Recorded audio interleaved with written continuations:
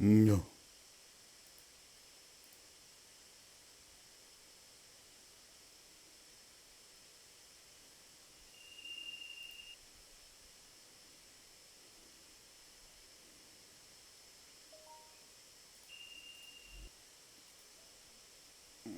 I knew that was going to happen.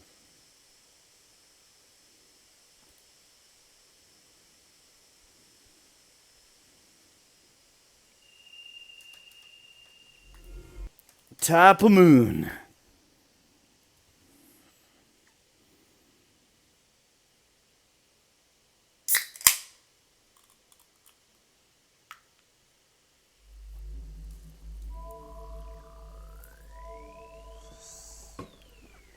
Okay. It's a simple plan. The process will change depending on the situation. Our only objective is to confront Castor as a result. It doesn't matter whether the situation is only for an instant. Castor is the weakest servant when it comes to hand-to-hand combat. Even if she may be a servant, we still have a chance of winning. We can fight her 2 against 1. Tazaka's gems and my projection magecraft. It's not a battle we can't win if we make full use of our individual powers. That was the conclusion we reached, and we go out of the forest believing in that. We don't exchange words after that. There's one reason. We're desperately bluffing so that we can deceive ourselves. The sunrise is gray. The sunlight is blocked by the clouds, obscuring the light of dawn. A cloudy sky is above us.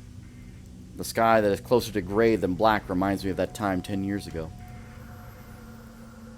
Is it going to start raining soon? A dull white sky. That man was standing under the cloudy sky that smelled like it had just stopped raining.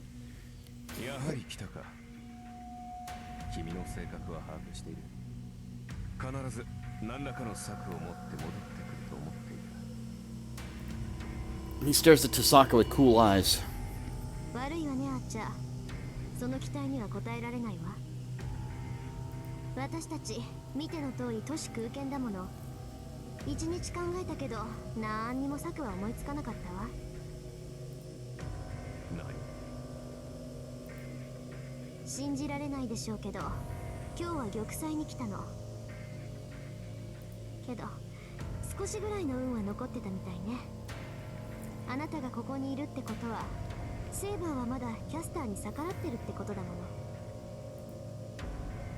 Then there are 4 opponents.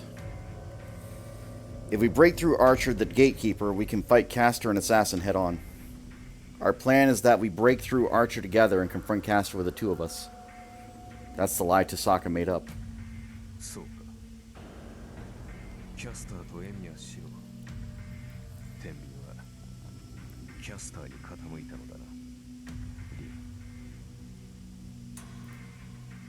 Archer's oppressive question.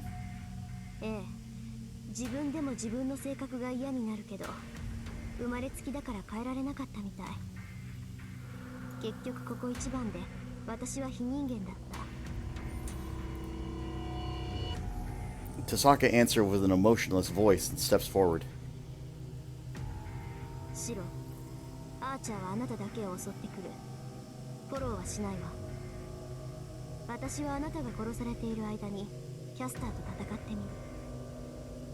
I'm glad we have confidence in this. As if that's a crime, Tasaka apologizes with her back, as if she was intending to use me as a sacrifice from the start. How stupid of her. She didn't have to say such a thing. Don't worry about it, idiot. I also know your personality. Tasaka, it's your principle not to do anything that you don't have a chance of winning at, right? That's why I knew. This is certainly the only way we can win. Her back, that didn't have any hesitation, shakes slightly. Oh. That's all the apology I need. Go. I'll hold Archer down. I'll hold him down, even if it's with will. At least until you get inside the church. I control my breathing and turn the gears of my engine. My condition is better than ever. I can project the same swords as him right away in this state.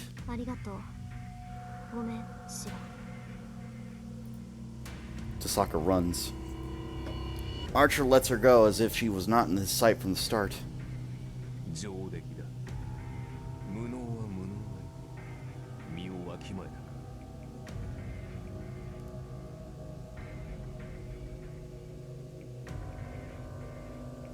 Hold on. Yes, that is my own. Good. He emits the intent to kill, as if to say he won't let me go this time. Trace on. I project the twin swords. The match should be made in an instant.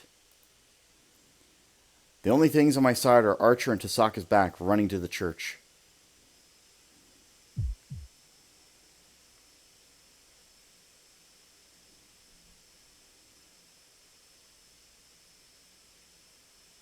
Was it over in one blow, or was I able to hold out a few times? The battle ends, and I look up at the sky with a limp body. A gray color covers the sky. It should start raining soon. The cloudy sky is close, and the clouds block my hands like a wall. Tasaka, please be safe. My body is burning. I hear the faint sound of flames from the church. The sun is too far away from my powerlessly extended hand. That sky was as if I was back in time 10 years ago.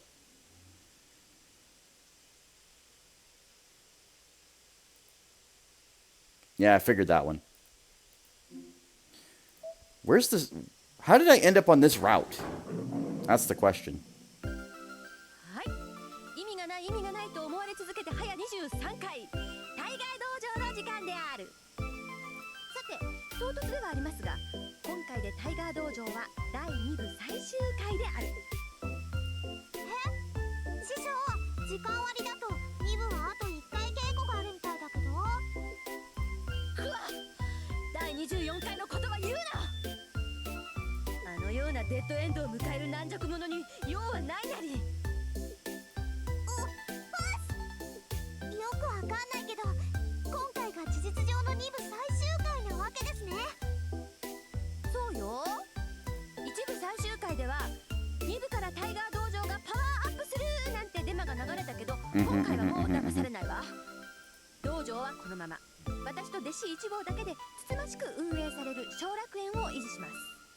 Was the idea that I had to go and try and save Ilya? Maybe.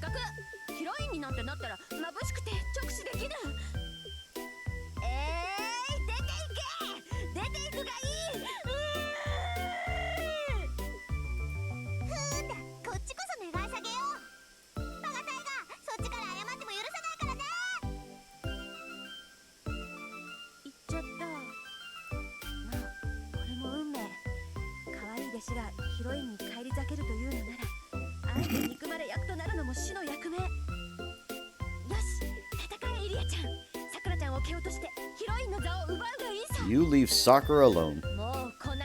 戻ってくるんじゃないわよ。だって私の出番が減っちゃうからね。けど2部最後のまともな道場が一人っきりっていうのも寂しいな。寂しいけど頑張る。一人でも戦え君。そして私。 How did I end up on this path though? Like I. 今回のデッドエンドはちょっと特殊です。 Yeah, I can see that. 遠坂さんと四郎だけで戦いを挑むのは無策無謀。 Right. わけがありません。 I knew that. 含むところはあるでしょうが、やってきた協力者と素直にシェイクハンドしちゃいなさい。 You're shitting me. そもそも協力者がやってこなかった君。主人公失格。目の前で死にかけてる女の子を助けないでどうする。お城での出来事とその顛末はずっと鳴りを潜めていたある原因を吐露させる大事なエピソードなんだから、必ず通過しないとダメ。遠坂さんルートはある意味主人公ルートでもあるからね。きっかり問題を解決しちゃいなさい。さて、これで今回はおしまいね。遠坂さんルートもいよいよクライマックス。ここからはデッドエンドのない怒涛の展開が待ってるけど、ここでちょっと朗報オーバー。遠坂さんルートではトゥルーエンドとグッドエンドが用意されています。 True and a good end. Okay. どんなものかは言えないけど、分岐条件はどのくらい一途だったか。オンリーワンか両手に花か、それは戦いが終わってからのお楽しみ。それじゃあみんな、タイガー道場第3部で待ってるよ。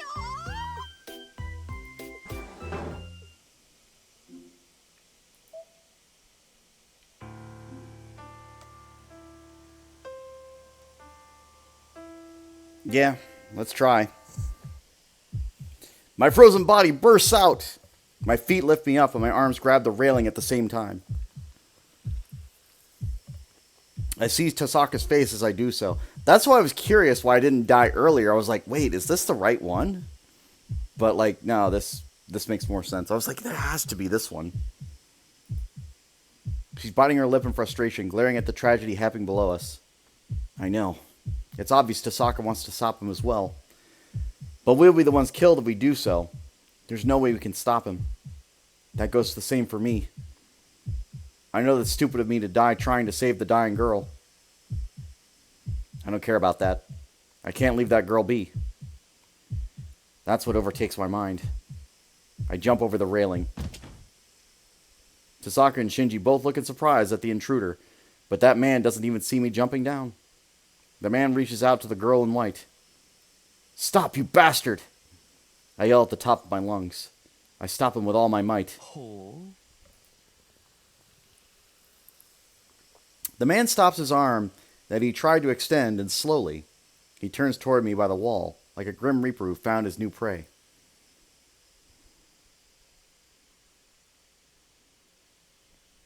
Okay, I get an interlude. You know what? Fair. Wasn't expecting an interlude here, but alright, let's go for it. Going back over a month, he was summoned to this world before anyone else. He was not summoned to this century, or to this country, a faraway foreign country. The ground is constantly covered in white. The sky is always gray, and the castle is built hidden in the mountains. It is always winter in that land. Coldness and stagnation, barrenness and longing. They are like living corpses, cutting off their connection with the present world and waiting for the reproduction of a miracle.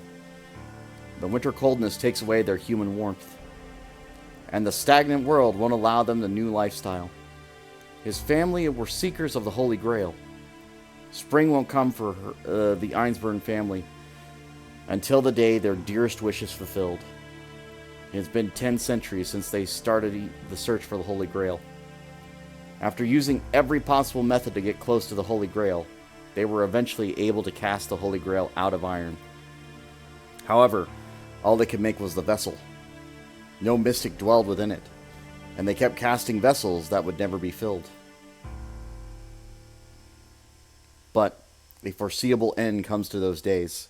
They performed a ritual to fill the vessel and with the help of outsiders. The result was both a success and a failure. The Holy Grail was made. Through this, the Holy Grail will be filled. But it made many enemies at the same time. Even as the supposed owner of the Holy Grail, they were reduced to mere providers of a service, no better than any other mage. Their tenacity is abnormal. No, ever since they almost obtained the Holy Grail 1,000 years ago, they had lost their minds. They broke the rules and constantly pulled the strongest card. The first time, they did not have the leeway to do so. The second time, they finally found a loophole in the rules. The third time, they summoned what they shouldn't have. Then the fourth time, they were sure of their victory after gaining the strongest card and its manipulator. The results were a crushing defeat like never before. Of all the servants and masters, they chose ones who betrayed them. The man destroyed the Grail, leaving his daughter behind in the Winter Castle. They were furious at the man's betrayal and lamented their mistake. They could not trust outsiders after all. Only one of their bloodline, their family's creation, who had inherited magic circuits perfected over generations, could obtain the Holy Grail. They had a backup plan to start with. Then the fifth time, they made certain they prepared the strongest master and servants. It was him. 2 months before the Holy Grail started, every rule was broken for him, Berserker, to be summoned beforehand. The days that followed were only to hurt the human that would become master. The command spell engraved all over the girl's body was only to control Berserker. It did no good as a magic circuit and drained her life away. Even just a slight move by Berserker would make the girl scream. It's no wonder. It was 2 months until the Holy Grail would appear. The only thing keeping this great hero in this world was her magical energy and command spell. Berserker was not created from the magical energy of the Holy Grail. No matter how special she is, keeping Berserker using only her own magical energy is like taking her own life away. Knowing that, they still did not allow for her to rest. They abandoned them in the winter forest, filled with a pack of hungry beasts. They gave them over to the corpses possessed by evil spirits. They were even thrown into the wasteland where they disposed of their failed experiments. The only way for the girl to survive was to rely on the giant, the only thing that she had been given. It was beyond training. It was a fight for survival, yet the girl survived. She had the giant attack the oncoming enemies. Every time she would let out screams of anguish, but had him ceaselessly eliminate everything that attacked. He himself does not know. When that process became a special one to him. Despite the girl's young appearance, she hated whining. Everything that came out of her mouth was an insult. She must have instinctively known that if she was going to lament, she would become stronger if she hated the cause. The girl despised Berserker for being ugly and cursed his existence. It was natural. The girl would not have to suffer if he had not existed. She would not have been thrown into such a hell if she had not been chosen as a master. The girl detested the giant for everything and used him as an outlet for her anger. The girl got used to controlling Berserker, and by the time the Holy Grail showed signs of its appearance, the pain that attacked her disappeared. The girl took away reasoning from the giant as if in revenge, treating him as a mute, mad warrior. But he already knew that was the girl's utmost resistance. By doing so, the girl hid her own weakness, that she could live by herself. She held her head high since she didn't need any allies that she could trust or friends that she loved. That was her way of disguising that she had nothing to call her own.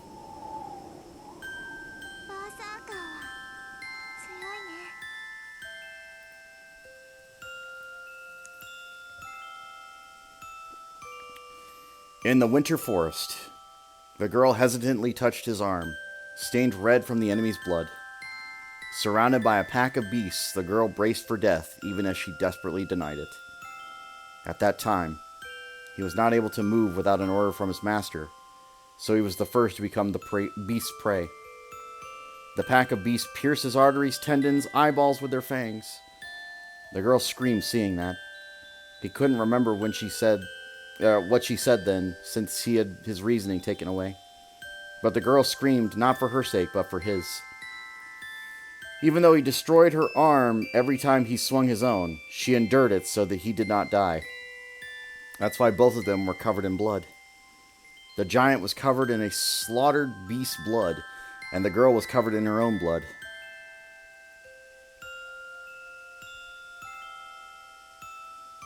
He remembers that winter forest, the weight of the girl that leaned on him, crying tears of pain.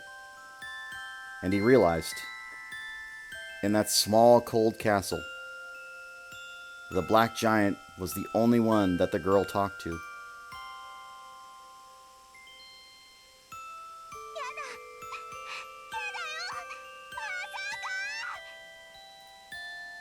She comes into view. It was the same as that time. The girl was running to him crying, which he had not seen since she had become a master. And the man slashes her. With a horizontal flash, the blonde enemy takes away the girl's vision. Her face was covered in red. The blind girl runs in spite of that, tripping over rubble. The slender body falls. There. The enemy's sword is swung. The sword misses her heart. Her lungs must have been pierced as the girl is coughing up blood still on the ground. It is not an instant death, but it is fatal. The girl is left with nothing as her vision is taken away. Her lungs are broken, and she even lost her servant. If she could die peacefully, it might at least be a salvation if she could just go to sleep right there. However,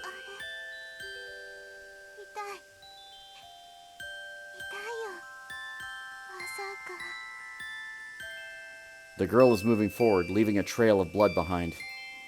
She crawls towards the black giant, fumbling and crying in anguish. How much power was left in him? He breaks the chains with all his might and grabs at that man.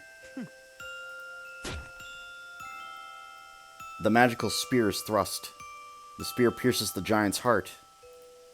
And it ends. The man pulls out the spear as if nothing happened, and the remaining power in the giant completely disappears. His body disappears. The power that was giving him form had completely disappeared. Then, all there is left for him is to disappear. The servant lost all his magical energy and has no power to stay in his world any longer. He falls to the ground. But in his final moment, he sees the girl fumbling around for him in his peripheral. Strength returns to his collapsing legs. The law of magecraft that built him, the regulation of the world that hates inconsistencies, and the body of rock that crumbles away as sand.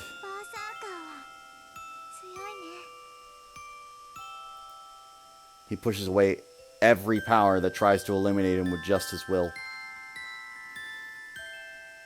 I can't disappear yet. He is probably the only one she could rely on. In order to support the lonely girl who insulted him, but still believed in him as her only reliance.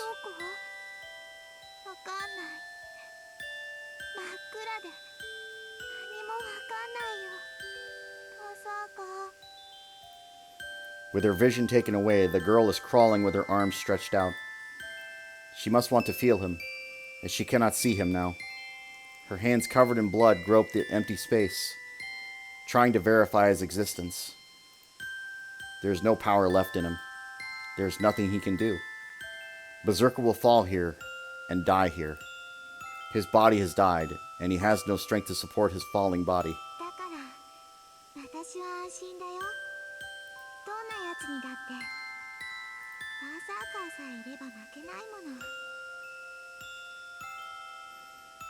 But not this time. His mind is dead. Supporting his body with a mind and a will that should no longer exist, he leaves this world. His body has not fallen. Still invincible. As if to say that his body cannot give up until the end for the sake of the girl that relies on him. And the girl reaches him. The hand that was only grasping at air finally touches something. Coughing up blood, the girl clings to the hard body. She cannot see anymore, but she can still feel him. Berserker hasn't lost.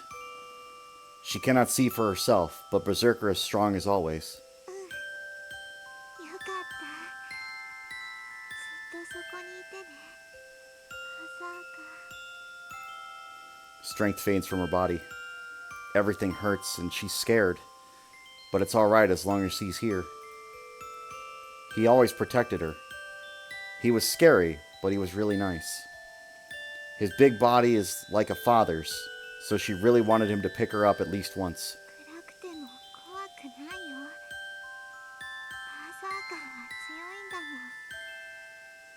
こうしていてくれれば、私は安心できるから。 She rests her body on him. She feels like a hard and big hand is placed on her head. It's probably true. He should be patting her head if she opens her eyes. ちょっと寒いね。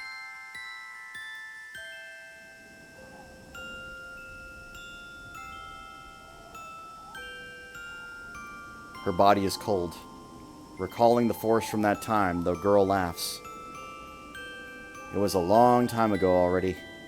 Recalling the giant that protected her even while getting injured, she happily falls and loses consciousness.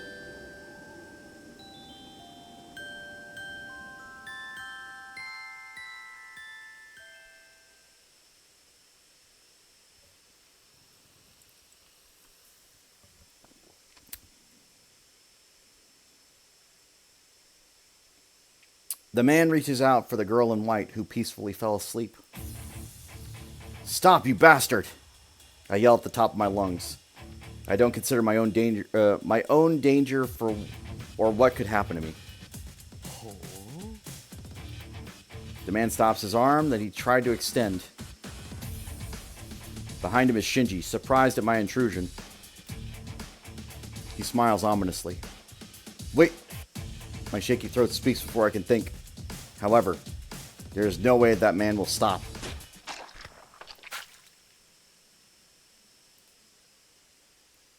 I couldn't even tell him to stop. The man pulled something out of the girl's body with his bare hands, with a smile still on his face. A red, dripping object that looks like a fruit. The thing in the man's hand, without a doubt, the girl in white's heart.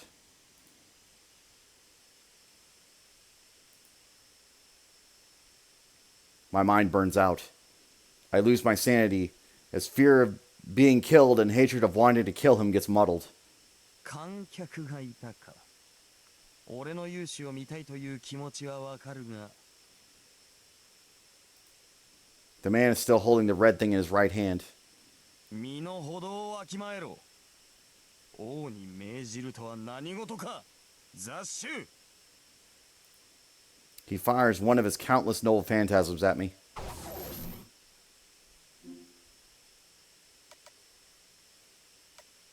Yes. And we walk towards her, the center of the hall. The gray sunlight coming in from the ceiling, the girl is sleeping, covered in rubble. Her eyes don't open. Looking up close, the girl is not white at all. The girl covered in red all over looks nothing like before. シローのせいじゃないわ。分かってるでしょ。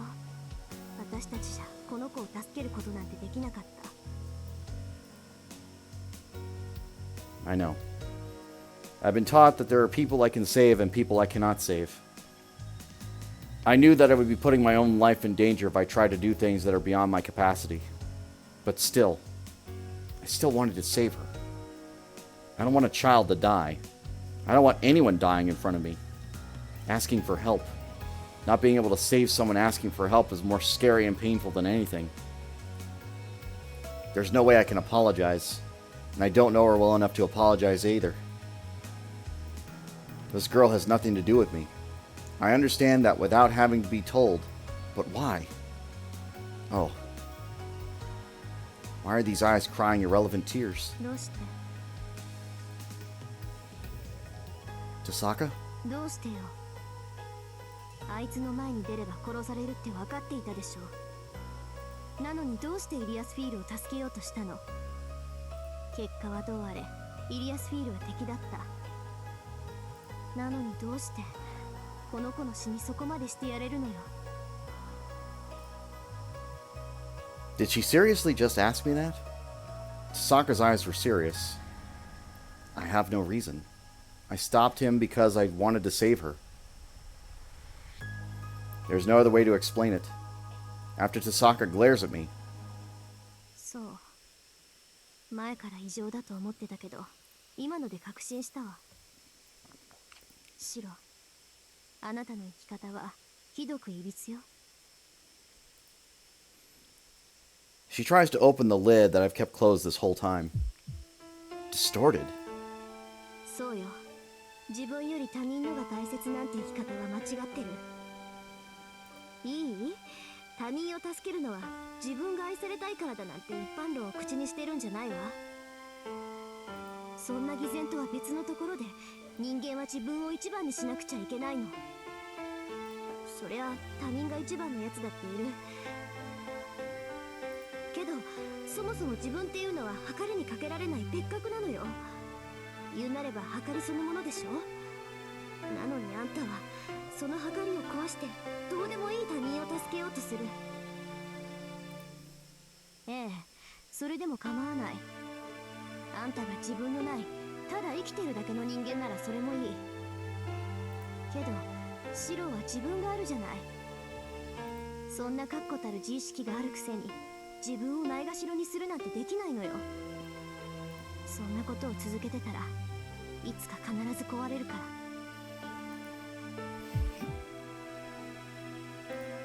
No way. I can't break down. In fact, I do this in order not to.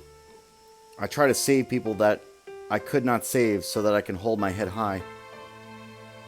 いいえ、もう十分に壊れてるわ、あなたは。だから言ってよ。10年前に何があったかは知らない。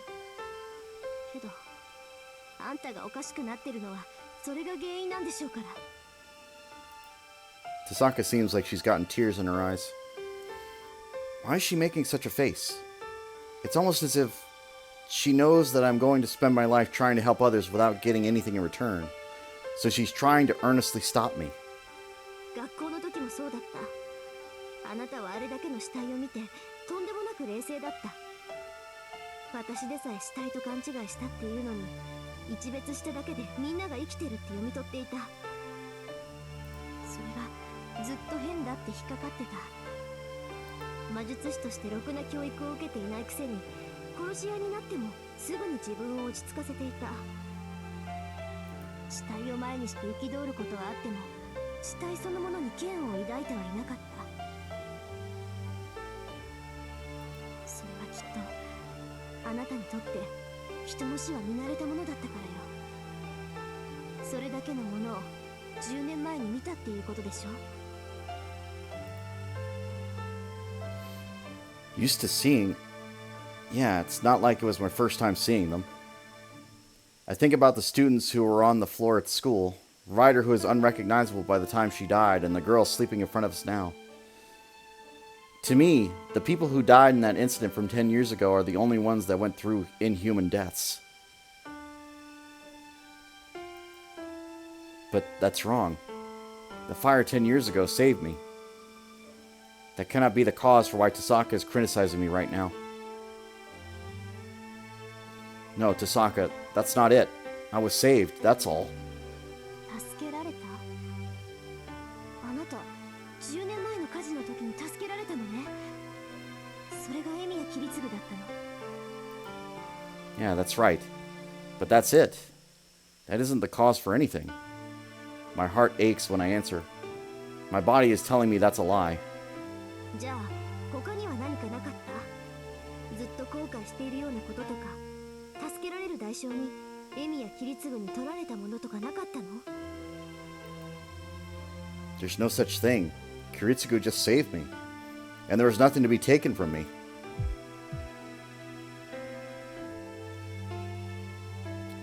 I shouldn't have had anything then. I saw many corpses. I died at that time and was reborn. I don't have repentances about the path I took. My eyes lost their hatred. My hand lost their anger. My feet lost their hope. And I lost myself there. So why? How did I gain the strong sense of self-awareness that Tasaka speaks of? That is, I had accepted death.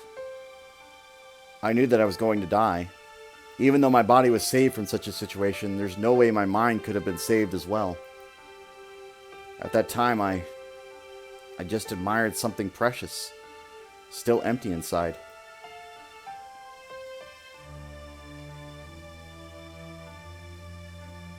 Oh, that's right.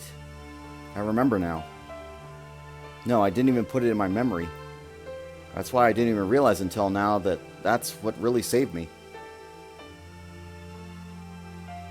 シロ、やっぱり何か契約でもさせられたの？ No, he didn't take anything away from me.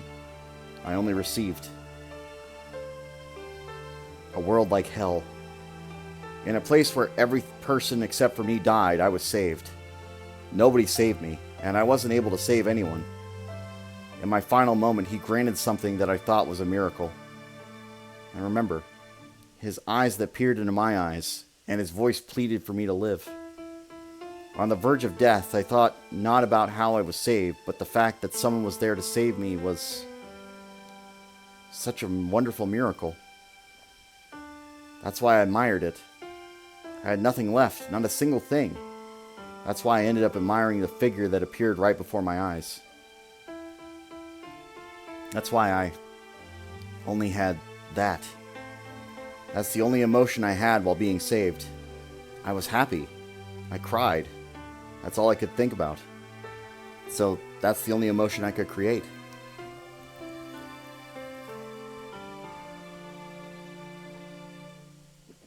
Yeah, you're probably right. It's twisted to prioritize others over myself. There is something seriously wrong with the procedure. But I'm the only one who was saved.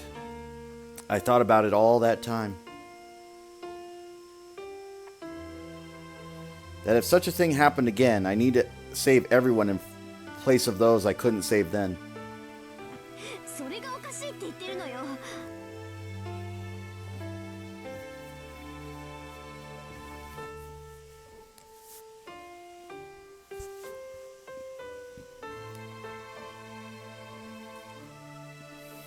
いい？助かったんならまず自分を大事にしろっていうの。死んじゃった人たちには悪いけど、あんただけが助かったっていうのはただの偶然よ。ならその幸運をかみしめなさい。それだけひどい目にあったんだから、あとは楽しくやんなきゃ嘘でしょ。 Tasaka is seriously angry. Yeah, that makes me really happy. I finally realize now, since Tasaka is that kind of person. The question I've been wondering about all by myself. I wanted to become a hero of justice, so I always tried to help others. I noticed there was something wrong with that method, but I couldn't understand what. But that became clear so easily. Thanks to the person who gets seriously angry for my sake. 何よ、これだけ言ってもまだわからないわけ？あったまくるわね。そんなにわからずやだって言うなら、あんたとのコンビも。 No, I get it. I said that you're right. なら。 But I can't listen to your warning. There is something wrong with me, but it's fine. Because there's no way that wanting to be of help to someone can be a mistake. So, I answer with as much gratitude as I can. まったく、そんな顔されたら何も言えないじゃない。 Tasaka must have felt awkward as she turns her back to me and walks away. And then, まあ仕方ないか。こうなったらもう私が何とかしてあげるわよ。 she takes a deep sigh and complains.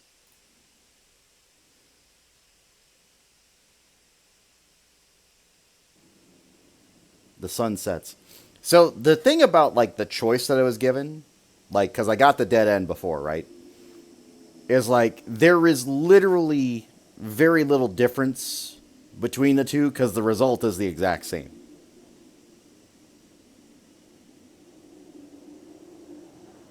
It's like, oh, did I try? But you know, it ends the same way either way. We return to the hall by the time the gray sky is tinted a crimson color. The girl's corpse is not on the mountain of rubble. Tasaka and I buried her in the courtyard. Perhaps because that's what always happens to servants. The black giant's remains had weathered into sand. But even if it was just sand, we still buried it in the same coffin as the girl. さて、これからどうするかだけど、考えはある？ I'm thinking, the situation got worse again. I have to sort things out a bit.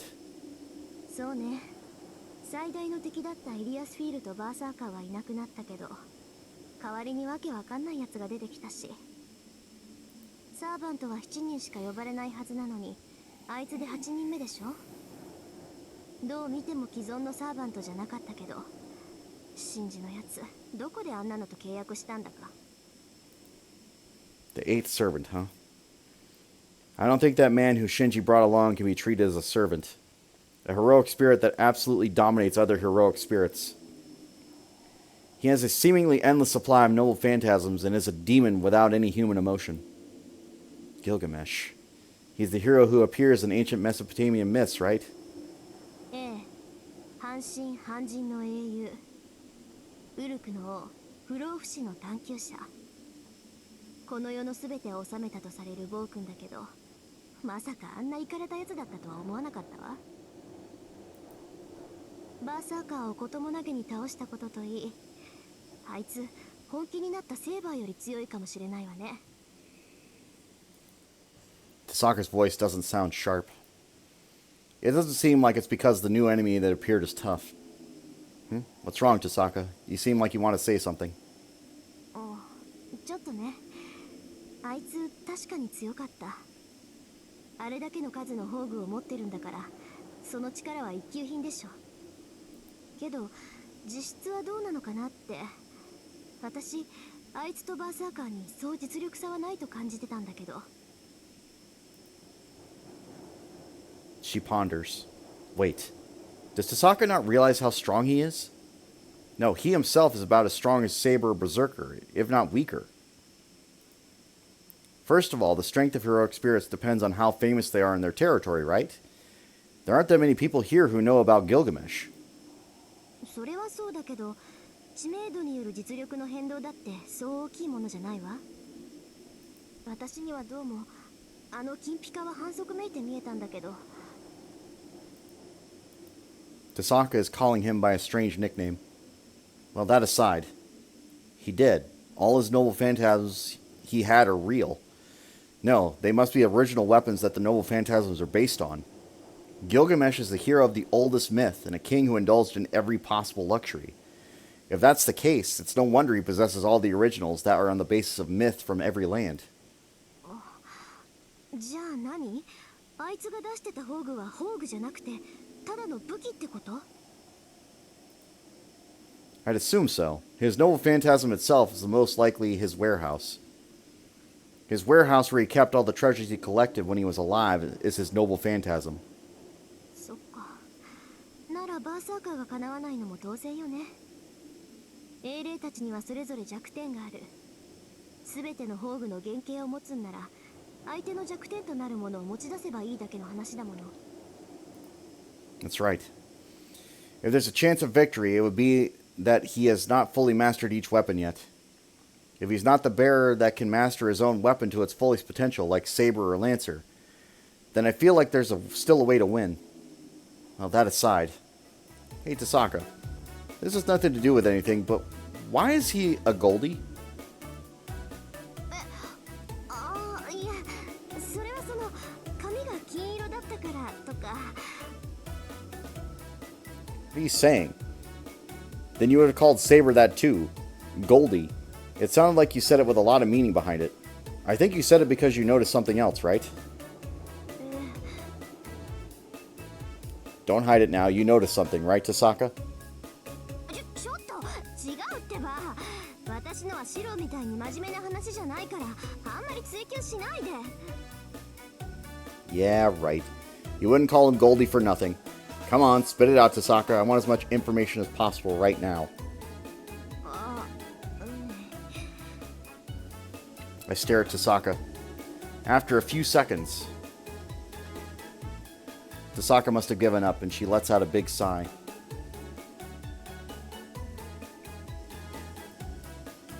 だからそれは、あいつ高価そうなのいっぱい持ってたでしょ。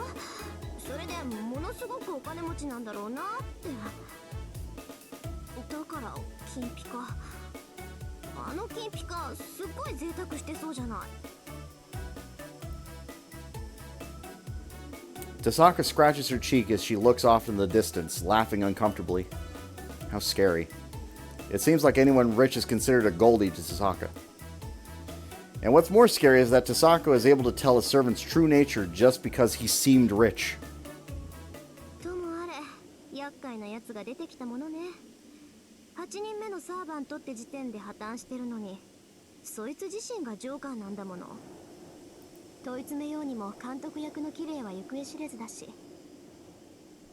まあ今はキャスターの方が大事だから後回しにするしかないんだけど。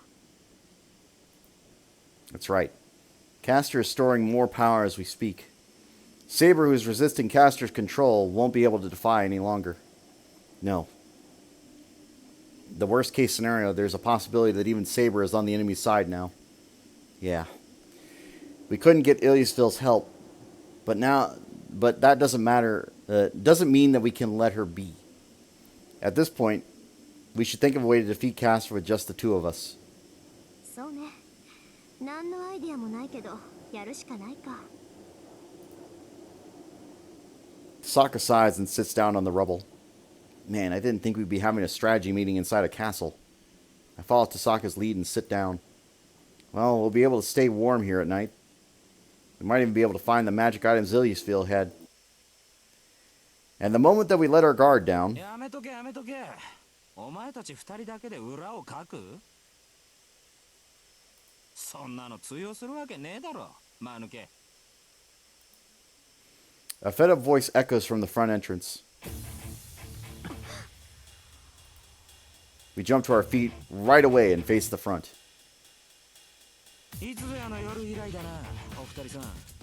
お互いしぶとく生き残っているようで何よりだ。 Lancer. I quickly concentrate and connect my magic circuit. The man that appeared is definitely Lancer. He spared my heart that night 10 days ago. I can't let that happen again. I need to at least let Tasaka escape before he swings that spear. シロ離れて。あいつは私が引きつけるから、その間にあんたは2階に。 Tasaka, run. I'll hold him back, so you run outside. They're both ちょっ idiots. と待った。あんた、自分を大切にしろってさっきの話、全然聞いてなかったみたいね。 She lowers her left hand as she pointed at Lancer and points it at me. But even if she threatens me like that, I also have complaints. Don't be ridiculous. I refuse, saying that I won't listen to your warnings. It's my role to do fistfights, and it's the second time fighting him, so I'm more suited for it than you. そんなわけないじゃない。相手は歩兵よ。飛び道具がない相手に飛び道具である私が逃げてどうすんのよ。 That's why. Can't you tell that I'm over here?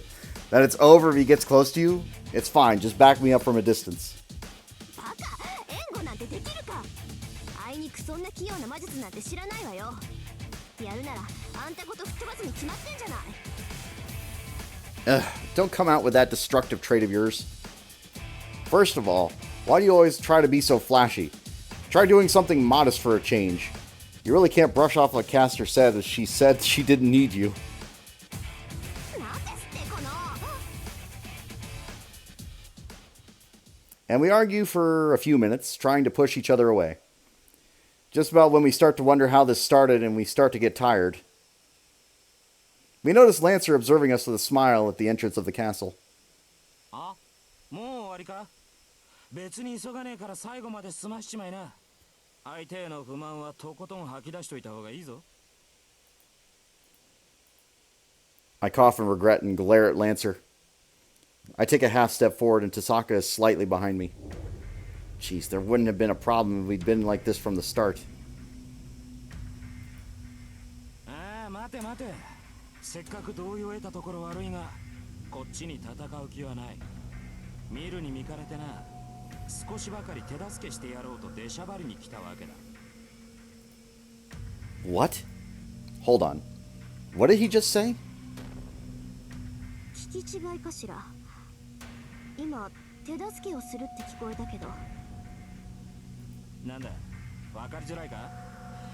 なら言い直すか。お前たち二人だけではキャスターたちには太刀打ちできん。できんだろうから俺が手を貸してやると言ったんだ。My eyes widen, but Tasaka quickly grasps the situation. そう。本当に出しゃばりね、ランサー。聞くけど、それはあなたのアイデア？いや、俺のマスターからの指示だ。キャスターたちがああなっちまった以上、一人きりの身としては協力者が欲しいんだと。ま、連中を潰すまでの共同戦線ってやつだな。まっとうな理由ね。けど、それなら私たちよりもっと頼りがいのあるやつがいるでしょ。Is she talking about Shinji and Gilgamesh? Tasaka seems to be trying to find out whether Lancer knows about Shinji. いや、あれはダメだ。とてもじゃないが性に合わん。戦力的には申し分ないが、いちいち背中の心配をするのも面倒だろう。ふん、正しい選択ね、ランサー。けど、それもあなたのマスターの指示ってわけ？それも違うな。あんたらを選んだのは俺の趣味だ。一度面識がある分話が早いだろう。He says casually. It seems like fighting Archer and stabbing me in the heart are the same as becoming acquaintances in his mind. Hold on, Lancer. I was almost killed by you twice. Yet you think I'm going to trust your words? 思っているさ。お前の参謀はさっぱりとしたいい女だからな。そんな女が手を貸すってんだから、お前だって物好きなお人よしなんだろう。I frown unintentionally. I'm troubled that Tasaka, who's supposed to be my ally, is nodding at Lancer's words. そういうわけだ。だから協力できるって思ったのさ。ああ、言っておくが、お前たちがじゃない。お前たちなら協力してやっていいとこの俺が思ったんだ。I honestly can't tell the difference in the way he reworded it. 大した自信ね。協力しようって持ちかけておいて、選ぶのはそっちってこと？ああ、初見からあんたのことは気に入ってたんだぜ。美人で強情で肝が据わっていると来ている。女をマスターにするんならな、あんたみたいなのがいい。Lancer looks at Tasaka with cool eyes. I don't like him for some reason. いいわ。私は賛成。けどまだ決定じゃない。エミヤ君が信用できないって言うなら、この話はなかったことにするけど。だそうだ。どうする小僧。お前、器を試されてる。Lancer looks at me, trying to suppress his laughter. My answer is...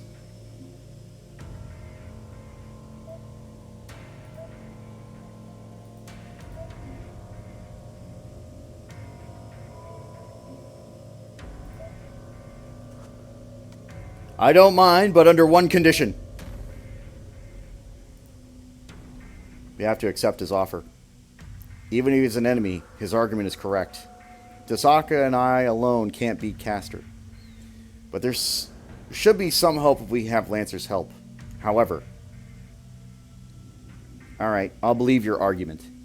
But under one condition, I'll accept your help in defeating Castor, and will trust you.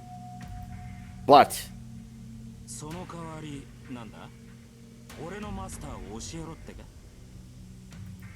no. Even if we're cooperating, stay away from Tasaka. The air freezes. Lancer becomes speechless as if he was completely caught off guard. なるほどなるほどそりゃそうだ俺のマスターなんぞよりそっちの方が何倍も重要だよな坊主 He starts laughing as if it's the funniest thing he's heard. What, is that bad? Just letting you know that I won't let you have Tasaka.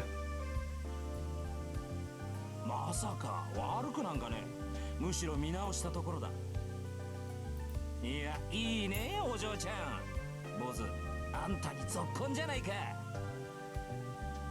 I think this is the deviation between true and good ending, but I'm not sure yet. 何言ってんのよあんた私とシロはそんなんじゃないわよそう私たちはただの協力関係なんだから If I just accepted it, that would have been fine, but like, we need to add that little extra, like, tinge just to the work. そうかなんかムカつくわねあんた何よその見透かしたような顔はほらシロもなんか言いなさいよ私たちはただの協力関係だってなん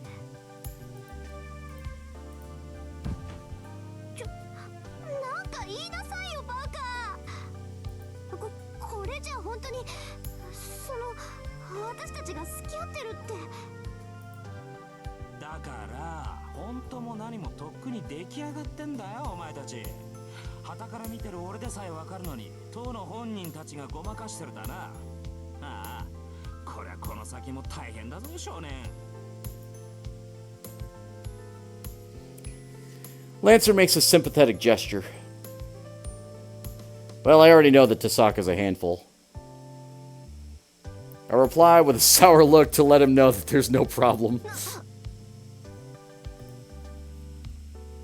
おうそりゃ頼もしいんじゃあ俺もそれなりに気を使ってジョーちゃんと付き合おうだがまあからかうと面白いジョーちゃんなんだな道中楽しませてはもらうぜそれぐらいの見返りが構わねえだろ Alright, let's go with that. We'll get your help until we defeat Castor. 決まりだなんじゃまあとりあえず握手と Lancer comes up to me unarmed and shakes my right hand that I awkwardly put out. There are worrying factors, but we were able to obtain a reliable ally. All that's left is... このかったまきたいいわよあんたたちなんてこっちから願い下げようこうなったら私一人でキャスターをとっちめるんだから How can I calm the roused Tasaka down?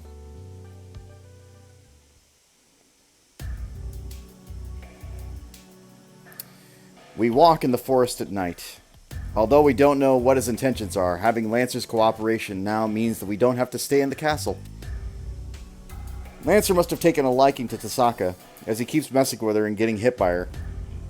ちょっとあんたねちゃんと自分のマスターがいるんでしょならおとなしくしてなさいよキャスターを倒したら敵同士になるんだし話なんかしてもしょうがないでしょ作戦会議以外はみんな無駄口よ無駄口なんだ敵になるからって話はなしか見かけによらず余裕がないんだな相手が敵であろうと気が合うなら膝交えて語り明かすってのが情だろうにいつの時代の人間よあんたそういうね明日には殺すけど今日は親友だなんてのは今時流行らないのやるとなったら徹底してやらないと相手にも失礼じゃない That would be how it was back in the day.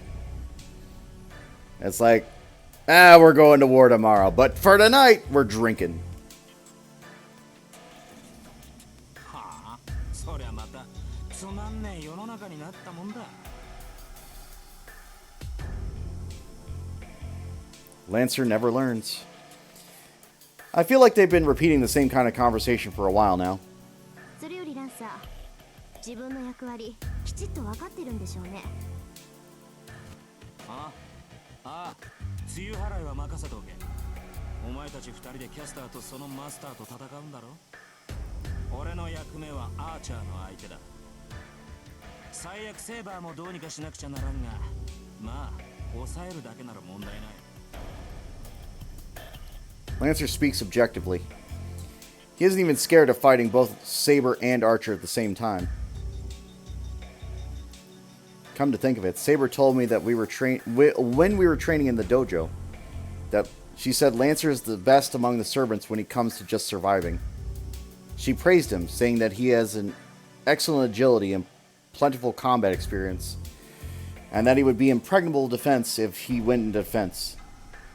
He must have fought many battles from disadvantageous positions when he was alive.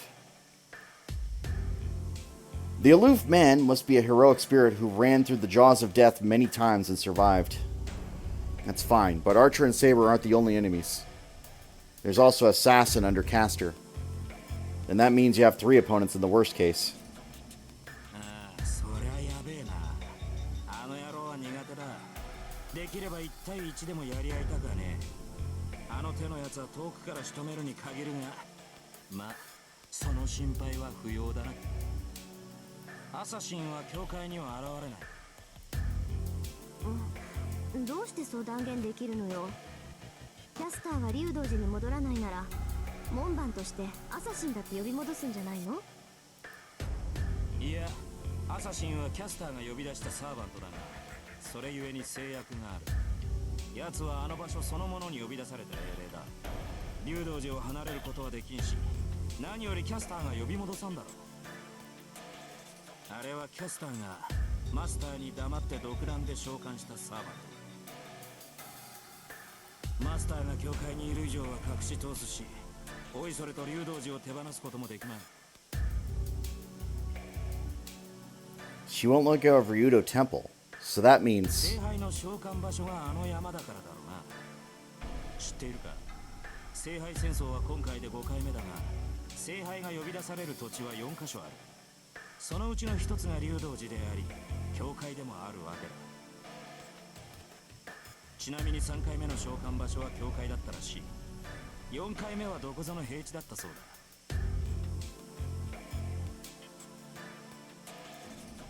へえ、戦ってれば幸せみたいな人だと思ったけど、意外に物知りなんだあなた。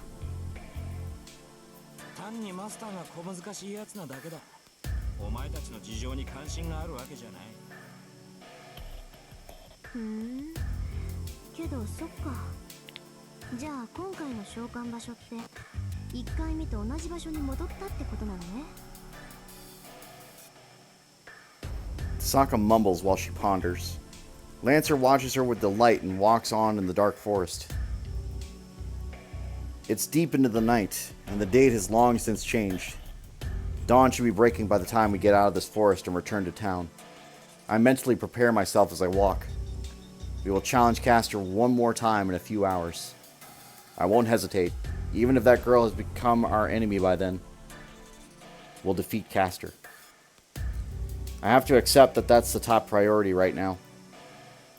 We head to the battlefield. No matter what awaits us at the church at daybreak, we can't stop now.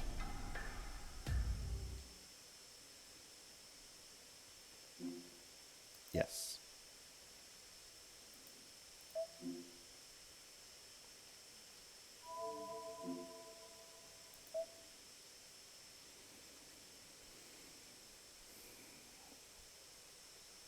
February 13th. Night stay night.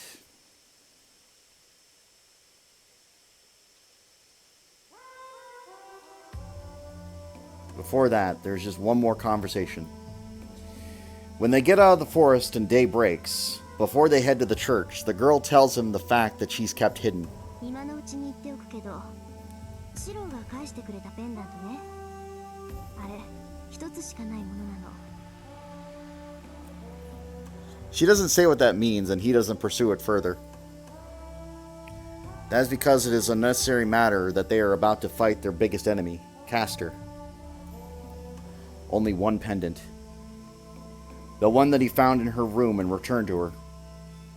The one that he picked up the night and put on his desk. Now is not the time to be pursuing that contradiction. 言っておかなくちゃいけないのはそれだけよ。シロが私の部屋で見つけたペンダントって、あーちゃんに返してもらったものなんだ。シロがランサーに刺されたあの日にね。私はてっきりあいつが拾ってきてくれたものだと思ってたけど。The decisive battle is near. The roof of the tall church can be seen in the corner when looking up at the sky. Tasaka says she wants to confirm things one last time. Our roles are decided. Lancer will draw Archer and Saber away from Castor. We will use that opening to fight Castor. In response to Lancer sarcastically asking if we'll be able to defeat Castor. まあね。私とキャスターを一対一にしてもらえれば、まず裏をかけると思う。Tasaka replies in confidence. I don't know what she means by outwitting her. She wouldn't tell us if we asked, so it must be a strategy that has lower success rate if she tells her allies. Then all I need to do is fulfill Tasaka's demands. I will keep Kuzuki from protecting Castor no matter what. I'll project his swords however many times it's necessary to do that. I close my eyes and dive inside myself. The magic circuit that flows inside me is stable. Magecraft beyond one's capacity will destroy the user themselves. The first time, half my body went numb. The second time's projection was surprisingly easy and had no effect on my body. There's no guarantee the third time will be the same, but I think there should be no problem if it's just copying his swords. My body is stable. Through sheer awareness alone, I have the access to the magical circuits that were so difficult to create before. It's like there was a fake nerve behind my normal nerve, and I'm able to reverse them with just the press of a button. There's a part of me that wants to believe it's because I got used to it. I can easily prepare these swords. Projection has become my primary weapon. It's improved greatly compared to 10 days ago. Not only has my power of magic circuits improved, but even my sword technique has improved. The reason behind it? I stopped myself from thinking about the reason. It's top priority to defeat Castor and get Saber back. Asking myself stupid questions can come after the battle. My headache gets worse the closer I get to the church. It's just like when I was looking for Tasaka, but I stopped thinking about that. The sunrise is gray. The sunlight is blocked by the clouds, sealing the dawn's brightness. The sky above is cloudy. The sky is closer to black than gray and reminds me of that time 10 years ago. Is it going to start raining soon? A dull white sky. That man was standing under the cloudy sky that smelled like it had just stopped raining. Ah! He stares at Tasaka with cool eyes. Tasaka doesn't say anything and stares back at Archer. それで用意した策は何だ。何の手立てもなしで勝負を挑む君ではあるまい。ああ、とりあえずてめえの相手はこの俺だ。驚いたな。私を失い、数日と経たずに新しいサーバントと契約したんだ。やれやれ、私もそうだが、君の移り気もなかなかのものだ。これはたもとを分かって正解だったかな。構わないわシロ。あいつの挑発になんか乗らないで。She stops me, still staring at Archer. But it's obvious looking at her face. Even if she knows he's provoking her, it doesn't change the fact that those words hurt for Tasaka. 前から気に食わねえ野郎だと思っていたんだ。てめえ少年から腐っているよう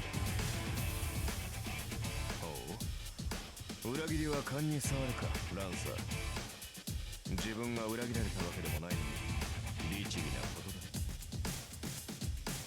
別にお嬢ちゃんに肩入れする気はねえよ。単にてめえみたいなサーバントがいるってことが気に食わねえだけだ。英雄の誇りか。まったくどいつもこいつも同じようなことばかりを口にする。あのキャスターでさえそんなくだらないものを持っていてな。死した身でいますが何の栄誉を守るというのだ。正直私には君たちの考えが理解できない。ああ、しなくていいぜ。考える手間を省いてやる。Conversation ceases between the two of them. All that's left is Lancer's sharp intent to kill, and Archer's calm intent to kill. They are about 10 meters apart. The knight in red and the knight in blue confronting each other is like a reenactment of that night. ランサー Tasaka calls out to the blue black. お前たちは中に行け。こいつをぶっ倒したら俺も行ってやるからよ。分かってるけどランサーアーチャーはああ、手抜いてやる。あいつには土下座してお前に謝ってもらわなくちゃいけねえからな。 Without looking back, he smiles while staring at Archer. ありがとう助力に来てくれたのがあなたでよかった。 We go around the two and we go around the two and run to the church. Archer the guard casually lets us go through. No, he had to let us through. Archer is already confronting Lancer. If he gave us attention in such a situation, he would get stabbed in the chest by Lancer the next moment.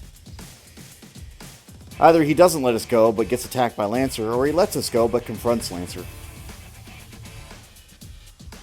If he is really guarding this place, the choice should be obvious. We run around the courtyard and open the door to the church without hesitation. Behind us, まったく面倒なことになっちまったな。何がだ、ランサー。いや何、あんな顔で礼を言われた日には手抜きもできねえ。そういうの困るだろ。おいそれと主を裏切れない身としちゃ少しばかり眩しいってもんだ。随分と甘いのだな、ランサー。君は隣の芝生は青いという言葉を知っているか。何言ってやがる。んなもん俺が知ってるわけねえだろうが。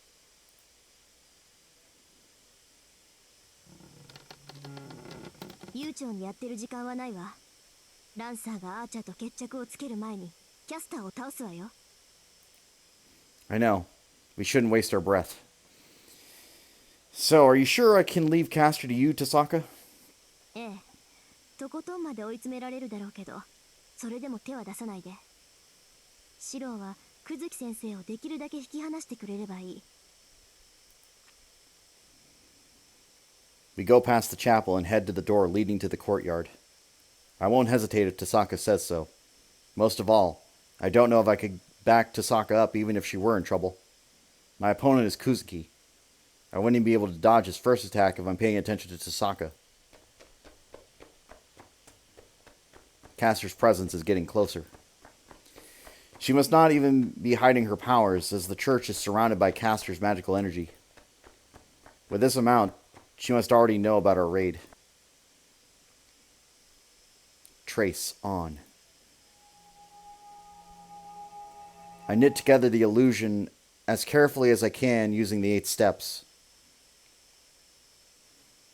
I got used to it, as his swords are in both hands within a minute. Ugh. I feel a slight headache.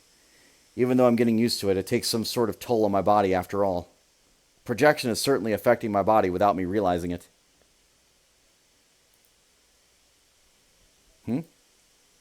Is it my imagination? For a moment I thought Tasaka had hung her head in sorrow while running next to me. We go down through the darkness. We run down the stairs that go underground and go out into the open area. And after that, we jump off the railing of the stairs down to the sanctuary like before. あら、飛び降りてくるなんてまるで猿ね。何を急いでいるのだか知らないけど、人間なんだから階段ぐらいは使いなさい。We land in the sanctuary. This is supposed to be a surprise attack, but Castor greets us with composure.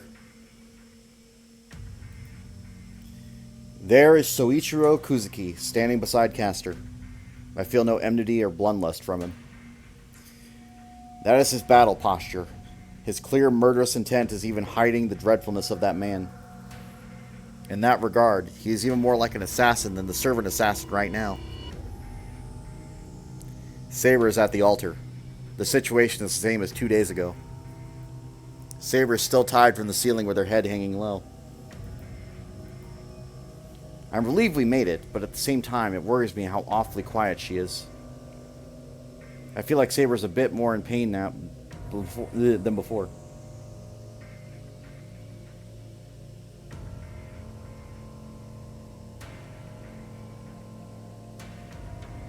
I'm going to regret this. My mouth is going to be on fire when I get this food.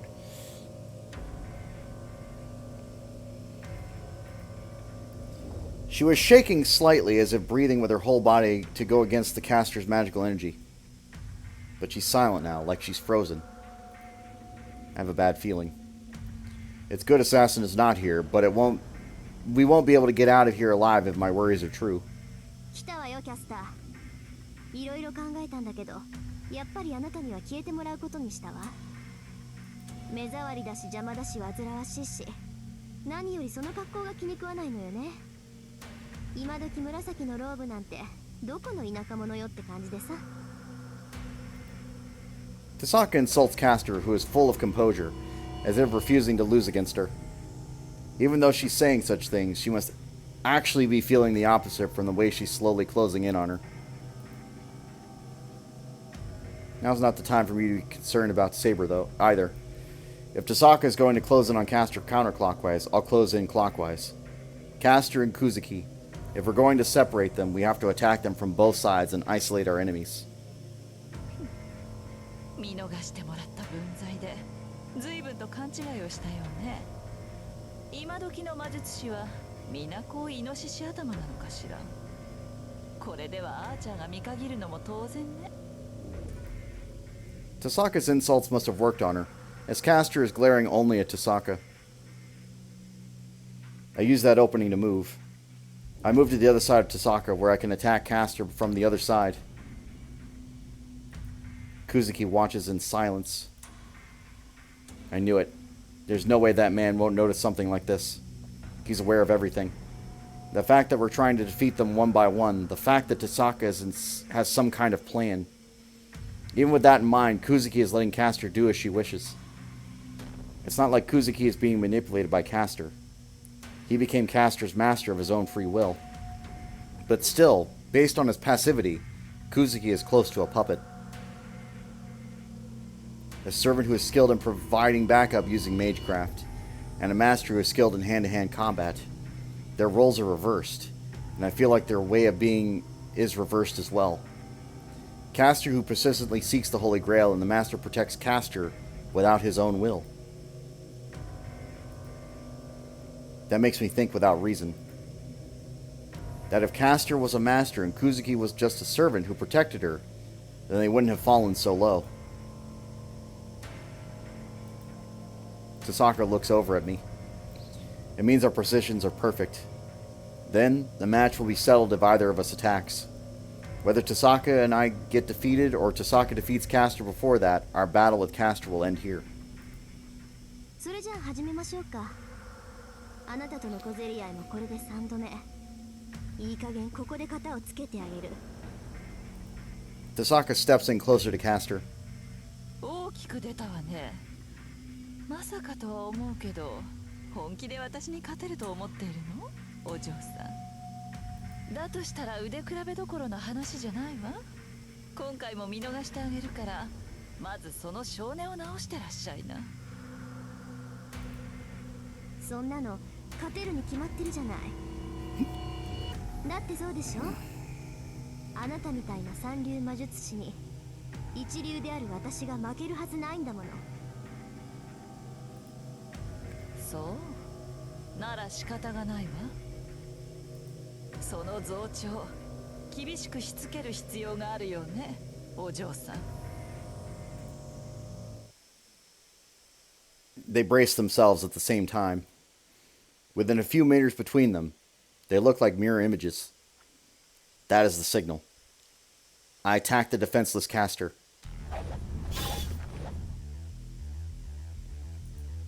And of course, I'm blocked by Kuzuki's blows. The ghost-like assassin is in front of me. I don't have the composure to watch over Tasaka and Caster's fight. He already knows my intentions. He will not let me buy time. Letting out the snake that cornered even Saber, Soichiro Kuzuki comes to take my life. I can hold him off for 1 minute at most. That should be the same for Tasaka. Originally, this was a battle with no chance of victory that had the roles not been reversed. There is no way we could win against enemies who surpass us in both hand-to-hand combat and magecraft. But looking at it the other way, we can at least put up a fight. Tasaka would be killed in an instant if she fought Kuzuki, and Caster would end me just by pointing at me if I fought her. On the other hand, we might not be able to win, but at least we won't get killed in an instant. In other words, this battle is not about how we can defeat them, but a battle like walking on a tightrope to see how long we can hold off an opponent who is far superior to us.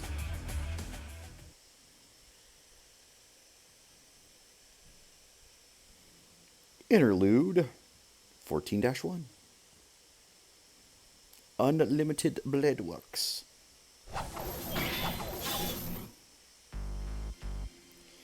The lethal weapons cross.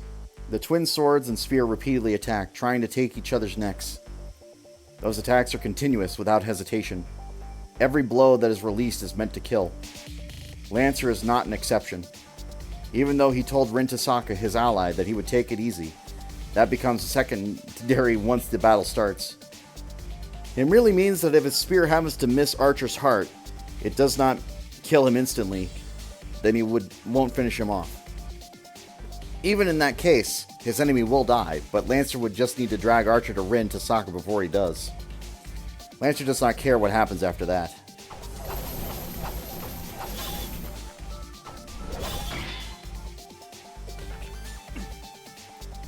The Crimson Demonic Spear invades the enemy's territory. The spear breaks through Archer's defense each time it is thrust. It is different from the battle from before. Archer cannot handle Lancer's attacks that he is able to dodge that night. It is only natural. This is the second battle. Lancer was bound by a certain command spell. To learn his enemy master's strength, his master told Lancer,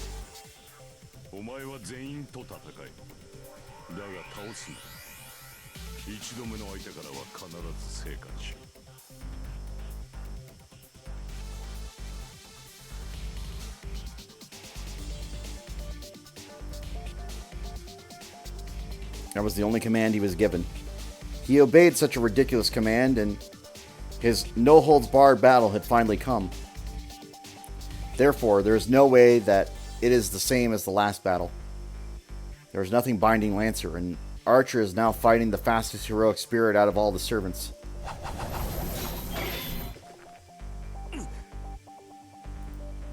Anguish escapes from Archer for a second time. Even his hawk-like eyes cannot follow Lancer's spear. The spear's trajectory is no more than a point to start with. It was like changing into a flash of light now. He cannot see the tip of the spear closing in on him. Even the movements of Lancer's arms and legs are speeding up to reach the realm that is no longer visible.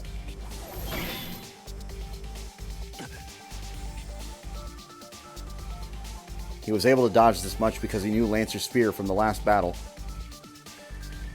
He is doing what he can now, using the fact that he is inferior to Lancer when it comes to hand-to-hand combat as a weapon to handle his fierce attacks. He is adjusting where he gets attacked. The knight in the red cloak limits the attacks by creating fatal openings himself. Of course, he will die if he does not dodge these attacks. But he's going to die getting wounds all over his body from trying to avoid an instant death. He'd rather die an instant death with his limbs intact. Otherwise, it will all have been for nothing. Fortunately, Lancer is still underestimating Archer. No, he is simply immersed in the battle itself. If they're going to keep on killing each other with just a difference in ability, then he can think of 30 ways of showing openings. Predicting the enemy's movements using information gained previously, and breaking the status quo from cultivated battle experience. That is the mind of the steel called the mind's eye that is gained from training. There is nothing deemed as extraordinary. This is only skill that he possesses. It is not innate like Saber's instinct, but it is a simple weapon that anyone can gain from training in a frank manner.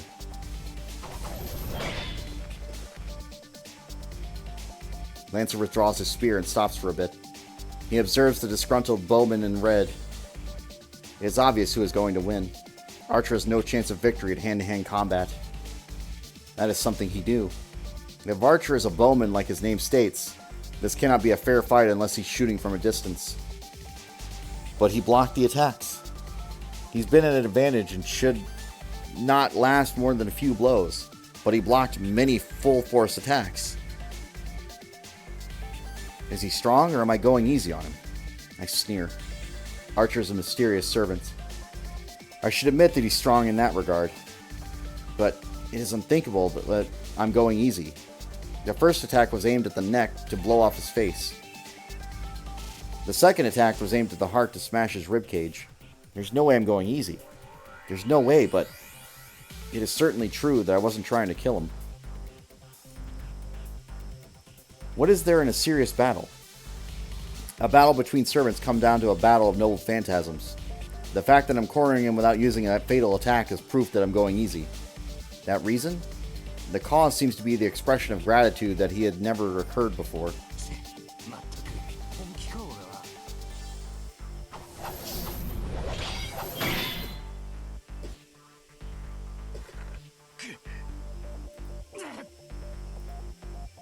The swords clash harder than ever.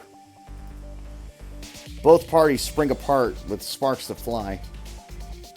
Lancer's full-force blow, as if he's about to hit himself,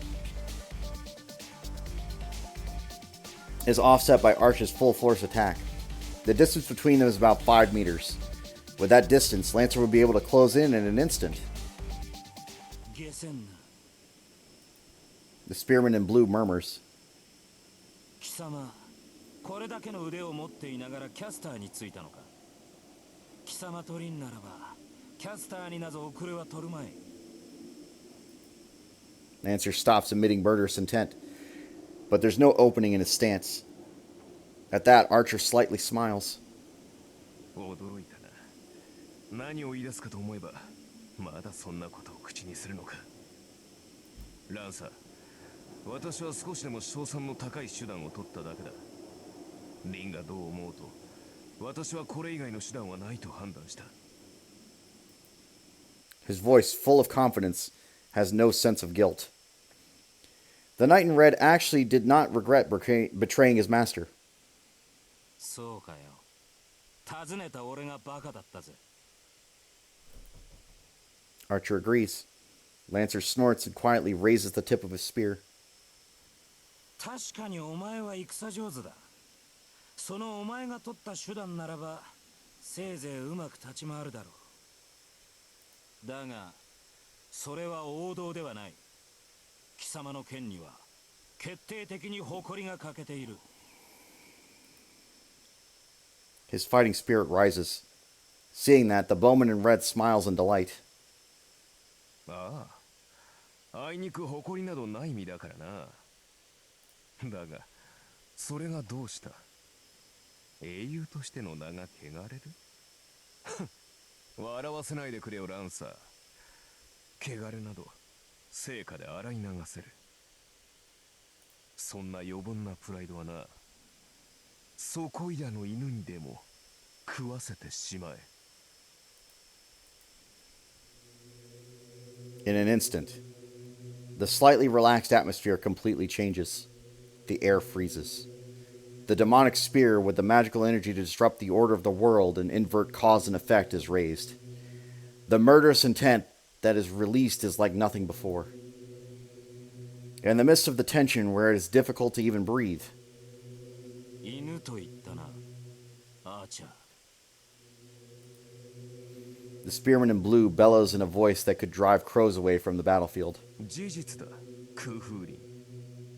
英雄の誇りなぞ持っているのなら、今のうちに捨てておけ。よく言った。ならば、お前が先に行け。 Lancer jumps back greatly. It is not the matter of distance to thrust his spear. The distance that opened between them is in an instant is over 100 meters. Lancer leaps back to the entrance of this clearing and crouches on all fours like a beast. Archer's 5 senses freeze. Is it fear or awe? Whichever it is, he immediately understood the meaning of Lancer's retreat. The fact that his enemy's next attack is literally a fatal attack. 俺のゲイボルクの能力は効いているな、アーチャー。 Lancer, crouching on the ground on all fours, raises his waist. His form is like that of a sprinter waiting for the starting pistol. Archer does not have time to answer. The knight in red throws away his swords and immerses himself in his own mind as fast as possible. But will he make it? Lancer's posture. If his demonic spear is like the legend, the noble phantasm that blocks it cannot be superficial. 行くぞ。この一撃。手向けとして受け取るがいい。 The blue panther runs. Even his afterimage is far away. Lancer sprints forwards towards Archer like the wind. The distance between both parties is 100 meters. Lancer is not going to thrust his spear with that running start. The blue figure crouches. The spearman that ran through 50 meters in an instant suddenly leaps up from the ground. His body flies through the air. He holds up the magical spear that always pierces the heart once it is thrust. Space distorts. According to the legend, that spear scatters numerous arrowheads once it is thrust to the enemy. In other words, the spear of causality responds to the words. The spearman in blue leans back as if drawing a bow.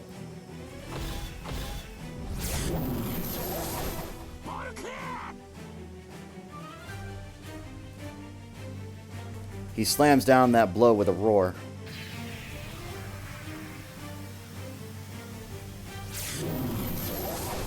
It is a noble phantasm that has been made to be thrown. The spear that always pierces the heart once it is aimed. The cursed noble phantasm that cannot be avoided and will continue attacking the target every time it is avoided. That is Gaybolg, the spear of destruction possessed by the hero who never once lost in his lifetime. There is no way to stop this thing that is shot out with all of Lancer's magical energy. It cannot be avoided or dodged. Therefore, it is fatal. There is no way for one to survive once they are targeted by the magical spear. The magic bullet approaches. In a split second, the knight in red closes his eyes as if accepting his death.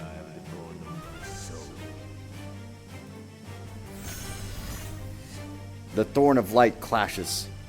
The moment the thorn of destruction comes falling from the sky to directly hit the knight in red.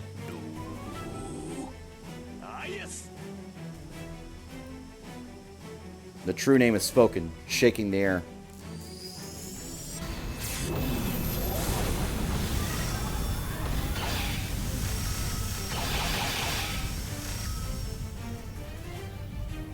The spear and shield clash.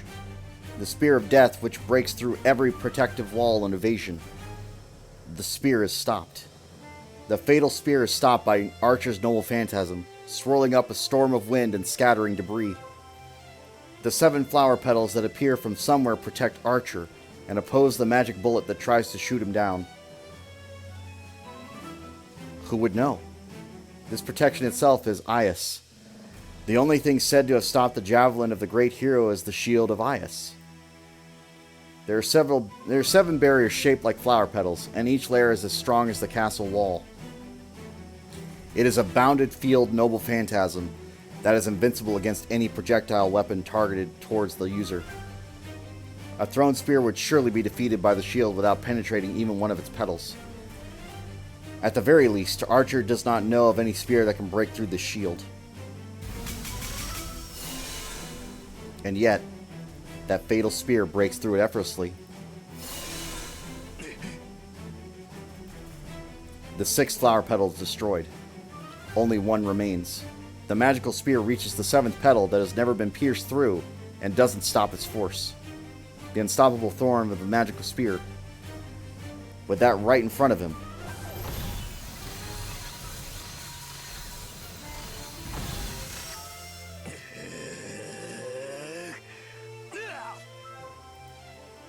With a roaring spirit, Archer pours all his magical energy into his own noble phantasm.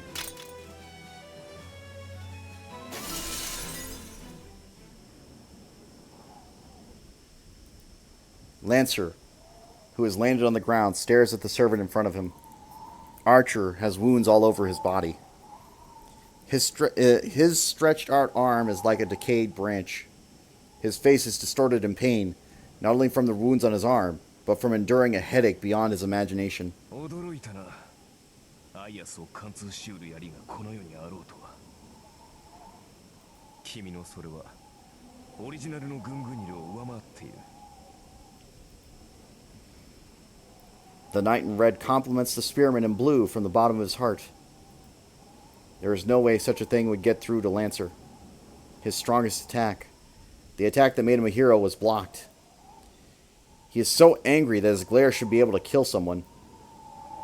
But that anger is almost erased by a strong wonder. It is too strange. It is true that Archer is a mysterious servant. His identity is unknown. He carries twin swords while being a bowman, and even showed a shield that could block Lancer's strongest attack. That is abnormal. Such a hero cannot be found anywhere in this world. 貴様、何者だ。ただの旧兵だが、君の見立ては間違いではない。ざれ言を、旧兵が宝具を防ぐほどの盾を持つものか。場合によっては持つだろう。だが、それもこのざまだ。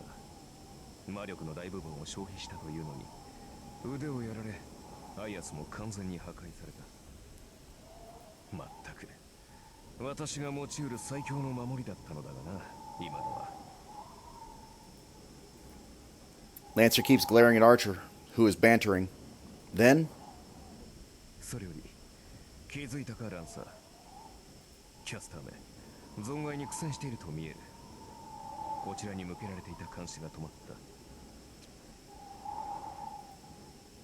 た。 Archer as raising his arms as if to surrender. そうかよ。そうじゃねえかとは思ったけどな。てめえ、元からそういう腹か。無論だ。言っただろう。勝率の高い手段だけを取ると。とことん気に食わねえ野郎だな、てめえ。Lancer says bitterly and turns his back to Archer. His job is done. His role to distract Archer is meaningless now. There is no need for him to support Rin Tasaka any longer. The spearman in blue turns on one heel and to return to his master, and lays in the grass to observe some more.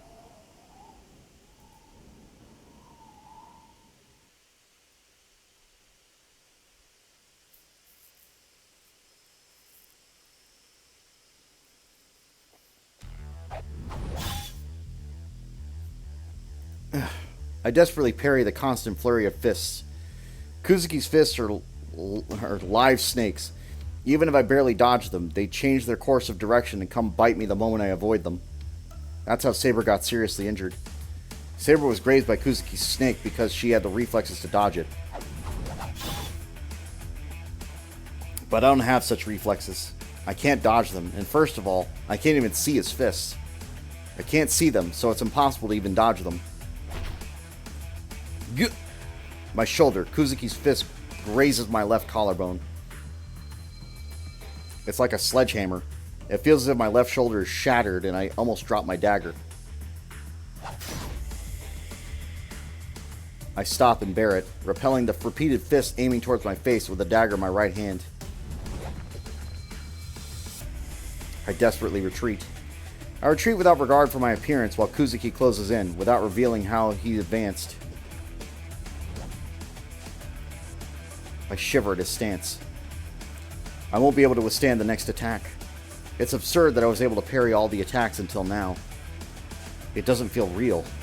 My misunderstanding of being able to manage with just defense and being a decoy until Tasaka defeats Caster shattered from the first blow.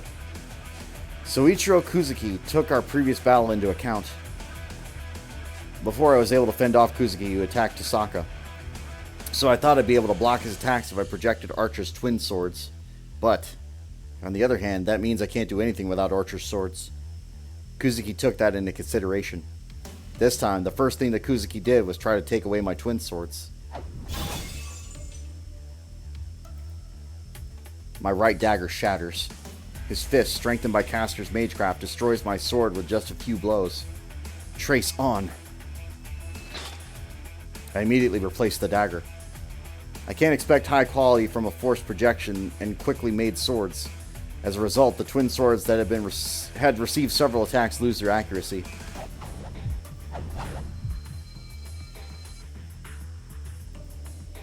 I can't control my breathing. I frantically block Kuzuki's snake with my twin swords. My body just follows the twin swords. My limbs that copy Archer's movements have far exceeded the limits of my body. And then there's this headache. My body erodes every time my twin swords are destroyed and I project new ones. It's different from using up magical energy. It feels like I lose one of the few magic circuits I have every time I make a new sword. I'm almost out. I might be able to make 2 more. It's over when my magical energy runs out. But first of all, would I even be able to make 2 more? Huh? I'm in the air. Kuzuki's right fist, the fist that he hadn't been using, was thrust like a spear. I parried the blow and tried to pierce through my chest and ribcage with twin swords. In an instant, my twin swords are destroyed. It seems like I was flung away from the impact. I feel something hard against my back. I must have been flung about 5 meters. I try to resume my breathing and realize I can't breathe. The penetrating impact is numbing my heart. I can't breathe. I can't even move my limbs. Just for a few seconds. During that gap, my harp is resuming to work. The devil approaches. This is it. This man would finish me off if I dropped my guard for only a second. With me like this, it would be more than enough to kill me 6 times. I glare at my enemy. Even if my limbs don't move, there are things I can still do. I'm not one who wields swords to start with. My weapon that I fight with has always been magecraft. Then it's not over yet. My role is to hold Kuzuki down. I cannot give up without fulfilling my role. Huh? That hitting sound doesn't come from me in front of me. The structure of the sword that I was imagining disappears. Kuzuki, who is approaching to twist off my neck, stops. That abnormality was behind Kuzuki. It happened to Caster, with the altar behind her.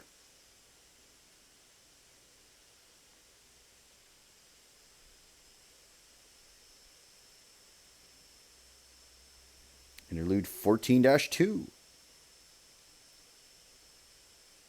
Tasaka is also at an advantage. No, the burden is greater than mine since she clearly understands the difference in their powers. Caster points her fingers towards her, full of composure. The magecraft is arrow. Caster has no need for incantations. To the witch that lived in the Age of God, she does not need a process to connect herself with the world. Caster is always surrounded by divine mysteries that make the world go round. For her, magecraft is just something she commands. It is just like ordering a guard dog to attack.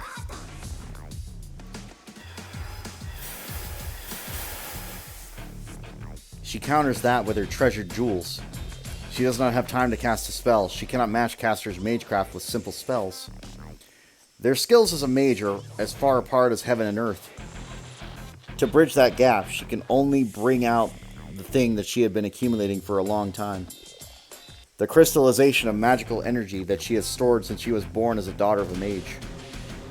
She faces the challenge, preparing to use the remaining 9 of 10 irreplaceable jewels. けなげに頑張ること。そんな奥の手があるとは思わなかったわ、お嬢さん。 Castor keeps her smile, even though her magecraft is being nullified by pure magical energy. Castor can exercise magecraft almost infinitely, and the girl who opposes her using jewels as amplifiers. That difference is obvious. I do not know how many jewels she has, but it should be around 10 or 20. There is no way she can defeat Castor with that amount.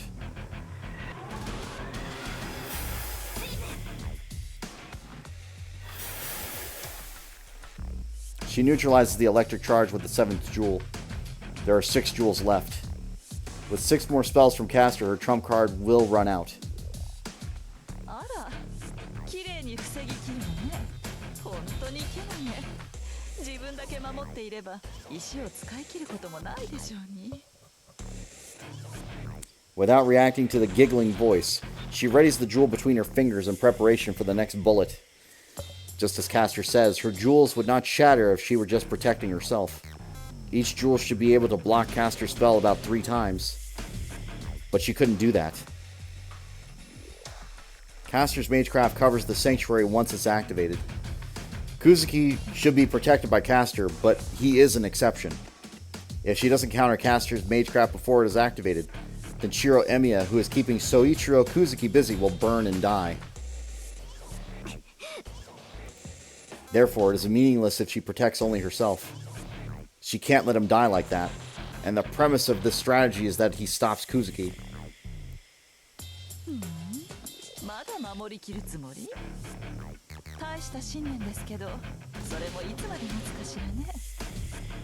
受けてばかりでは結果は見えていてよ、お嬢さん。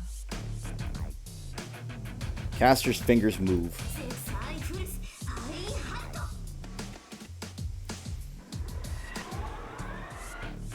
In response to that, she makes the first move. Her jewels will run out and she will be killed if she keeps on defending. Castor's magecraft and her jewels. If the magical energy contained is the same, then it means she can beat Castor if she makes the first move.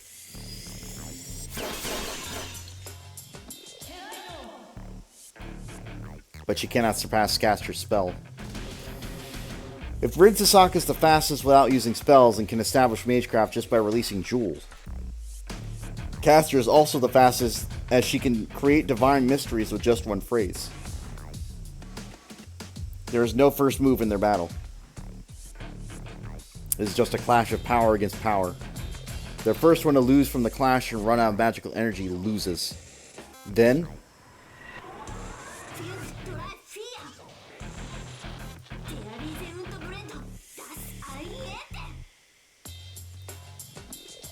she just needs to force her way through. She uses her jewels one after another and breaks through Castor's magical energy. There are 3 jewels released. Additionally, she uses her treasured 4th jewel to add a synergistic effect. That magecraft is beyond her limits. You cannot use magecraft surpassing your own tolerance. She herself, who told him that breaking the rules to unleash this attack. The attack would destroy not only the sanctuary, but the entire church, had Castor not defended against it.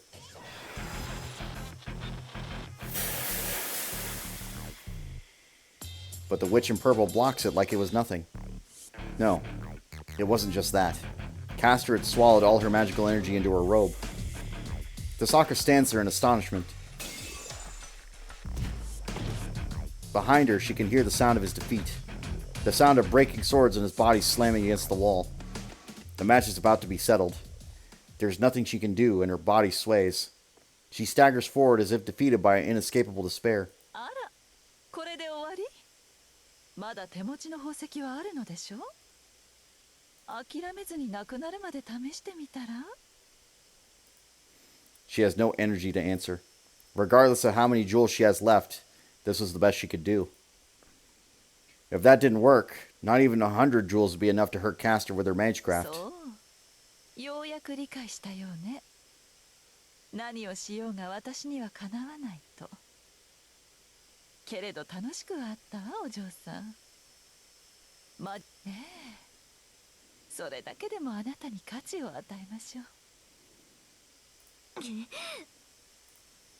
She stops herself from falling forward, suppresses her nausea with her hand, and keeps glaring at Castor. 悔しいけれどこれが現実よ。むしろ誇りなさい。遊んであげたとはいえ、あなたはこの私に魔術戦をさせたのだから。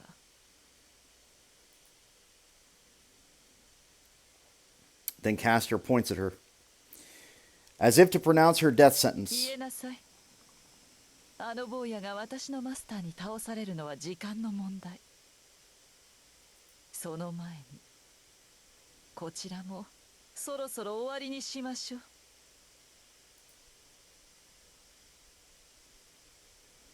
Castor slowly murmurs her death. That opening. She had been waiting for that judgment.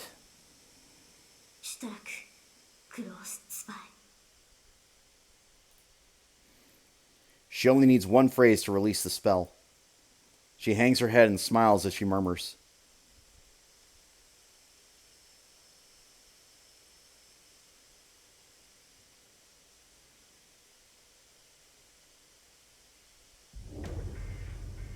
Huh? I doubt my own eyes for a moment. Tasaka and Castor. Their battle of magecraft ended in Tasaka's defeat. Tasaka slowly staggered forward as if asking for Castor's forgiveness, and Castor released magecraft to finish her off. That moment, Tasaka counters the released magecraft. It's fine. That's not surprising. The problem is after that, Tasaka punches Castor with a fired-up stance. Tasaka throws herself into a hellfire. She counters the released magecraft and uses it as a distraction. She jumps onto Castor. Castor's surprise is that of a mage. She could not have predicted that a mage that lost in magecraft would come punching at her. I didn't expect it either, so it must have been like blasphemy for Castor, who is an excellent mage. But that isn't just a useless struggle. Tasaka closes in and lands a 1-inch punch, a Chinese martial arts move, on Castor's chest. A shattering sound. Tasaka must have strengthened her fist like Kuzuki, as her blow easily breaks through Castor's defense. 魔術師のくせに殴り合いなんて。怖い肉様。今時の魔術師ってのは護身術も必修科目よ。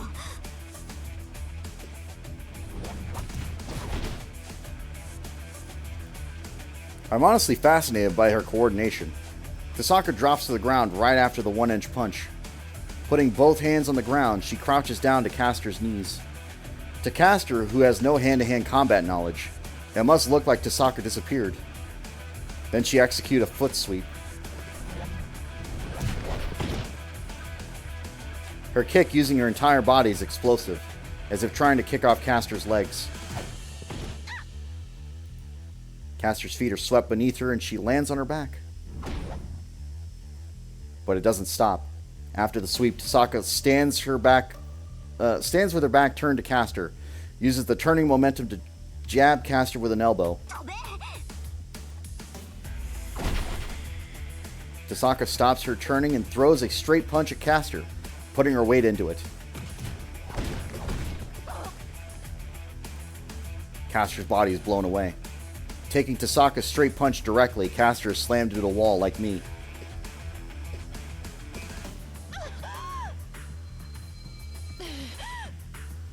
Leaning against the wall, Castor pants dizzily.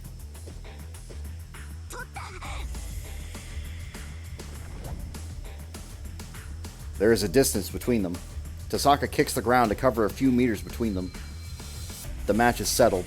Castor cannot move and her wound seems fatal. The battle only lasted for a few seconds.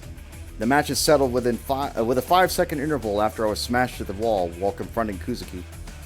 Caster has no energy left to fight back. Tasaka closes in on Caster with saber-like speed and delivers the finishing blow, strengthening for just a few seconds using Magecraft. Tasaka intended to fight Caster close combat from the start. Caster only saw Tasaka as a mage. She acted like she was at a disadvantage so she could use up that opening to achieve her one-time surprise attack. And the plan worked. Caster was deceived by Tasaka and completely lost. Tasaka has won this battle. Yes. いや、そこまでだ、遠坂。 If not for this man's monstrous athleticism.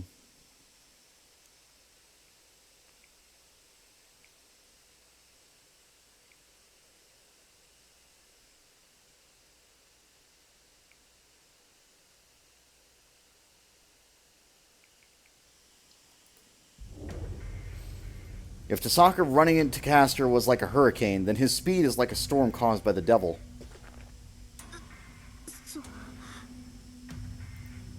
Tasaka stops. In front of Caster, leaning against the wall, is Soichiro Kuzuki, who was just in front of me until now. Tasaka moves. The instant Tasaka feels death and immediately feels her face while jumping back. Kuzuki's right fist that blew me away strikes Tasaka's face.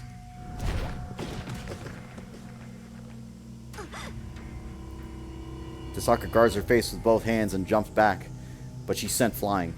Tasaka is smashed into a wall opposite from me and her arms dangling down as if they're broken.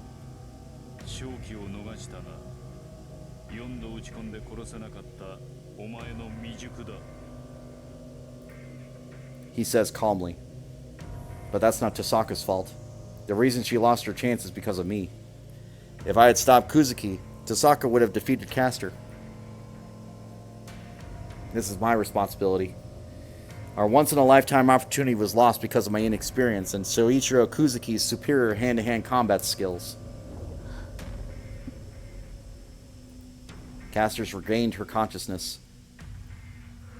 With Kuzuki by her side, she extends her awareness to the entire church. It was all for naught. Ambushes won't work on Caster anymore. Tasaka barely has any strength left, and I only have 2 swords left. This is bad. If they use her to attack us in this state, we won't be able to see the light of day ever again. 感謝しますわ、マスター。あなたがいなければあのまま倒されていました。世辞はいい。今はセーバーを起こせ。甘く見ていい相手ではなさそうだ。ええ、的確な判断ですわ、マスター。Caster raises her hand and points at her on the altar. She is visibly bound by magical curses. Just as Caster is about to set her free,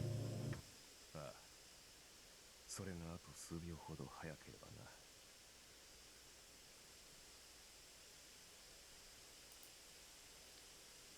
the sound came from above. I can hear the whisper coming from the stairs above me. Caster was the first one that noticed something was wrong. Kuzuki can't tell. Why? Because Kuzuki can't detect traces of magical energy. Caster is on the move.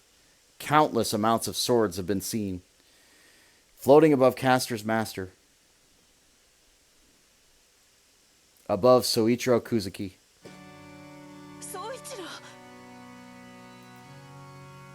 Perhaps Caster understood that she wouldn't be able to block the attack. She now stands in front of her master, trying to shield him from the assault. I was certain that the voice above me uttered such words.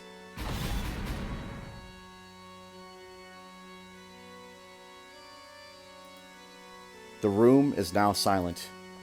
The floating swords turn their gaze upon a single target on the floor and rain down upon them, piercing them. The swords vanish after they cut through flesh and bone, leaving behind only traces of crimson.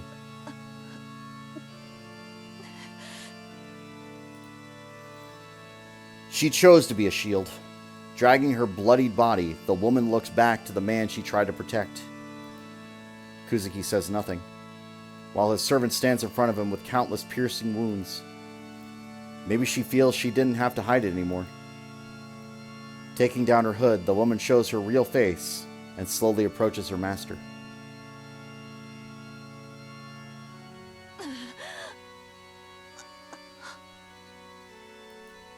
Her body is crumbling. At the brink of her death, the woman looks upon her emotionless master. She gently caresses the man's face with her hand.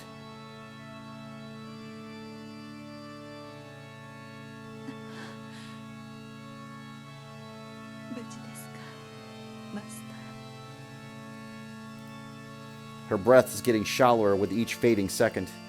Kuzuki shows no changes. He simply utters a short confirmation, and he does not even bother to turn his gaze on Castor.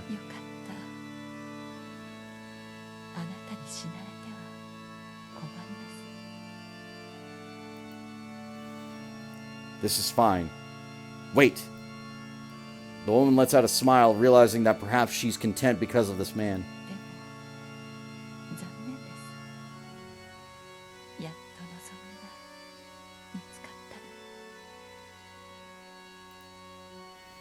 The woman's hand drops down from the man's face.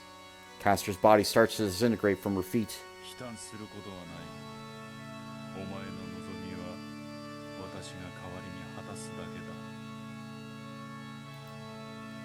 His simple and straight answer makes her smile. She smiles and looks at him as she's staring into a fading dream.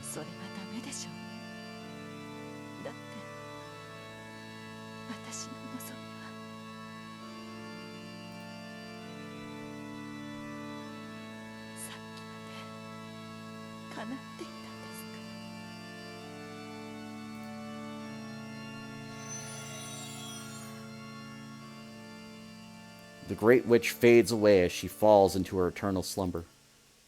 Her purple robe falls to the ground.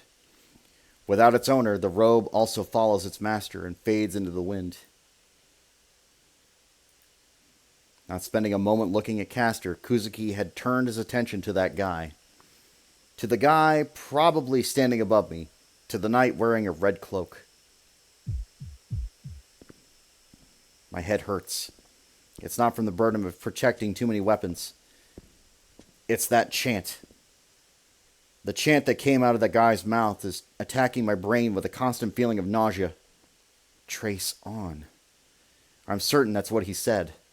I keep telling myself it's not possible for him to whisper those words, but without a doubt he uttered those exact words.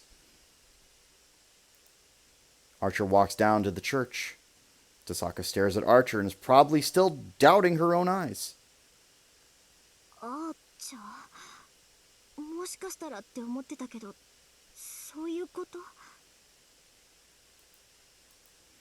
Archer is not saying a word. He focuses his sights solely on his enemy, Kuzuki.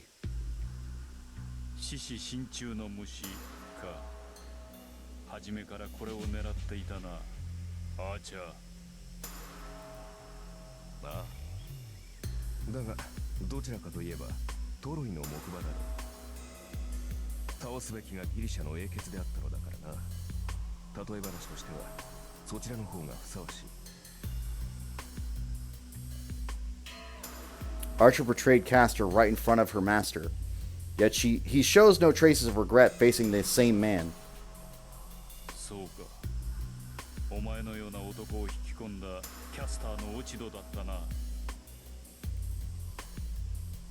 Even with the traitor standing in front of him, Kuzuki shows no changes in his tone. He still has fight left in him. He's not a mage, and he's lost Castor, but Kuzuki still has the will to keep this fight going.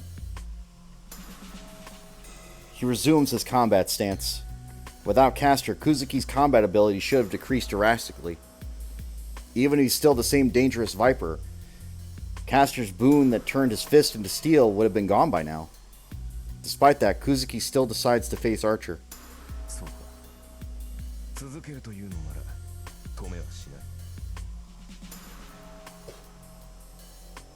Archer takes up his swords. There are unseen sparks between them. The battle is set to begin. What? Is that really for the best? Kuzuki said he's not interested in the Holy Grail. He was simply here to accompany Castor, truly a master in name only. If that's the case, there shouldn't be any reason for Kuzuki to keep fighting now that Castor is gone. Wait, why are you doing this, Kuzuki? You were just following what Castor told you to do, right? Castor's not here anymore. You shouldn't have any more reasons to fight. My head hurts so much that my consciousness is fading, but I'm fixing my sights on the both of them. Kuzuki closes his eyes for but a brief moment and answers. そうだ。戦う理由などない。お前と同じく、私は聖杯などに興味はなかったからな。Then, だが、これは私が始めたことだ。それを途中でやめることなどできない。it's simple. His answer is plain and simple. The fight begins. This battle between them will probably end in a single encounter. Even if Kuzuki possesses martial arts and skills beyond that of a simple human, his opponent is a servant. Simply being better than normal humans is not enough. This fight is just an excuse to tighten up a loose end. This is the fate of the loser. A fight between the two masters is always going to be kill or be killed. So what's going to happen to Kuzuki is to be expected. If one is going to have a problem with this, then don't ever step into this war. Even so.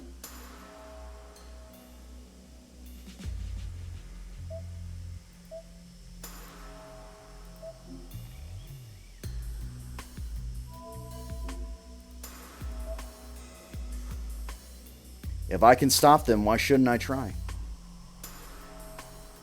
There's a way for him to be saved. If there's a way to resolve this without killing, is it so wrong to wish for it? I don't mind being called naive, and I know I'm a hypocrite. To a master, defeating your opponent means killing them. They are aware of this fact before getting themselves involved thus far. They choose to fight, knowing that they will have to kill or be killed. I know how much of a coward I am for wanting to step in and stop them from fighting. And yet, if I had already decided to fight for someone, to help someone, then I can't afford to lose a life when that means I can be spared. Stop! The fight is over. You don't have to fight anymore. I try to stop them while enduring my headache. In that moment, Kuzuki makes his move. What? Maybe my move gave him an opening. Kuzuki shortens the distance between him and Archer in an instant, and strikes right between his eyes. A strike that would have shattered anyone's skull, yet Archer decided not to dodge the deadly attack. A sound can be heard as the attack makes contact with Archer's head. The Red Knight chose to withstand Kuzuki's strike, and used the opportunity to pierce through Kuzuki's chest.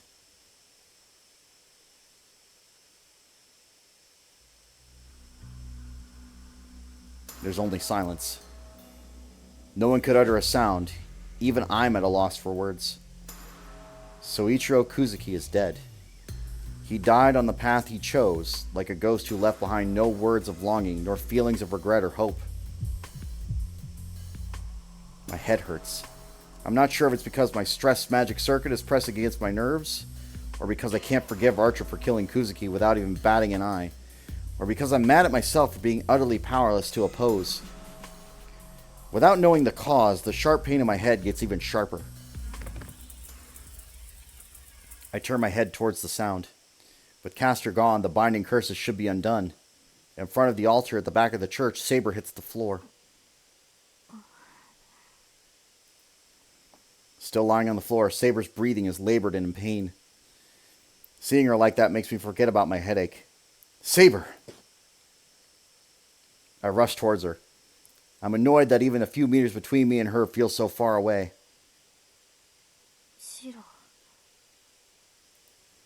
Saber looks up. Seeing me and running towards her, Saber lets out a sigh of relief. Huh?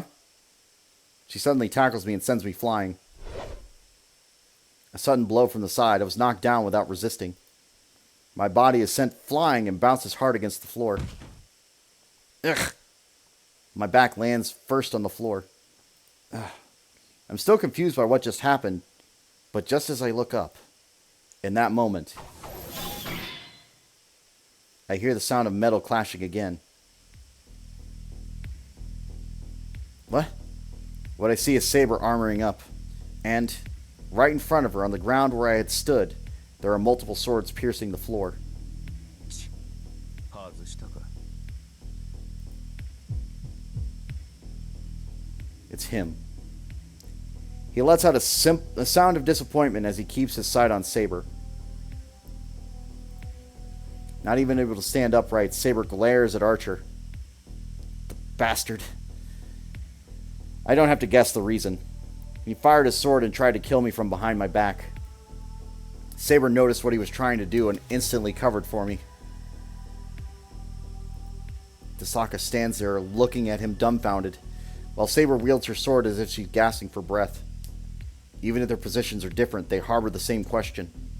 Now the caster is defeated, why is Archer trying to kill Shiro Emiya?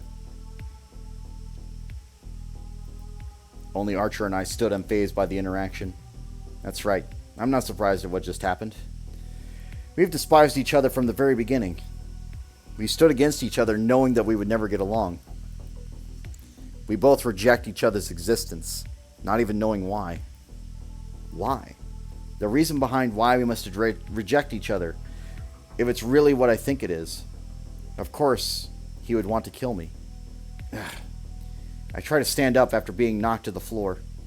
Saber was pretty desperate. She probably charged at me without even being able to hold back. Because of that, she can barely catch her breath. That's why I must stand up.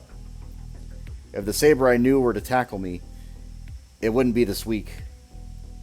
Right now, she barely has enough strength to even face me. I'm going to be right back. My food is here.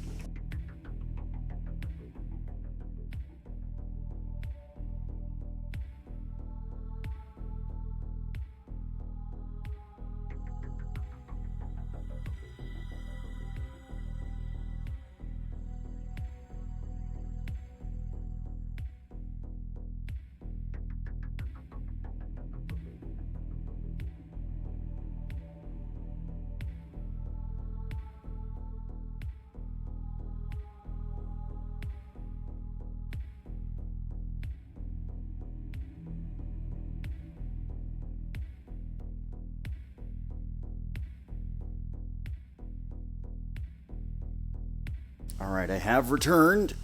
I'm gonna save just in case.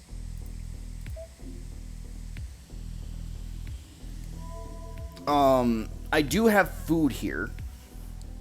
The unfortunate part is that it is spicy.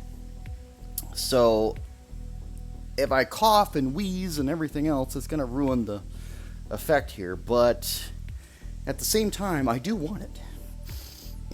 So I'm going to eat it. Pardon my French.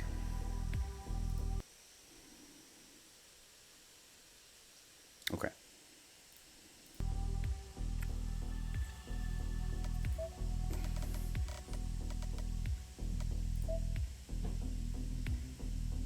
I like how the master changed. Like, master is just blank.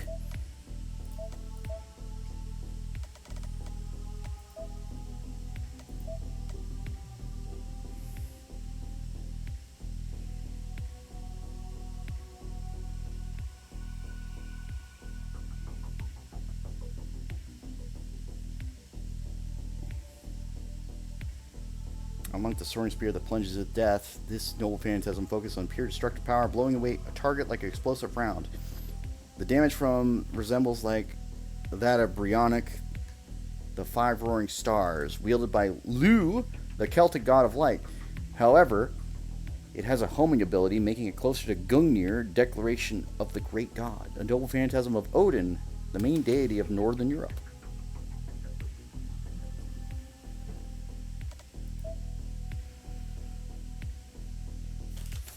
And his noble phantasm is still only a bee, which is crazy.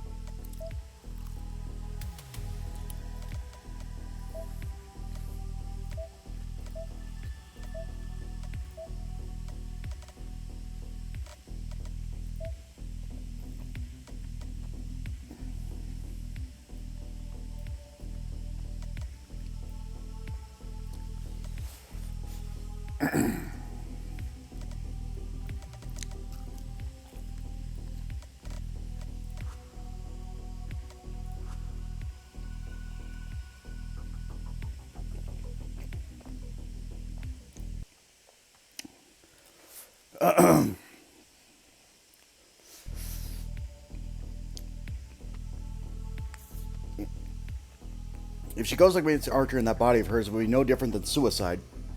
Also, I'm going to prepare this so I have it ready for later. はーちゃん、何のつもり？ He's still not contracted to you yet.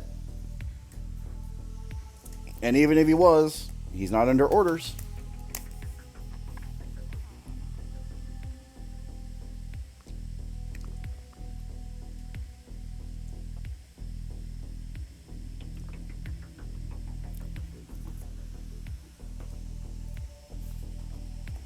Tasaka approaches Archer.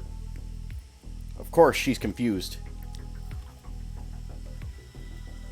Archer only sided with Castor so he could betray her at the end and kill her.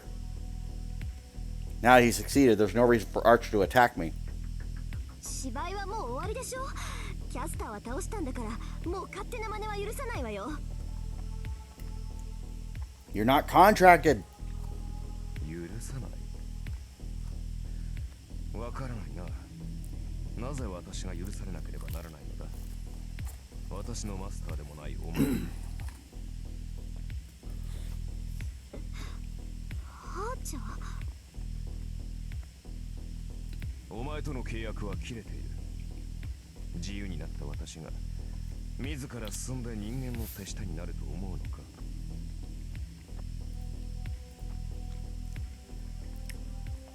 Tasaka looks upon Archer that she still can't believe what she's just heard.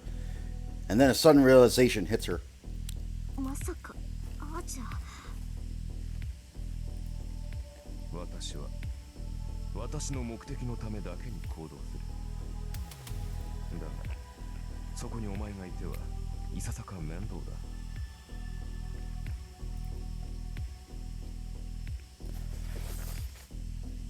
Tasaka jumps back.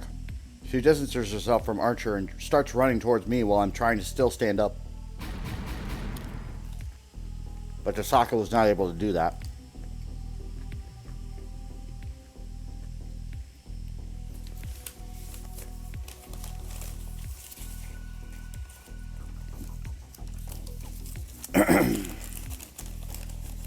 Okay, good. A storm of swords 2 meters tall is raining down. The swords come in a circular pattern, stabbing the floor to create a cage.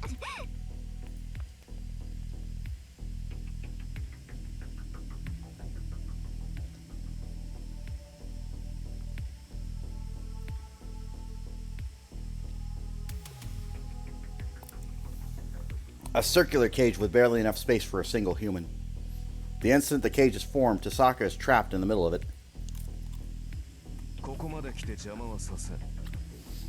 契約が切れた今、お前にかけられた0時の縛りも存在しない。キャスターについた理由はそれだけだ。あの0時を無効にするためには、契約を破棄せねばならなかったからな。Archer starts walking, turning his back on Tasaka, who's now trapped in a cage of swords.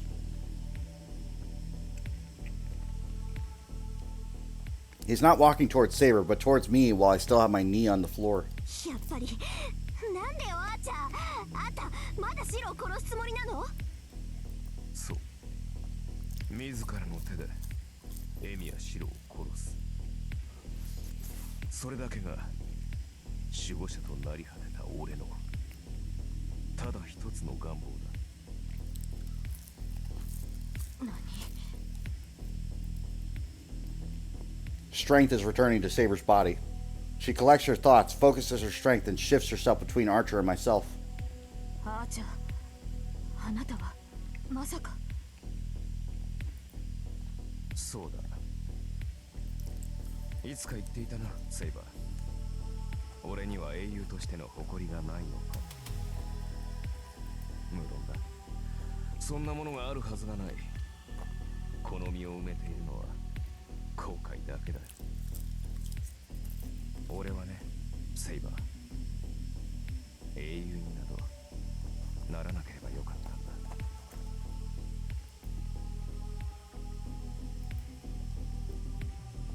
Saber's will to fight is leaving her body.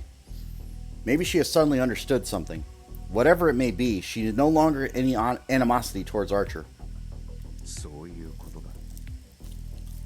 聞いているがいい、騎士を。マスターがいない身で無茶をすればすぐに消えるぞ。もはやエミやシローにはマスターの資格がない。肩入れしたところで君の望みには届かない。それはできない。マスターで亡くなったとしても契約は消えない。彼を守り剣になると誓った。聖杯戦争など知らなかった彼はそれでも私の一方的な誓いに応えてくれた。その信頼を裏切ることなどできない。 She holds up her invisible sword, but the brave and gallant knight is nowhere to be seen. そうか。ならば偽りの主ともどもここで消えろ。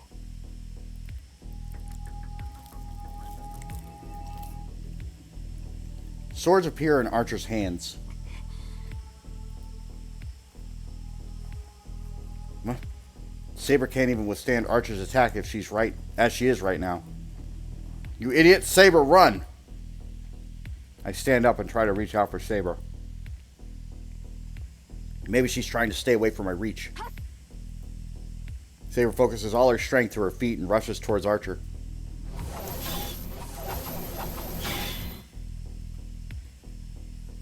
The fight is over after a few rounds of trading blows. The old Saber would have undoubtedly overpowered Archer, but now she can barely swing her sword for seconds before she's down on her knees. Saber doesn't even have a sword in her hands anymore.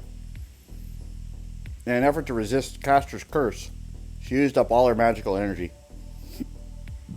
For Saber now, even taking an air is an effort. She is facing down on all fours on the floor and trying her hardest just to maintain her existence.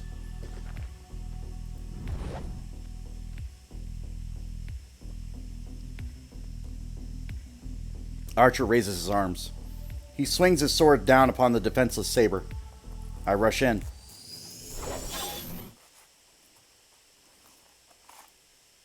I muster up my strength to block Archer's attack. I hold up my two swords. With the weapons I instantly projected in my hand, I fix my sight on the Red Knight. あとしばらくはおとなしくしていると思ったがな。さすがに目の前で女が殺されるのは耐えられないか。 Shut up. The person you really want to kill is me. Then point your swords at the right person. The two of us continue to face off with each other. We both hold twin swords in our hands. Even though our stature may differ, our stance is absolutely identical. 人真似もそこまで行けば本だがお前の体はその魔術講師に耐えられる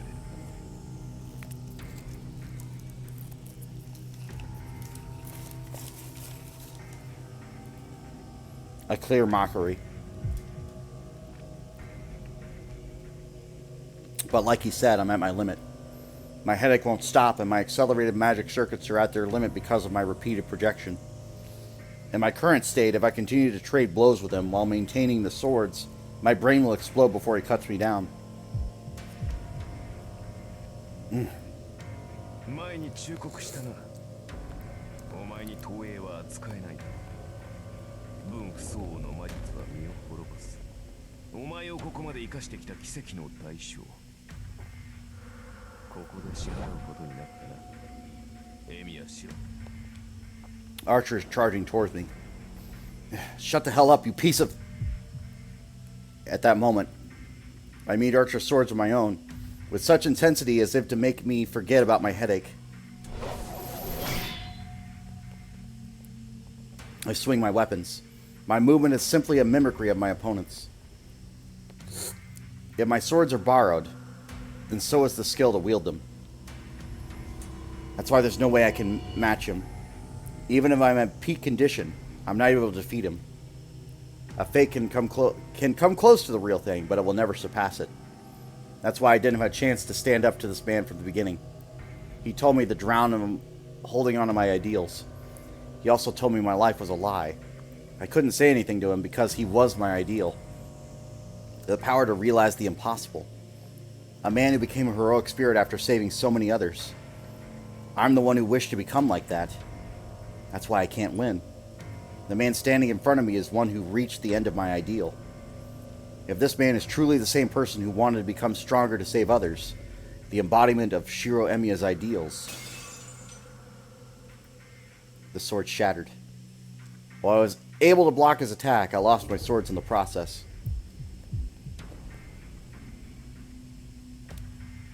My consciousness is fading. My body is uninjured, but what's inside of my body is bleeding, slowly withering away. 納得がいったか。それがエミヤ四郎の限界だ。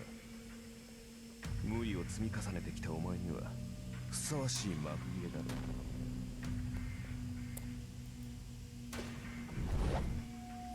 He raises his sword. Just when I try to discern which side the sword is going to cut down from in my fainting consciousness. 汝の身は我が元に、我が命運は汝の剣に。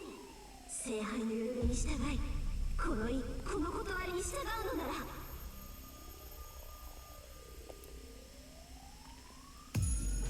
Tasaka's dignified voice echoes in the church.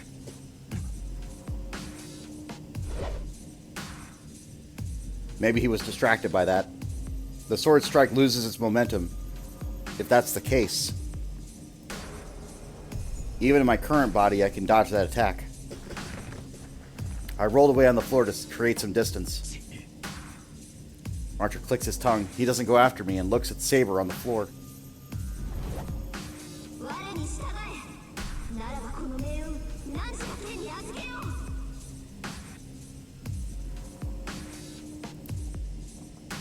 Tasaka is reaching her hand out to Saber from her cage of swords.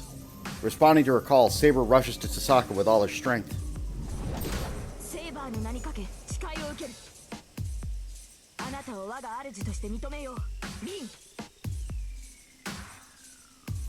This is the contract that should have happened. Saber is finally able to get the master she deserves.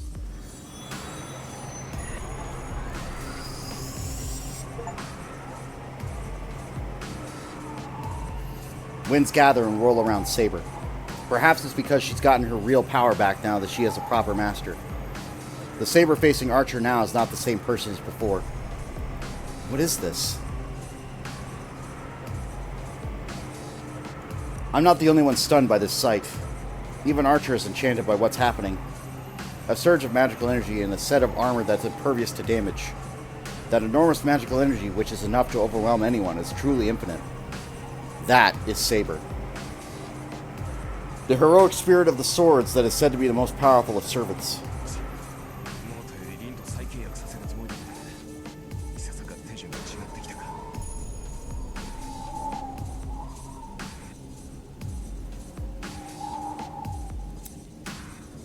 Maybe he can't spare any effort on me anymore, but Archer is only focusing on Saber.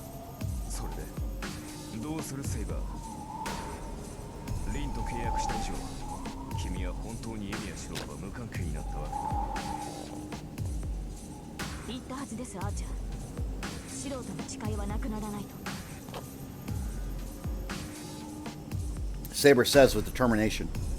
Irritated by her words, Archer grips his swords.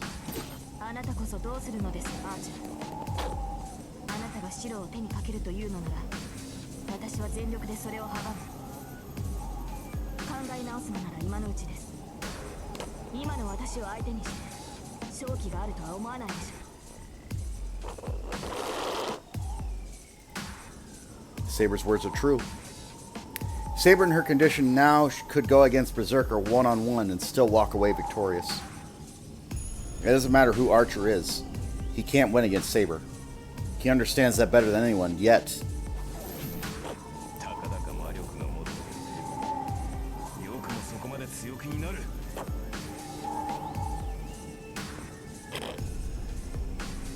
Not letting her respond, Archer charges at Saber. Swords clash. A bolt of crimson rushes towards Saber, and Archer swings with all his might. Saber blocks that attack without even flinching. Their difference in stature and even Archer's sudden burst of speed makes no difference. Saber parries Archer's attack with ease. Yet Archer's the one who falls back despite being on the offensive. A single strike with utmost power and precision. Not only was it blocked, he even lost his balance in the process.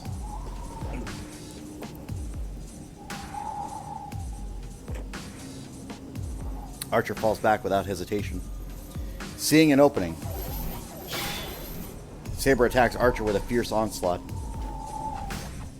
There's nothing Archer can do other than block Saber's attacks. If he tries to counter, Saber's sword will split his skull in that opening. No, he doesn't even have to spare effort to think about countering. The only resistance allowed for Archer is blocking Saber's attack until he runs out of strength. Even then, that won't last long.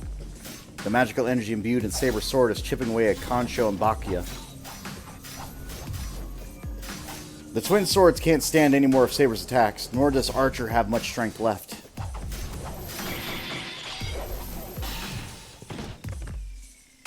The end came sooner than expected. Not able to withstand Saber's assault, Archer falls down on his knee. Saber stops for a short moment, then swings down her sword. That decisive strike, Archer stopped it with the cross formed by his swords. The fight ends there. While Archer did stop Saber's attack, he can't move another inch. If he lets go even an ounce of strength, Saber's sword will cut him in half from the skull down.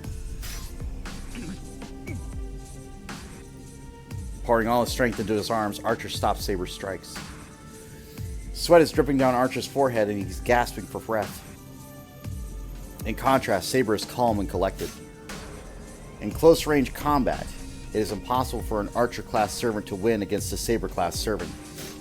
ここまでです、アーチャー。先ほど私の身を案じていましたが、それはあなたにも言えることだ。キャスターを倒すためにあれだけの宝具を使った今、魔力は残り少ないはずです。加えて、この世にとどまるためのマスターもいない。魔力の供給もままならない今のあなたに何ができる？それこそ余計な世話だ、セイバー。アーチャーのサーバントにはマスターがおらずとも単独で存在する能力がある。マスターを失ったとしても2日は存命できる。それだけであの小僧を仕留めるには十分だ。バカな。まだそんなことを言うのですか？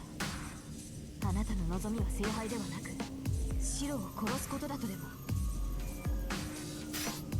Archer didn't respond.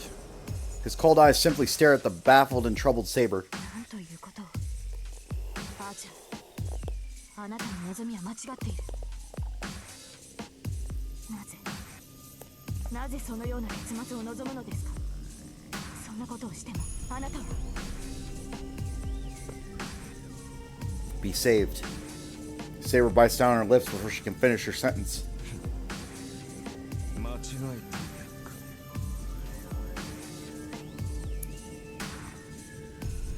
か。 Archer puts more strength into his arms. He stares back at Saber. それはこちらのセリフだ、セイバー。君こそいつまで間違った望みを抱いている。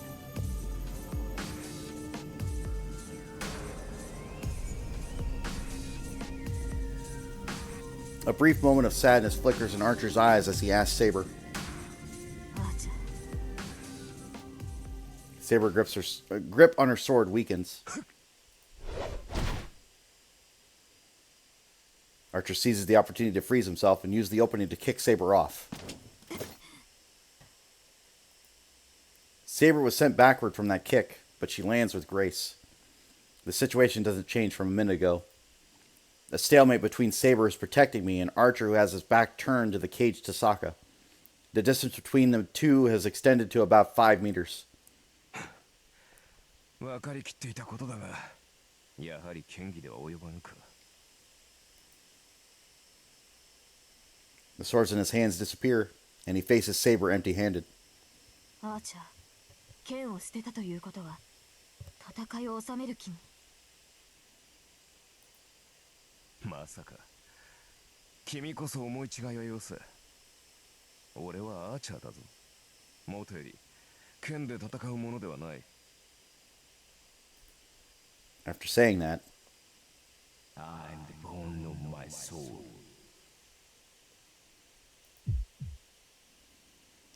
in a whisper, Archer starts for the incantation. やめろアーチャー。私はあなたとは。セイバー、いつかお前を解き放つ者が現れる。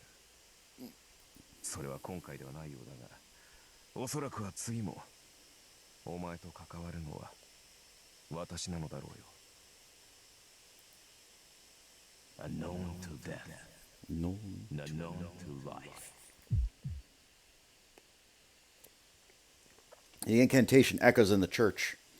Nothing changes in the surrounding. An incantation that long will most certainly affect the environment. Magecraft is something that works by exerting influence on the world itself. However, his incantation doesn't do it, but だがそれはあくまで次の話。今の俺の目的はエミやシロを殺すことだけだ。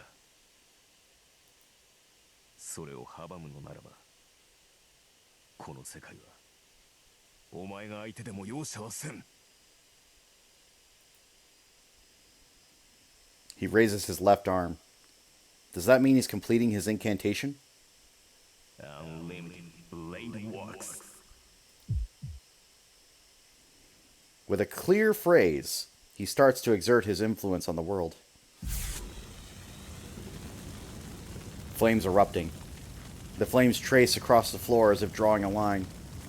Does that mean the flames were creating a boundary around the church? The bright luminescence generated by the flames envelops the church.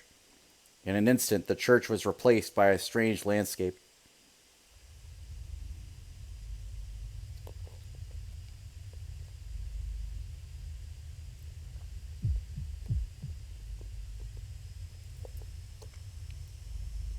My headache is overpowering my thoughts.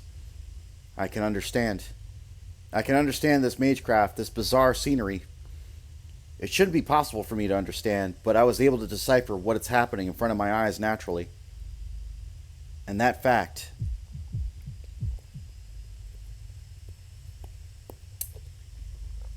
is hurting my head more than anything.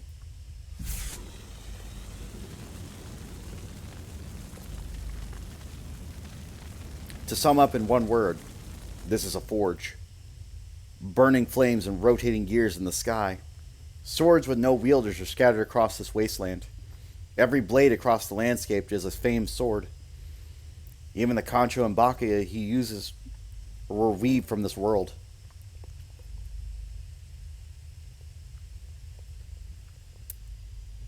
A seemingly infinite projection of weapons. The countless weapons make this place look like a junkyard. And standing in the middle of this wasted kingdom is the Red Knight. これ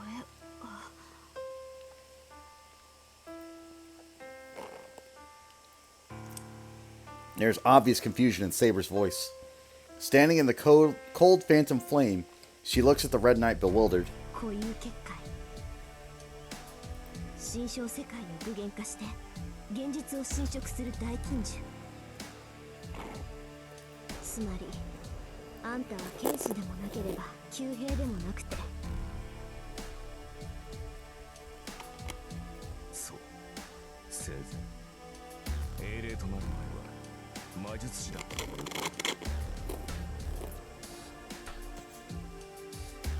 Tasaka speaks calmly.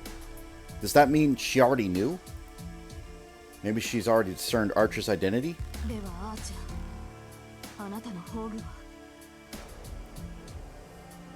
そんなものはない。私は政権も魔剣も持ってなどいなかったからな。俺が用いるのはこの世界だけ。 They almost spelled possessed correctly. 工具が英霊のシンボルだというのなら、この魔術こそが俺の宝具。武器であるのならば、オリジナルを見るだけで複製し、貯蔵する。それが俺の英霊としての能力だ。Saber can't believe what she's heard. She looks around, bewildered, seeing only swords in this wasteland, swords that feel no different than unmarked gravestones. This place is filled with wasteland and iron, covered by a lonely gray sky. これがあなたの世界だというのか、アーチャー。そうだ。試してみても構わんぞ、セイバー。お前の聖剣、確実に複製してみせる。私の聖剣、その正体を知って言うのか、アーチャー。もちろん。あれほどのものになると完全な複製はできぬが、真に迫ることはできない。となればどうなる？聖剣同士が衝突した時、周りの人間は生きていられるかな？アーチャー、あなたは。そういうことだ。間違っても聖剣を使うな、セイバー。使えば俺も抵抗せざるを得ない。その場合、消えるのは我々ではなく周りの人間だ。お前のことだ。自身を犠牲にしてもそこの小僧を守るだろう。俺とて聖剣など投影しては自滅する。となれば生き残るのは一人だけ。それではあまりにも意味がない。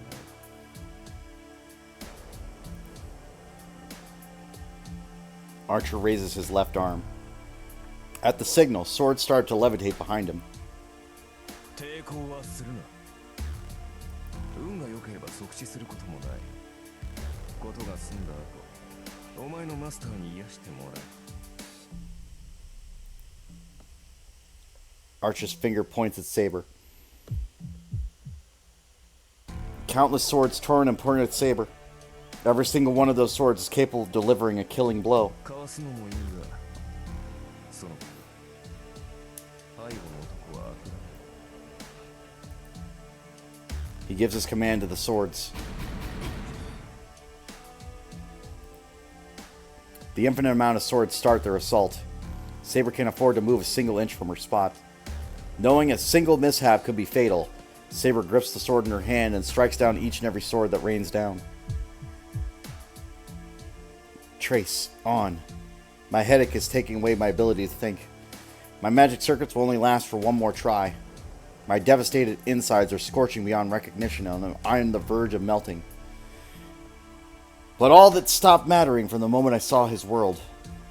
Next thing I know, I'm focusing my strength and running up next to Saber, fixing my eyes on those annoying swords. シロ、ダメだ、早く。 Who cares? If my eyes can't keep up with a flurry of swords, then what I need to do is let my senses take over and analyze them.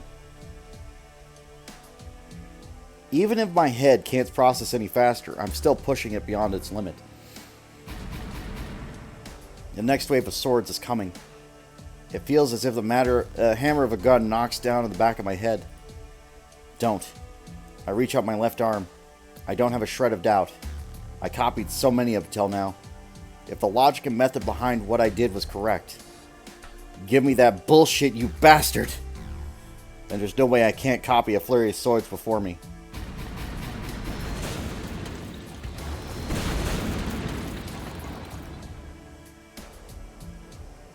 Fragments shatter around us. When I open my eyes, his reality marble, whatever it's called, is gone. What remains are the scattered fragments of swords and a hellish feeling of nausea that makes me gag as if I'm about to throw up my own organs. He stares at me with animosity. Archer grabbed Tasaka out of her cage of swords and restrained her. Tasaka violently moves her body, trying to get away from Archer's grasp. I don't know what he's done, but Archer puts his hand to the back of Tasaka's neck, and her consciousness is gone. After that, he decides to leave the church. He holds Tasaka in his arms as he leaps up the stairs that lead to the ground above. どこに行く気です、アーチャー。これ以上邪魔の入らないところだ。俺は今ので魔力切れだしな。お前に守られた小僧を仕留めるだけの力はない。リンを連れて行くのは人質ですか？いや、交換条件だ。これが俺の手元にある限り、そこの小僧は俺をわざと得ない。加えてリンはお前のマスターになった。いかにお前が小僧を守ろうと、マスターの命には変えられまい。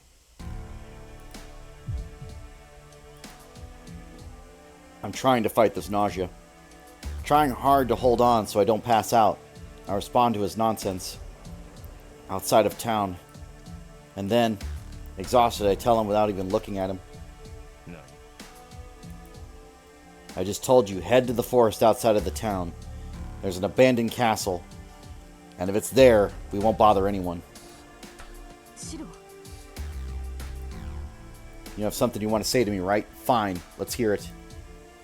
There are things I want to say to you, too. I'm fading in and out of my consciousness.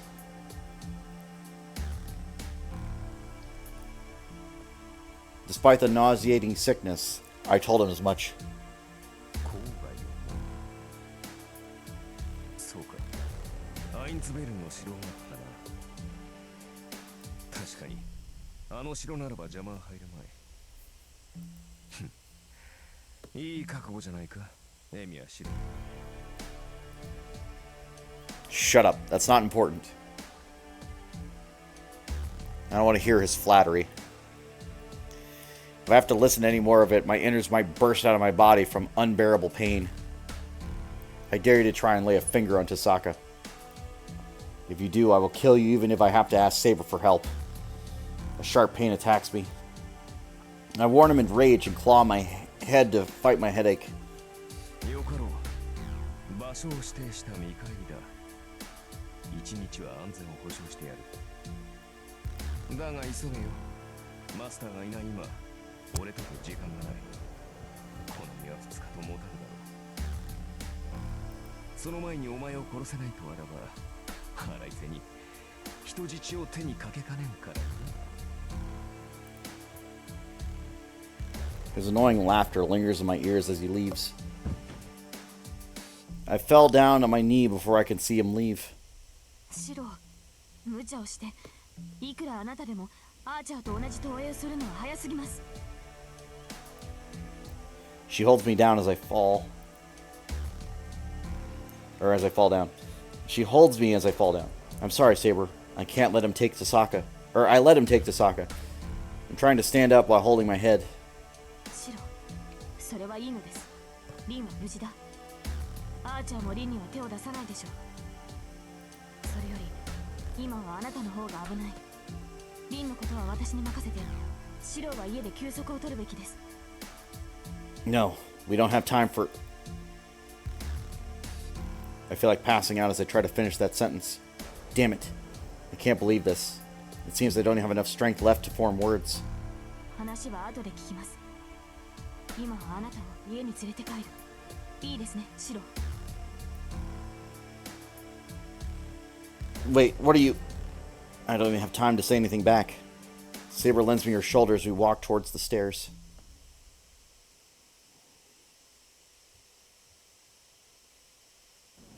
The sky is still gray. We leave the now deserted church. お、ことは済んだみたいだな、坊主。There. In the clearing in front of us is a familiar spearman. Saber glares at him while supporting me.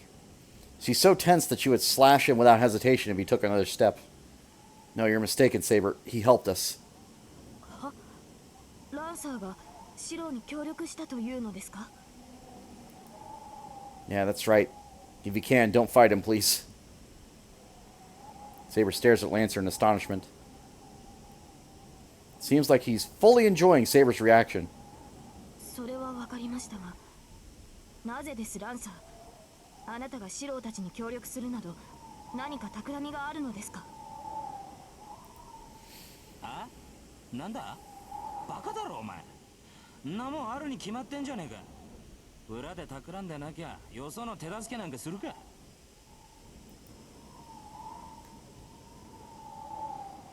Huh. I knew he was that kind of guy, but he's thorough. He's thorough as he's making fun of Saber as well. 何がおかしいのです、シロ。 Huh? Was I laughing? ええ、笑っていました。どうやら私の思い違いだったようですね。笑みがこぼれるほど元気があるのなら、この肩を貸すまでもなかったようですが。 It's bad, but that made me feel a bit relieved. Saber's the same as before. Our connection is gone, but she's still here just like before. Then, what's there to regret? My bad. I guess I let my guard down. Now's not the time, huh? はい。リンを取り戻すにしても、今は休まなければ。ランサー、何が目的かは知らぬが、もはや用は済んだのだろう。ならばされ。私も、今はあなたとは戦わない。 She declares in a dignified manner and goes down to the clearing. あ？おい。万事守備よく行ったってわけじゃなさそうだな。何が起きたんだ、オズ。 Archer took Sasaka away. We're just going to get her back. I bear my dizziness and looking into Lancer's eyes. 何？おい待て。それはどういうことだ？ I'm sorry, but I don't have any energy left. I can't give you such a long explanation, so I should go home and... アーチャーの目的はシロを殺すことです。そのために私のマスターとなったリンをさらい、交換条件としてシロに一騎打ちを命じました。一日中にアーチャーの元に行かなければ、リンの安全は保証しないそうです。 Well, it was helpful if you explained it on my behalf, but there's no point in telling Lancer that, Saber. やろう。やりやがったな。 Then he takes off his friendly face and grits his teeth. ランサー、つまりあれか。あの野郎、一度ならず二度までお嬢ちゃんを裏切ったってわけか。 Basically.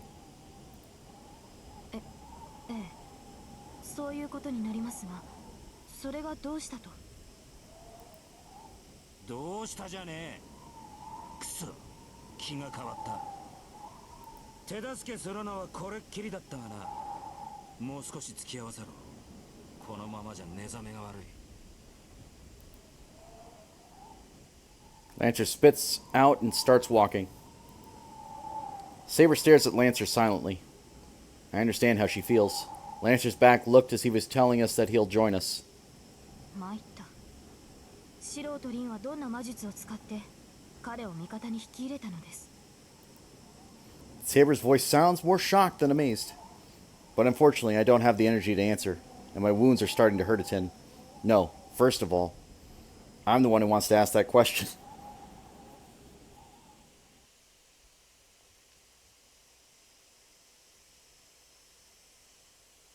Interlude 14-3.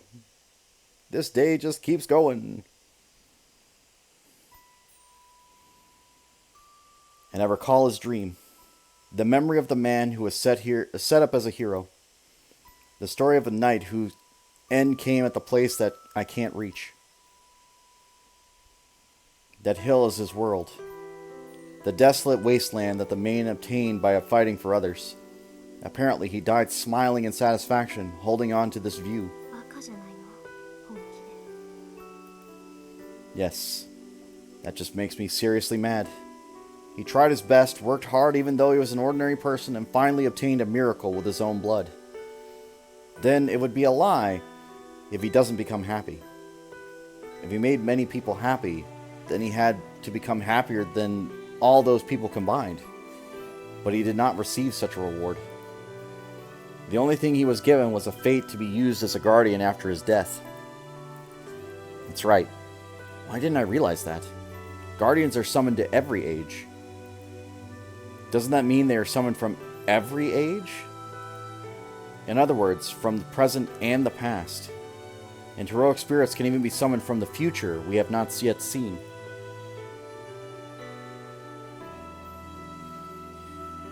For guardians who are pushed into a position off the axis of time, the concept of time does not exist. At the point that they become heroic spirits, they sublimate into something other than what they used to be when they were human. Then, is it possible for a guardian to be summoned into the place and age they've lived in when they were alive? It's vexing when I think about it. It's because neither of them gets salvation. The one that watches his past self, or the one that watches his eventual self.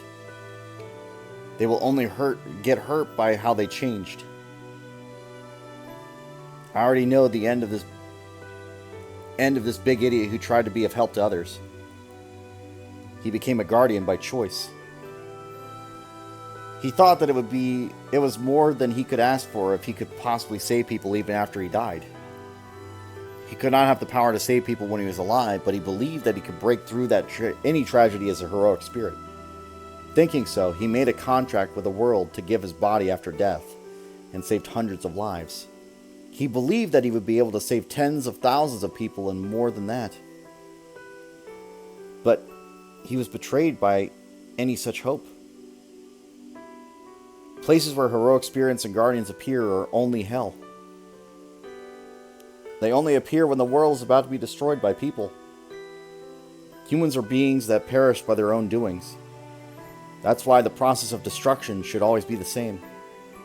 He was only summoned to these hells. And the land where the ones he wanted to save were already dead, he killed even more people. The boy who said he just didn't want to see anyone cry could only see humans crying forever. There's only one thing I can say. He has been betrayed by many things the whole time. And in the very end, he was even betrayed by the one thing he believed in, his ideal.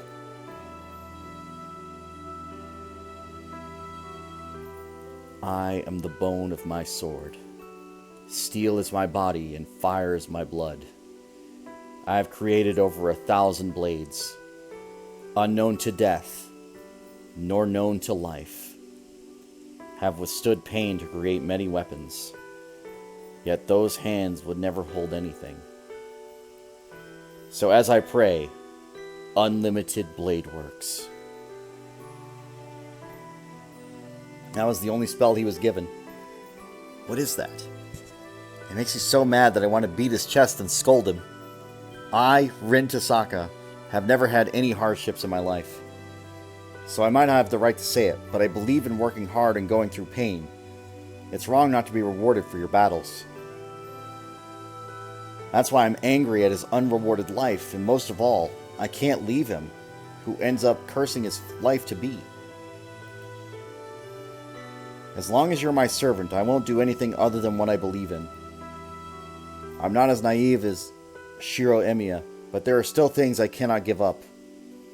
No matter who it is, I don't have the intention of giving up. That's right. That's why I swore that, as long as I'm his master, I will believe in the path like he used to. That's about all I can show to him. That's about the only way I can repay him.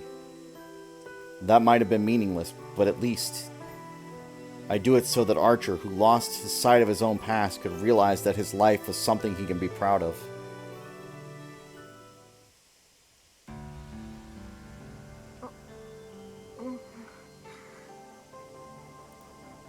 The first thing I notice when I wake up from my slumber are the sensations in my limbs.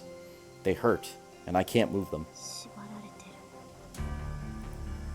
Plus, I'm sitting in a chair and seem to be sleeping in an unnatural position. I don't want to admit it, but I am in the worst possible situation. To be honest, I can't do anything. My hands are behind the chair and restrained by something like handcuffs. My ankles are the same, and I can't stand from my chair. And on top of that, my handcuffs and shackles are magecraft resistant, and my magic circuit is so messed up that I can't even create magical energy.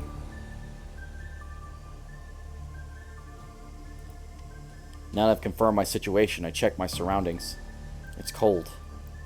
The room made of stone has no heater, and is an abandoned place that hasn't been used for a while. It's dark outside the windows. From the looks of it, it's probably past 10 p.m. or so.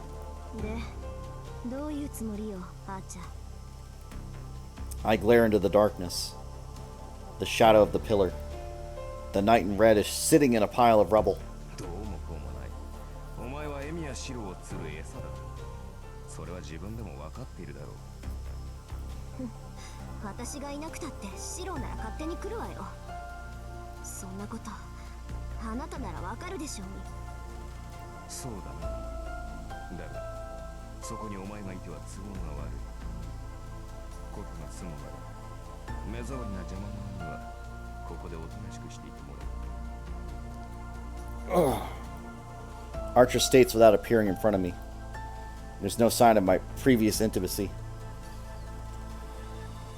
He is really a calm assassin now. そう。どうあってもシロを殺すっていうのね、あなた。あのような甘い男は今のうちに消えた方がいい。He replies as if it's only natural. The only thing I can see from here is his shadowed side profile. His expression is cold, as if he's wearing a mask. That makes me seriously infuriated. シロが甘いってことは言われなくても分かってるけど。I take a breath. It'll end if I say this. Archer will never come back to me if I say that. I take a breath and stare at the man in the shadows. それでも私はあいつの甘いところが愛しいって思う。あいつはああでなくちゃいけないって、ああいうやつがいてもいいんだって救われてる。けどあんたはどうなの？そこまでやっておいて身勝手な理想論を振りかざすのは間違ってるって思ったわけ？何度も何度も他人のために戦って、何度も何度も裏切られて、何度も何度もつまらない後始末をさせられて、それで人間ってものに愛想が尽きたっていうの？あんちゃん。 I get even more angry as I speak, and I'm yelling at the top of my lungs. Archer doesn't answer. His side profile consumed in the shadows is no longer the side profile that I know.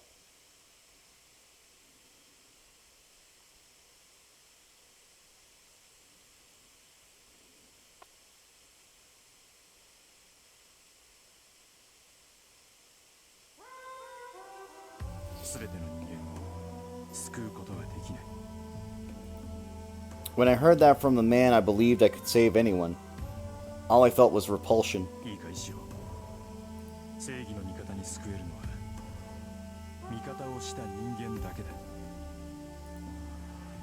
I didn't like those words either. I didn't want the person who I thought was a hero of justice himself to say such realistic things. Since that time, my life has been trying to overturn those words. There is no need for sacrifices. My body will hurt if you work hard and do your best. Nobody will be hurt if you work hard and do your best. My old man must have admired that as well. So,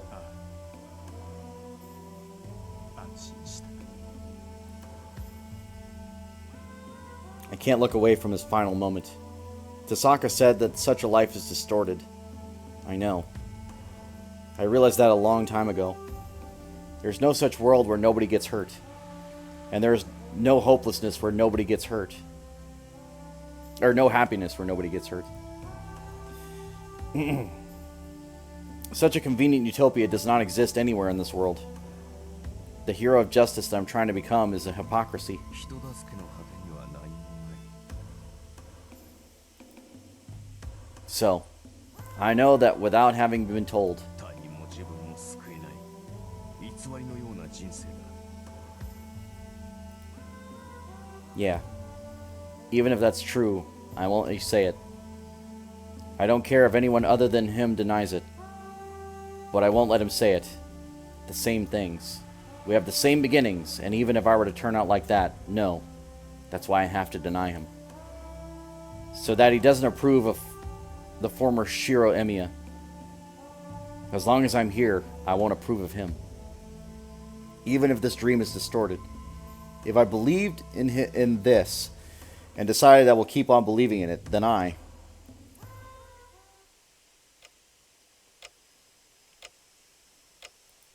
wake up. I look at the clock right away and see it's past 11 p.m. 目が覚めましたか、シロ。Saber says in a calm voice, sitting on her knees. It's already been half a day since we came back from the church. She must have been watching over me the whole time I was unconscious. Yeah, I'm awake. My body is fine. My fatigue went away and my headache is gone.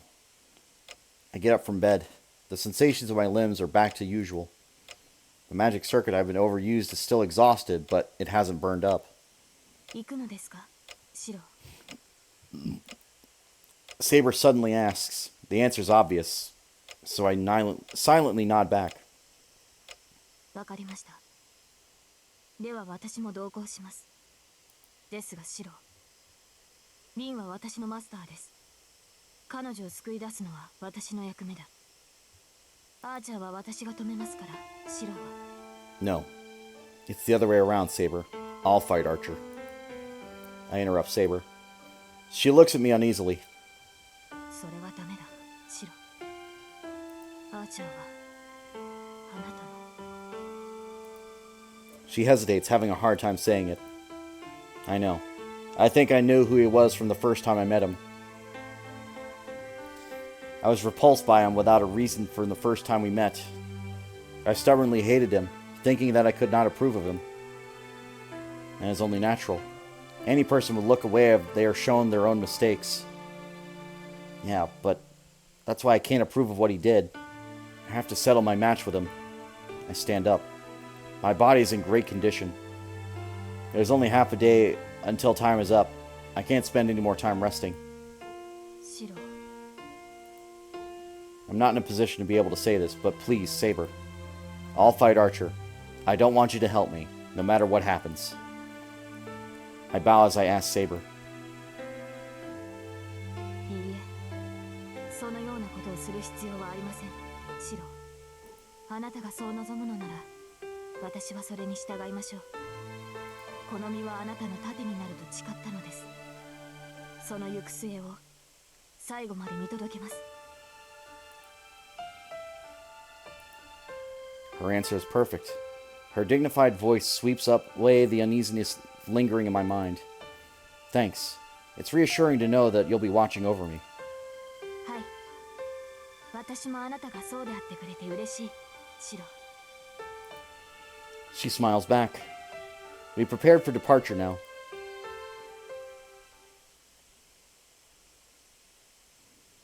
We leave my house.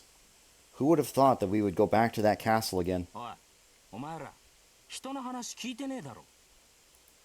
Huh? は？ We both turn around. Oh. Come to think of it, Lancer was still here. Oh. You have more free time than I thought. It just slips out. He seems to be aware of it himself, and he doesn't seem to deny it. ランサー、あなたが何を企んでいるかは知りませんが、私たちに同行しても得るものはありません。アーチャーはすでにマスターを持たないサーバント。あなたのマスターが倒したがるとは思えませんが。ああ、分かってる分かってる。別にアーチャーの野郎をどうこうしようって気はねえ。坊主と奴の殺し合いにも手は出さねえから安心しろ。では何のためについてこようというのです。私との決着を望むのならここでつけても構いませんが。いや、それも願い下げだな。俺は貴様のマスターと敵対する気はない。むしろ売りたいのは恩でね。ここらで貸しを作っておこうと、そういう腹だ。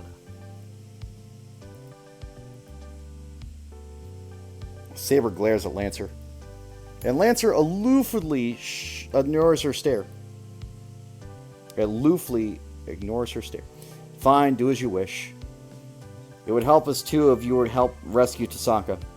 シロ、ランサーは敵です。そのような軽い決断は。Don't worry about that. He's twisted, but he doesn't lie. And he can't do anything that sneaky. He'd defeat us head on before he'd want to trick us. それはそうですが、しかし。 Well, I'll drive him away if you don't want to. But he'll follow us even if we let him be. In that case, it's easier to have him on our side so we can keep an eye on him, right? たった数日で随分と口がうまくなったのですね、シロ。Well, a lot happened. Anyway, that's it. Lancer, we won't concern ourselves with you, so don't bother us either. If you're fine with that, let's go. I called a Lancer who is watching us with a smile. 十分だ。いや、いいコンビじゃねえか。セイバーは見ての通り融通が利かないからな。お前が大人になってくれて助かったぜ。そのようなことはありません。融通が利かないのはむしろシローの方だ。私がどれほど苦労したか、あなたに何がわかるのです。そう。なんだ？聞けば話してくれるのか、セイバー。いいぜ。城までは随分とある。道中お前の苦労話を魚としよう。なぜ私がそのようなことを説明しなくてはならないのです。それこそあなたには無関係ではないですか。Saber accuses Lancer. Wow. Saber and Lancer really don't get along. I think that Saber would yell at like Tasaka. Or didn't think that Saber would yell like Tasaka. Oh well. Let's get going. We don't have the time to be playing around. We need to get to the castle as soon as possible. I leave the two behind and start walking. シロー、私は遊んでいるわけではありません。She must still be all worked up. As she yells as she catches up, Lancer keeps his distance from us and follows us aloofly. It's midnight. I know how long it takes to get to the castle from here. We should be able to make it in time. We'll most likely get there by dawn. We head towards the masterless old castle in the forest and start walking in the night.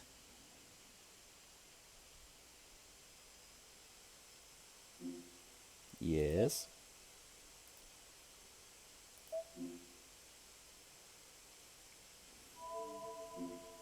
There's so many goddamn save points, it's crazy.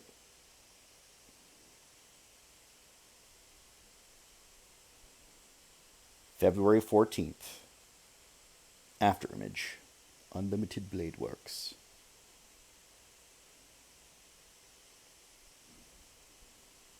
Great. Interlude 15-1. Here we go.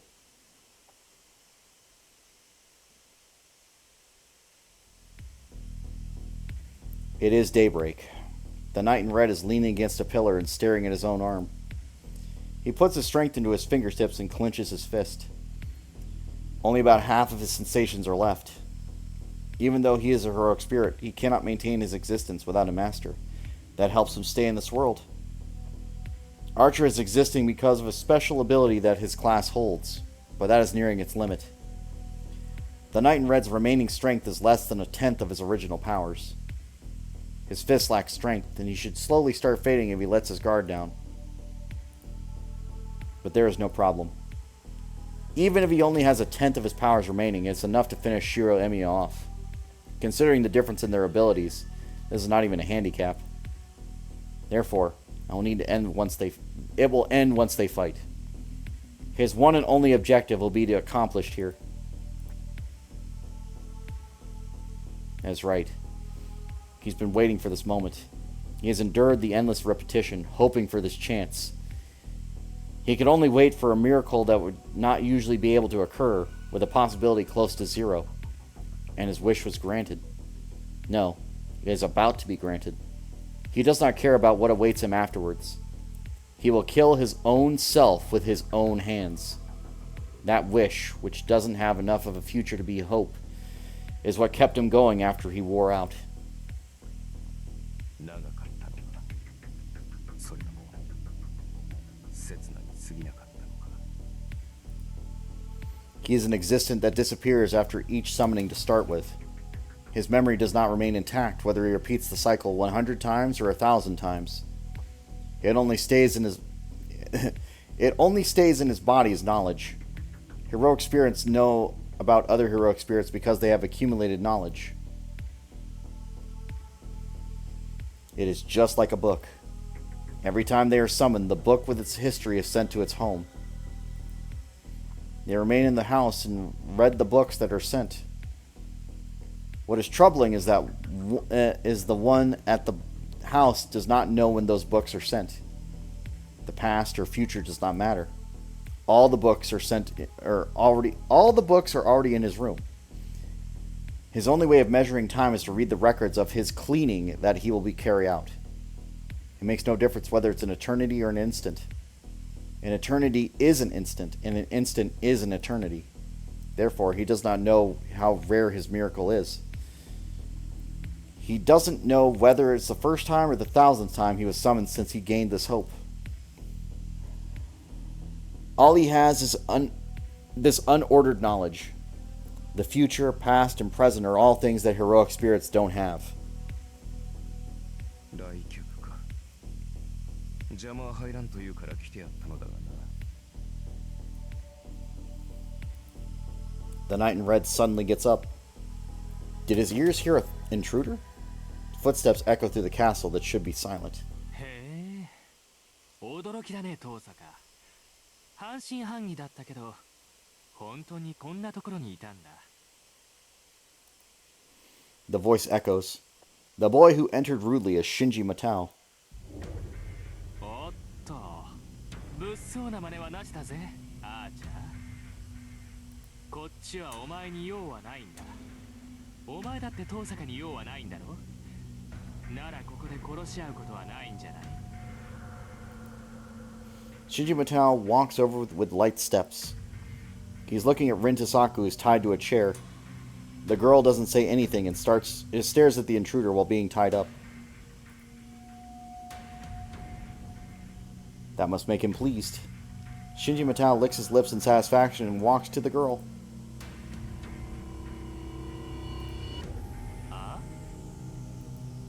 Shinji Matao glances in annoyance at the knight, who is staring down at him in silence. やるっていうの？本気だよ。お前なんて相手になるわけないじゃんか。Shinji Matao smiles and returns to the entrance. There stands the golden-haired boy, the 8th servant, Gilgamesh. He himself is a disaster. The golden servant looks at the knight with cool eyes. But within them, the red eyes distort from his smile, only have the intention to murder the enemy in front of him. The knight in red is still silent. It makes no difference whether Shinji Matao appears or the strongest servant is in front of him is already ready to attack. The knight calmly stares at the uninvited enemies. ブルってるんだろ、あーちゃん。いいんだぜ。別に恥じゃない。あいつはバーサーカーだって難なく始末したサーバントなんだからさ。お前がおじけつくのも当然。リンが欲しいのか、マトシンジ。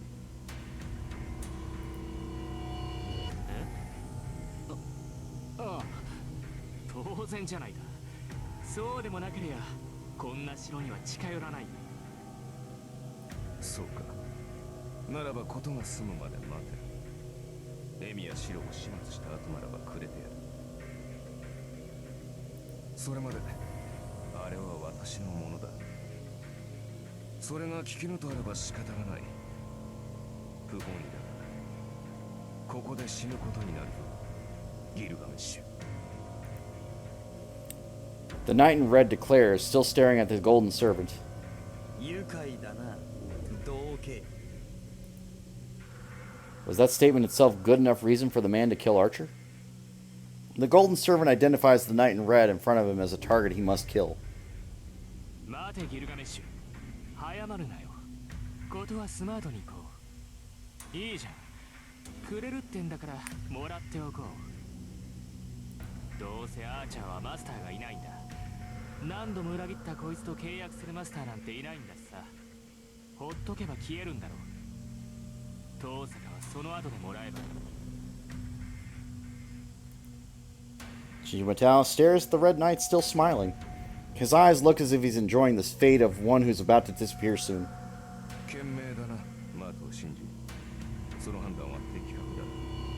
君はある意味誰よりもマスターにふさわし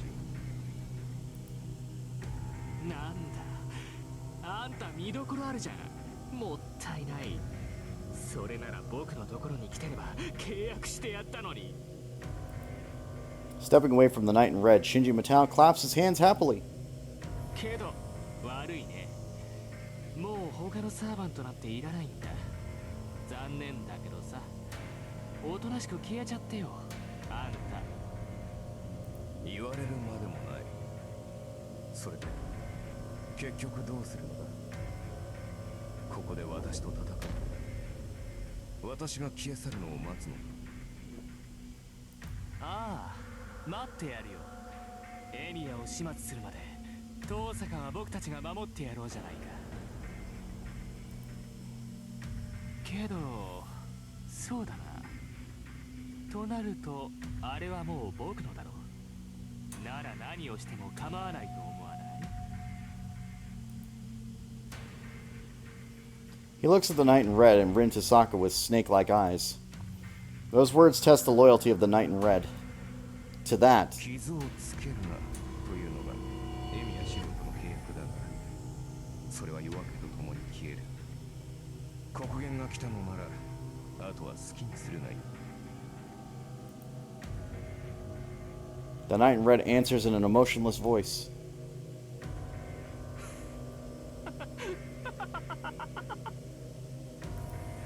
聞いたかよ、遠坂。お前のサーバントマスターを売っ払うってさ。 Sneering laughter echoes through the dingy room. The Red Knight leaves the room, as if he has no interest. He passes by Gilgamesh. He goes into the hallway, ignoring the red eyes that look at him, amused. At that moment, フェイカー the King of Heroes says, mocking him,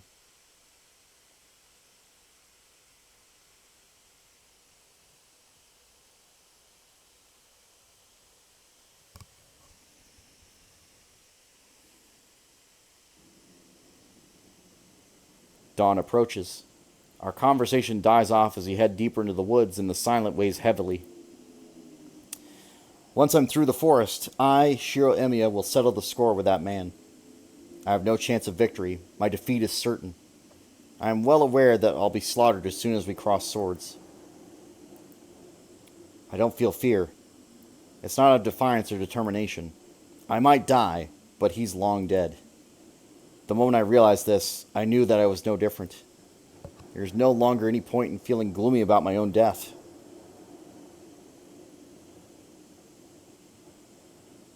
I pass the castle gate. Saber's expression is dark. She knows what sort of fight awaits me. She's troubled by me and by him. No matter who lives or falls, the same man will disappear. She's in anguish, unsure whether she should put a stop to this absurd duel. She glances skyward, her eyes looking severe, perhaps angry that such a vain battle must be fought.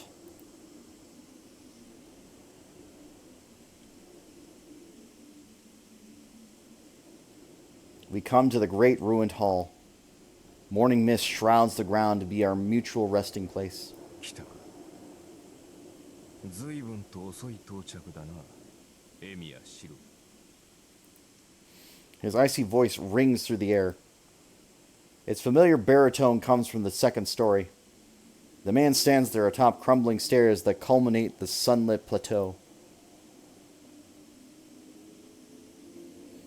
His crimson cloak seems distant and hazy.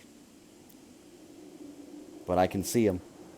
I can make out every exact detail of my enemy. We share the same eagle eyes after all. He is the servant assigned the role of archer. He is a bowman, yet not a bowman, a contradictory person who possesses a vast number of noble phantasms and hurls them out unsparingly. All his noble phantasms are replicas, and his personal noble phantasm is an ability to create infinite swords. I was the one who failed to realize his identity. Heroic spirits are summoned from all eras. If the past doesn't contain an appropriate hero, then one might be born in the future. I finally realized that there can't be two pendants. It's always been. そうだ。あれは命を救われたお前が生涯持ち続けたもの。この世に二つとない。遠坂凛の父の形見だ。It's a paradox for two of them to exist. If Shiro Emiya held onto the pendant for the rest of his life, then 英霊の召喚には必ず触媒が必要となる。お前がセイバーを召喚したように、召喚者と英霊にはつながりがなくてはならない。遠坂凛には英霊を呼び出すための触媒がなかった。故に彼女は呼び出したサーバントに何の縁もないと思い込んだ。fucking bots.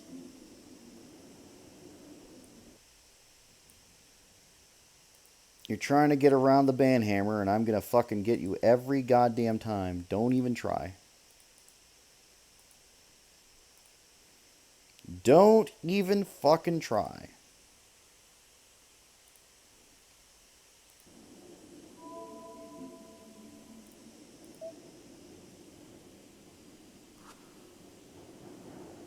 だが偶然で呼び出される英霊などいない。召喚者と英霊には必ず物質的な縁が必要となる。 If that's true, then there's only one explanation. Tasaka didn't have anything to connect herself to Archer, but そう、召喚者ではなく呼び出された英霊そのものが召喚者に縁のあるものを持っていた場合のみだ。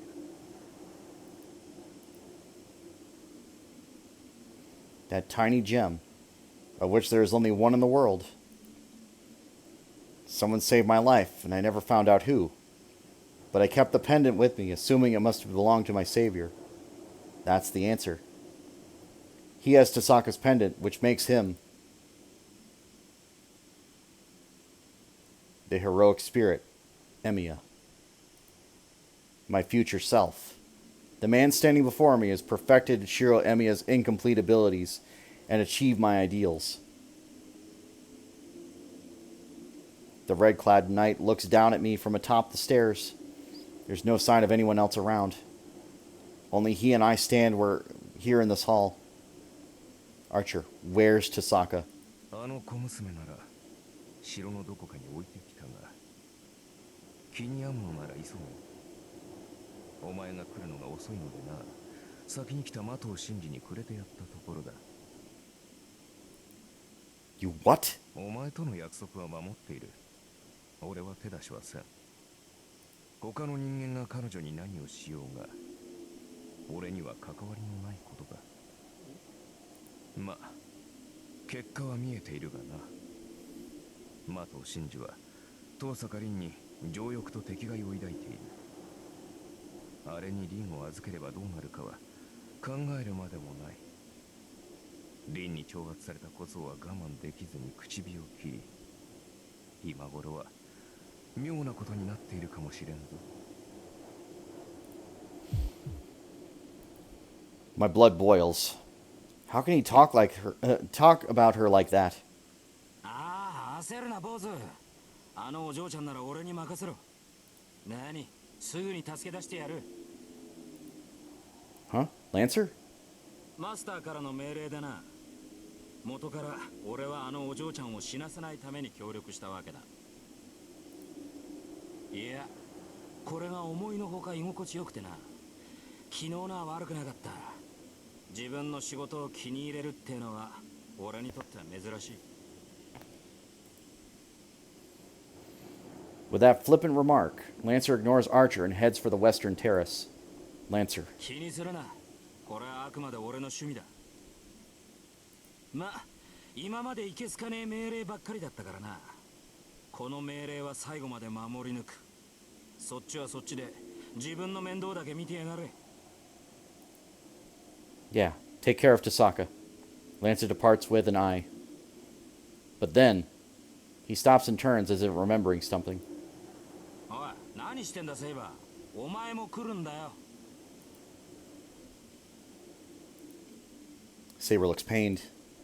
いいえ、私はここに残ります、ランサー。 Her response isn't what you'd expect from a servant. 本気か？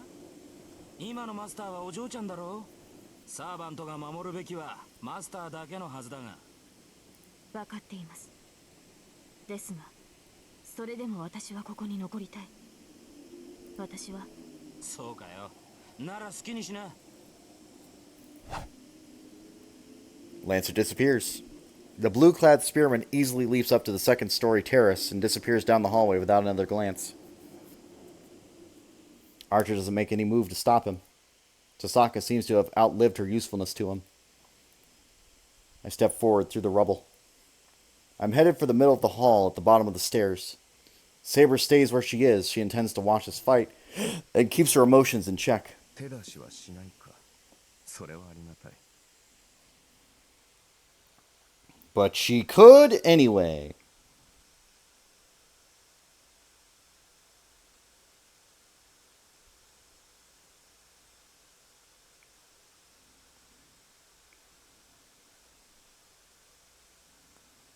Hmm. ここまで来てセイバーに邪魔をされるようでは、リンと契約を切った意味がないからな。 I can hear her hesitate. She inhales slightly and answers the man standing at the top of the stairs. ええ、私は手出しをしません。何があろうと、あなたとシロの戦いの邪魔はしない。それは結構。ならば安心して、小僧を始末できるというものだ。はい。ですが、その代わりに一つだけ答えてほしい。アーチャー。なぜあなたはシロを殺そうというのです？なぜも何もないだろう。そいつが俺を認められないように、俺もそいつを認められないだけだよ。そんなはずはない。あなたはシロだ。エミやシロという人物の理想、英雄となった姿があなたではないのですか？ならどうしてこんな自分を殺すような真似をするのです？なぜそう思う？未熟だった頃のエミヤシロとエミヤと呼ばれる英雄となった俺は別の存在だ。そうでなければ同時に存在などできないな。それはあなたがサーバントになったからでしょ。時間軸にとらわれない守護者になったのなら、自身が生きた時代に呼ばれることもあると聞きます。あなたはシロだ。シロがずっと思い描いて、その努力が叶った姿があなたのはずだ。なのに、どうして？ Why did you turn out so differently? I can hear her anguished question, even if she doesn't say the words aloud. He starts down the stairs without answering. He can't answer. If he could, then we wouldn't be here trying to settle things by force. あーちゃん。Saber challenges him without actually stepping forward. It's alright, Saber, you can back off. With one hand, I gesture her to move back to the entrance. ですが、シロ。I appreciate the thought, really. But we're beyond words now. His only goal from the start has been to kill me. Saber bites her lip in distress. She looks at me and then at Archer as he descends the stairs to the hall. なぜなのです、アーチャー。私にはわからない。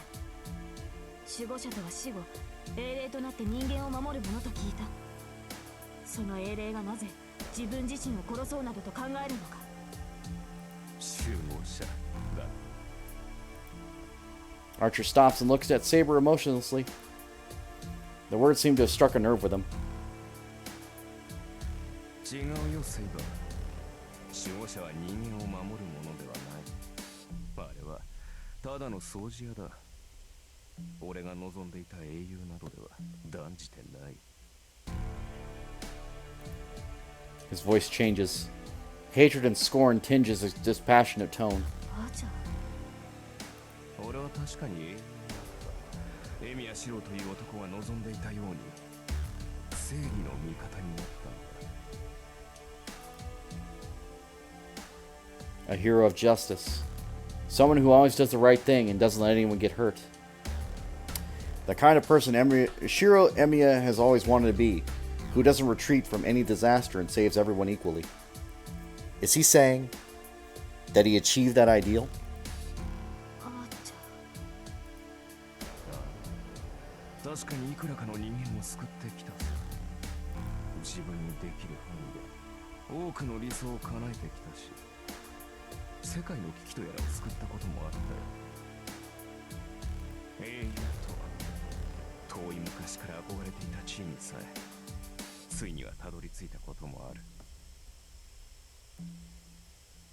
英雄にたどり着いたならシローは報われたのですね。少なくともここにいるあなたはエミやシローの理想を叶えられたのでしょう。ならあなたには悔いなどないはずだ。シローはちゃんとその理想を叶えたのだか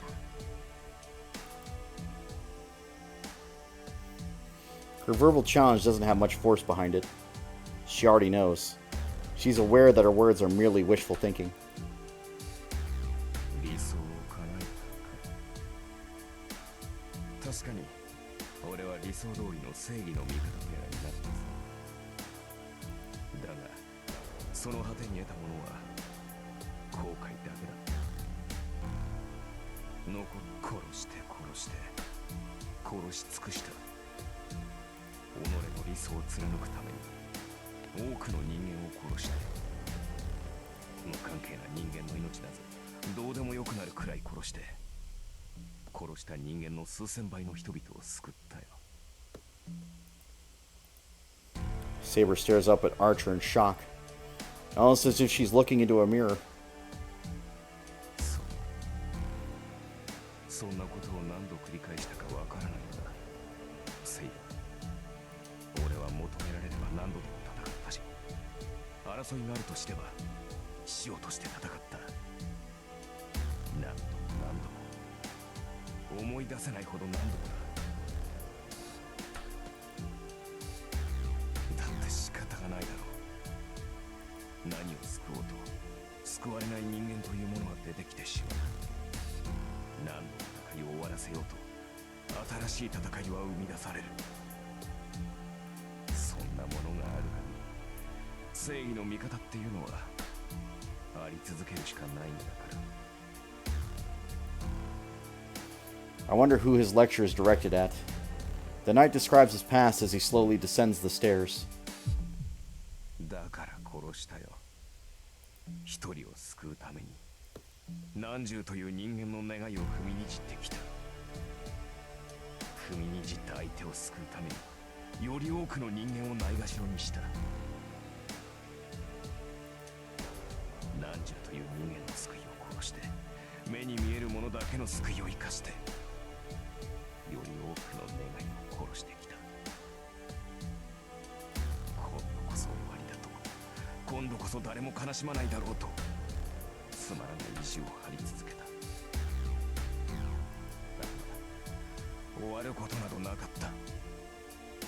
生きている限り争いはどこに行っても目についた。キリがなかった。何も争いのない世界なんてものを夢見ていたわけじゃない。ただ俺はせめて自分が知りうる限りの世界では誰にも涙してほしくなかっただけなのだ。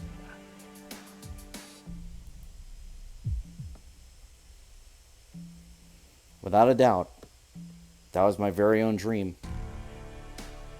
一人を救えばそこから視野は広がってしまうんだ。一人の次は10人、10人の次は100人、100人の次はさて何人だったか。そこでようやく悟った。それはなぜ？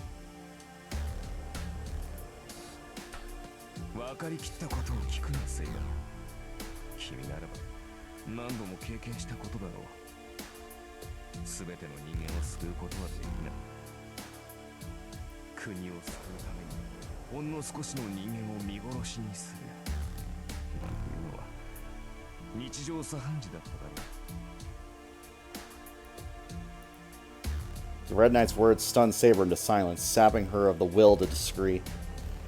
They must reflect Saber's inner darkness, too. そう、席は限られている。幸福という椅子は常に全体の数より少なめでしか用意されない。その場にいる全員を救うことなどできないから結局誰かが犠牲になる。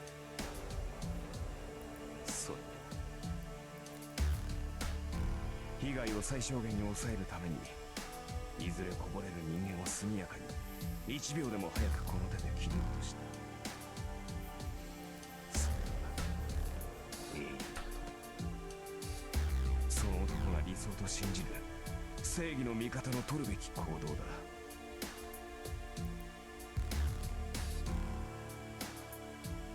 A wish for no one to be sad. An ideal to save as many people as possible. If someone holds both these ideas, then there's only one path to take once they contradict each other. A hero of justice can only save the people he's decided to save. If trying to save everyone means saving nobody, then saving as many people as you can with a minimum sacrifice is the right choice. 多くの人間を救うというのが正義の味方だろ。だから殺した。誰も死なさないようにと願ったまま大勢のために一人には死んでもらった。誰も悲しまないようにと口にして、その陰で何人かの人間には絶望を抱かせる。そのうちそれにも慣れてきてね。理想を守るために理想に反し続けた。自分が助けようとした人間しか救わず、敵対した者は速やかに皆殺しにした。犠牲になる誰かを容認することでかつての理想を守り続けた。それがこの俺、英雄エミヤの正体だ。そうだ、そんな男は今のうちに死んだ方が世のためと思わないか？ He's right. A superhero can only save the people he's decided to save. However, who ended up betraying those words in the end? それは嘘です。たとえそうなったとしても、あなたならばその誰かを自分にして理想を追い続けたのではないですか。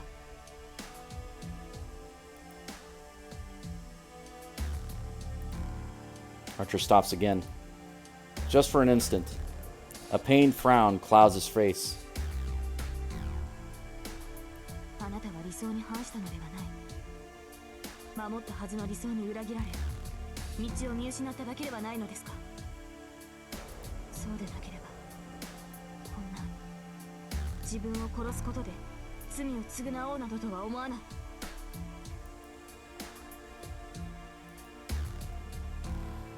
His sardonic grin disappears. Archer fixes Saber with a cold glare and...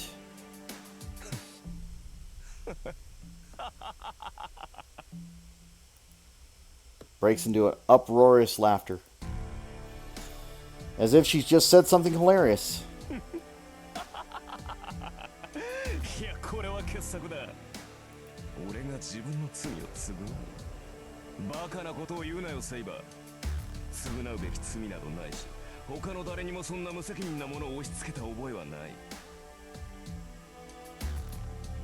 The Red Knight remains deadly calm. Only his low chuckle reverberates through the hall.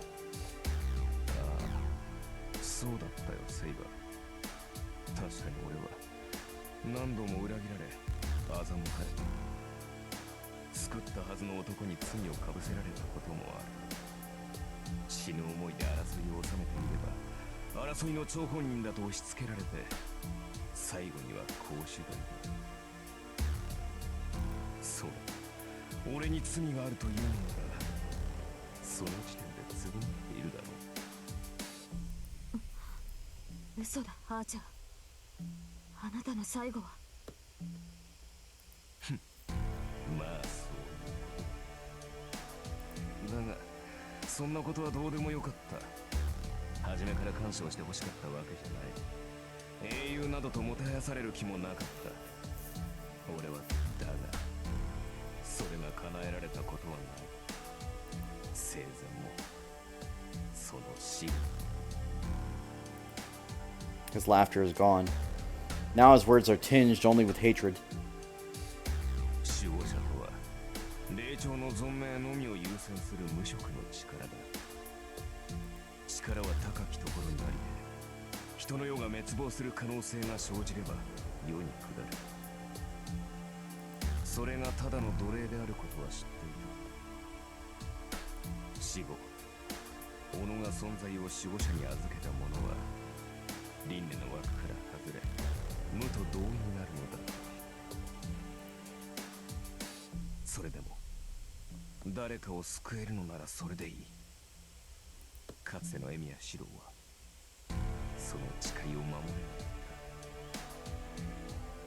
た。なら守護者となって人間の滅亡とやらを食い止める一体になるのならそれでいいと思ったんだ。だが実際は違う。守護者は人など救わない。守護者がすることはただの掃除だ。すでに起きてしまったこと、作られてしまった人間の業をその力で無にするだけの存在だ。それは人を救うのではなく、世界に害を与えるであろう人々を善悪の区別などなくすのだ。絶望に嘆く人々を救うのではなく、絶望と無関係に生を謳歌する部外者を救うために絶望する人々を排除するだけの殺戮者。馬鹿げた話だ。それが今までの俺と何が違う。 It's not different at all. In fact, it only created more despair.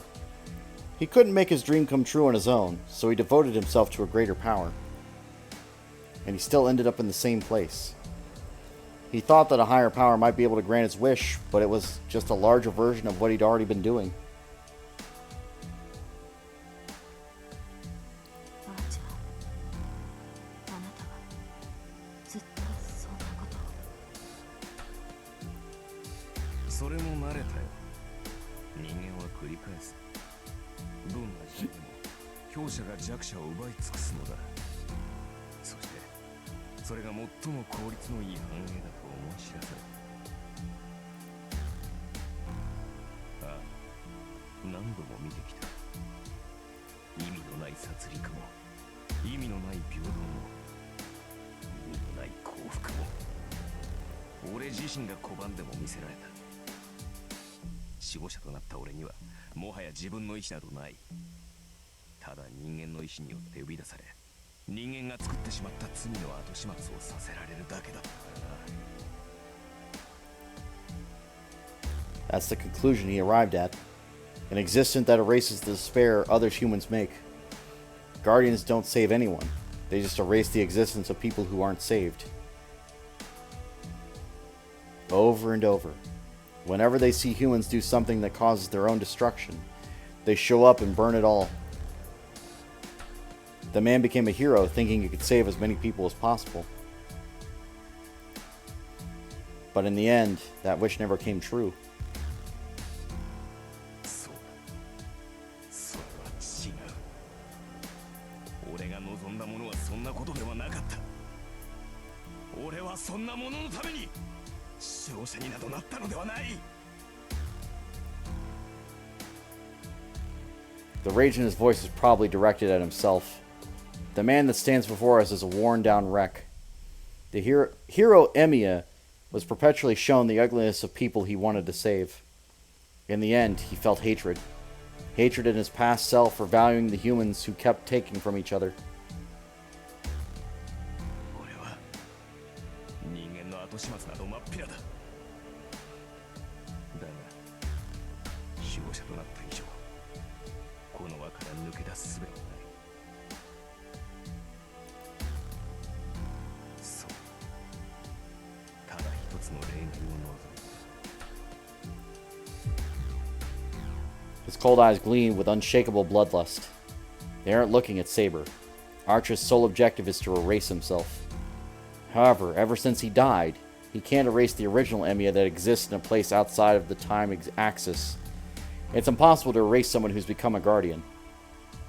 Guardians are of the void. There's no point in killing someone who doesn't exist in the world's axis. However, if it were possible, there would be only one way. If he were to kill himself before he became a hero, then that hero would never be born. Therefore, シロをここで殺すというのですか。他でもない。あなた自身の手によって。そう、その機会だけを待ち続けた。果てしなくゼロに近い確率だ。だが、それにかけた。そう思わなければ自身を許容できなかった。ただその時だけを希望にして俺は守護者などというものを続けてきた。それは無駄です、アーチャー。あなたはすでに守護者として存在しているのでしょう。ならもう遅い。今になって英雄となる前のエミやシロを消滅させたところであなた自身は消えはしない。そうかもしれん。だが可能性のない話ではある。過去の改ざんだけでは通じないだろうが、それが自身の手によるものならば矛盾は大きくなる。歪みが大きければ、あるいはここでエミヤというそれに焦いだ。俺はこの時だけを待って守護者を続けてきた。今さら結果など求めていない。これはただの八つ当たりだ。くだらぬ理想の果てに道化となり果てるエミヤシロという小僧への。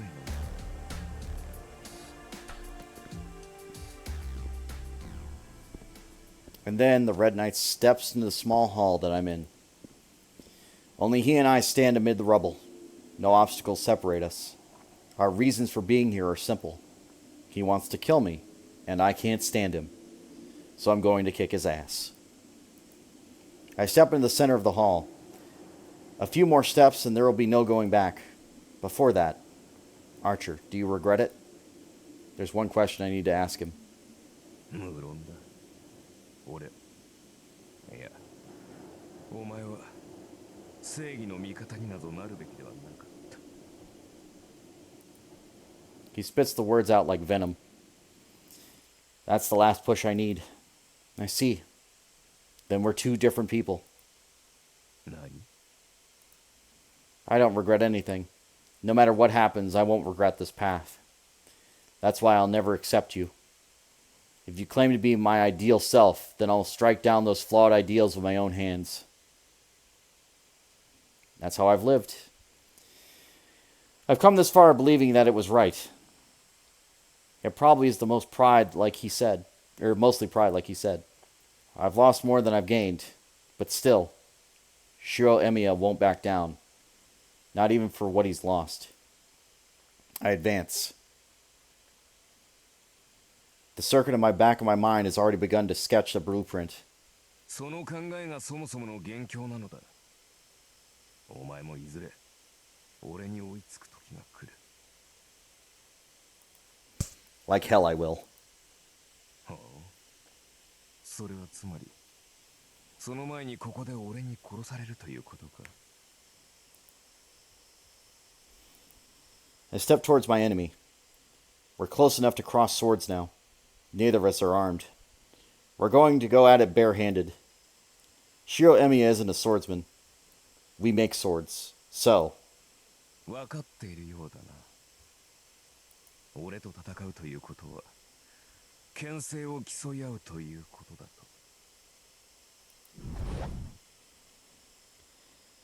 His hands grip a pair of swords. That night, that simple pair of blades that took my breath away at Ryudo Temple. They were rare masterworks forged by the famous smith at the cost of his wife's life. Trace on.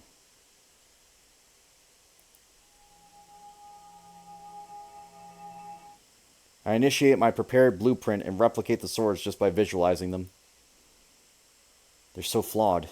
My swords, which I thought were perfect, were terribly vague compared to his. My inferior imagination has produced a degraded delusion. Most likely, they'll shatter against his swords. I take another step forward. A deliberate, firm step. Rubble crumbles beneath my feet. The sound seems to declare a start to the duel. 俺の牽制についてこれるか。わずかでも精度を落とせば、それがお前の死に際になろう。Our swords confront each other. An identical pair of weapons, 4 blades, overlapped as if attracted by magnetic force and clash.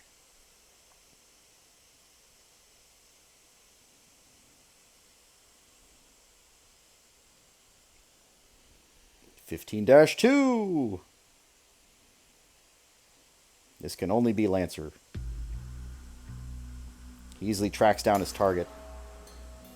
Lancer may seem to be as if he specializes in combat, but he's actually quite skilled at magecraft. He learned to master more than just Gay Bolg in the arcane fortress called the Land of Shadows. He is the hero because he learned the 18 primordial runes. Of course, he rarely flaunts his magical skills because he prefers to fight with a spear rather than magecraft. Today is one of those rare occasions. He dropped something which had been running on the ground. A rock inscribed with the Burkano rune returns to being a mundane pebble, its task complete.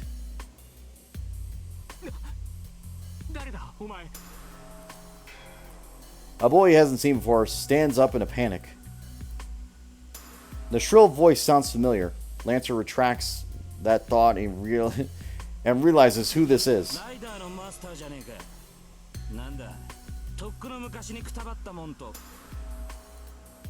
He breaks off. Rin Tasaka is behind the boy. She's tied to a chair. That's fine. She's being held captive, so that makes sense. But several details stand out. First, her chair is tipped over. Since Rin Tasaka is tied to the chair, she's on the ground too. There's sand on her long black hair and something red around her mouth. She probably cut her lip. It's slight, but one can make out bruising around her lips.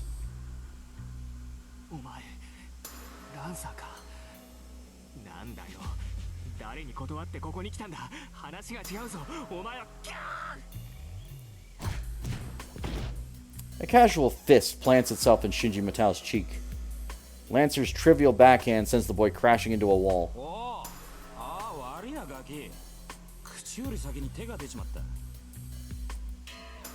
He looks unconscious, but not dead. Granted, if Rin Tasaka's face had been a little paler and her clothes more disheveled, it wouldn't have ended with just a knockout. He would have paid the heavy price. To be clear, Lancer doesn't care about the treatment of prisoners.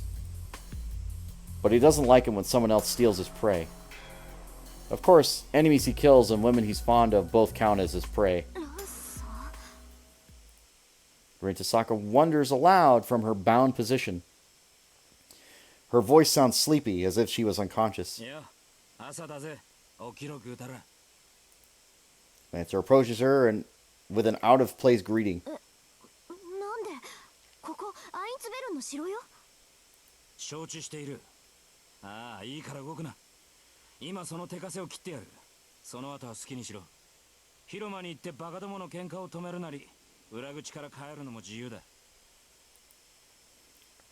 His crimson spear materializes in a whirl of air.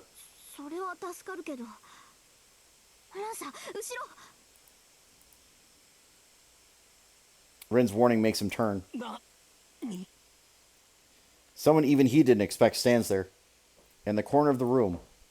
With firm footsteps, a man walks past where Shinji Matao pancaked into the wall.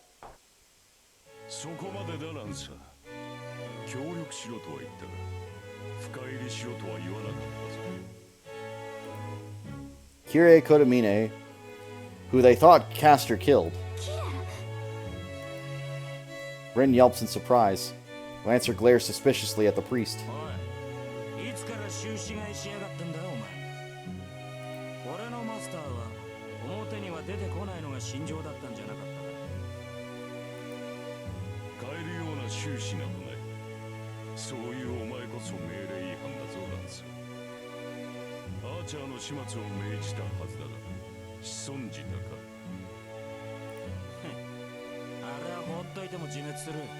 その前にやり残した仕事を片付けに来たんだが、お前がここにいるということは、そこのガキはお前の差し金か？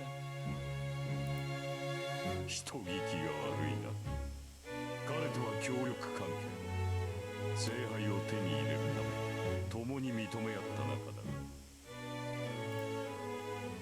Shinji Matao groans with underneath the rubble. The priest doesn't even spare him a glance. そう。あんたがそう簡単にくたばるわけないと思ったけど、しぶとく生きてるばかりか。裏でこそこそ手を回してたのね。悪趣味ここに極まれっていうか、人畜無害な神事を懐柔してどうしようっていうのよ、キレ。なるほど。あれを人畜無害と取るか。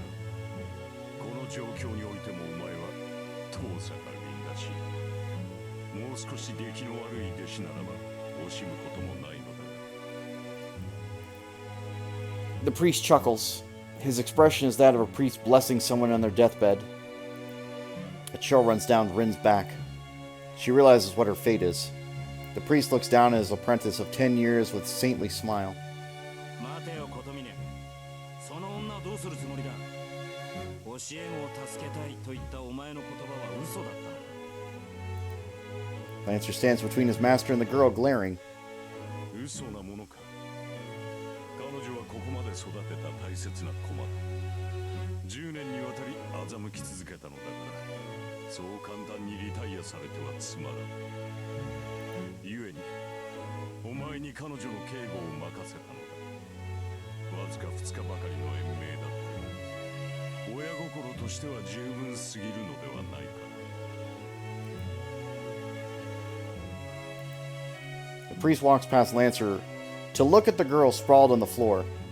Rin glares up at her former mentor. ねえ接心、あんたならやりかねないと思ったけど、本当にマスターだったなんてね。監督役のくせにゲームに参加するなんて反則もいいところじゃない。その割には落ち着いているな、リン。やはり気づいてはいたのか。当然でしょ。自分のサーバントを見せなかったのもあんたを疑ってたからだもの。けどね、まさか初めっから騙されてるとは思わなかったわ。初めから。 The priest frowns. It seems that he wasn't expecting her to say that. 何なの？文句あるっていうの？キレ。いや、初めからというが、それはどのあたりを指しているのかと思って。 His lips twist into a sneer. The priest gazes down on the look of true elation. キレ、あんた。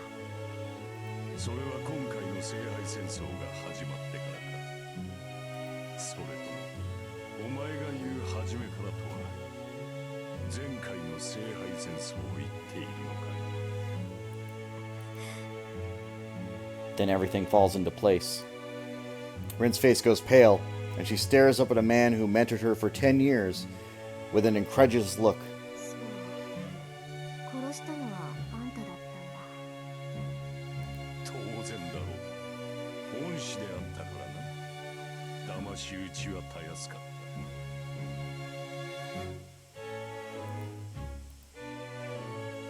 た。 There's a grinding noise. The girl is staring at the ground, gritting her teeth in anguish. 行き場に迷えクソ神父。断言してやるけど、あんたに居場所なんてないんだからね。地獄だってあんたみたいなのは願い下げで、煉獄だって他の連中がずぶとくなるってんでたらい回しよ。あんたみたいな生き損ないはね、性に合わない天国あたりで針のむしろにくるまってろっての。 In a rage, she hurls her abuse after abuse at him. Of course, the priest isn't bothered by such trifles. Someone else is taken aback by the girl's sudden fit, however. Shinji has never imagined that Rin could bear such emotion, even in his dreams. 琴峰、どうせかは僕がもらったんだって知ってるだろ。あいつに用があるのは僕だけだ。あんたはただ教会でこっちの守備を待ってればいいんだよ。いや、用ならばある。彼女にはここで聖杯になってもらわねばならないからな。 Shinji doesn't understand what the priest is saying. Only the priest and the girl he intends to sacrifice do. アーチャーとセーバーが消えればいい加減頃合いだ。いらぬ抵抗され鮮度を落とされても困る。ことは迅速に済ませてしまう。 The priest steps away from the girl. Only Lancer is in front of Rin now, armed with his spear. 貴様そのゴミを始末しろランス。器に心臓はいだ。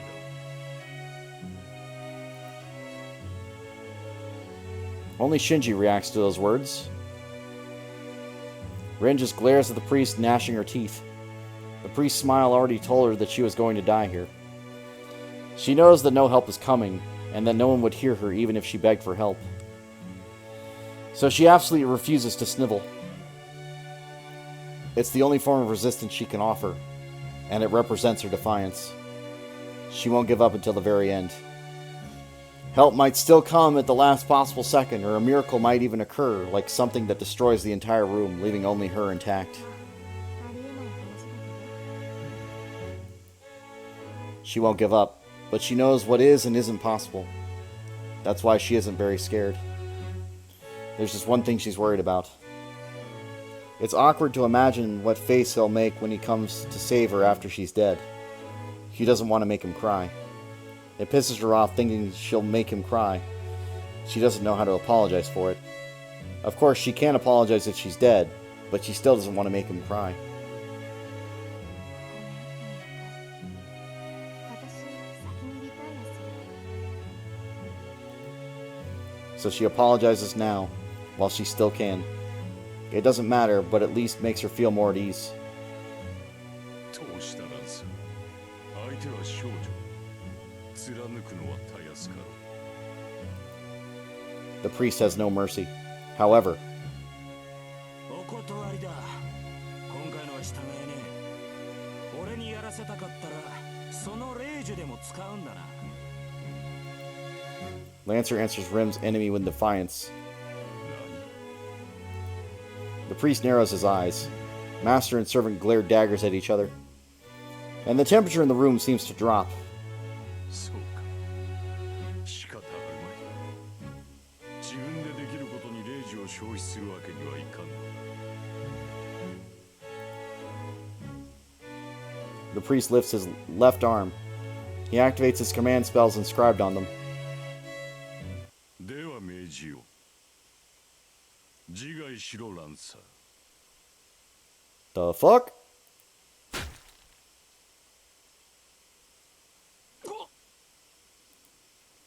Lancer coughs blood. But the red droplets that dribble from his mouth pale in comparison to the torrent of blood gushing from his chest. 琴峰貴様 His murmur can't even be heard. Lancer has stabbed himself through the chest with his own spear, completely destroying his heart. さらばだ。お前の役目はとうに終わっている。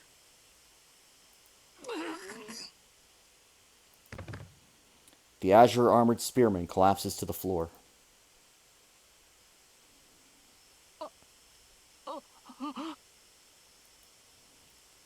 Pooling scarlet seeps into the floor. Lancer shows no sign of getting up. He has fallen by his own spear on his master's order. The priest moves. He approaches Rin with an easygoing steps and takes a knee next to her. He reaches out with a hand to the bound girl's chest as if to pluck her heart out. 琴峰約束が違うじゃないか。遠坂は僕にくれるって言っただろう。 The priest glances at Shinji without answering. ダメだ。遠坂はダメだ。そいつには借りがいっぱいあるんだから。生きていてくれなくちゃ困る。 Shinji whines, his back to Lancer's corpse.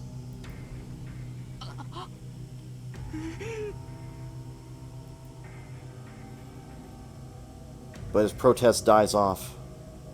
The boy cowers away from the priest's severe gaze. The priest looks back down at the girl. 最後に何か言い残すことはあるか。遺言ぐらいは聞こ A simple concession. こういう時の私が何を考えているかあんたなら知ってるはずでしょ。 Rin answers him in her usual tone. う。そうだ。最後まで諦めないのがお前だリン。同時に覆らない現実を瞬時に認めるのもお前の素晴らしさ。いいぞ。その矛盾はなかなかに芳醇だ。 He doesn't hesitate. The priest roughly shoves his hand in the girl's chest, where her heart would be.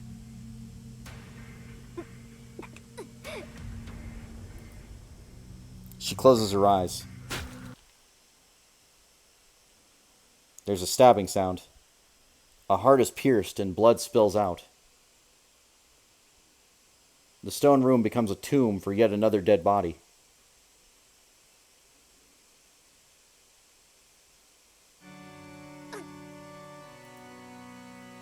Rin is the one who gasps. The floor is drenched in blood. The dripping comes from somewhere high up. From the floor, Rin looks up to see what's coming from the priest's chest. Blood rises from his esophagus. The hole in his chest is obviously a fatal wound. And the thing that stabbed him from behind is none other than a cursed spear known especially for piercing. The priest feels no emotion. He simply looks at Lancer behind him, blood running from his mouth. You knew this was going to happen, dumbass.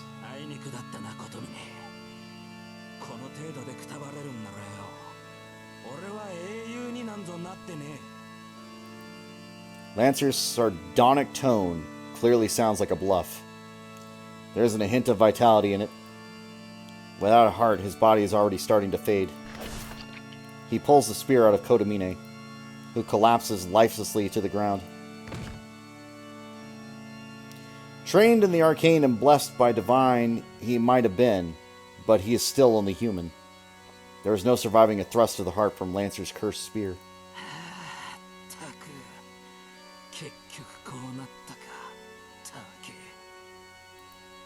Lancer leans his crumbling body against the wall, but it buys him a little time. After collapsing once, he's bound to disappear for good. He's lost his heart and his master. The only reason his body is somehow still holding together is because of his legendary tenacity.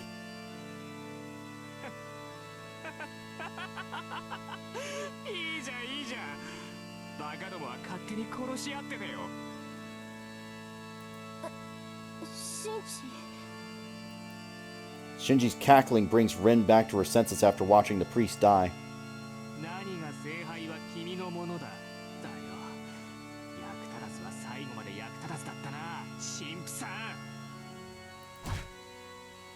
Shinji kicks the priest's body. It doesn't move at all. Pleased with himself, the boy kicks the priest's face as hard as he can, making a dry, crunching noise. The sound and sensation delight Shinji more than he expected.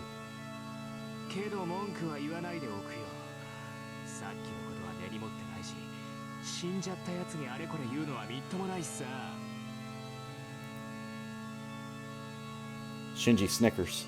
Having lost all reservation, he closes in on Rin eagerly.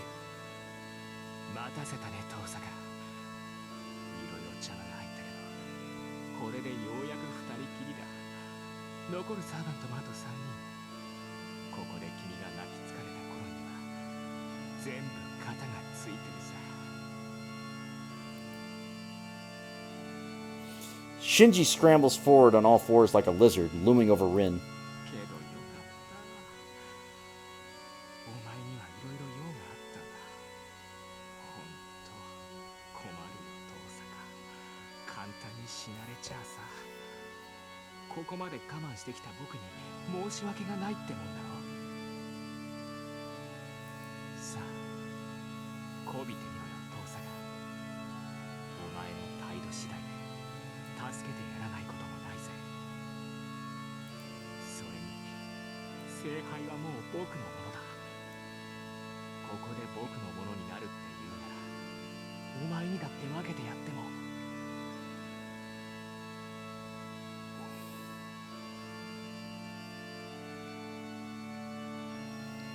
呆れた。本当にバカじゃないのあんた。 Tied up and on the ground, Rin scoffs like she's talking to a child. なんだって。まだ懲りないのかって言ってるのよシンジ。あんたは綺麗にいいように使われてただけでしょ。いい？あのサーバントは扱いきれるものじゃない。そんなこと近くにいるんだからあんただって分かってるでしょ。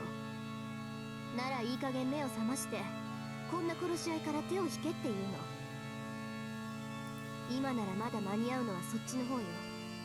死にたくなかったら1秒でも早くここから逃げ出しなさい。何を言い出すかと思えば結局は命乞いじゃんか。バカはお前だよ遠坂。目障りな琴峰は死んだんだぜ。今さら何が僕の邪魔をするって言うんだ。 Shinji reaches for Rin's body, but the second he does, he goes flying for the second time. Shinji slams into the wall again. ガキがそいつはてめえなんかが触れていい女じゃね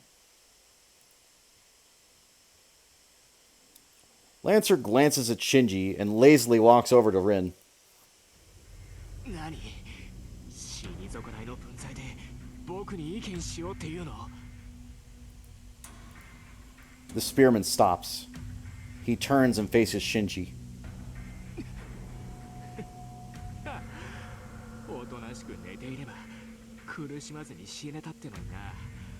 さっきといい今度といいお前楽には殺さないからな。ほら出番だぜギルガメッシュ。こいつカッコつけて死にたいんだってさ。 Shinji raises his voice. He calls for a servant, the mightiest slayer of heroes. おいなんだよ。何やってんだよあいつ。聞こえないのか。早く来いって言ってるだろ。 His voice rings out.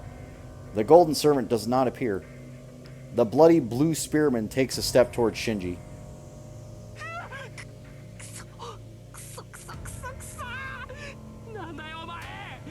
死に損ないのくせに何かっこつけてんだよ。消えろよ。目障りだってわかんないのかよこの化け物。 A strike whips out. A single precise strike, like a flash of light, stabs Shinji in the right shoulder.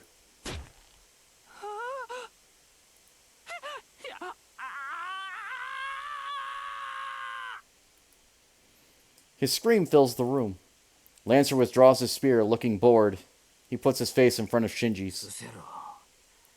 死に損ないでもな。お前程度なら1000人殺したところで支障はない。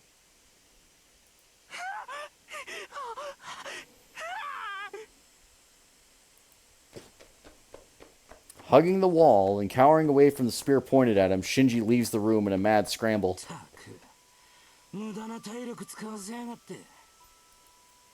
With a heavy sigh, Lancer walks over to Rin. The wind-cutting spear severs her bindings like tissue paper. ありがとう。助かったわランサー。 Rin thanks him for her freedom. She bows to Lancer, ignoring the filth around them. ま、成り行きだからな。礼を言われる筋じゃね。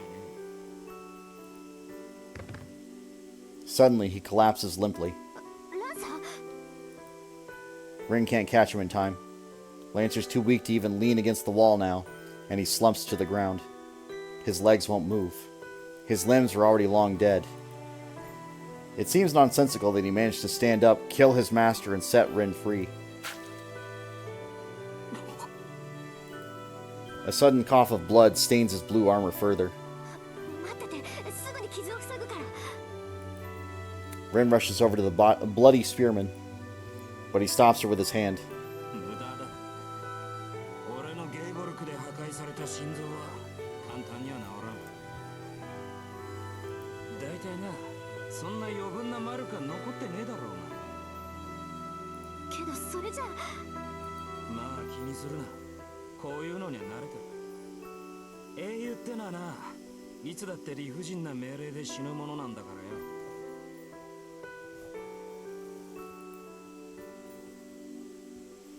His easygoing tone is the same as it always is.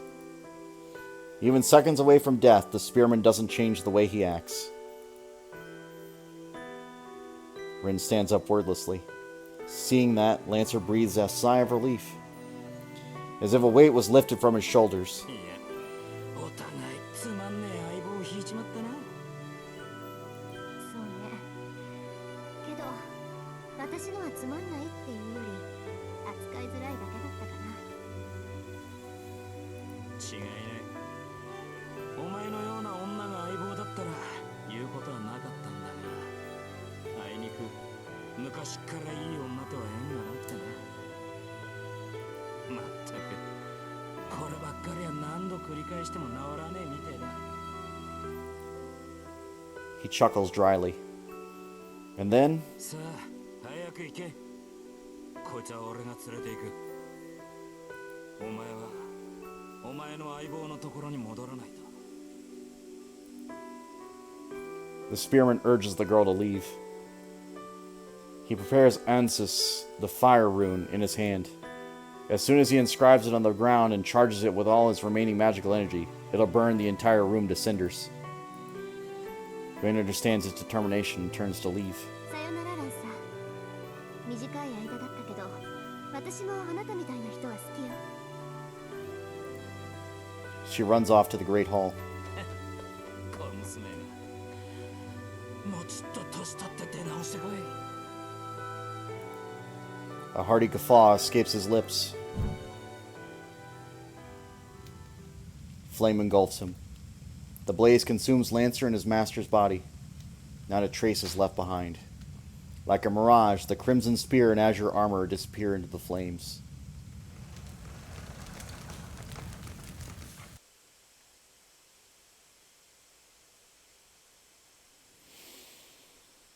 Whew!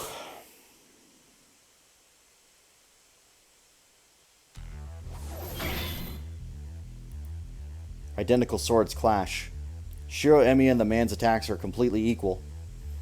Yet each time they clash, my blades break, and I'm wounded badly.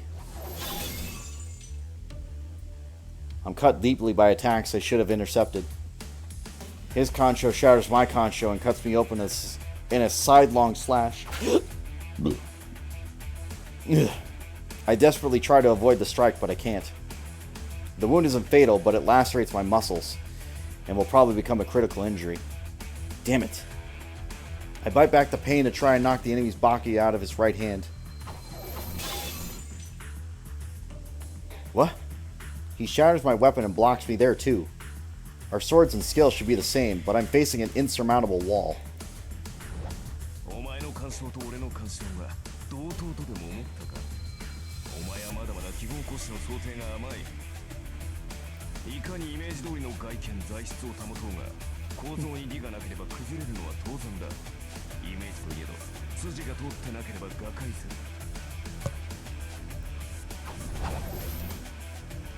Simultaneously, he unleashes attacks to cut open my flank and my forehead. I immediately project a pair of swords to parry with. I have a headache so bad it nearly blinds me. It isn't from a burden of the projection. It's that headache from before. The hunch I had when I was looking for Tasaka. The fever I get every time I face him. This time is the greatest burden yet, and it's driving my body crazy.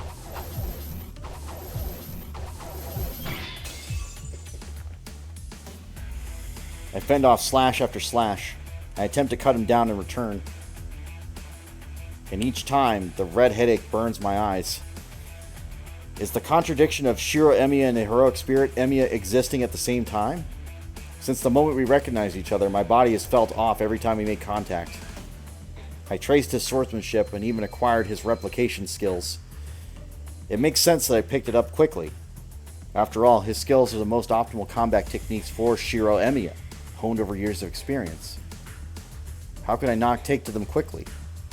In trying to catch up to him, I've learned things about my future self that I shouldn't have. Yeah. My eyes go numb. Each swing of a sword, each shower of sparks creates a flash of light, robbing me of my vision. My skills can't keep up, and each attack dyes my vision red. I wouldn't mind it if that was all this was. My body is already torn to shreds. A headache is nothing compared to the feeling of having my stomach torn open with a branding iron. The problem is the headache won't stop as long as there's something else to draw out from him. 都合5本目だな。投影による複製ではそろそろ限界か。お前の魔力量はよくわかっている。そのざまでは残り3本。わざわざあれを見せてやったというのに、未だそんな勘違いをしているとはな。I hear a hint of disappointment in his taunts. The wrong idea. As if that matters right now. More importantly, I need to do something about this headache. It's coming for you. ともあれ、至ったところで不可能ではあるか。今のエミやシロが生成できる魔力では足りない。そう、どちらにせよ。My headache worsens. He brandishes his sword as if to settle this once and for all. 貴様に賞賛など一部たりともなかったということだ。 And brings his sword down on my head in a crisscross slash. I raise my swords to defend and they shatter. My body goes numb, like it's been pounded with a sledgehammer, and the headache burns not just my eyeballs but my brain.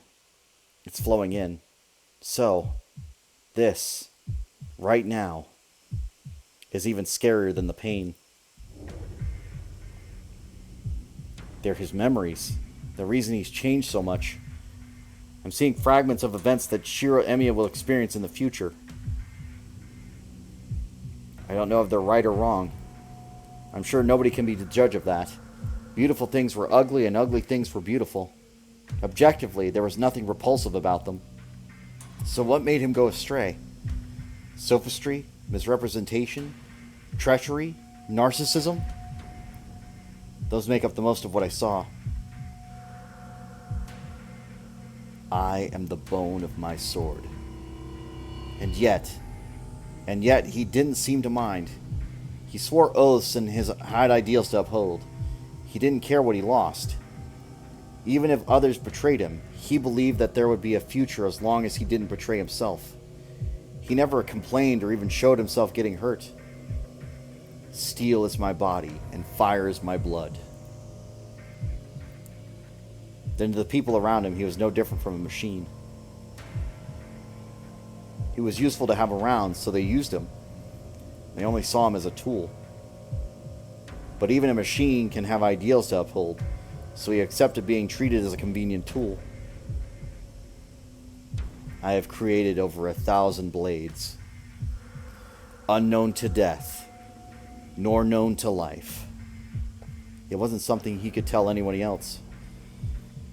The more he failed to save people and the more he killed, the less he could profess his ideals. Eventually, his only option was to stick to them as resolutely as he could. The result? Shiro Emiya failed to uphold the ideals he dreamed of even once, and learned that his was a nuisance spouting foolish drivel. Have withstood pain to create weapons.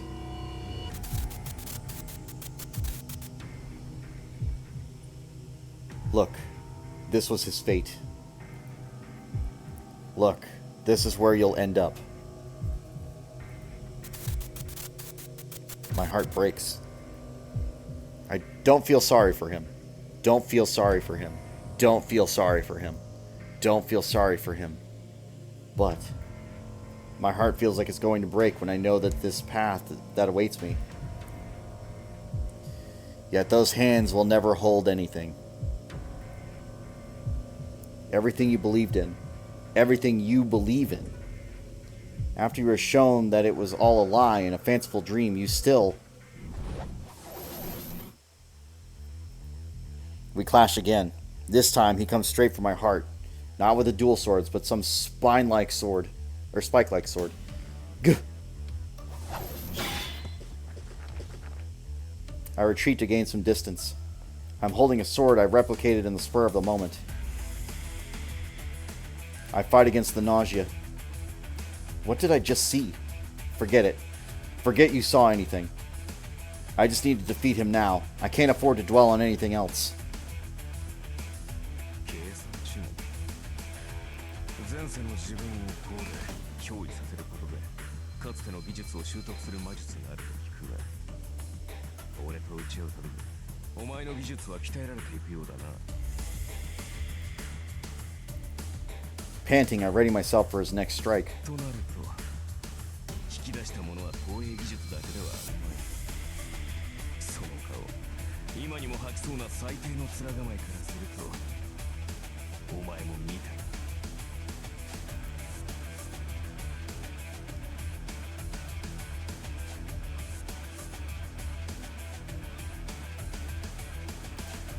He holds his breath. Don't make me say it. Don't make me remember. If you tell me what I just saw, I... ならば話は早いそれは全て事実だエミヤしろ The red cloak flutters. In an instant, he closes the gap and thrusts a spike at me. My weapon is destroyed in one blow. A sword I hastily projected for the first time can't hold up against his weapons. And yet, he throws aside his weapon while I'm unarmed. The next projection is Durandal, said to be a sword of conquerors.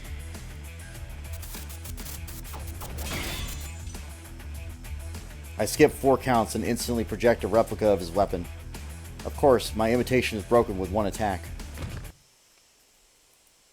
I've fallen. I was pushed back and fell backward into the rubble.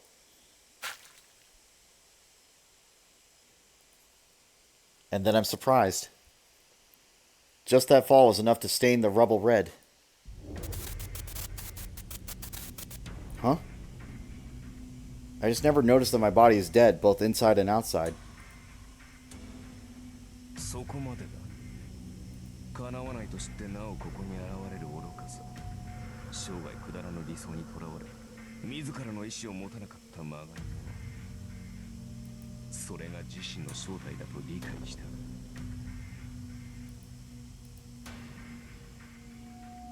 His voice resounds. I'm covered in wounds. Each of them is deep enough to sink a finger into. I'm seriously screwed. そんなものに生きている価値はない何よりこの俺が確信しているのだエミヤシロという男の人生に価値などないただ救いたいから救うなどそもそも感情として間違えている人間として故障したお前は初めからあってはならない偽物だった I have almost no magical energy left. To make matters worse, my magical circuits are burning. They've been burning since yesterday's projection, actually. Something that was about to break is now completely broken, that's all. But my body protests that it can still fight.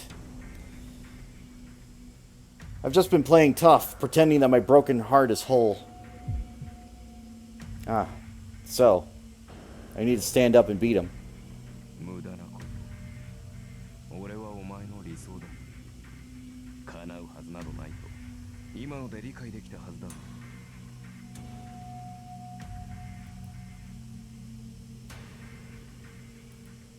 I invest what remains of my consciousness into all of my circuits.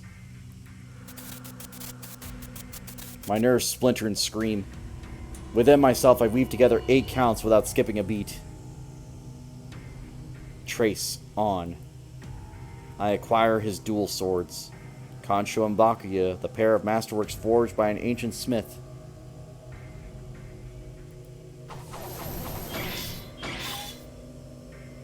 I swing. I keep attacking over and over with all my remaining strength until I burn out. Dual swords need dual swords to intercept them. Archer switches weapons to Kansho and Bakuya, then defends against my combo without taking a single step back. そう認めるわけにはいかないのは道理だ俺がお前の理想である限りエミヤシロは誰よりも俺を否定しなければならない His calm words piss me off. He just keeps quipping at me while I can hardly even breathe. Damn you! I attack desperately.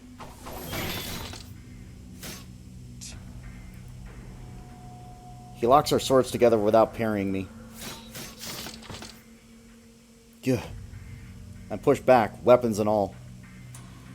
There's a vast gap in our physical strength. I don't have a chance of winning a pushing match. では聞くがなシロ、お前は本当に正義の味方になりたいと思っているのか。 For an instant, the question makes my mind go blank. What kind of question is that? I don't want to become one. I will become one. I put my muscle into it and glare right back at him. And he answers. そう、絶対にならなければならない。なぜならそれはエミやシローにとってただ一つの感情だからだ。逆らうことも否定することもできない感情。たとえそれが自身の内から現れたものでないとしても。 His heart-wrenching words make me stop in my tracks. What? It's a desire that didn't come from within me. I deny it before I even consider what that means. I can't let him make me say it. I can't realize what he means. Deep down, I know that if I comprehend what he means, then Shiro Emiya's very foundation will crumble away. その様子では薄々感づいてはいたようだな。いや、初めから気づいていて、それを必死に遠ざけていただけだったのか。今の俺では思い出すことさえできないわ。 No. I clamp my lips shut. I don't want to know. I know that I shouldn't know. Still, I finally realize that I have to know it. Shiro Emiya's paradox. The answer to what my mistake was, and what's wrong with me. 俺にはもはやお前の記憶などない。だが、それでもあの光景だけは覚えている。一面の炎と充満した死の絶望の中で助けを請い、叶えられた時の感情。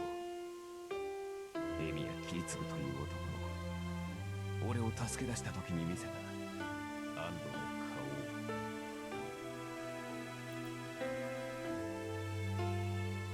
顔。 I'd accepted my death, and my heart was empty. Then someone saved me. My rescuer smiled at me with tears in his eyes. When I saw that, I thought that he looked happy. そう、お前はただ一人助けられたことで、助けられなかった人々に後ろめたさを感じていたわけじゃない。 ただエミやキリツグに憧れただけだ。あの男のお前を助けた顔があまりにも幸せそうだったから自分もそうなりたいと思っただけ。 Right. Back then, I wasn't the one who was saved. I consider a thought that I had been avoiding. If Kiritsugu caused that fire, then the guilt would have been unbearable. It was a tragedy without a single survivor. Kiritsugu must have searched for survivors like a man possessed. And then he found one, when none were expected. He found a child that should have been beyond helping, who shouldn't even have been alive. What a miracle that must have felt like. But I understood that he saved me. I didn't know his circumstances. It was good enough for me that someone rescued me from that hell. Even if the emotion was directed at himself, his will to save me and the earnestness of wishing for someone to be saved were all genuine. And that was enough. It was enough for me that Kiritsugu Emiya saved me after I became nothing. That's why. 子が親に憧れるのは当然だ。だが、お前はそれが行き過ぎた。エミやキリツグに、エミやキリツグがなりたかったものに憧れるだけならよかった。だが、最後に奴はお前に呪いを残した。言うまでもないだろう。それがお前の全てだと言ってもいい。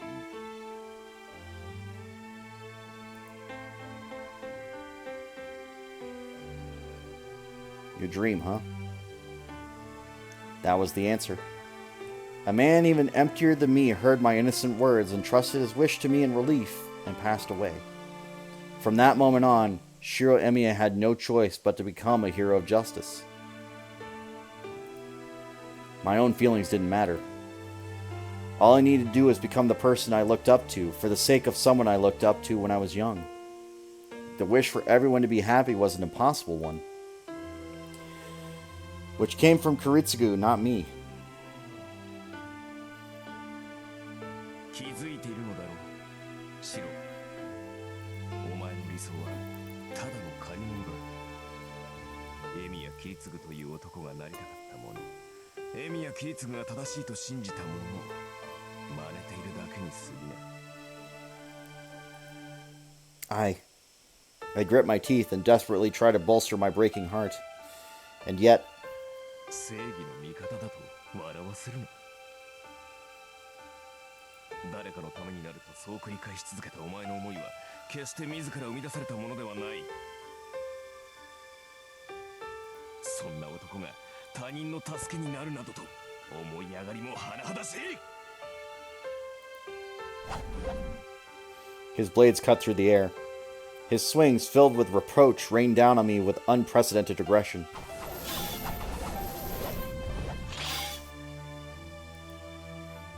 As I watch the raging fury of blows, I accept that I'm going to die here, just like I did 10 years ago.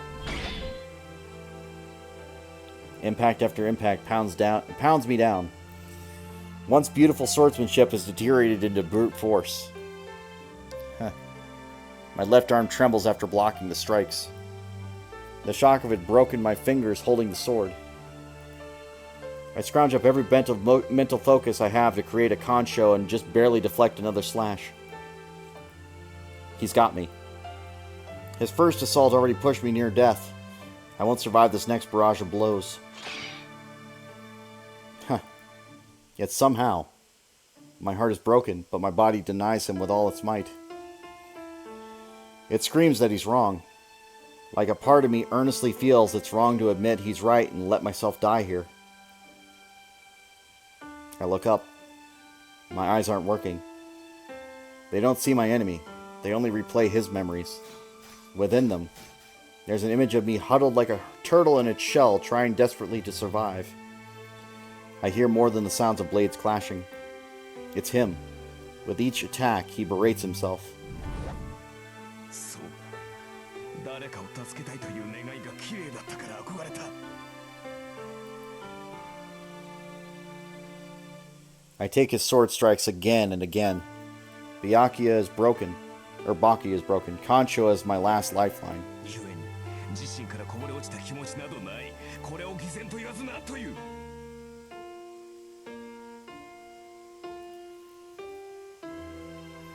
Concho breaks and my life begins to peter out.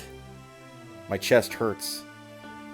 Shiro Emiya's heart is torn apart, not by the waterfall of sword strikes, but by Archer's words. この身は誰かのためにならなければならないと脅迫観念に突き動かされてきた。それが苦痛だと思うことも破綻していると気づく間もなく、ただ走り続けた。 Denial after denial. With each rejection, I lose my will to fight. My body already wants to retire, unable to take the physical shock. And yet, that very same body keeps denying him desperately. だが、所詮は偽物だ。そんな偽善では何も救えない。 They almost spelled anything correctly there. いな、もとより何を救うべきかも定まらない。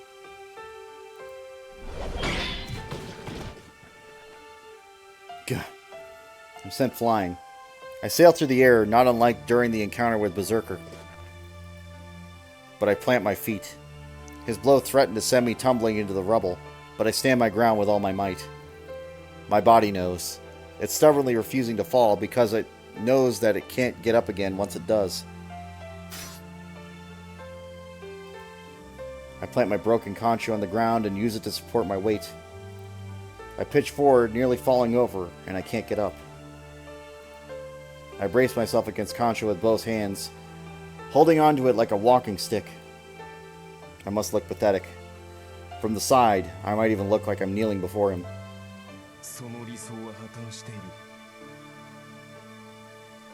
自身より他人が大切だという考え、誰もが幸福であってほしい願いなど空想のおとぎ話だ。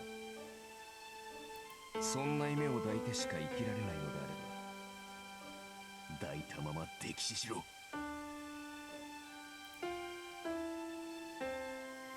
My life isn't worth living. No, he said that my entire life is worthless. My weapons are gone. It's futile to even stand up. Meanwhile, he doesn't even look winded, much less wounded. This duel is decided. No, it was from the very beginning. There's no way Shiro Emiya could ever match the heroic spirit Emiya. But this is wrong too. If the gap in our abilities is truly that large, then this silly scuffle wouldn't even happen. It's my heart that lost its fight. I'm weak because I realized that I'm wrong and accepted that he's right. I've only lost on that front. Because... bullshit. Because my body's been protesting that it won't lose to you. Why else? Why else would it get stronger every time you dismiss my ideals as fakes? Shut up. That's a load of bullshit. I can reach him. I know I can. If my weapons are broken, I just have to use them as they are. If everything I have is broken, then I'll mobilize everything I don't have. If I haven't lost, then there are depths I still have yet to reach. My headache throbs again. For an instant, I see his scenery, probably for the last time. I can't understand him, but I think I can learn from his pain. He's a hero whose incantation express and judge himself. Right now, I can't understand the will behind those words, but I'll accept them in your place. My body. I chant the verse loud and proud. Emiya's own words hurt him. He accepted that and chose to kill me. That's all he wanted in the end of his long journey. Then, just as you deny me, I'll strike you down if it's the last thing I do.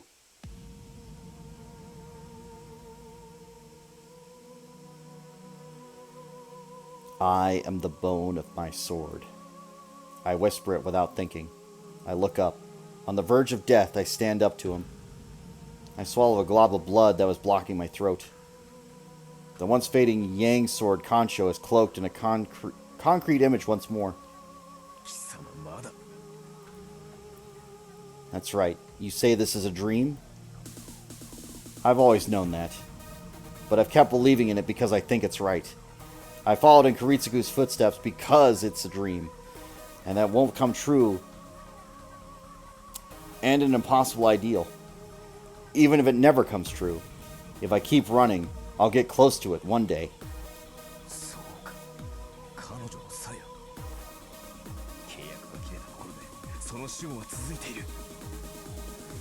I ready my sword. I don't care about that. Right now, I won't lose to you. I can lose to anyone else, but I'll never lose to myself. Need to keep being Shiro Emiya until the very end.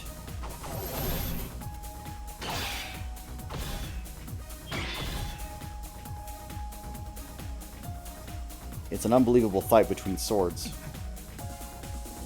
He charges in despite being fully wounded. His fingers are broken, his limbs shredded. He hasn't even realized he's not breathing anymore. The speed is insignificant, and the blows he delivers are mediocre. He may have absorbed Archer's knowledge and advanced to a point where he can fight him, but he's going back to being a boy again. He executed a haphazard, mediocre attack, and yet, that first blow is heavier than any of the other attacks before. Apathy turns to astonishment. His sword seems to shout. The boy swings a long sword faster than his opponent ever imagined. Where is this power coming from? The vigor of their clash reaches an unprecedented pitch. The man can't even pivot to defense. Each attack is lethal enough to take his head. He judges that this situation must be taken seriously and moves his swords accordingly. Up and down, left and right. The 4 slashes, unleashed in an instant, are enough to cut the boy to ribbons. But he blocks them. No, the boy launches a bladed tempest that overcomes the 4-fold technique. He wields his longsword with swift skill. The man senses that he must attack or be cut down. The longsword assails its dying enemy. The boy swings his sword foolhardily. The two sides struggle. Sparks fill the air, declaring that any who enter the ring will be torn apart. But this should be the dying spark of a walking corpse. With each attack, the boy's breathing becomes more labored, and he looks closer to collapse. But he takes another step and attacks again. Having seen this, the man is sure of something. His enemy doesn't have any strength left. The boy in front of him is a walking corpse. And yet, why does the boy continue to wield the sword, as if he has infinite strength? He isn't conscious of it. He doesn't know what his opponent is doing, nor can he tell if his attacks are working. He cries out, his muscles begging for oxygen. They demand that he stop due to the lack of blood. And he pushes through it all with brute force. Mistake. Only one thought occupies his mind. His feelings are fake. Just like the guy says, he probably can't become a hero of justice. As long as Shiro Emil looks up to that goal, he'll reach the same destination as the man before him. Not a mistake. But he felt it was beautiful. He knows it's hypocritical to value others over himself. And still, he longed for such a life, wondering how nice it would be to live that way. It's the only motivation driving his body forward on the verge of death. He can't hear what his enemy is saying. It speaks how fierce the clash is, how meek his foe's voice is. Looking closer, the boy's hands gripping the sword have melded with the hilt. He must have done it to secure the sword, but by doing that, he will directly feel the impact from the sword. He's bloody, and if he takes a single step back, he'll pitch over. The boy's accepted that each swing of his sword will be hellish suffering. It irritates the man, but he takes it. It seems to offend his stubbornly persistent enemy. But he's just as irritated with himself for not backing down, when he knows that even one step back would end this. But how can he retreat now? There's no room for parley now, and he's in a pitched duel with his enemy. It would be shameful to turn his back on a childishly forged sword, and it would be utterly humiliating to not meet the attacks head on. All it would take for his enemy to destroy himself is for the man to retreat one step. But he senses that he'll have to concede something decisive if he backs down now. Soon, this worry will fade. His enemy is at his limits. 3 more attacks. If he repels just 3 more attacks, then his enemy will destroy himself. He clicks his tongue at his own foolishness. Just earlier, he thought the boy had 2 attacks left. Then he delivered more than 10. The boy isn't going to fall. The boy's voice is inaudible. The boy who's on the brink of death frantically goes up against the obstacle before him. And then he sees him. He looks upon him with his own eyes for the first time. I keep swinging my swords until I reach my foe, when my arm's ready to fall off. The only thing that can be heard is a strained yell. Mistake. That shout is the price I pay for each exchange of blows. There are people who weren't saved, and myself who wasn't saved. The memories become unbidden, and I swore that I'd never let this happen again. Not a mistake. How many years have passed? Were those things that were lost? Things I lost? There will always be things I forget and fail to pick up. That's why I made an oath I won't forget. To become a hero of justice, to do what's right. Even if it's not my own wish. Even if it's the way to light my own sins. I'll keep that oath. I'll make the dream come true. When I was young, someone saved me and trusted me with his dream and passed away alone. I believe in the wish behind... I believe in the wish behind his words. Even if the whole world shuns me and the oath turns out to be a curse, I won't give it up.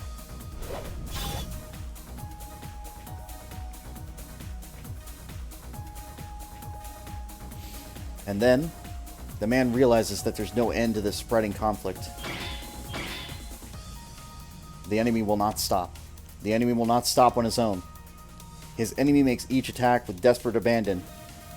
But he isn't even aware of who he's fighting. The boy is trying to cut down himself, and he is the one who's doing the obstructing. The man's enemy is swinging his sword for everything he believed in, and everything he continued to believe in. Realizing that, the man gnashes his teeth. He sees the boy keep fighting. Even if he knows he can't win, even if he knows there's no point. That is the exact mistake the man once made. So why? Why does he want to see how far this boy will go?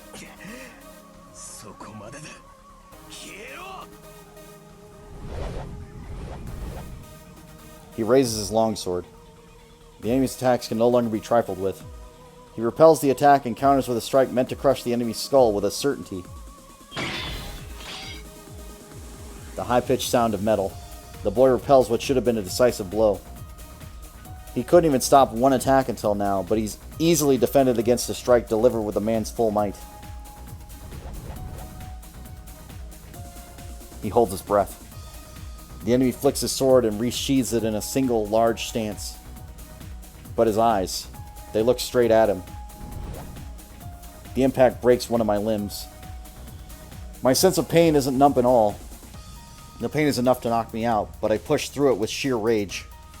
I'm dehydrated. I can't afford to lose any more liquid. The enemy's left arm is wide open. I've lost one side of my body, so this will have to be the last blow. But that's enough. But that thought doesn't enter my head. All I can think is... He slashes with the longsword in an effort to protect his exposed left chest. He can make it. It will be easy to close the distance. This is my last chance. It wasn't a mistake. That's my only thought in my mind. Even if Shiro Emi is fake, this is real. He wants everyone to be happy. It's an ideal that everyone's felt, I'm sure. So I won't take it back. Because this dream will always be. His gaze is straight. Mistakes and lies. He shakes off everything that pierces him. And he continues to run without stopping. It was never a mistake. The words drive straight through his chest. The attack comes, fueled by hell-bent determination. There's enough time to block it. But the gears never turn in his head, and the battle draws to an abrupt close.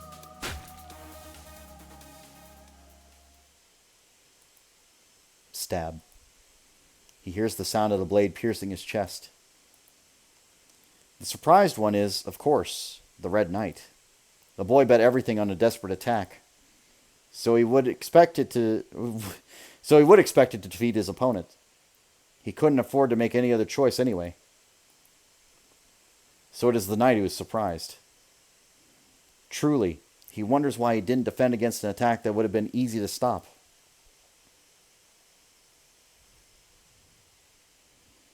I'm about to collapse, so I lean on my good right leg. I drove Concho into Archer's chest.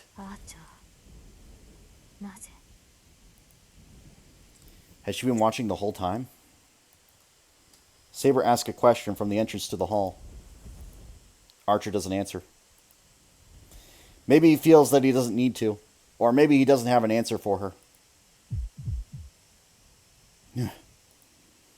My fingers feel numb. My broken fingers tell me that they can't hold a sword anymore. The Red Knight doesn't move. I might have stabbed through his chest, but he's a servant, so he could easily counterattack. But his arms remain at his sides and show no sign of movement. I know what that means, of course. I win, Archer. I fix my gaze on him and declare victory. The Red Knight closes his eyes once and admits.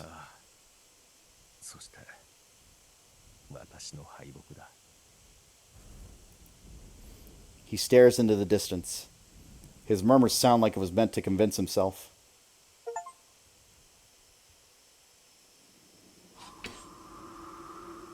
I pull out the sword. The moment my projected sword touches the air, it disperses into dust, as if it never existed. Ugh. I finally look around, my tension drained. Huh. What a wreck. My lacerations look like they're on the mend, but in some places, they're turning into a reddish-black color. Archer said something about it being Saber's sheath. But I wonder how it decides what to heal first. It heals the cuts right away, but broken bones seem to be a lower priority. Oh, I hear hurried footsteps coming from the west side of the hall, in the direction Lancer disappeared off to. Someone's coming. She appears on the second-story terrace, jumps down to the hall floor without hesitating, and...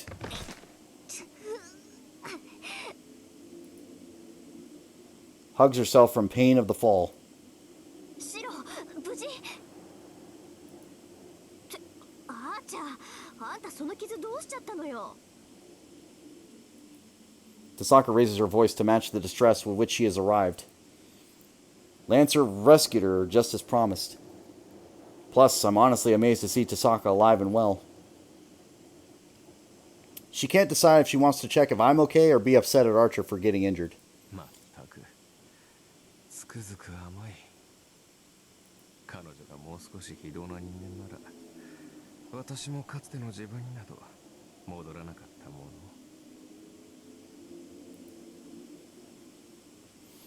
The Red Knight's words are sarcastic, but I can only hear warmth behind them.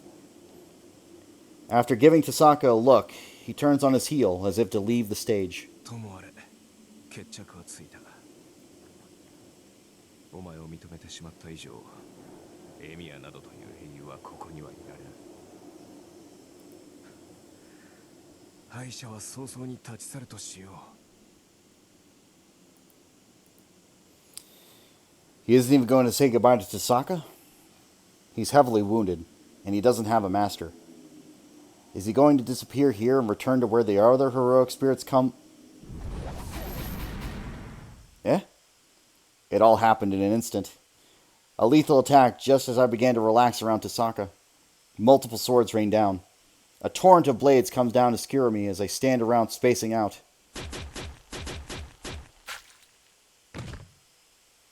I hit the ground. Someone pushes me and I fall backwards into some rubble. Gah. I was shoved about a meter away. From where I am, I can only watch. My broken limbs can't support my body, and I'm too weak to even stand up. Instead, all I can do is watch another version of me getting skewered before my very eyes. 何者？ Saber's challenge breaks the silence. Her voice is directed at the second floor, at the top of the broken stairs. 楽しませてもらったぞ。偽物同士。実にくだらない戦いだった。貴様、アーチャー。10年ぶりだな、セイバー。お前とはもう少し早く顔合わせをする気であったが、予定が変わった。予想外の事故ばかり起きてな。俺の思惑とはずれてきてしまった。 It's Gilgamesh, the servant who defeated Berserker and killed Ilya. He ignores Saber's glare and looks down at me and Archer. さて、理解したか。それが本物の重みというものだ。いかに形を見せ力を見せようが、所詮は作り物。本物の輝きには及ばない。 He raises a hand, as if about to command an army. 偽物が作り上げた贋作など見るのも汚らわしい。クズ、貴様らのうちには何一つ新作が存在せぬ。他人の真似事だけで出来上がった偽物は即ゴミになるがいい。 He unleashes countless noble phantasms into the hall. An unavoidable torrent falls on us. I count just under 30 noble phantasms. Even if I was still in one piece, there's nothing I could do to defend myself against this assault. Dust fills the air. The hall collapses even further, rocked by explosions. In the middle of it all, I see him. A fluttering red cloak. He runs towards me like a pincushion and gives me another shove. I watch his red figure fade into the distance. His eyes convey a firm message. You defeat him. He tells me that since he lost to me, I'm going to become a hero of justice. This is a villain I have to defeat. A cloud of dust blocks out my vision. The red cloak sinks into the rubble. I'm sure I saw him before he left. His confident eyes declare, this servant is no match for us. It won't be Saber or Chisako who defeats him. My other self tells that Shiro Emiya is the golden servant's natural enemy. My vision clears up. A layer of dust settles over the hall, now covered in a new layer of rubble. Nothing else happens. The Red Knight disappeared after he was buried under the rubble. ほう驚いたぞアーチャーあの傷で他人を救う余裕があったとはな His tone is filled with derision and irony. The man's lips curl into a smirk. He looks down at Archer's bloody remains. Silence falls. Gilgamesh is a strong being in this place now. Or strongest being in this place now. One wrong move and we'll follow Archer. Saber's lips are tightly sealed. She's watching for a chance to face the enemy. However, 誰に断って私のアーチャーに手を出してんのよ Chisako loses her temper after losing Archer. Light flies through the air. Chisako charges the drool with as much energy as she can and fires a pure destructive energy without any modifications. Gilgamesh doesn't even try to dodge it. The attack doesn't leave a scratch on him. 死に損ないを先にするつもりだったのだが順序が変わったな女 The swords floating behind him sentence Chisako to death. They hurtle toward her at high speed, but Saber arrives even faster to deflect them, protecting her master. セイバーリン下がってあの男は危険だ手を出せば殺されますほう今のマスターはその小娘かよかろうならば今の無礼は不問に付すお前を失っては楽しみが減るからな Saber just glares up at our enemy, her invisible sword at the ready. なぜここにいるアーチャー近江は前回の聖杯戦争で呼ばれたサーバント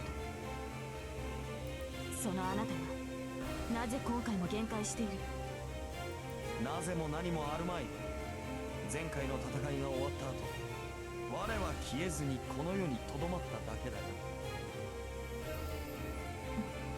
そんなバカなサーバントは聖杯が消えた時点でこの世との接点をなくすはずだならばあなたが10年もの間とどまっていられるはずがないそうでもないぞもとよりこの世との接点は聖杯ではなくよりしろとなったマスターだ聖杯はあくまで道を通したに過ぎる聖杯が消えた後も魔術師が魔力を提供し続ければこの世にはとどまれるもっとも聖杯の助力なしでサーバントを維持できるマスターなどそうはいないがなその点で言えば俺のよりしろは魔力不足ではあったならばどちらにせよあなたがとどまれるはずがないサーバントを持つことにマスターが耐えられないならあなたは召喚者ともども枯渇しているはずだそれもやりようであろう魔術回路が少なければ知識で補うのが魔術師という輩だその点で言えば俺のマスターはなかなかに筋金の入った男だ Past tense? So his master is no longer alive. No, Shinji was his master. The fact that the ungovernable Gilgamesh was following Shinji's order was proof enough of that. ではあなたのマスターはライダーのマスターと同じように。ああ、事故で補えなければ他人から奪うのは当然だろう。だが実を言えばそのような手間もいらなかったのだがな。俺は聖杯を浴びた唯一のサーバントだ。この時代における受肉など10年前に済ませている。 Saber stares at him in shock. The mention of 10 years ago seems to pain her. そう、お前のおかげだぞ、セイバー。あれが何であるか我は誰よりも熟知している。何しろその新欲をぶちまけられ中にあるものを見たのだからな。ではあの時あなたは。ああ、聖杯の正体を理解した。その時に決めた。あれ、俺だけが扱うと。 He speaks to Saber. No, the Golden Servant's decree is directed at all of us. 聖杯をあなたが使うだと。そう、マスターなどという寄生動物に分け与えてやる義理もあるまい。俺は俺の目的のために聖杯を使おう。その最大の障害であった召喚者、先ほど決めた。残ったものはよりしろにもならぬ魔術師もどきだけだ。俺の望みにはそのなり損ないこそがふさわしい。もっともお前の肉ならばあるいは完全な聖杯が出来上がるやもしれんが、さて。 The man eyes Tasaka. Tasaka shrinks away and goes a little pale, realizing how dangerous he is. His red eyes are ominous beyond comparison. Anyone would feel intensely uncomfortable under their gaze. His eyes are so bizarre that they even scare the unflappable Tasaka. バカだ。聖杯はマスターが得るものだ。我らサーバントでは得られないからこそマスターに協力するのだろう。それこそがおかしな話だ。聖杯に触れられるのはサーバントだけでありながら聖杯を得られるのはマスターだけだというのか。しかしそれは全てはくだらぬざれ言だ。7人のマスターによる聖杯の奪い合い、最後の一人となったマスターのみが聖杯を得る儀式だと。そんなものはただの隠れ蓑に過ぎん。もとより聖杯の恒例など済んでいる。連中は毎回聖杯を用意してから7人のサーバントを呼ぶ。わかるか騎士よ。連中が必要としたのは聖杯ではなくその中に入るものだ。マスターなど元は我らを呼ぶためだけの回路に過ぎる。魔術師どもはな、聖杯を作りはしたがその中身を用意できなかった。先ほども言っただろ、事故で補えないのならよそから奪ってくるのが奴らだと。聖杯を満たす最高純度の魔力、守護者ともいえる霊長最強の魂こそが奴らが求めたものだ。7人のサーバントとはな、もともと聖杯にくべられる生贄のことらしいぞ。Saber stares at him in shock. Her eyes are trying to deny his words. It can't be true. The Holy Grail I saw can't be something this abhorrent. She seems to be telling herself. 驚くことはあるまい。聖杯は魂という本人でなければ制御できぬ力を純粋な魔力に返すろ過器だ。ああ、確かにそれならば願いは叶おう。魔術師どもにとっては永遠に使い切れぬ魔力量だろうからな。故に生贄は多ければ多いほどよい。6人ものサーバントをくべればそれは万能と言えるだろう。聖杯が汲み取ったサーバントは5人。奴らが目指した万能の釜まではあと1人分で十分だ。 Wait, is Assassin still around? それではやはり聖杯はマスターにしか扱えない。聖杯が純粋なマルフの貯蔵庫だというのなら扱えるのは魔術師だけだ。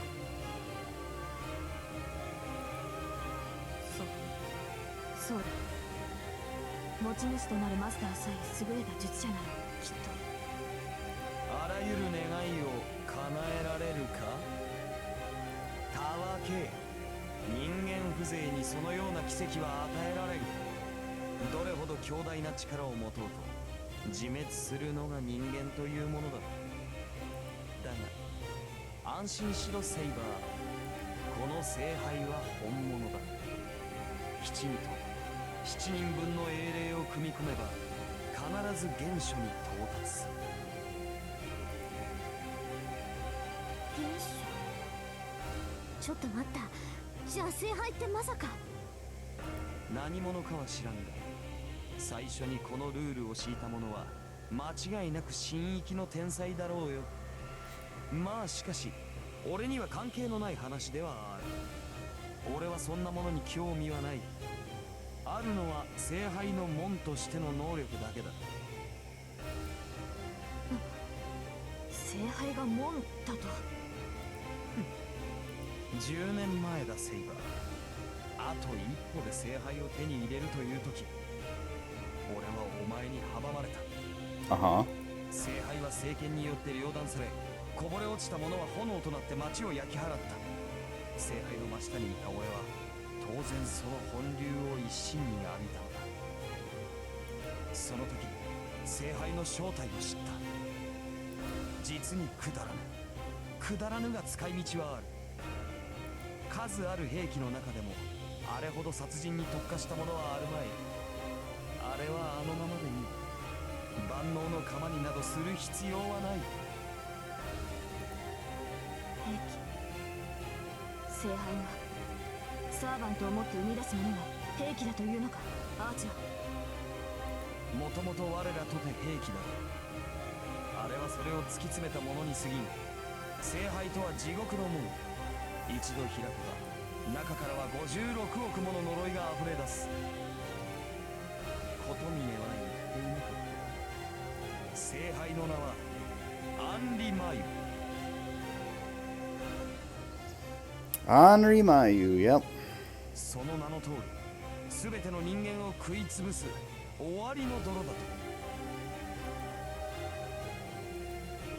If I recall correctly, that's the name of a devil from Zoroastrianism. It's said to be the ruler of evil who's been fighting the gods for thousands of years. It's depicted as an embodiment of all humanity's malice, to be a reflection of humanity's goodwill. So why is the Holy Grail named after some ancient Persian demon? ではあなたの目的は人間の。そう一層だ。俺は琴峰のように人間をめでようと努める気はない。めでるべきは美しいものだけだ。この世界は楽しいがな、同様にどしがたい。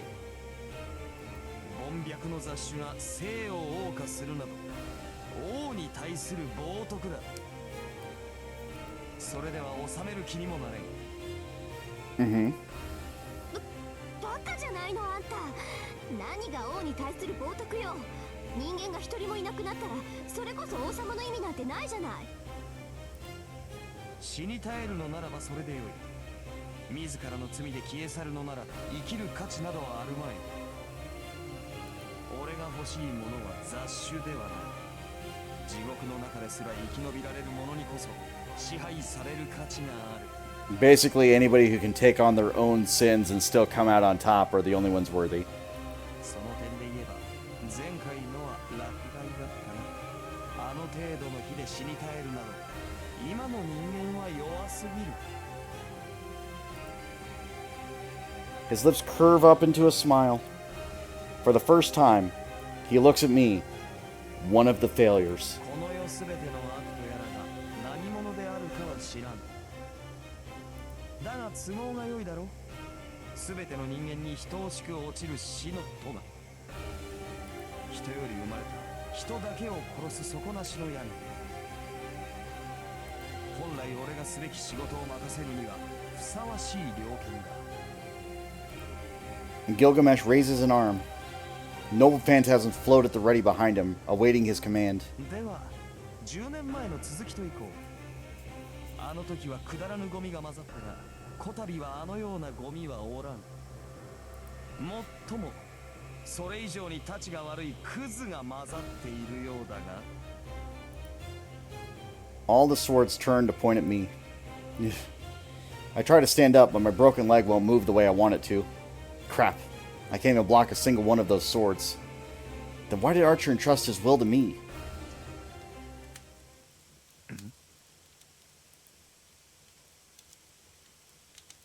The swords disappear. The golden servant suddenly puts his arm down. He looks up at the ceiling with displeasure and brushes something from his shoulder. すすで汚れる。命拾いしたな、小僧。 What? Huh? The castle's on fire. I don't know who set it alight, but it seems to be like a pretty intense blaze. The third floor is already surrounded by flames, and they've reached the second floor. No, that's not what I should be surprised about. He really decided not to fight because his clothes got dirty. 逃げるのですか、アーチャー。場所を変えるだけだ、セイバー。聖杯は俺の手にある。ことは迅速に済ますのが俺の方針だからな。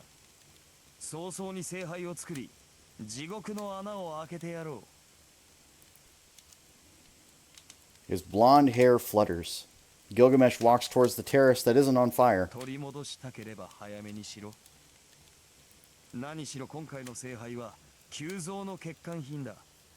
急がなければ中身がすべてこぼれてしまうぞ。 His muffled laughter echoes. Then he leaves the burning castle.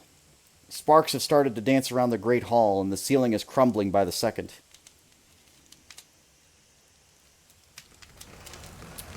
The formerly ornate castle doesn't resemble itself anymore. Its master gone, it crumbles away without a trace, as if to follow the pale girl.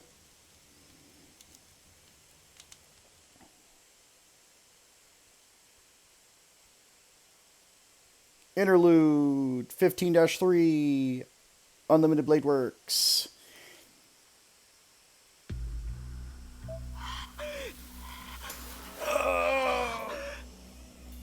I need to be back. I will be right back.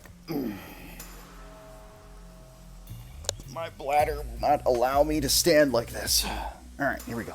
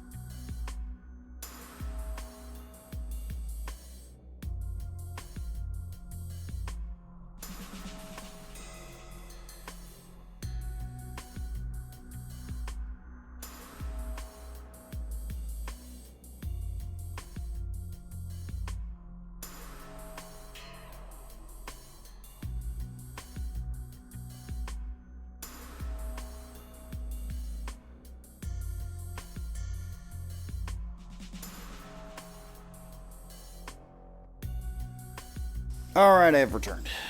God. Oh.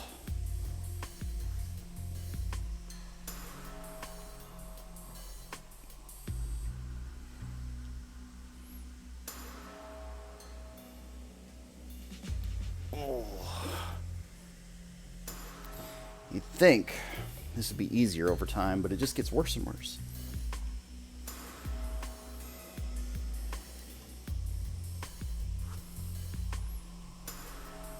Shinji Matao wanders through the forest, his breathing ragged and bestial. He was headed in a concrete direction, to be clear, but his mental state is utterly lost.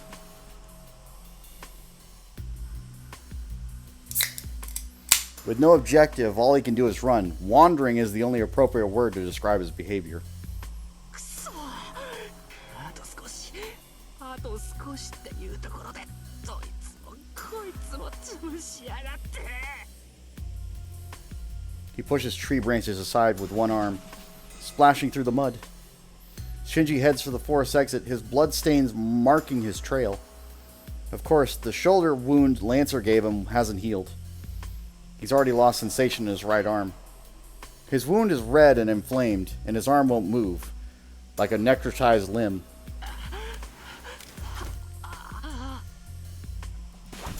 He trips and stumbles into a tree. It must be difficult running with only one arm. His right arm hangs like dead weight. Then he realizes that a part of his body has become dead weight and starts to laugh.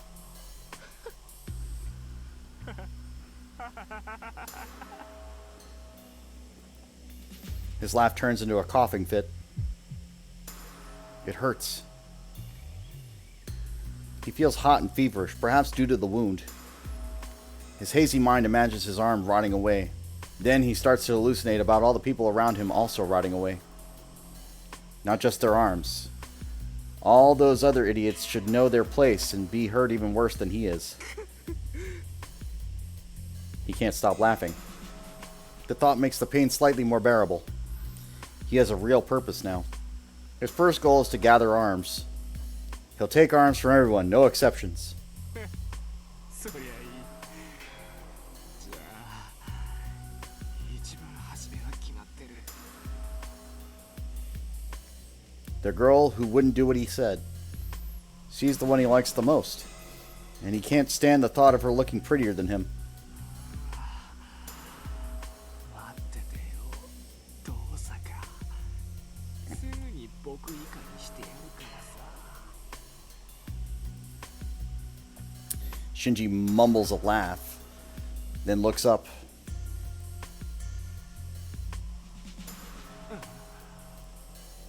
That servant is standing in front of him. When did he get there? お前 He stares at the servant. The golden servant looks down at Shinji the way one might look at livestock. 傷を負ったのかひどいなそれではさぞかし痛かろう His tone is utterly disinterested. Shinji's face distorts. He glares at the man in front of him, failing to realize that the servant's words might have implied. 痛かろうだと誰のせいだと思っているんだお前が間抜けだからランサーなんかにやられたんだぞ番犬役もできないくせに偉そうなことを言うな Shinji rages at the servant.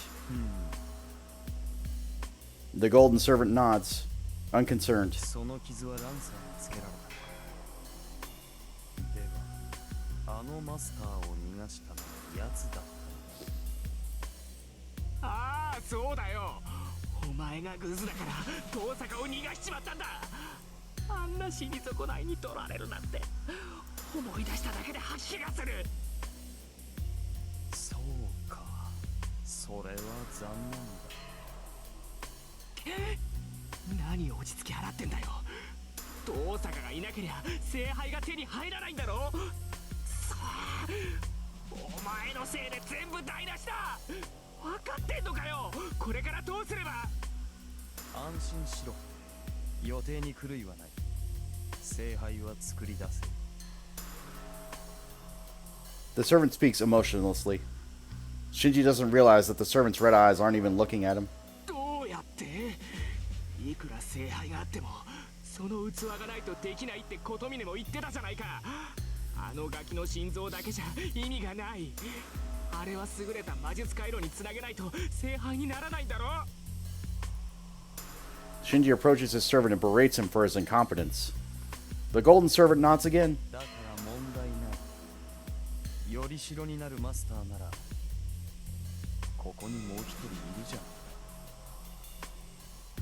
Then he casually thrusts his arm out. Squish. Shinji doesn't realize what the noise was until the very end. His stomach feels strange. When he looks down, he sees his servant's arm. The fist is embedded in his body. It doesn't hurt, nor is there any blood. The servant's arm sinks deep into his stomach, as if he's performing some outlandish spiritual surgery. 聖杯が欲しいのだろう。ならばくれてやろう。大事なものなら二度と手放すな。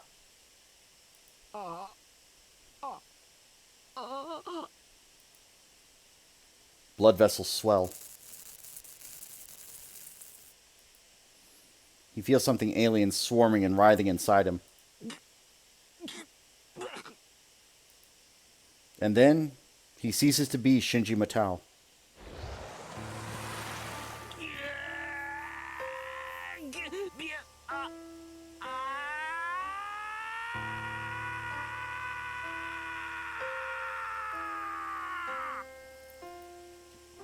He convulses. There's just a swollen hunk of meat there now. There is no clear shape. It is made of only naked muscles and blood vessels, sudden growths of meat, and short-lived decaying meat.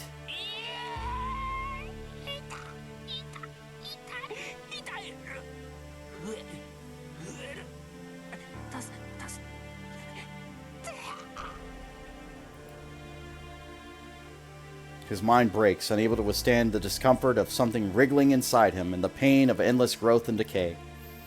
The servant watches for a while, then departs as if nothing remarkable happened. 力ある魔術師ならば変貌することもないだろう。まあ仕方があるまい。 Chains extend out.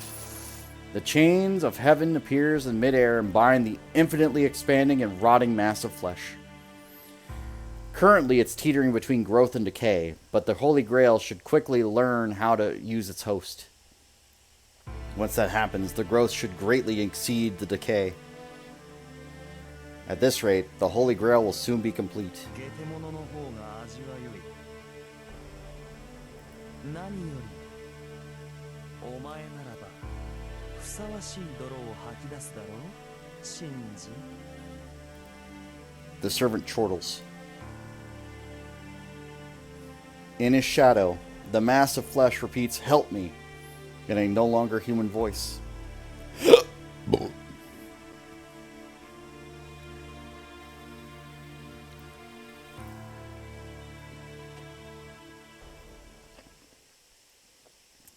It was like the second time Shinji's basically died.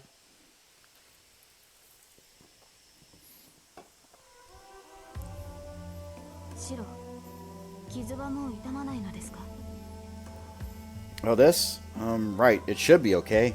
I feel fine right now and I can use my circuits. そうですか。それならいいのですが。 She ends the conversation, but it seems something else is still on her mind. It's been an hour since we returned. We both have something on our minds, but nothing is said. We don't have time to be glad that Tasaka is safe for now, nor do we have the time to celebrate our reunion. We are still in a dire situation. The last servant, Gilgamesh. As long as he holds the Holy Grail, we have no choice but to fight him. We don't have a plan to break out of this predicament.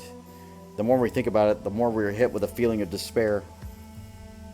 Of course, we wouldn't have anything else to say to each other. However, that's not the only reason we're silent. It's probably because this is the last. This will be the last time we're heading into battle. It doesn't matter what's the result, win or lose, what awaits us will be the same. The Holy Grail will be end there. After all, the three of us won't be able to talk like this again. Thinking back, we've only spent 10 short days together. We were thrust into one happening after another during those 10 days. So much so that we don't even have time to think about what happened yesterday. But it's not all bad memories during those 10 days. Now thinking back, there are irreplaceable memories that were made in these 10 days. And that's the reason we're not saying anything. We don't want to admit our time together is ending, and we're swallowing the words we want to say. Tasaka, Saber, and myself all have the answers in our heads. The reason we won't say it out loud is because we don't want to end what we had in the manner we have now. じゃあ私から言うけど、私はアーチャーの仇を討つ。裏切られたし、ひどいやつだったけど、あいつはシローだったから。Tasaka said so with determination in her voice.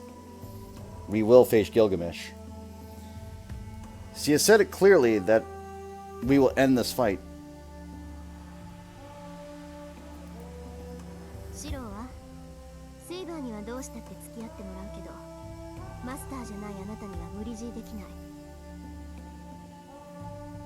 あの金ピカ、シローを目の敵にしてるみたいだし、戦うのなら真っ先に狙われると思うけど。Maybe she's being considerate. She's even given me a reason to back out. But I have my answer already. I can't leave Gilgamesh alone. I also have a hunch that the Holy Grail he's trying to use is not something that should exist. But there's another reason why I can't back out. You will defeat him. He left behind those words and chose to keep me alive instead of himself. The same man whose existence is to deny Shiro Emiya. Now that I've made him admit defeat, there's only one path for me left to take. I'm going to defeat him. I've already decided that I will fight. If I don't keep my words until the end, I don't know what Archer would say about me next time. そう。あなたがそう決めたのなら止めないわよ。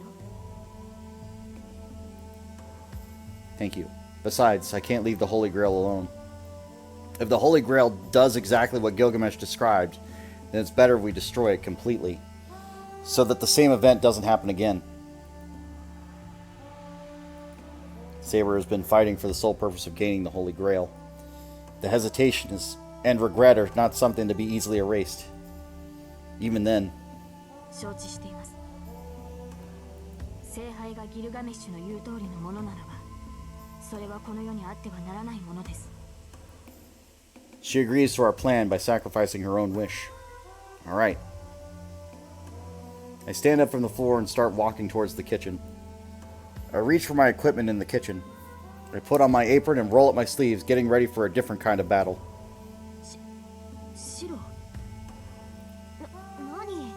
何かいいアイデアでも思いついたの？ Dinner! No, I was just thinking about cooking. You're both hungry, right? I ignored the dumbfounded two and start making preparations for dinner. We came to a conclusion. Now we're just going to go on with our day as usual. Let's eat dinner together and then we can go beat them up afterwards. I take out the bowl and the frying pan. I will use up everything I have in the fridge. There's no need to hold back. We're going to have a feast. ええ、そうですね。いつも通り夕食を迎えましょう。私たち、そうね。じゃあ私も手伝おうかな。セイバーはお風呂沸かしてきて。The heavy atmosphere we just had just moments ago is gone. The living room feels brighter and livelier. The night with the three of us together, that will never come again. But in order to make it feel like any other day, we do our best to make sure we can enjoy our dinner to the most lively way possible.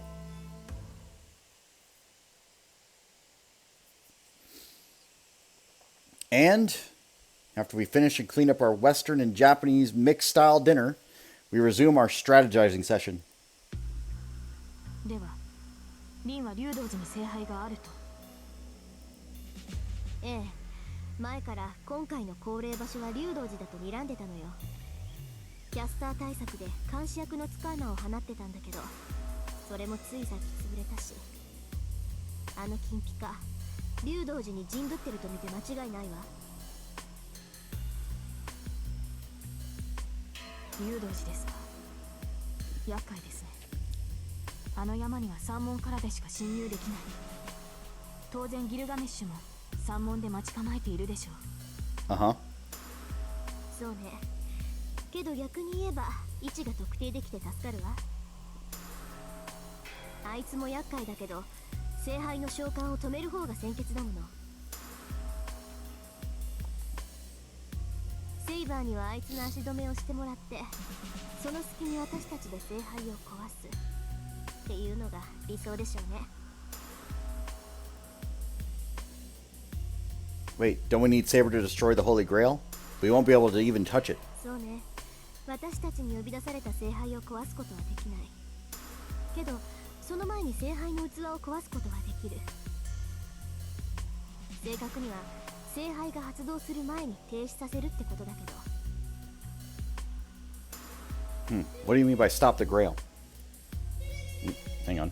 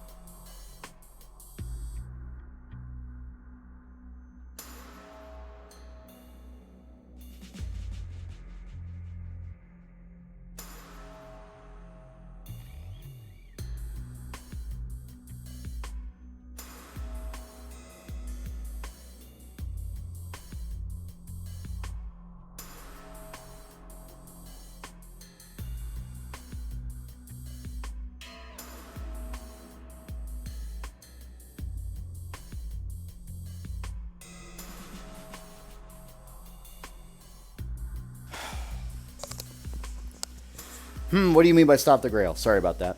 I had a phone call. あんまり考えたくないんだけど、今までの話を総合すると聖杯はイリアスフィールの心臓でしょ。けど聖杯っていうのはイリアスフィールの体、魔術回路とセットだと思う。あいつはイリアスフィールが聖杯になることを嫌がって核となる機関だけを引き抜いた。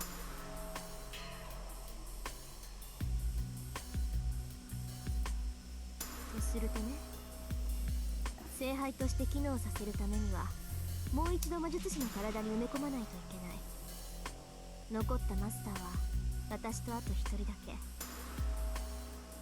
私がここにいる以上、あいつが聖杯基盤に選ぶのは。 Are you talking about Shinji? But if I remember correctly. 魔術回路がないって言うんでしょ。きっとそんなの構わないのよ、あいつは。不完全な聖杯を作りたがってるんだから、不完全なマスターに埋め込むでしょうね。血が絶えたって言っても魔党の血族には遺伝的に魔術回路の跡があるし、イリアスフィールの心臓なんてそんな核融合炉をつけられたら閉じてた回路だって力ずくで開かれるわ。 In that case, what we need to do first is separate Shinji from the Grail. I don't understand what it means to become the foundation for the Grail, but we must stop it if we can still make it. ですが、それをギルガメッシュが許すとは思えない。聖杯を止めるということはギルガメッシュを倒すということではないのですか？ That's right. It's obvious that he's protecting the Grail, so we can't go anywhere until we do something about him first. そうね。けどあいつ三門で私たちを待ち受けてると思うのよ。私たちの最大の戦力であるセイバーが三門からしか入れない以上、それ以外の突入経路はないんだもの。だからなるほど、私は単身で三門から突入する。凛とシロはその隙に裏から竜道寺に侵入するのですね。マスターである二人なら竜道寺の結界も意味はない。そういうこと。セイバーには頑張ってもらうしかないんだけど、とにかくあいつの足止めをして、私たちも聖杯を止め次第すぐに駆けつけるから。 Wait, that's too reckless. Just Saber by herself is no match for that bastard. I don't think she'll be able to slow him down. Actually, I'm sure of it. 何よ、やけにあいつの肩を持つわね、シロ。全くです。確かに彼は強敵だが、それでも防戦に徹すれば私とて簡単には破れません。その根拠を言ってください、シロ。 Oh, well, that's not what I'm trying to say. From what I saw, Saber is definitely more powerful than him. I know that for sure. I'm even willing to bet on it. では、なぜそのようなことを言うのです？ What I'm saying is that Saber is no match for him as a heroic spirit. How do I put this? First, if he only has the same type of noble phantasm as Saber, then Saber definitely won't lose. We're not talking about their differences in sword-wielding skills. But what makes Gilgamesh powerful isn't his strength in a singular entity. No matter how strong a soldier is, there are no match against the destructive might of the war itself. That's the kind of servant he is. If you don't stand against him with equal scale of force, he'll just swallow you whole. つまり、シロは私と彼とでは相性が悪いと言っているのですね。 Yeah, that's what I meant. That's why, Tasaka, you can't send Saber in without any sort of countermeasure. Unless we find some kind of weakness, there's no way Saber can win. そんなこと言われなくても分かってるわよ。だから今からそれを考えようって言ってるんじゃない。では、リンには策があるのですね。あのね、そう都合よく思いつくはずないでしょ。シローの言った通り、あいつの宝具は戦争だもの。戦争っていうのは戦力をどれだけ整えたかで勝敗が決まるものでしょ。いかに上手に兵器を扱えるかじゃなくて、どれだけ相手と同じ戦力を。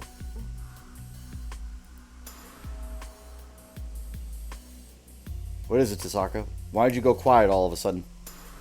そっか、だから目の敵にしてたんだ。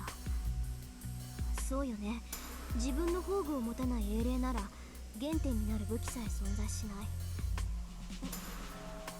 待てよ、それってつまり。リン、どうしたのです？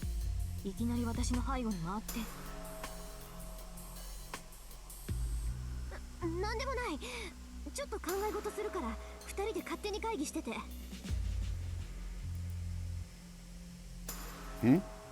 Saber and I look at each other. Well, if Tasaka has an idea, then it's better if we leave her alone. では、そうなるとアーチャーとの一騎打ちは避けた方がいいということですね。ですが、私とてリンのバックアップがある。彼女からの供給があれば、封印していた私の宝具も問題なく使用できます。それならば、彼が宝具を使用する前に倒せる可能性もあるのですが。Saber's noble phantasm. Isn't that invisible air? はい。風王結界は鞘に過ぎません。リンの許しがあれば、私は自らの聖剣を使用できます。前回聖杯を破壊したのもその件です。I see. So Tasaka ultimately has to decide whether to use it or not. そうですね。聖剣を使用すれば、私だけでなくリンにも大きな負担がかかります。リンの魔力の大半を奪うことになるでしょう。 Yours, Tasaka. How much more magical energy can you spare? 魔力量って、なんで私の考えてることわかるのよ、あんた。 Huh? なんでもない。私のことは放っておけって言ったでしょ。セイバーの宝具のことならちゃんと分かってるわ。言っとくけど、私とセイバーじゃ撃てて2回よ。1回は聖杯に使うんだから、ギルガメッシュとの戦いに使うっていうなら1回だけだからね。Well, Saber, that's what Tasaka said, but what do you think? わかりません。アーチャーがあらゆる宝具を持つというのなら、私の宝具と拮抗するものも所有しているでしょう。そうなれば、あとはどちらの宝具が優れているかという戦いになる。 So in the end, it's still going to end up as a competition of noble phantasms. If it ends up like that, then Gilgamesh will have the upper hand. I won't let Saber walk into a reckless fight like that, but... Damn it, I can't put my thoughts together. By the way, what exactly is Tasaka doing? She's been acting weird. I say that because she's been looking in my direction, then quickly looking away. Hey Tasaka, if something's on your mind, then say it. I'm sure you have an idea or two. ないわよ。こんなところで言えるわけないでしょ、バカ。 I don't understand what made her say something like that, then quickly look away as if something weird is on my face. 白。 It's nothing. She's just weird. We'll leave her alone and keep thinking of something. And so we continue our strategy meeting with just the two of us. But without Tasaka, the brain of our operation, we can't really think of an effective strategy to overcome our predicament. ないんならさっきの案でいいでしょ。結構は夜明け前だから、それまで各自自分の部屋で十分に休みを取っておくように。 Tasaka has unilaterally decided on the direction for us.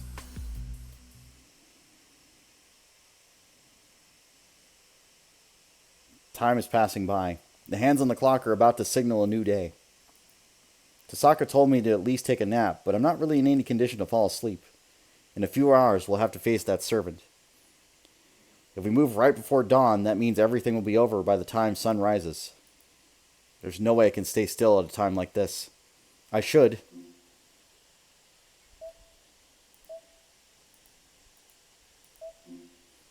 Talk to my wife. Oh, sorry.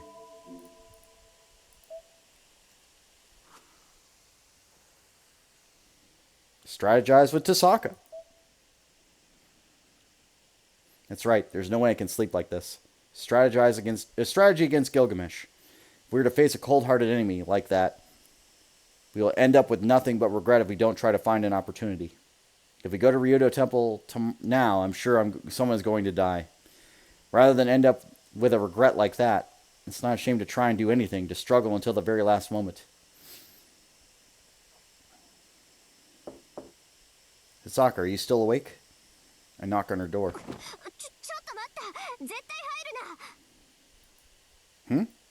Knowing Tasaka, I thought she would be sleeping by now, but it seems she's still awake. Not only that, she's panicking. I can hear her running around the room for something. It seems like she's finally calming down. After a loud, deep breath that I can hear through the wall, she opens up the door.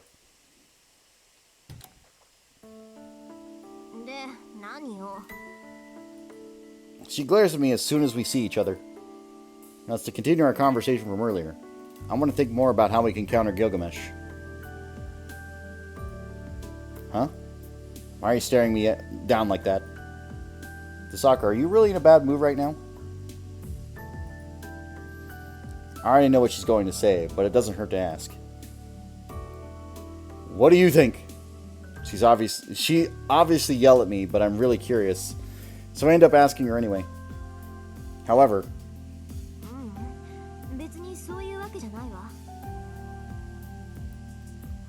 and now she's making me even more confused.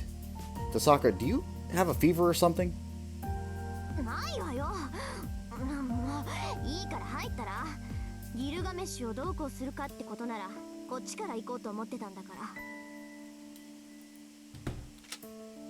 Tasaka drags me inside the room and locks the door. Then she slowly moves back into the room. Anyway, I start to move toward the center of the room. Facing toward Tasaka, I sit down across from her. Silence. She said she had something she wanted to talk to me about, yet she's not saying a word right now. Tasaka, about Gilgamesh.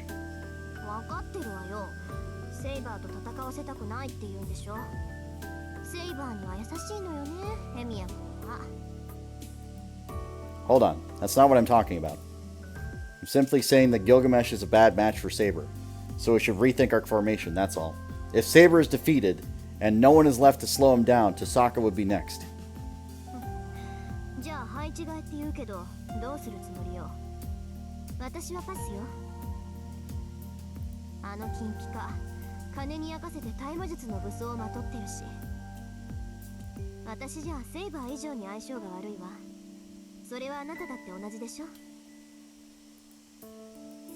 She's right. But I just can't forget those eyes.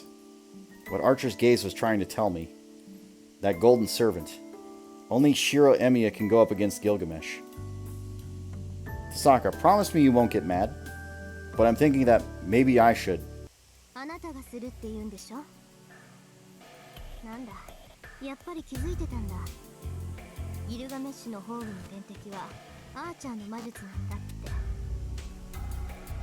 Huh? My jaw dropped.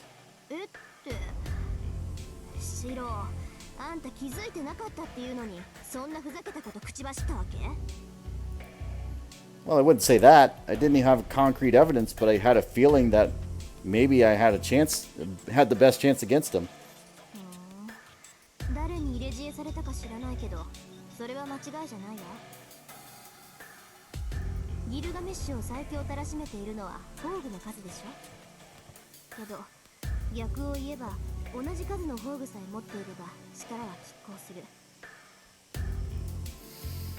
Same amount of known phantasms. Basically, I just need to copy every single one of his weapons as soon as he unleashes them.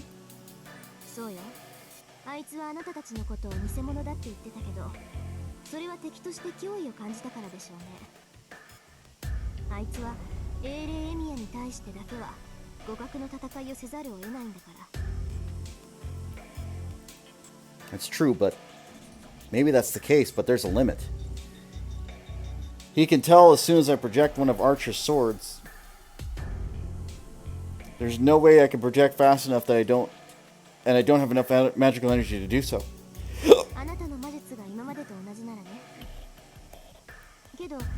ーチャーの宝具が何だったか覚えてるでしょ。あの魔術固有結界さえ使いこなせるようになればギルガメッシュに対抗できる。 Sokka stares at me with high expectations. Unfortunately, I can't answer her expectations. No way, reality malware is forbidden even amongst the most dangerous spells, right? Besides, I don't know how to do it. I don't even have a fraction of the magical energy needed when Archer created his world. ええ、無理なのは分かってるけど、やり方ならあなたはもう知ってるはずよ。だってあなたの魔術は結局みんなそれなんだもの。評価も投影もあなたの固有結界から漏れたものに過ぎない。必要な魔力さえあれば驚くぐらい簡単に歯車が噛み合うと思う。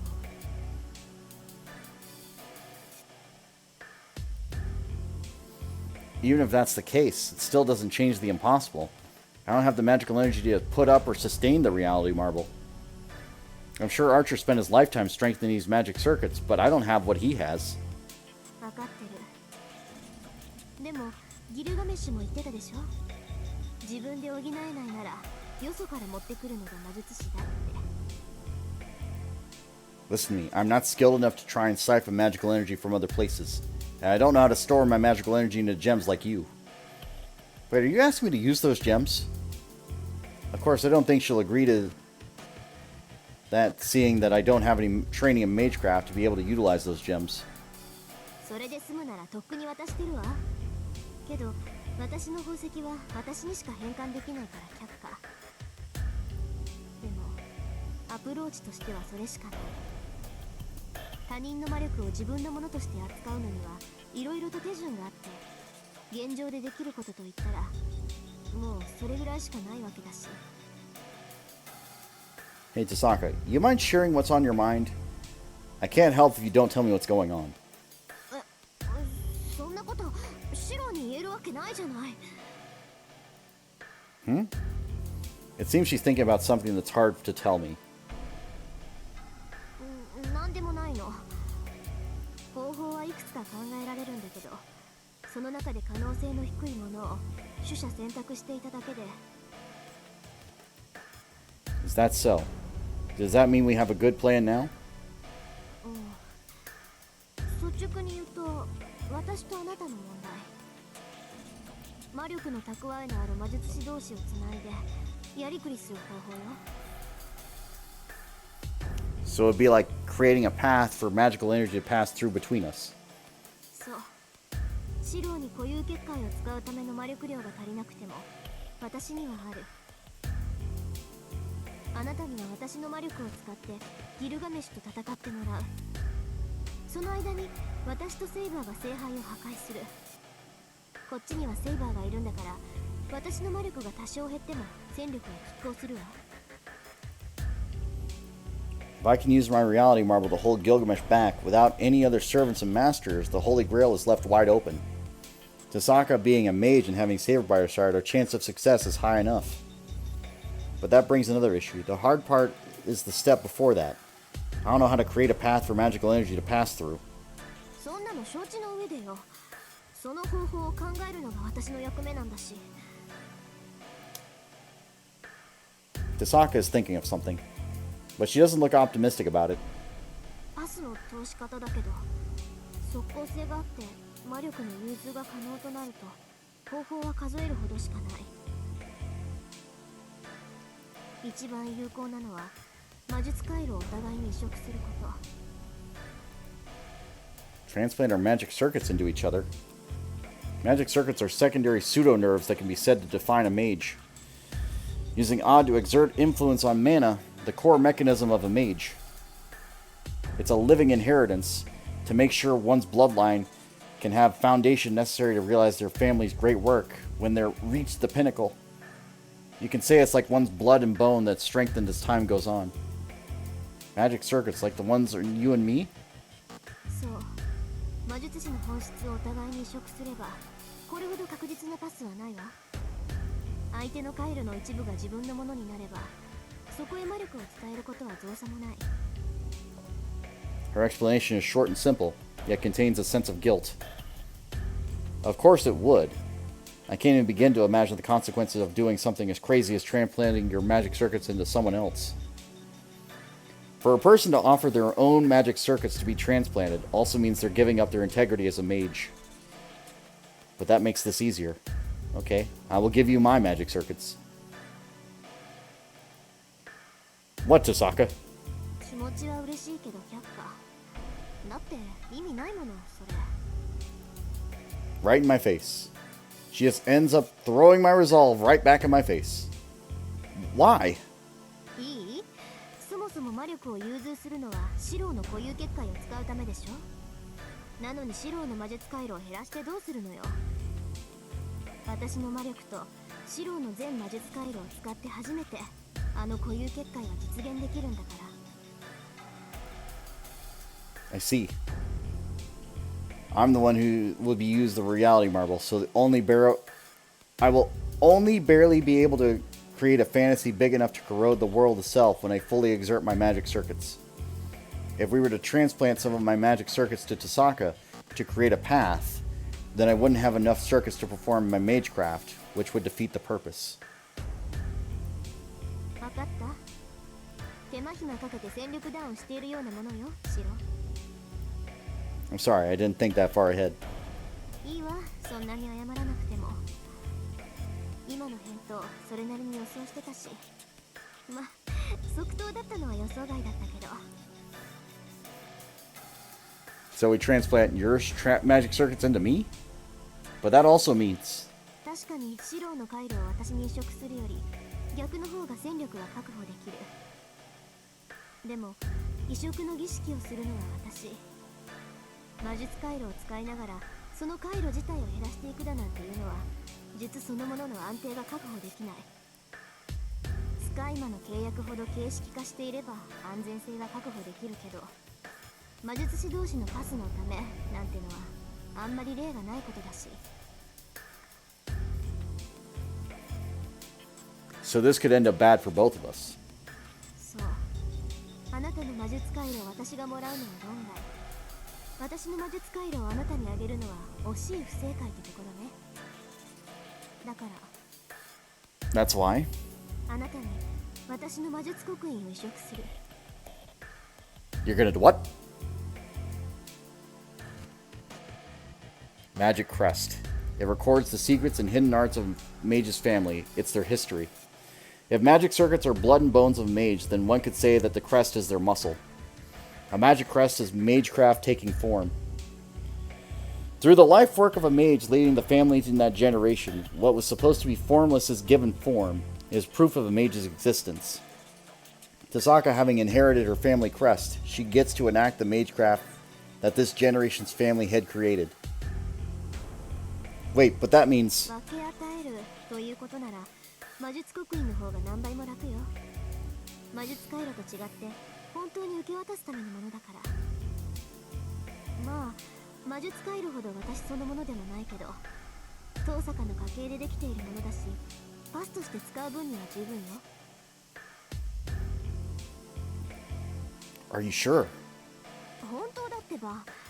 刻印化している魔術はまあ使い物にならなくなるけど、受信装置としての役割ぐらいになら作り変えられるわよ。ああ、それとも成功率の話？一族じゃない人間に魔術刻印を移植できるかってこと？ Yeah, that part worries me too, but... 大丈夫、任せなさい。きっかり白をバックアップしてセイバーと3人で勝ち残って聖杯を手に入れるから。ええ、もう決めたことだもの。ここ一番の失敗も今回ばかりはねじ伏せてやるわ。 She asserts confidently with a bright smile. There's nothing else that needs to be said. Removing her magic crest, it's the same as delaying her family's ultimate wish with her own hands. I've seen that so many times. The fact that she could overcome that truth with a simple smile and with such determination as her strength. I've seen it so many times. 何よ、急に物分かりいい顔して。私の顔なんか変？ What? Right. It's the same as when we went to the church. I don't know how to put this, but it's hard to know what to like about you. 失礼な言い草ね。それで思い出したけど、あの時私って変な顔してたの？ The fated night when I summoned Saber, Tasaka looked seriously worried about me. Someone who was just her enemy. When I got sick at the church, I never forgot how much that expression saved me. I can't say too much about others, but Tasaka is really a nice person. Probably nicer than anyone I've ever met. Yeah, it was weird. At the time, I only thought you was a goody two-shoes at school, so I didn't think you could make a face like that. どうせ猫かぶりで冷酷な女ですよ。わかりづらくて悪かったわね。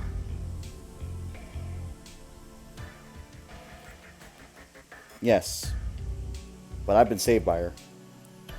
She is kind yet realistic, and has the heart of steel who's willing to discard her weakness in a moment's notice. She hides her hesitation and troubles in her heart, and always shows the elegant side of her to everyone, treading forward on her own path with grace. ね、それはいいけど、なんでジロジロこっち見るのよ、あんた。What? Well, I suppose I was captivated by you. I know it might be too late, but maybe I fell for you because of your charm. Then I can't lose. She's willing to transplant her magic crest to me without hesitation and regret. Then I must repay her kindness with my own trust. 好きって今はそういう話をしてる場合じゃないけど、聞いてあげるぐらいなら構わないというか。Tasaka is readying herself. I'm glad. It seems she's prepared and has noticed my resolve. Yeah, I understand. We're short on time, so we probably shouldn't waste it on small talk, right? Come on, let's start the transplant. Specifically, what am I supposed to do?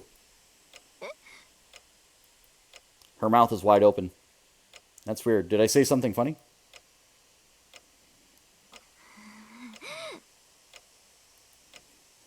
What is it now? Did you just think of something we should be worried about? For example, some kind of jinx that prevents us from performing the ritual at a certain time of day? 別にちょっと頭痛がするだけ。慣れたつもりだったけど、エミヤ君の巡りの悪さを甘く見ていたわ。ほんと、今に始まったことじゃないからいいけどね。言葉自体はまあ悪くなかったからよしにしといてあげるわ。She swings her body and turns away from me, and then she starts to take various items out of her bag. はい、とりあえずこれ飲んで。痛み止めみたいなものだから。 Okay. I put the lozenge in my mouth. Tasaka turns off the light in the room and starts to draw some kind of pattern on the floor.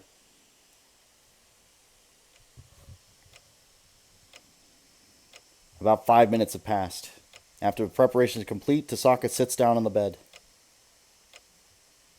Okay, Tasaka, what am I supposed to do now? It doesn't seem like she didn't hear my question.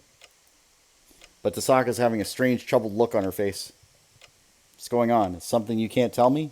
I'm prepared for anything, so it won't faze me unless it's something really surprising. This is what I meant by trust. Tasaka nods her head. じゃあ言いにくいんだけど、とりあえず服を脱ぎなさい。 With nervousness in her tone, she issued me a command that I'm not used to. Let's assess the situation. The lights are off. Tasaka is sitting on the bed with her head down, clearly nervous. Why am I only realizing this now? Tasaka's soft-looking body and her supple legs dangling above the floor are making her look very seductive. And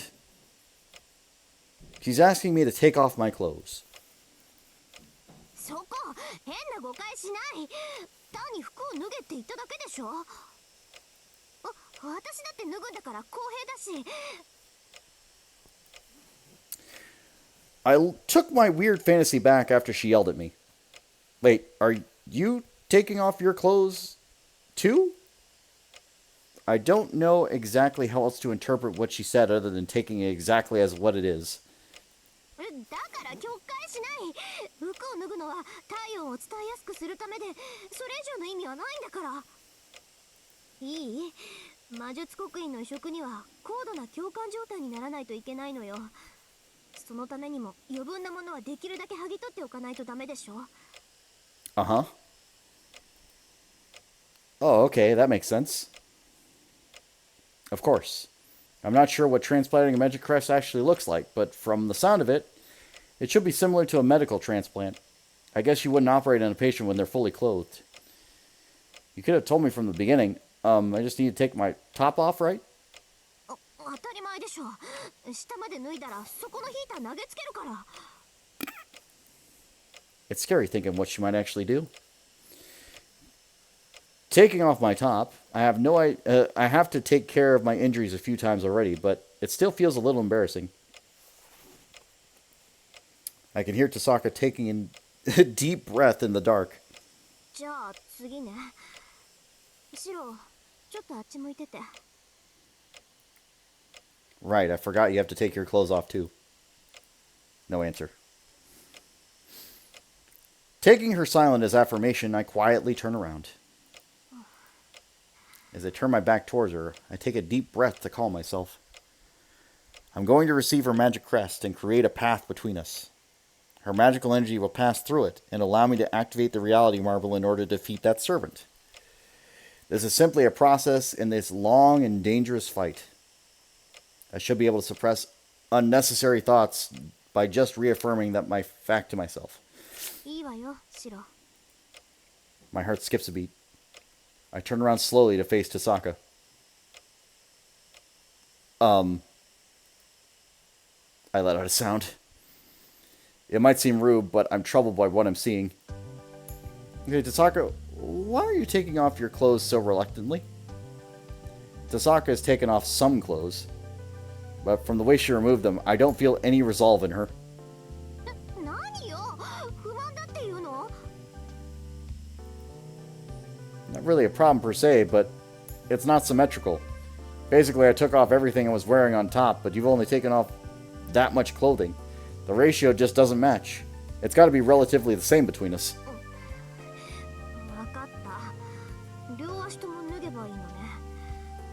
こやつ、思いもよらずマニアック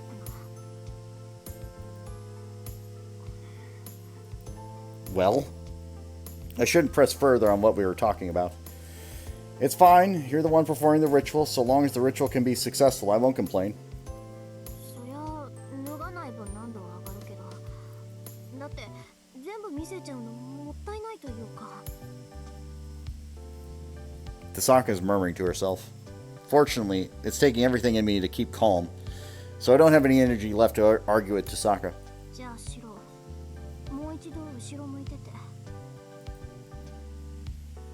She whispers to me, and I turn around immediately.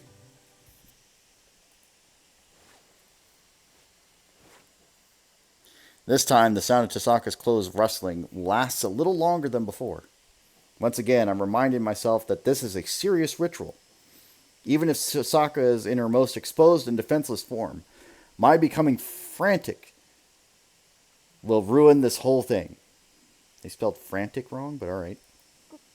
今度はこれでどう？ This is a warning. I have no idea what the fuck they're going to show. It should be kosher and up to board, but if there is anything, just know that I'm warning you now. There is a possibility. But we're going to let's go through this. Tasaka's voice trembles. I slowly look over Tasaka's body.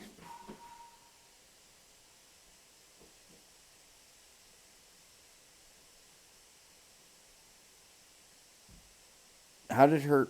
You know what? We're just going to let this go.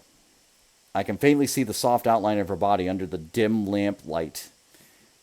Her shoulder, neck, and collarbone form the most beautiful silhouette. どう？これで満足？ I'm relieved that even when she looks so beautiful, she still is the same snappy Tasaka. I try to relax my expression as I feel I may have unknowingly broken into a smile. Very. This is actually making it a bit difficult for me. I I cover my face with my hands and take a very deep breath.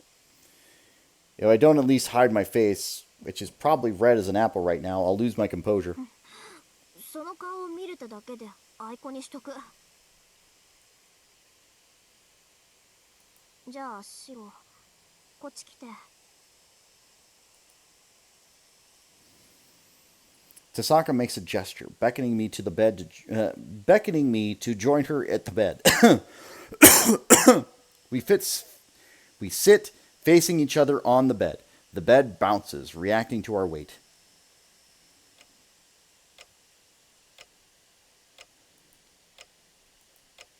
Without saying a word, we both take in a deep breath. Tasaka is going to start the magic crest transplant ritual. I force myself to calm down before this intimate encounter. My consciousness is getting clearer when I focus my mind. 始めるわ。シロの胸にこれを当てて。She reaches out her left hand with a magic crest. As I began to receive magical energy, the pattern on the upper area of my exposed arm faintly started to shine. 同調した後にシロの魔術回路に魔術刻印を移植する。魔術刻印は筆境他人の体。植え付けられるのは異物を盛り込まれることだから、体は拒絶反応を示すかもしれないわ。I understand. I'm used to the rough stuff like that.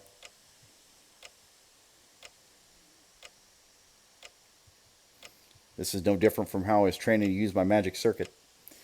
Activating a foreign nerve while learning to control it. Not sure if it would be the same experience as with the magic crest. そうね。体に無茶させるのは慣れてるんだっけ。Maybe because this reminded her of my unusual training, but Tasaka lets out a small giggle. However, それはそれとして変なことしたら殺すからね。she glares at me with narrowed eyes. What do you mean by weird? She ignored me. I shortened the distance between us to the point that our shoulders are practically bumping each other. It looks like I'm embracing Tasaka's left hand. I can feel Tasaka's breath on my neck. But then I realize she isn't just breathing. 意欲将来。刻印制御。第一、第16、停止。Her breath trembles as she utters the incantation. I can sense the magical energy is filling her body through her left hand. Her delicate fingers are placed on my chest. Through them, I can feel her pulse together with my own heartbeat. 名薬を刻む。一つ、二つ、三つ、四つ、五つ、六つ、数えなく。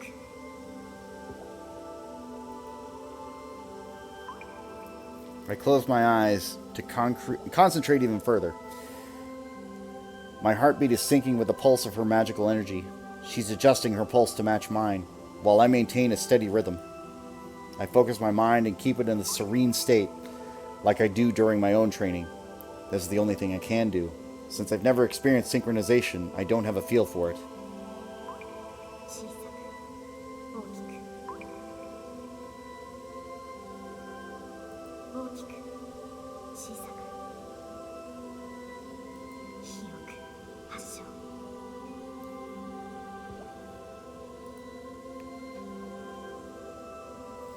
My eyelids are closed as if they've been sewn shut. My sense of smell is weakening and my sense of taste is fading. My body senses are getting distorted. I can't tell clearly if I'm sitting down or if I'm standing up. In contrast, I can feel the warmth of Tasaka's skin intimately. My own heartbeat and Tasaka's pulse. I can't tell which is which anymore. A phantom pain as if someone is having a hold over my heart. A phantom experience as if I'm gripping someone's heart. I move around my fingers trying to identify this feeling I have on my palm. My hearing still works and I heard a sound just now. Wait, my senses are mixed up. I can't tell if that was my body I touched or if that was Tasaka's voice I heard.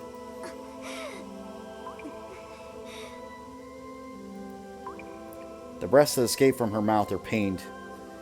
Even while knowing that it isn't my own breath that I'm hearing, I can't help but listen to it. ちょっと真面目にやりなさいよシロ。 A voice inside of me just yelled at me. I try to ask what's happening and what's going to happen. 今は同調の初期段階よ。だから感覚が入れ替わって混乱している。これから本番が来るわよ。集中しないと共有感覚に弾かれるから。 That was as much as I could hear before I suddenly lost myself. It feels my body has turned into paper and is rapidly being folded up. Slowly, the paper that is my body is being carefully tucked away. But since time has stopped for the surrounding world, from the outside it probably seems like all this is happening at the speed of light. There's no limit to this repeated process of accumulation and contraction. Even though there's a limit on how many times you can fold up a two-dimensional surface, no matter how much area it has, my body keeps folding inward. My vision turns blue, while it was red before I was folded up. I'm floating.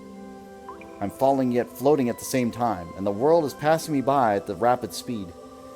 I try to reach out my hand to familiarize myself in the world where acceleration and termination exist at the same time. I just realized that my arms are already folded away, so there's nothing for me to reach out with. Now that's an issue. I already severed things that I've deemed unnecessary to this place, but I didn't think I would lose my arms and legs. If this keeps on, then I will lose my sense of self. That's why the first thing I need to do is not confirm the world, but to assume my own form.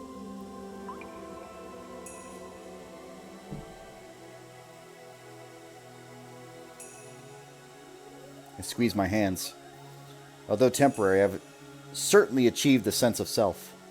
I am floating in a blue celestial sphere. There is no up or down, no sky or earth. It's quiet. I'm not talking about sound, but the current finite state of serenity. Time is flowing on the outside. Blue sea fills the outside. There's nothing within the celestial sphere. That means this celestial sphere is the sky to the blue sea. The egg of the world. Is the celestial sphere being covered in shells? Or is the celestial sphere flipped inside out? Jesus Christ, if I have to say celestial sphere any more times, does the void give birth to it all? Or does the void seep out from all? The celestial sphere continues to rotate while inverted. Here, time is eternal. The formless gains form over the course of an eternity. Nothing shares the same form, and no lives differ from another. It is a phenomenon that is common to all things.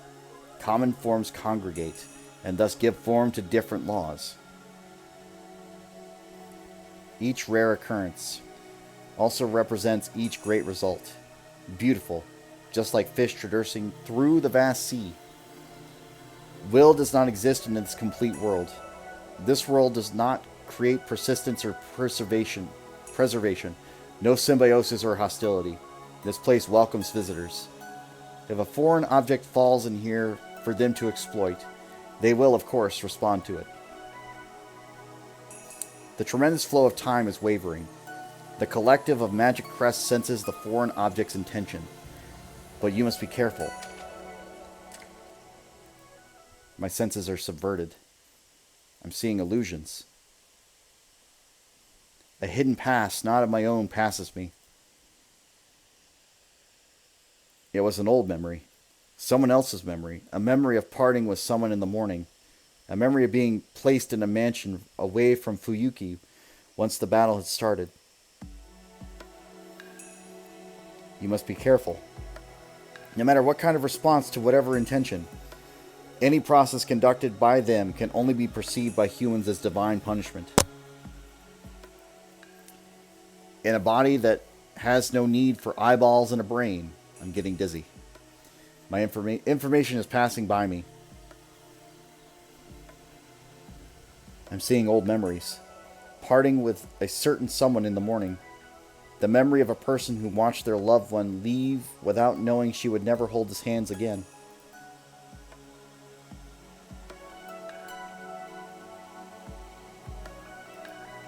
Lines from the magic crest are swimming around me, surrounding me while looking for bait. There's nothing I can do.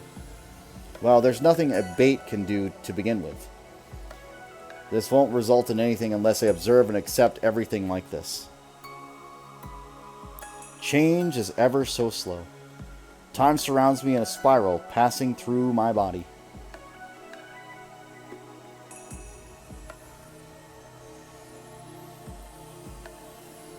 It starts to corrode me, like it has been devouring the void.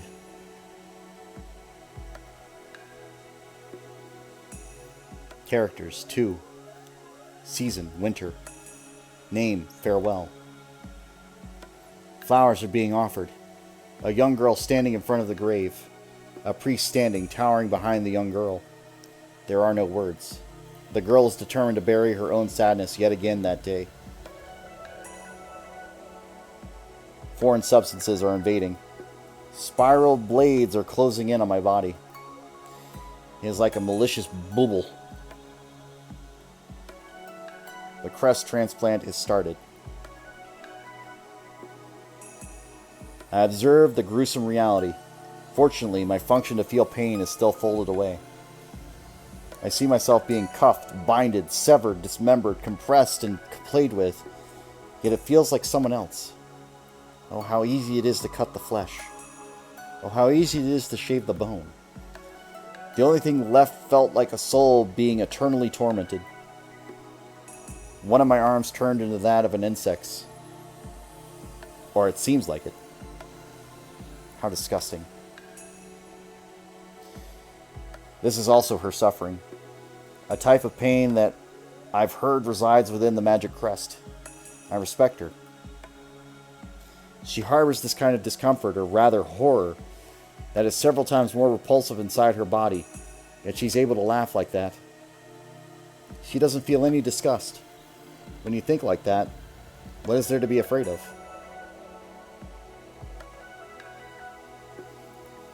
Suddenly, I've come in contact with a peculiar deep spot. This is mixed in amongst memories of farewell and departure. It was an encounter that seared into her heart. Jesus Christ, I wasn't expecting this to be like an hour-long thing when I chose that option. But I guess it's necessary. Someone was running in the schoolyard. It's high jump. Someone was running towards the bar again and again. She was standing there watching the whole thing. It was meaningless, yet he kept trying until sunset. She thought to herself, what is the meaning of this? Yet she kept on watching, as if she was betrayed by something, as if she just witnessed something precious.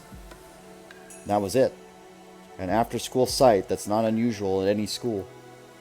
But to her, it was a sight that stirred up a revolution in her heart. Faintly. It was a sight familiar also to me. A sight from bygone days. Time is returning to the outside. The world is returning completely. A strong self-awareness gained in exchange for my folded away body is evaporating. Just like foam disappearing on the surface of the sea. I was cut away from the inner world as I welcomed a strange substance in my arm.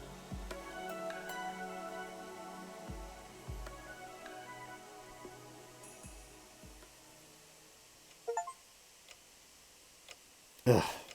My body feels heavy. I open my eyes while I'm still half asleep, and I try to faintly grasp my surroundings. My consciousness is coming back.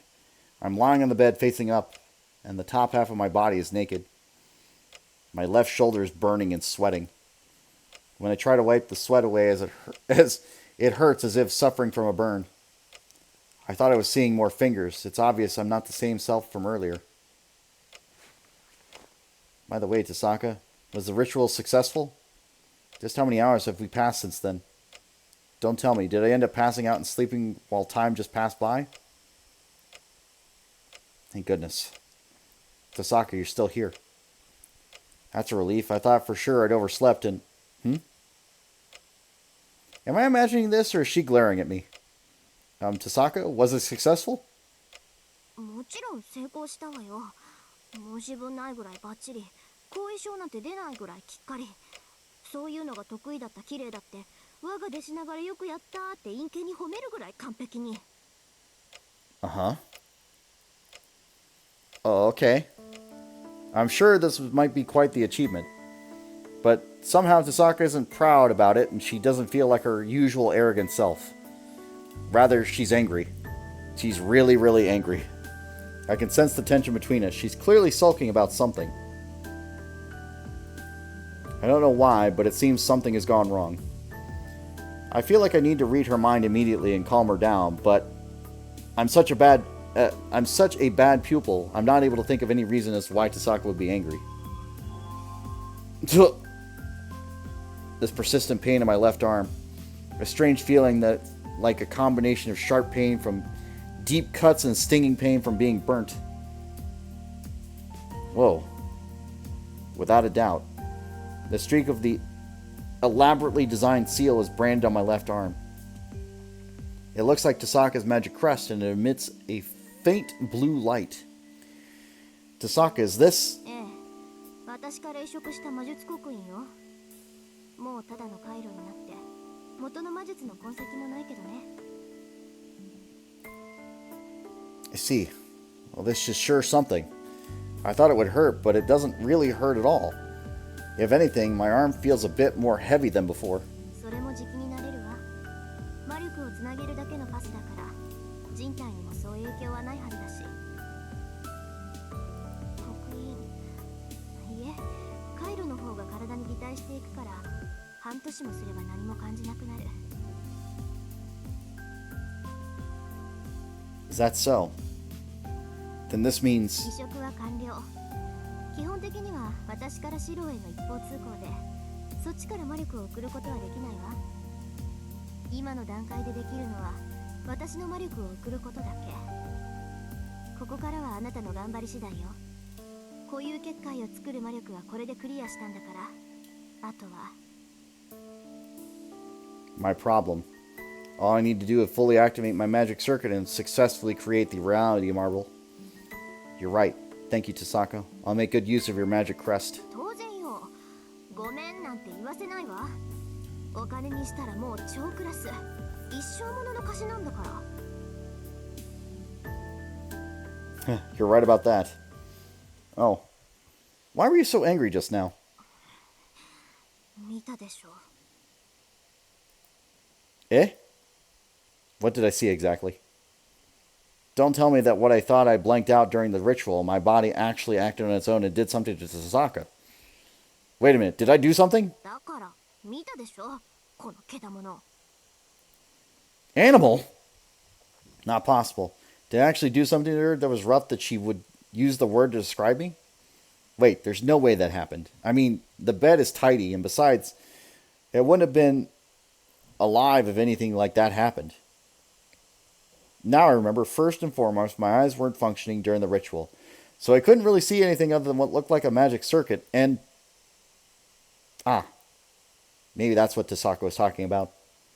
An illusion I saw for a brief moment.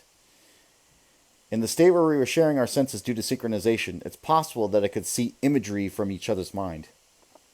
It wouldn't be too much different from when I saw Saber's dream of heroic spirit Emiya's dream. It all makes sense now. If this is the case, then the only thing I saw that she would care about is that scene taking place at the schoolyard during sunset, something that I haven't seen in any of my other dreams. I got it. That must be it, Tasaka. You've been having a weird dream, right? At some schoolyard somewhere, you kept looking at an idiot who wouldn't give up on the high jumping until sunset. What was that about? Whoa! I was hit by a pillow before I could finish my sentence. It was a swift and powerful swing. A critical strike even Saber and Fujine would be proud of. Gah! There's another problem. It's the fact that a normal soft pillow can have the impact and damage it as if it was filled with water or something. Tasaka, what are you...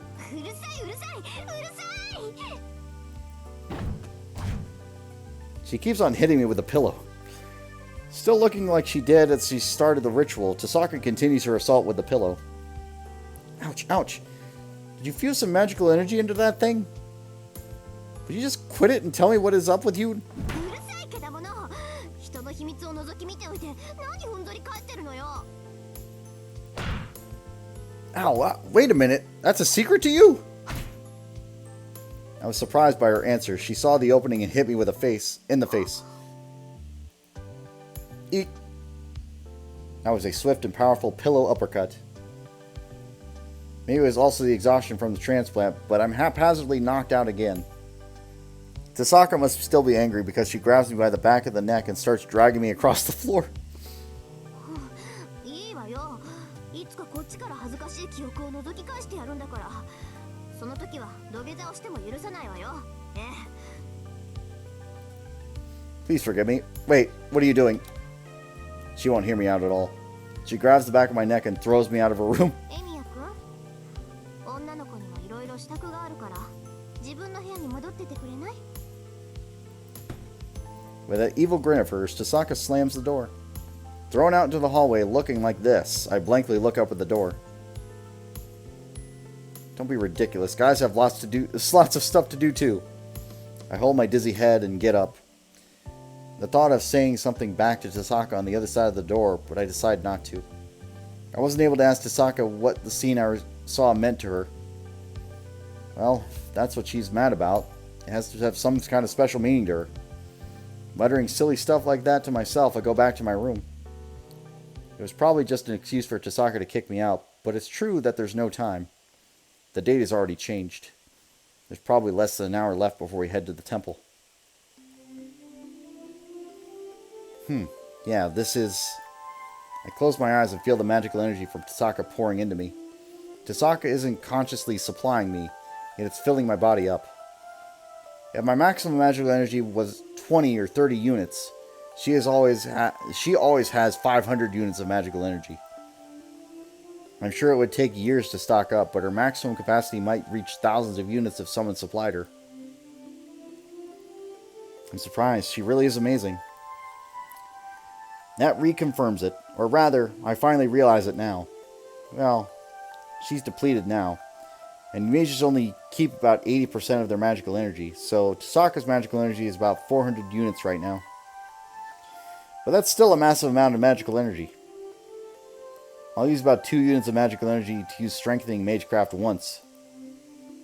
To use Protection once, I use about 5 units of magical energy on average.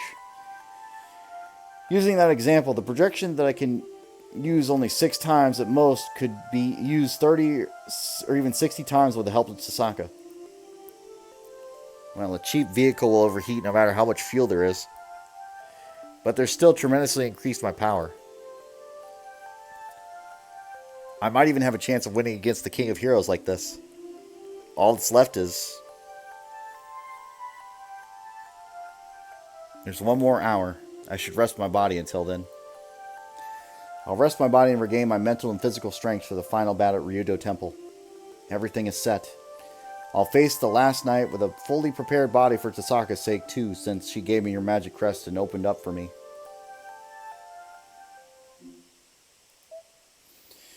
Jesus Christ.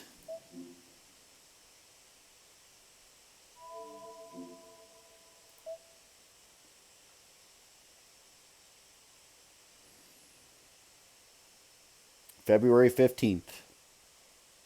Eden. Unlimited Blade Works.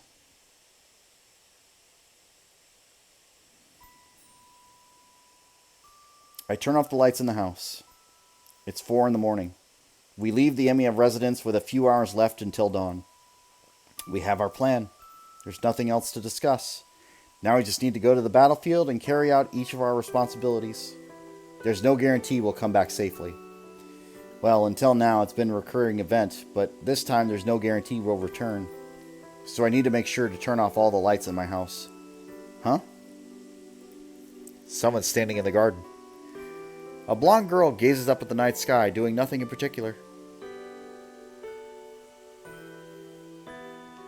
Hey, what are you up to, Saber? 空を見ていました。それとこの家を。 She answers me in a very gentle voice. When we first met, she looked at this house with a different expression. いろいろありましたから、ずっと覚えていられるように心に焼き付けておきたかった。 Her voice. It reflects a determination that she might never come back, even greater than mine. Yeah? Well, remember it as long as you can. I make a humble request from the windowed hallway. では私からもお願いします。あなたたちは私が守る。ですから必ず二人でこの家に戻ってください。Yeah, we will. That's the only answer I can give now. We're going to destroy the Holy Grail, and when that happens, Saber will leave too because she's a servant. I'd like her to stay here, and she's even developed an attachment to our home. But that's a rule she can't break as long as she's a servant. ちょっとそこ何してんのよ。時間がないんだから急ぎなさいよね。 A voice beckons us from the front door. Tasaka seems to have finished preparations and is already at the gate. では、シロ。Yeah, time to finish this, Saber. I turn off the last light and leave the house with Saber. The night is quiet. In the garden under the starry sky, the illusion of a girl gazing up at the stars still remains.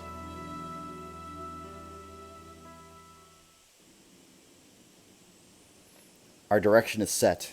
Saber's going to breach Ryudo Temple from the front gate, while Tasaka and I will infiltrate from the back of the mountain. We plan to have Saber enter the temple slightly sooner than us to draw Gilgamesh's attentions. We'll use that opening to sneak in Ryudo Temple from the back and stop the Holy Grail as soon as possible, and then back up Saber. Then I'll counter Gilgamesh's Noble Phantasm with my projection, so Saber can close in and finish him off. That's our only strategy right now.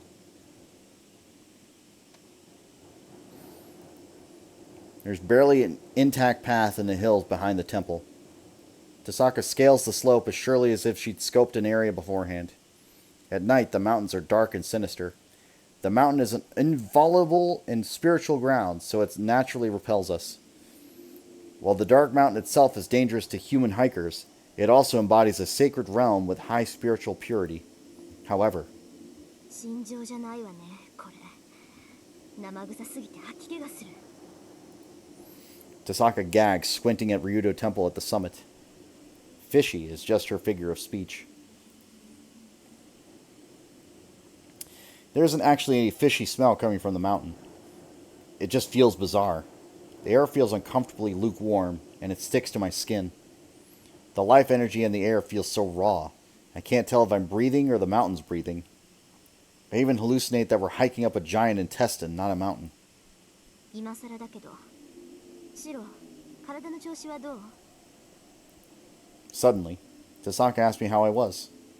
Well, not good or bad. Honestly, I have so much that I don't know what to do with all this. I tell her my honest feelings. With this much magical energy, 10 or 20 projections would be a piece of cake. But you could compare it to trying to put a jet engine on a worn-out plane. I feel like I can't relax, as if I'll spring a fuel leak and explode if I lose focus. 贅沢な悩みね、それ。けど、ちゃんと成功してよかった。初めてだったから心配だったのよ。Worried. Don't tell me that was actually a really risky ritual. 家庭じゃなくて、その後の話よ。シローに分ける魔力とセイバーに取られてる魔力のバランス。二人分の掛け持ちなんだから、セイバーの出力が落ちてるのはわかるでしょ？ Ah, right, that's true. Then Saber can't fight the way she wants? あのね、甘く見ないで。そんな不手際はしないし、セイバーに比べたらシローに分ける魔力は小さいからなんとかやっていけるわ。ただ無理は効かないの。今のセイバーは一回しか聖剣を使えない。 She can only use it once? Then she can't use it on Gilgamesh. We need Saber's Noble Phantasm to destroy the Holy Grail. Then Saber's going to stop Gilgamesh without her trump card? ええ。だから少しでも早く合流しないとまずいわ。セイバーがギルガメッシュを止められないと判断した場合、聖剣を使うようには言ってある。けど、そうしたらセイバーに後はないの。セイバーの聖剣でなければ聖杯は壊せない。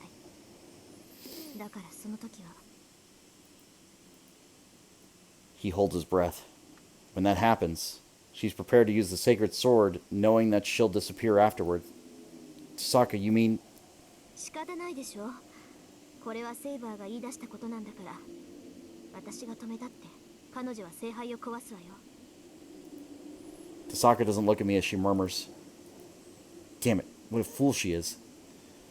This is just as hard on Tasaka. She doesn't want Saber to disappear either. Then, let's hurry. I won't let Gilgamesh have Saber. 当然よ。私のセイバーだもの。あんな奴に殺させないわ。 We run up the game trail. I know what we need to do. We'll stop the Holy Grail as fast as we can and then go settle things with Gilgamesh.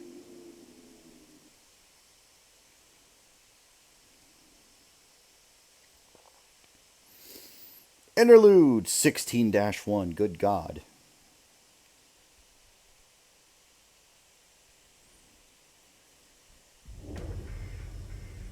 The mountain is rumbling. Dark clouds shroud the sky, and the trees seem to tremble nervously due to the tremors.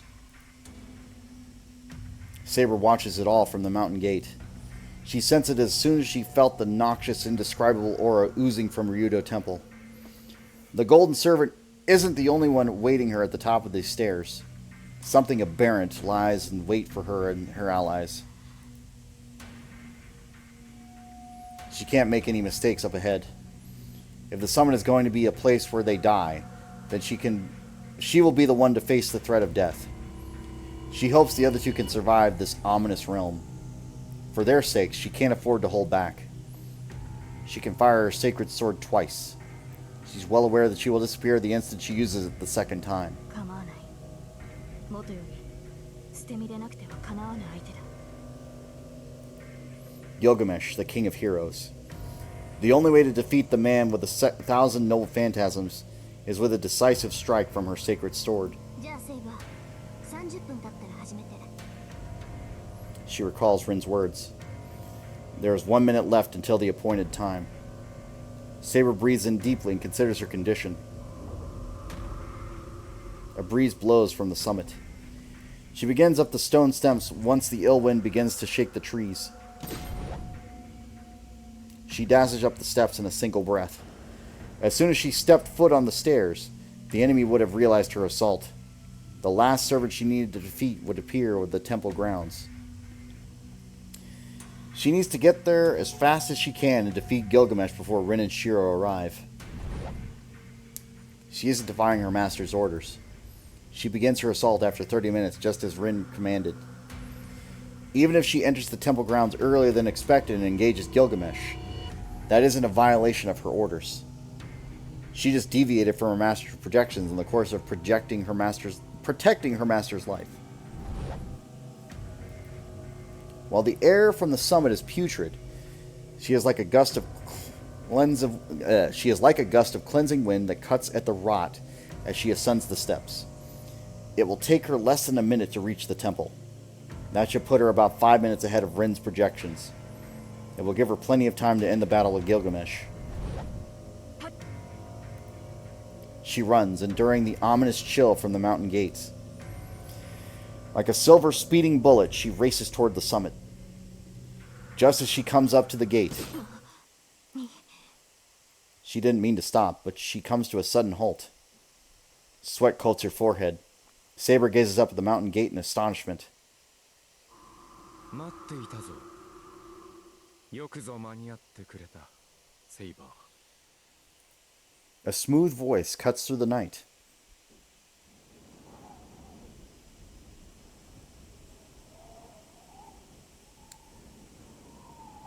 Moonlight glints off the 5-foot-long sword.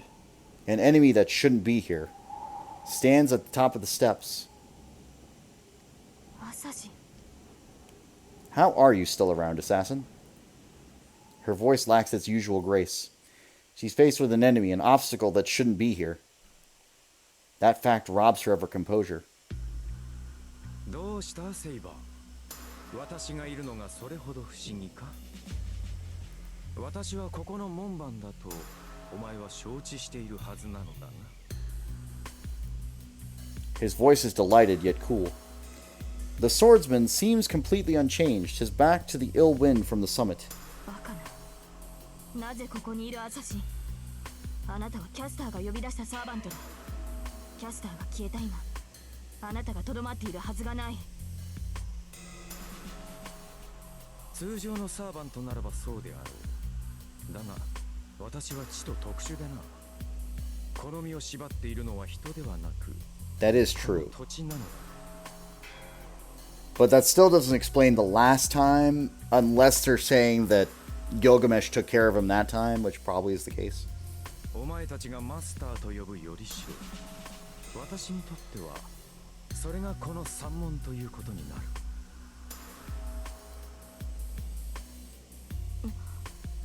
土地がよりしろだと。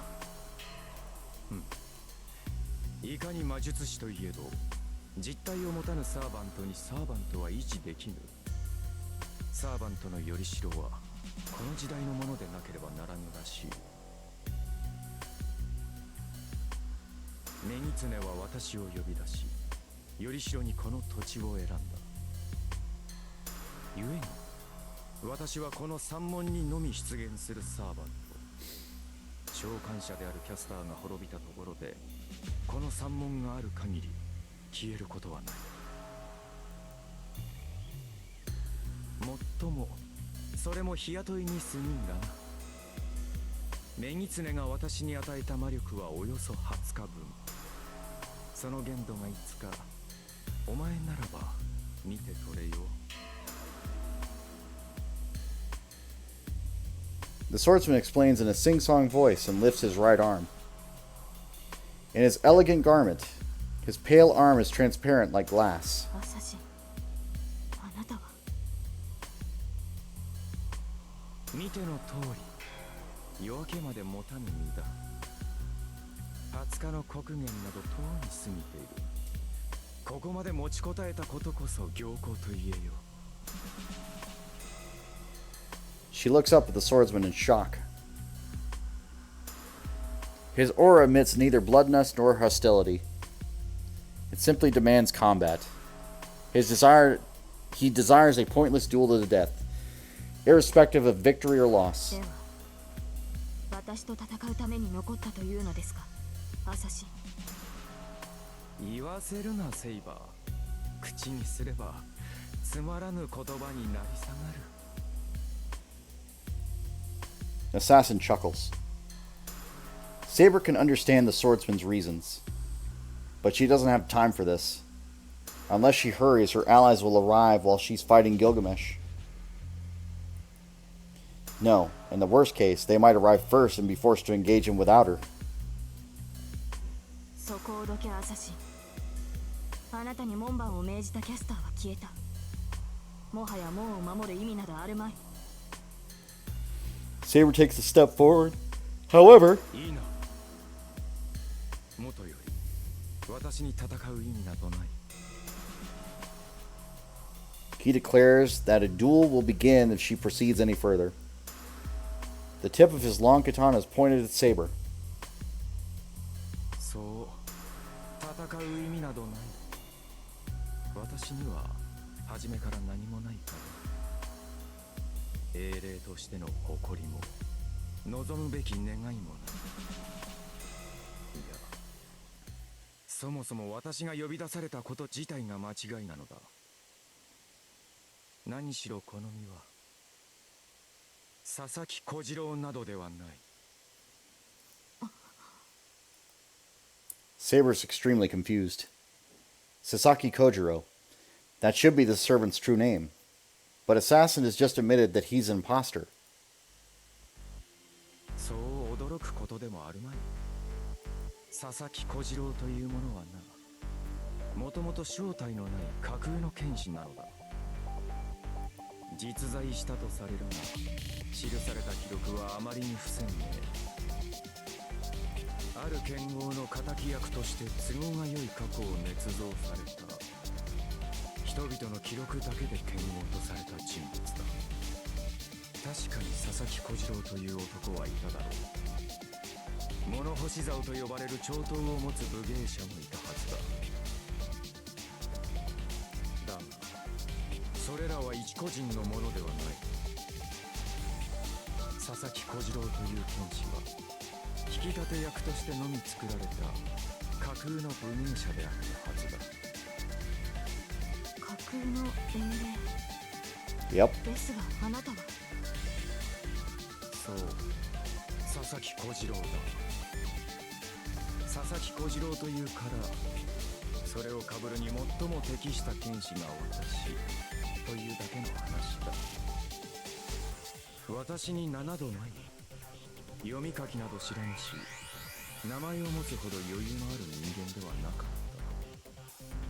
た。私はただ記録にある佐々木小次郎の秘剣を披露できるという一点で呼び出された亡霊だ。偽りのサーバントであるこの身は長くは持たぬ。故にキャスターも使い捨てとして扱った。そら、意味など初めからないだろう。 Because he's not real. たとえここで偉業を成したところで報酬はすべて佐々木小次郎に与えられ、私には何も返ってこない。無である私にとってあらゆることは無意味だ。この身は自分すら定かではない。佐々木小次郎という役柄を演じるだけの名のない使い捨ての剣士に過ぎ。 The long sword sways. The swordsman created as a fictional character stands in Saber's way, prepared to fulfill his role. だが、その私にも唯一意味があるとすれば、それは今だ。無名のまま死んでいった私に、もし望みがあったとしたら。 Then surely the nameless swordsman would have dreamed of facing a superior swordsman, something he was never allowed to witness in life. アサシ She takes up her sword. There is no persuading this foe. The only response to a swordsman ready to lay down his life is to meet him with steel. では始めよう。何、元より花と散るこの身。その際にそなたで迎えられるのであらば、これ以上の幕はあるまい。 His longsword sweeps through the air. Saber's sword parries the moonlit blade.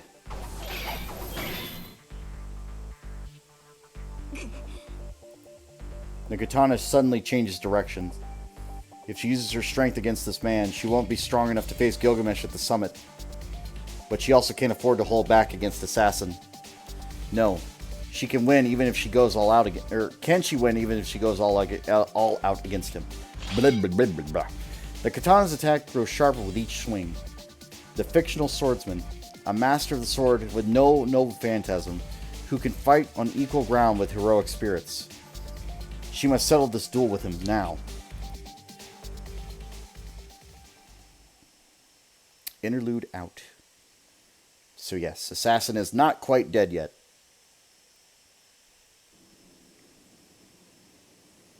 The summit is close. We'll arrive at the back of the temple grounds once we climb this hill. There should be a large pond there, untouched by humans. 見えた。あともう少し。 Sokka climbs up the slope, pushing the branches aside. I watch her back, keeping an eye on her surroundings. And then, just as the slope levels out into a flat ground, we come face to face with it.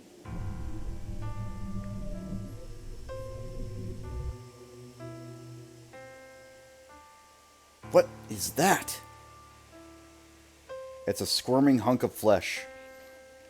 The thing enshrined with the center of the pond seems to writhe and beg for help as it spews rotting, black liquid around it. How big is that thing? The flesh hunk is slowly getting bigger. It looks like it's a floating island. The pond water looks muddy and sticky, as if there's an oil spill. No way, that's the Holy Grail? I avert my gaze, feeling uncomfortable. We had been breathing in that thing's exhaust as we went through the forest. It endlessly spews out magical energy, polluting the pond. Its blood isn't colorless magical energy at all. That dark stuff is a visible curse. Ugh. Even looking at the black mud gives me chills. The curse breaches my retinas. It hammers a single command, or cold command, into my brain. Da da da da da da da da da. Yeah. No one said anything about this. How are we supposed to stop it? The flesh hunk is about 30 meters away. The pond is shallow, so walking through the water shouldn't pose a problem. But pushing our way through the black mud would be suicide. It's a curse that erodes the mind just by looking at it. If we go into it, we'll be weakened and drown before we can even walk a meter. あれ破裂寸前よ。元からああいう形なのかどうかは知らないけど、器があんまりにも小さすぎたんでしょうね。中のものを抑えきれず、器を壊して溢れ出ようとしてる。It'll break the vessel? Then 神事が聖杯になってるなら、神事を壊すってことでしょうね。ほら、見える？あの山の奥、なんか人型らしきものがあるでしょ。シローなら確認できると思うんだけど。Huh? I follow Tasaka's line of sight. Within the rotting and growing flesh hunk, I do see something that looks vaguely human. Is he getting crucified? Torn clothes and a naked body, ugly muscle ripple under the skin, connecting the body to the flesh hunk. It's like its shape is different. It's a bizarre image, like a bunch of grapes shaped into human form. It's Shinji. I can't see his face, but that definitely looks like him. そう。で、生きてる。I don't know. He isn't dead, but I don't know if I can call that alive. His body's still breathing, at least. I can't say that I can see anything like human limbs. やっぱりね。もともと今回の聖杯は人型だった。なら、人間っていう部品を利用して動かすってことでしょ。神事は合わないからああなったみたいだけど、基本的に聖杯は宿主に生きていてもらわないと作動しない。But it's about to explode. You said it's going to break Shinji, who is the core. それは仕方なくよ。そうなったら聖杯も何もない。ただ、聖杯によって開けられた穴から、あの得体の知れないものが溢れてくるだけ。だから、逆に言えばまだ間に合うわ。聖杯は起動しているけど、願望機っていう本来の姿になってなければ壊れてもいない。あの金ピカは穴だけを開けるって言ってたでしょ。あいつの目的は聖杯を起動させて器だけ壊すことなのよ。そうすれば Then that mud will pour out infinitely in the whole on a whole different level. There's no time to consider it. We'll pull Shinji out of the flesh hunk and stop the Holy Grail. Tasaka, can you do anything about the mud? It looks like we could walk on it if we freeze it. 無理。ただの水ならいけるけど、あれはもう呪いに加工された魔力なのよ。形になった魔術を凍らせるなんて、そんなの氷結専門の術者で難しいわ。Oh, then we'll just have to pray for good luck. The only option is to cross the pond before the curse corrupts us and extract Shinji. そのままで行く気？無理よ。あなたじゃいいとこ真ん中で飲み込まれるってば。I won't know until I try. There's no more time. Saber should be fighting right now. We can't afford to hesitate. I whirl around and move to protect Tasaka. これは驚いた。まさか三度もその不出来な顔を見るとはな。雑種。Gilgamesh sneers at us. He appeared by the pond instead of the temple as he protected our moves. ギルガメッシュ。嘘。なら誰と戦ってるのよ、セイバーは。Tasaka's words indicate that Saber's engaged with some other enemy at the moment. I don't know who that might be or how she ended up fighting them. There's no time to consider that right now. We're facing the worst person possible. This is the strongest servant whom we are supposed to take down as a trio. And now he's here looking at us without Saber. セーバーは不在か。つまらん。それではただすだけか。 A terrible chill oozes from the sea of mud, while bloodlust radiates from the man in front of us. Noble phantasms hang ready in the weight behind him. One wrong move and he'll skewer us. それでは芸がないな。本来なら有無を言わせぬが、今回は特別に許す。せっかくの客だ。そのせいにわずかばかりの猶予をやろう。 An extension. My fingers tense up and I glare at the enemy. My magic circuits are open. I've lined up 14 blueprints, as many as I can manage. If he snaps his fingers, I'll replicate as many swords as I can. I should at least let Tasaka get away. なんだ、言われなくてはわからんのか。眉が帰るまでの数分、そこでかかしになるがいい。あれも見届ける者が俺だけでは寂しかろう。この行く末を最後まで見届けるというのは、そのせいにも意味がある。 How can I listen to that? Our objective is to stop the Holy Grail. If there's still time, then we need to rescue Shinji from that flesh hunk. Yeah, sorry, but we... あんたの言いなりになんてならない。今すぐあの日会に行ってあんたの聖杯を止めてやるわ。 Before I can finish, Tasaka takes the initiative and stares down Gilgamesh.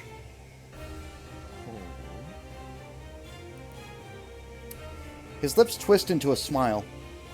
That laugh sounds like when somebody decides to kill a person in front of them. Wait, Tasaka, that's... シローはここであいつを止めて。無茶だって分かってるけど、セイバーが来るまでなんとか持ちこたえて。シンジは私が責任を持って引っ張り出してくるから。 What? What do you mean, pull him out?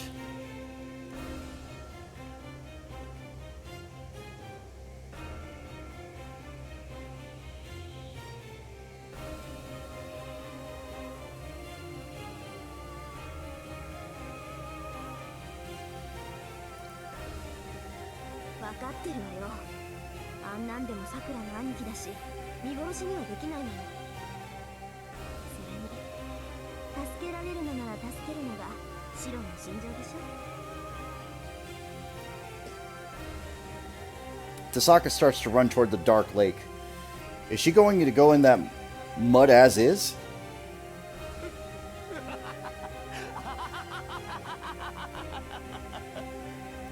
なんだその滑稽さは。俺を笑い死にさせるつもりか、貴様ら。 That guy. He laughs condescendingly at Tasaka's determination. You, what's so funny? なんだ、お前はおかしくないのか、雑種。とんだ三流どもだ。あの呪いの中を進むだと。サーバントですら耐えられぬ呪いの渦を人間風情が踏破できるとでも思ったか。私の底を甘く見ないで。この程度の呪いで染まるほど弱くないわ。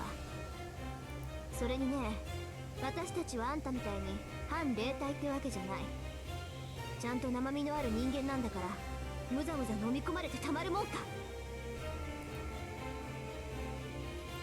She's obviously bluffing, but Tasaka might actually be able to get across if she says so. Like she said, Rin Tasaka isn't so sweet as to lose to a curse like that. そうか。ならば好きにしろ。もっとも。俺はそんな真似は許さんがな。 Trace. A sword shoots forward. The sword flies towards Tasaka's defenseless back to skewer her. Off. But it's instantly deflected by my concho when I step in. I breathe heavily. I made it, although I had prepared myself. This is the first time I've been able to project so quickly. Must be thanks to Tasaka's magical energy. At this rate, we might be able to... Yep. Murderous rage fills his red eyes. My projection triggers him to get serious. But noble phantasms behind his back increase in number. シロ Behind me, I hear Tasaka's concerned voice. I don't look back and to keep my eyes on the enemy with my concho at my ready. Or at the ready. Tasaka, go get Shinji. That's all I say to her. 任せてすぐに連れ帰ってくる I hear the sound of splashing water. Tasaka jumps into the sea of mud without hesitation. Phew. Then I'm going to protect her.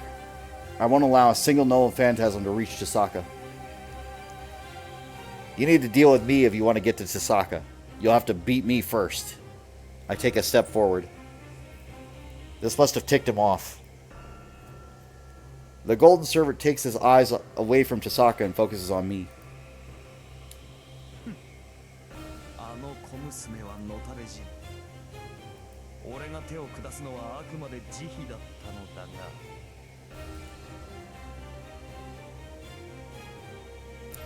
A swarm of Nova Phantasms point toward me.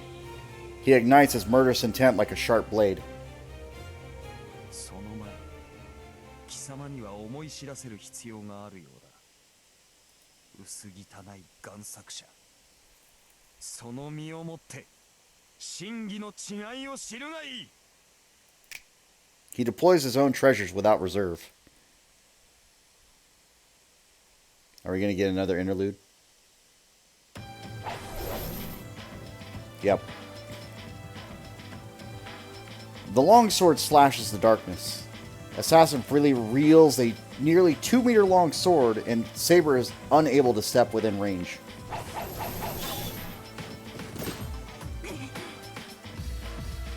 She can't avoid it at all, and falls back. The distance between the two sides does not shrink. There's 1 meter between Saber and Assassin, but that distance is enough to prevent Saber from running up even a few stone steps. She bites her lip. She doesn't have time for these skirmishes. Her opponent is typically someone she can best in strength. She can overpower him if she uses her full might of her magic energy in her sword. Just one blow. If she can withstand just that one blow, she'll easily be able to hold him down. It can be an arm or a leg. If she doesn't show she's sustained a few scratches, there won't be another attack. The moment she receives the blow, she's confident she can step into Assassin's range and cut her enemy in two. And yet, if that first blow manages to get her neck, there will not be no way to overpower him. That's the kind of blow that the servant in front of her can execute. There's no restraint, and there are always blows that are meant to take one's life. The only possible way to prevent that is to retreat. She is at a positional disadvantage since she can't turn and attack from the side, and the enemy's skills prevent her from moving him forward.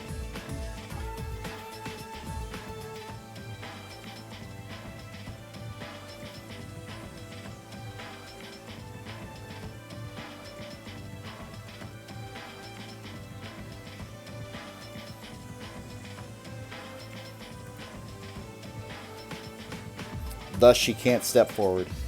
She needs to reach the temple compound alive. As she stands there, Shiro and Rin are going up against Gilgamesh. If she's late, one of them might die. Or worse, the two of them are already. She runs. She yells as if to dispel the ominous imagery that pops up in her mind and rushes up the stairs. Two trajectories collide.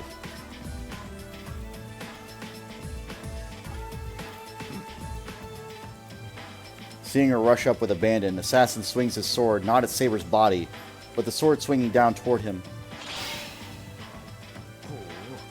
さすがはセイバー数回程度ならば耐えられると思ったが一撃で曲がるとは Sparks fly. They try to push each other out of the way as the sword and katana clash. 抜けたアサシンは私の剣を Assassin's katana is fragile. While the katana may be able to cut iron in two, it is still made by humans. It cannot compete against her sword, which was forged and created by non-humans. If struck from the front with force alone, the long katana will surely be shattered. Knowing this, Assassin made Saber retreat by parrying the sword and going for her body instead. but Assassin blocked her attack. No matter how well trained or tenacious Assassin is, his katana would not be able to fully defend against Saber's blow. The longsword that caught Saber's blow is now bent at its core. At this rate, he can no longer maintain his sharp advantage. 無傷でこの男に勝てるのか。 She asked herself as she pushed back against the Assassin's long katana. Her hesitation creates an opening. There's a reason Assassin blocked her sword. Before she realized that reason, she's standing in a particular position. She's standing in a different position. The two, who were once standing at the top and bottom of the stairs, are now level with each other. Without realizing it, Saber's body shifted to the side and she was forced to stand on flat footing. This is a repeat of last time. They're standing level with each other. A suitable footing to wield the secret sword. Here, Assassin is able to execute his magical blade. Swallow reversal. The three arcing blades encircle the enemy, and the target has no chance of evading or defending, and ensures that the enemy is killed. A chill. She shudders from the chill running down her neck. アサシン貴様。 Saber's strength leaves her. She can push back right now. As she's superior in strength, she can knock down Assassin and finish him off as she runs up to him. Or she can just run up toward the temple gate. But the outcome was going to be the same either way. If she disengages, that thing is going to come. Even if she knocks him away, whether she rushes in for a final blow or exposes her back to run up the stairs, that magical blade will be released. And it will be forever for her. Ugh. Which means she can't push forward. She can only let herself ease up and match Assassin's stare. 良いのか力を弱めて。これならば私の方からお前を弾き飛ばせるが。 Assassin looks at the cornered saber with satisfaction. There is nothing callous in his mannerism. The swordsman with the long katana is simply admiring the determined look of his opponent, who is seeking to recover from the hopeless situation. このために自らの武器を傷つけたのか。アサシン。無論拉致が開かぬのでな。勝負をつけに来た。これならば以前のお前に戻ろうと思ってな。話し合いの最中に後のことなど考えるな。 She holds her breath. Assassin's words tell her that she sees right through her, or that he sees right through her. Yet, it does not sound insulting. The compound is in flames. The sounds of swords clashing and breaking. There's no doubt the sound of Gilgamesh and Shiro fighting. どうやら縁も竹縄というところだな。こんなところで門前払いを受けている場合ではないぞ、セイバー。アサシン。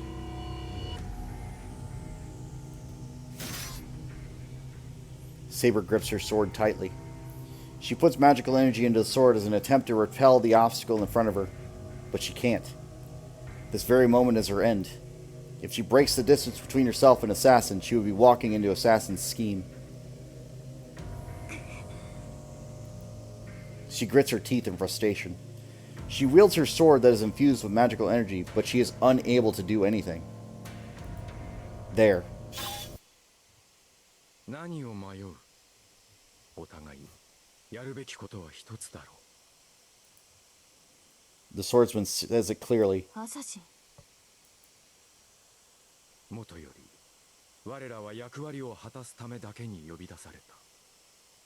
私がこの門を守るようにお前にも守るものがある。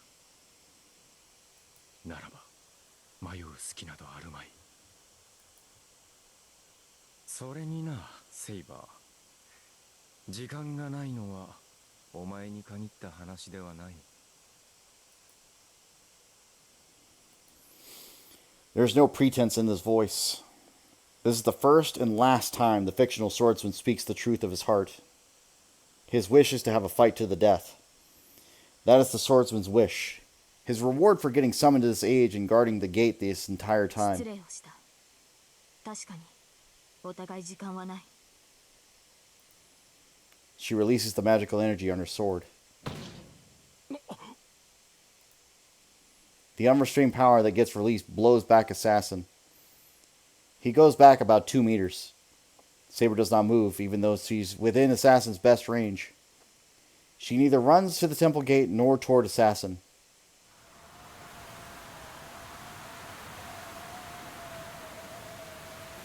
She unleashes her seal. Her sword is revealed and Saber confronts Assassin. There's no hesitation in her eyes. She will use her entire strength if need be. Her eyes declare that she will use her strength to defeat the enemy in front of her.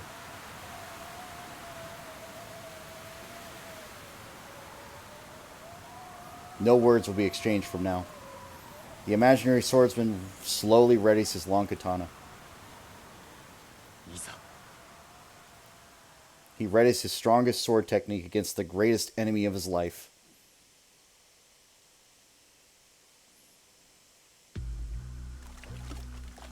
She walks through the sea of rotten flesh. The lake is not even a meter deep. But the sticky mass of flesh has accumulated at the bottom, so she only sinks in knee deep. 気持ち悪いにも程があるってのよ。もう She grumbles under her labored breath. Every step she takes just gives her chills, like she's stepping on a mass number of bugs. The rotting flesh that clings to her skin is unmistakably rotting flesh. If she stops, it will harden around her. もうこんちくしょう。 She shakes them off with all her might and keeps going. Slosh, squish, crush. There's no way someone can stay sane from wading through this content. After all this, slaughtering a cow would be a piece of cake. Tasaka thinks defiantly. That's how she's getting used to this. She's under so much pressure that she has to think of this as work, or else she wouldn't even be able to move. But at least she won't sustain mental damage this way. I am losing it. I've been talking for 7 hours. But she can't endure this with just willpower alone. With each step forward, her body heat rises. The rotting flesh immediately invades her nerves the moment it touches her legs. Even if she tries to push them away, the poison has already assaulted her body. They're curses. The malice is tangible, and it's like a disease. One would fall ill if they touch it. It invades the nerves, robs the body of its strength, and boils the brain. Every step taken is a step closer to fatality. A normal person would stop moving after 2 steps and fall into a pool of flesh. It's unknown what would happen afterwards. She doesn't want to think about it if one suffocates or assimilates to become part of the flesh mound. She can't even think straight, given how she now has a fever of over 40 degrees.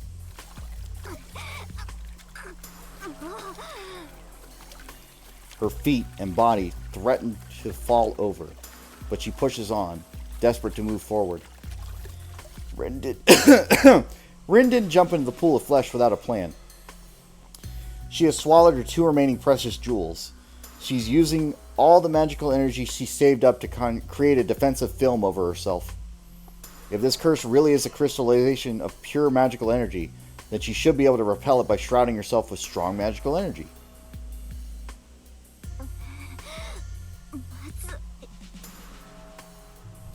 Her vision blurs. Her assessment was correct, but it was way beyond the scope she imagined. The jewels she swallowed to put up defenses were no better than sheets of paper covering her. No human could go up against this corruption. There is nobody who can avoid getting engulfed in here. Here. Her own strength was her only support system to survive. もうこれなら火の上に飛び込んだ方が涼しいのに。 And actually, if she did jump into a sea of fire, it wouldn't affect her since she is protected by her gems. The moment she starts complaining,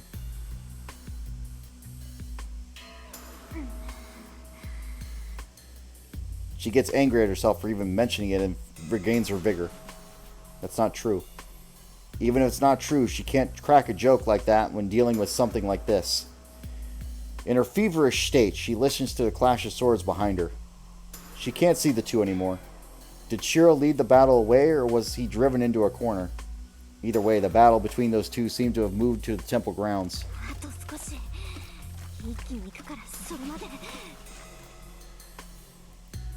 She runs. She's barely fast enough to walk, but she moves her feet anyway. She pushes through the decaying flesh. She breathes heavily as she reaches for the lumps of flesh.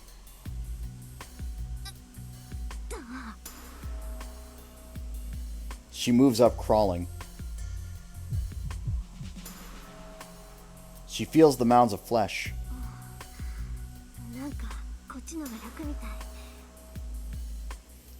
She lets her body lean into the pulsating ground. This is much more disgusting, but the fever that invaded her nerves cools off rapidly. ちょっとこれもしかして She put her finger on the red ground. It's the same as the black mud, but it has a form. It's something that came out of the Holy Grail and took form using magical energy.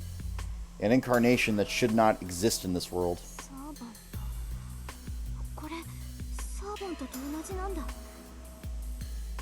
She murmurs in amazement. She tries to make sense of it, but stops. Now is not the time.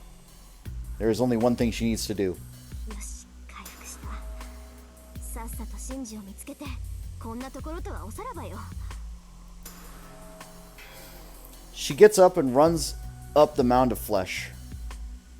The mountain of flesh is a floating island about 50 meters in diameter.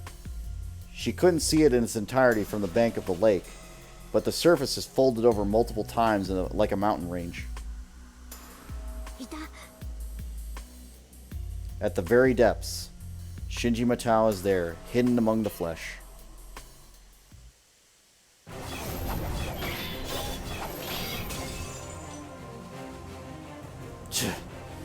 I repel the incoming swords. There's more than 10 noble phantasms deployed, and all of them shoot straight toward me like arrows. I throw away the swords that turn to dust and ready for the next attack. A single gulp of air, my labored breathing goes back to normal. If my breathing is labored, I can't do projection. Without a weapon, my body will get skewered. This isn't a battle against a guy. It's a battle against myself. The moment my projection speed and accuracy go down, that's when I'll disappear. そうだ休んでいる暇はないぞ Gah. I respond to his voice and a straight sword I've never seen before points towards me. It makes me a loading sound and shoots toward me with lethal speed. Trace. Gah. I'm unable to deflect the full impact, and I fall to the ground on my back. I quickly roll to the side and stand up to regain my stance. どうした質が落ちているぞわずか一撃で壊れるようでは複製とは言えんな A scornful laugh. He's obviously enjoying this. If he releases all the noble phantasms behind his back at once, there's no way I can defend myself. But he's only shooting them off one by one, holding back to test my limits. But I'm lucky that's happening right now. Despite Tasaka backing me up, it's difficult for me to project after only seeing the opponent's weapons. I can only replicate its appearance. I can't construct its inner abilities, which is why they get destroyed after a single hit. What did that guy say? That guy said I'm the only one who can beat him. But this is all I can do. I can only defend myself from his noble phantasm. I can't rush in and attack him. 2. I need at least 2 weapons. But I'm having trouble with just one, so how the heck am I supposed to project 2 at the same time? どうした歯応えがあるのは口先だけかせいか He must like seeing me roll around, as he looks entertained. I catch my breath. Things are fine as long as he's enjoying this. As long as he's acting that way, there's still a chance for me to win. Trace on. I direct my mind to look inside me. There are only a few circuits. There, I mentally line up all the blueprints I can imagine. I visualize 17 noble phantasms. I analyze its internal structure based on their outward appearance, and I draw out the concept of creation to choose its compositional material. Gah. I cough up blood. I'm paying the price for putting multiple blueprints inside a circuit that usually handles only one or two. Since I started using projection, my nerves have become damaged, and my body has started to crumble from the inside. Pools of blood in my stomach and my esophagus are working like a pump to expel the blood out from my body. Possession experience, sympathy complete. I swallow these down and continue with my process. Concho and Bakia can't block this noble phantasm. If only I had archer swordsmanship, I could probably defend myself with twin swords, but I don't have that kind of skill. There's only one way for my inferior swordsmanship to prevent those noble phantasms. I just have to offset using the same exact noble phantasm that he deploys. I still have enough magical energy. The soccer supply has been more than enough. But my circuits moving that energy are on the verge of corrosion. My end is near.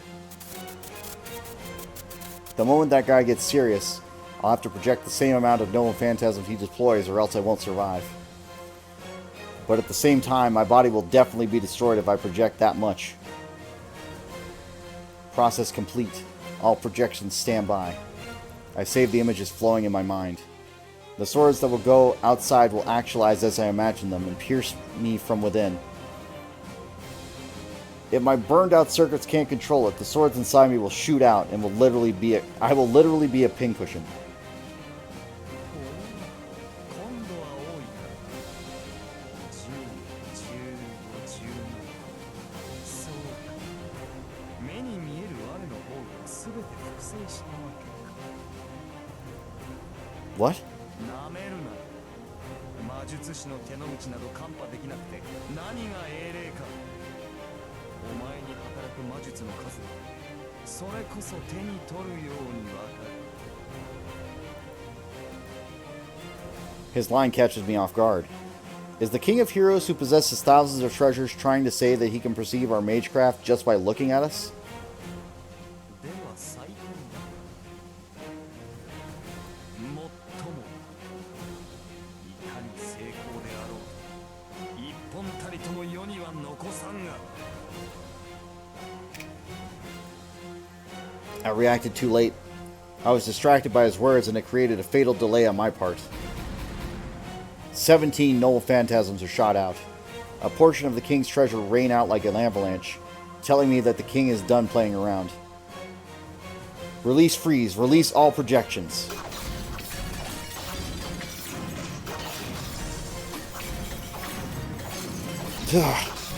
My body wavers. The swords that shoot out from within me collide with the ones shooting toward me, and the impact shakes everything around. I can't block them all. Even though I project 17 noble phantasms, I can only get formed of them one at a time.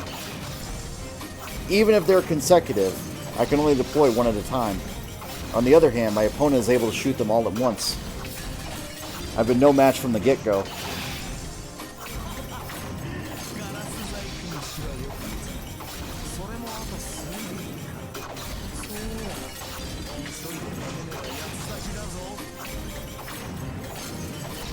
I hear him taunt over the clashing swords. 12 more enemy noble phantasms.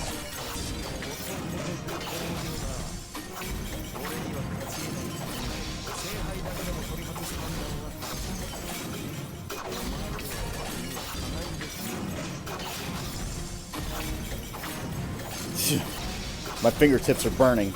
The magical energy I emit and the heat from the colliding noble phantasms mercilessly burn my fingertips. 7 more noble phantasms left.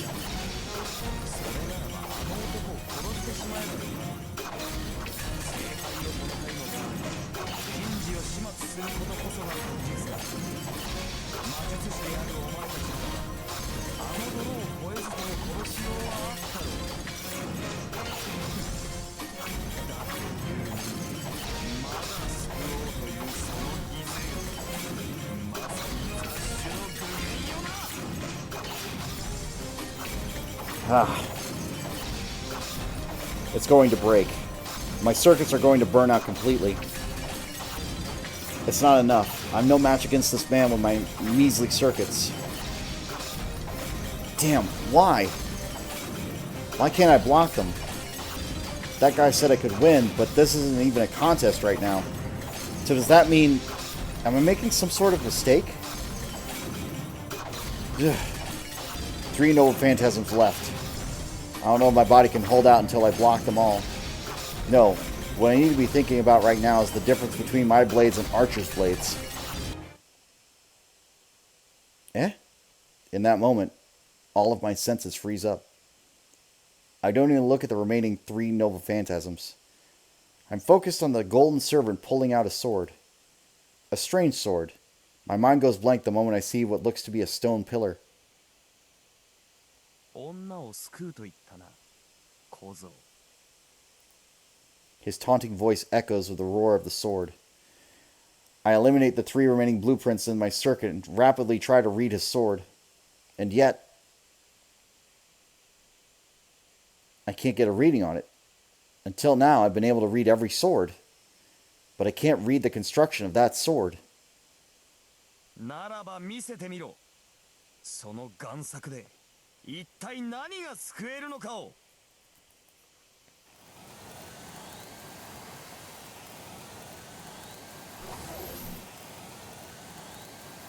The wind creates a fault line.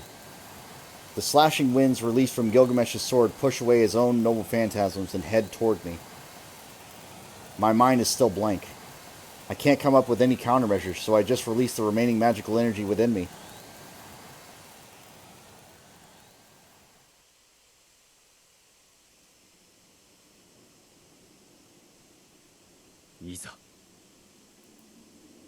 The swordsman holds up his sword. An unknown imaginary stance for an unknown imaginary man. He readies his fatal technique that cuts his enemy by simultaneously executing blows from different angles. She's experienced that attack before. The previous one only attacked in a circular motion and at a vertical axis. That's why she was able to avoid it and managed to survive. But the true technique is said to have 3 trajectories. A circular and vertical slash, and probably a horizontal slash that cuts anyone who tries to escape sideways. If all 3 of those were to be released simultaneously, there is no escape. Once in range, the other 2 attacks will hit even if one is blocked. Escaping sideways is impossible, and the long katana will be able to make contact if the target tries to retreat back. Magical Sword, Swallow Reversal. A divine technique that surpasses even the powers of servants. This is the ultimate technique an unknown swordsman put his entire existence in perfecting. The long katana wavers. He steps in to reduce the distance between the opponents. A distance close enough to cut down Saber. From a distance that does not allow any defense, a constricting trajectory is unleashed. Blah blah blah. Saber is not going to use her sacred sword. To begin with, she can't use her noble phantasm from the distance the 2 are at. No matter how fast Saber's sacred sword may be, Assassin's Swallow Reversal is much faster. Her head will surely fly when she tries to pull her magical sword. Put magical energy into her sword. Thus, the only thing she can rely on is her sword skills. The blade's arc begins to move in. Even though this is her second time seeing it, its precision and speed are astonishing. How much training did he do to be able to execute an attack like that? At that moment, Saber could only shudder. That attack cannot be blocked. This magical sword is a man's attempt at challenging the gods and Buddha. Nobody but a god would be able to prevent or parry the attack. She holds her breath. In the back of her mind, there is a faint spark as small as a grain of sand. She doesn't think of what it is, or if it's the right thing to do, but she risks everything on the one instinctual inspiration. She charges forward with victory with all she has. What did the fictional swordmaster think in seeing that? The silver armor slips through the gap between his arms, under the swordsman's left elbow, between his waist and arm. She must have seen the slightest gap that was the magical sword's blind spot. While her armor gets chipped away by the 3 blades that come flying, Saber curls herself up and rushes toward that one point. Her prediction, her outstanding intuition, allows her to execute an exquisite skill. She was able to foresee the complete form of the magical sword, which was yet to be seen because she had experienced the incomplete swallow reversal once. However, that is not the surprising thing. What truly kept her alive was her determination. She trusted that momentary spark to put all her abilities into that one momentary gap. She took off the fear that she might get cut into pieces if she was even slightly delayed and ran through the gap that was impossible to pass. And thus, her determination was what managed to defeat the magical blade. But the match is not over. Avoiding the swallow reversal puts her enemy right next to her, and her lunge outpaces the swordsman's draw. That position is not easy to recover from. The long katana flies. The recoiling blade is quick, even if it may not be as quick as the demonic blade. And yet, her attack slightly outperforms and is faster than the swordsman's.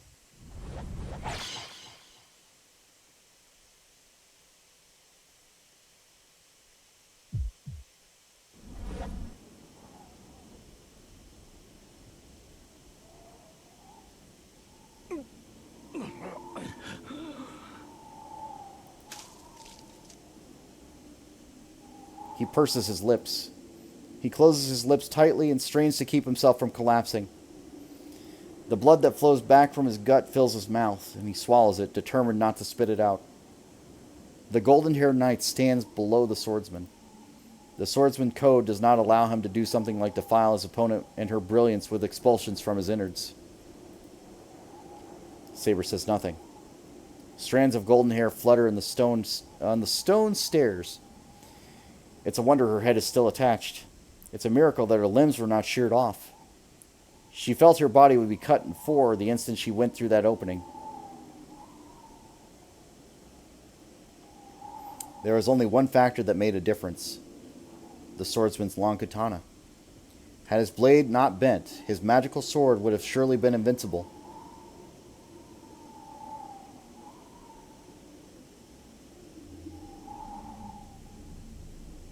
The air is rumbling. Another battle is going on behind the temple gate. Saber does not know what to say as she looks up at the dying swordsman. To that, the swordsman says without looking at her. How much meaning is contained in that single word? Saber draws her sword and runs up the stairs with all her might. She doesn't turn back to the swordsman. She simply runs up to fulfill her role. 美しい小鳥だと思ったのだがな。その実、獅子の類であった。 He mutters, and the swordsman's laugh, realizing it was inevitable. She avoided something that even a swallow could not avoid, and thus she was not an object to be admired and loved. 女を見る目には自信があったのだが、どちらも修行不足ということか。 The swordsman complains with a shrug. His form and his elegant hourie were starting to fade. His pierced stomach and his blood-stained feet become faint. Yet he looks at the situation unconcerned and sat down on the stove pavement. The trees rustle. The wind coming down from top of the mountain shake the forest. By the time the flowers scatter, the birds disappear, the wind stops, and even the moon in the sky fades. The swordsman who was just there disappears without a trace, as if his existence was just an illusion.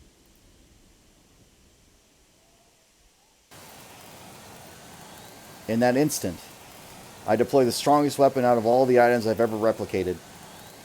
But it won't even work as a shield against what is presented before me. The Sword of Rupture. A mysterious sword cuts through the wind, annihilates 6 noble phantasms, and severs my body. It's disappearing. My circuit gets disconnected, and the magical energy from Tasaka is nowhere to go but back. Damn. I curse at my inadequacy. I knew I was inexperienced, but I seriously cursed myself for never really thinking of the implications or how it would affect me. Why do I have so few magic circuits? If only I had a little more. If only I had a little more and reached beyond that darkness a bit, I could have fought like him. I fall to the ground. I can't soften the impact, and I fly dozens of meters away, falling violently on my back. There's no pain from the impact. I've lost all sensation. Even my mind goes white and blank. Right before I head toward death, my last thought is how amazed I am that my limbs are still attached. そこまでか。やはり偽物は偽物だったな。お前では何も救えない。My heartbeat gets weaker. My lungs are not moving, and my trachea is frozen. これならばアーチャーが残った方が楽しめた。奴も贋作者だったが、その理念は俗物ではなかったからな。The fact that I can't see isn't because my eyes are damaged. Right now, everything inside me is messed up, and my body has ceased to function properly. Maybe I would consider that to be fortunate. I've forgotten all sensation of pain, so I should be able to die easily at this rate. ああ、そういえば奴も言っていたな。お前の理念は借り物だと。自身から生み出したものが一つとしてない男が何かをなそうなどと、よくも思い上がれたものだ。I can't let that happen. Even if the pain causes me to be brain dead if I come to my senses, I can tell myself I need to regain consciousness and stand up. My deeply rooted psyche is pointing to a certain place and telling me something. 正義の味方？誰も傷つかない世界だと？おかしなことを。誰も傷つかず幸福を保つ世界などない。人間とは犠牲がなくては生を謳歌できぬ獣の名だ。平等という綺麗事は闇を直視できぬ弱者のざれ言に過ぎぬ。雑種、お前の理想とやらは醜さを覆い隠すだけの言い訳に過ぎん。I raise my arm, even though it shouldn't be able to move. My body's on the ground and my consciousness is on the brink of death. I raise my arm to grab onto something, like I did on that fateful day. I don't know what's funny, but someone's laughing. The high-pitched laughter that assaults my ears sounds like everyone in the entire world was laughing. A fake wish. A borrowed ideal. That dream won't come true, someone sneers. Yeah, they're right. These thoughts of mine are borrowed. I just admired the wish to help someone because it was beautiful. There's nothing that came from me. I was always driven by this curse-like obsession that my body needed to be for someone else. That's why it's fake. Such hypocrisy will save nothing in the end. First of all, I don't even know what needs to be saved. But I also feel that it's beautiful. That concept did not come from me. I just saw someone save someone else, and I mimicked it. On that day, I was empty inside. Everyone died indiscriminately, and I couldn't save anyone. I couldn't suppress my terror at the sight that was unraveling before me, and I had no choice but to resign myself to the fact that humans were weak. That's why. That's why I admired the ideal.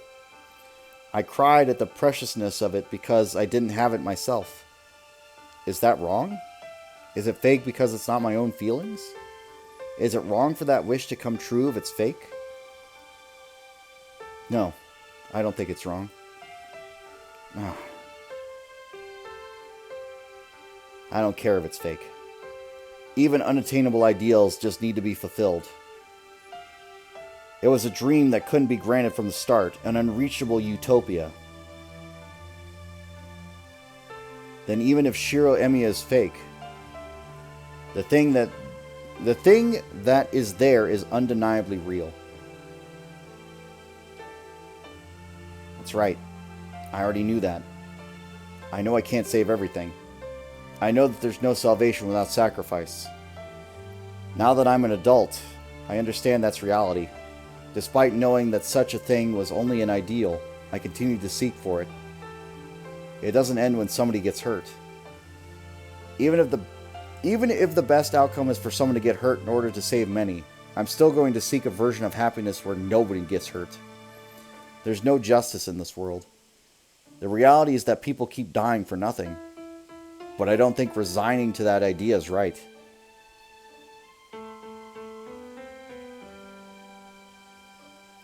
And in the end, he reached his place. What he believes. What he believed. He said they were all hypocrisy. But the one who said that followed through in his hypocrisy until the end. Knowing that, I can keep going. Even if I borrowed his ideals, even if I'm going to stay a fake, I don't care. I don't have such complicated feelings that I have to worry about too much in the first place.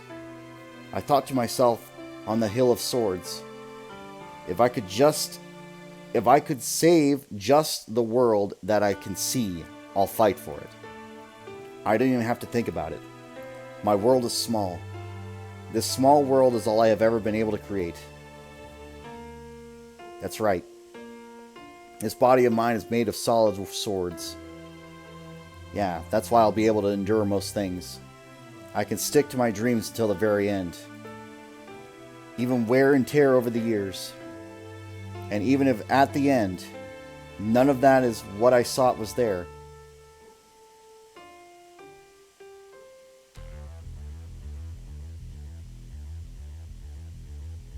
Oh, so that's it.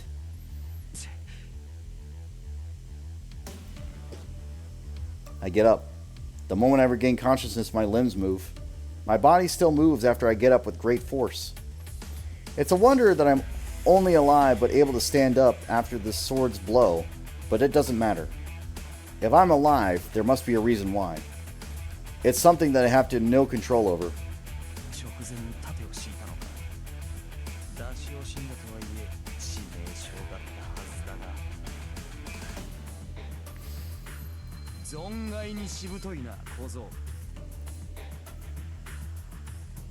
You were reluctant. Why would you hold back when you have mounds of weapons at bay? I steady my breath while keeping my distance. I know how to do it now. I'm sure I can do it with Tasaka's backup. The problem would be my casting time. I may have memorized it, but I don't know how fast I can get it to work for me unless I try.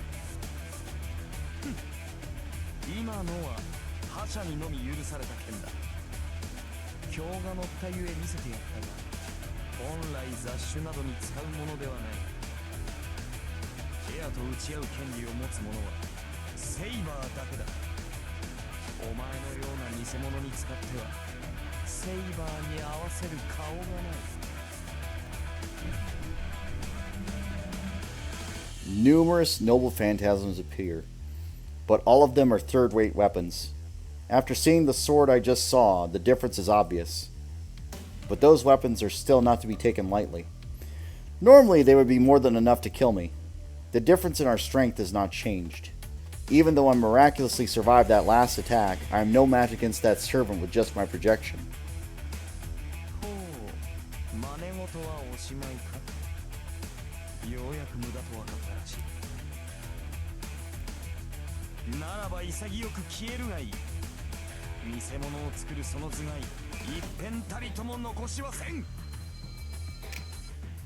The floating noble phantasms are deployed. But then, a gust of blue wind intervenes between us.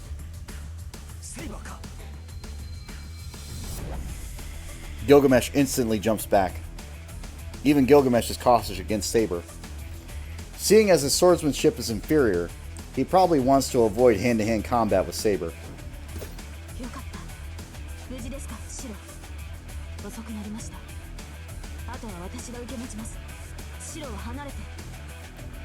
No, I'm going to take care of Gilgamesh alone. You're the one who's going to step back, Saber.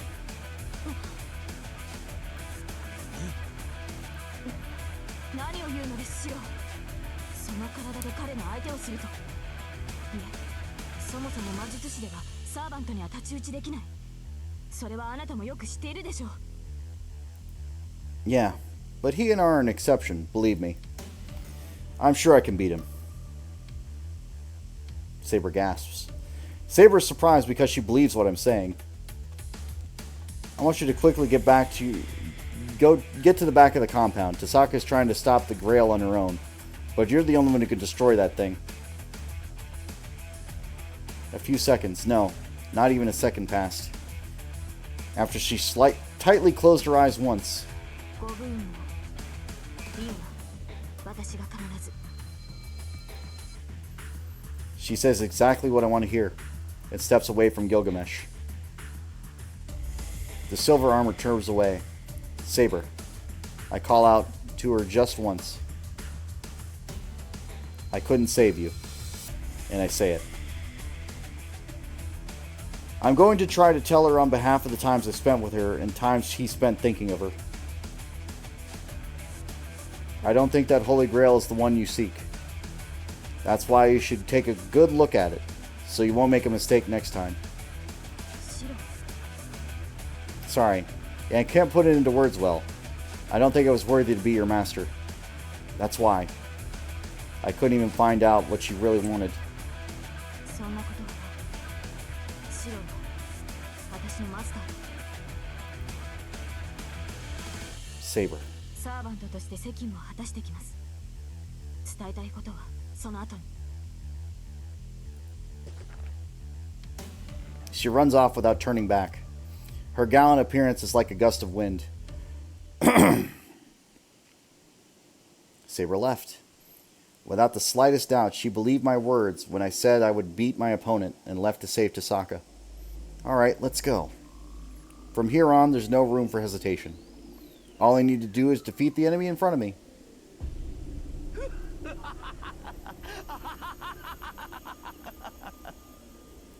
正気か貴様。ただ一つの勝機を逃し、あの小娘を助けさせるだと。たわけめ。自らを犠牲にする行為など全て偽りに過ぎぬ。それを未だ悟れぬとは筋金の入った偽善者だ。 What's up, Slush? ああ、それだけは称えてやろう、小僧。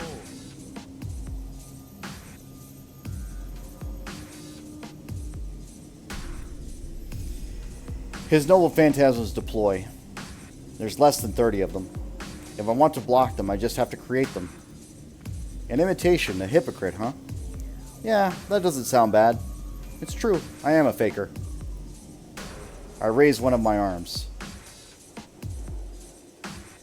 I close one eye and turn my mind to look within. I had it all wrong. My projection wasn't making swords. I'm not that skilled to begin with. That's right. Tasaka told me this. I can only make use of one kind of magecraft. Strengthening and projection are just byproducts of what I actually do. That's right. There's only one thing I can do, and that's to give shape to what's in my heart. I turn. I grab my outstretched right arm with my left hand and glare at Gilgamesh. I am the bone of my sword. I say the spell. Casting is one of the methods of suggestion to change oneself. These words were naturally there to connect me. そうか。よまいごとはそこまで。 Numerous noble phantasms get released. I create. That's why I had one eye open. I drag out a shield from the hill to block the oncoming noble phantasms.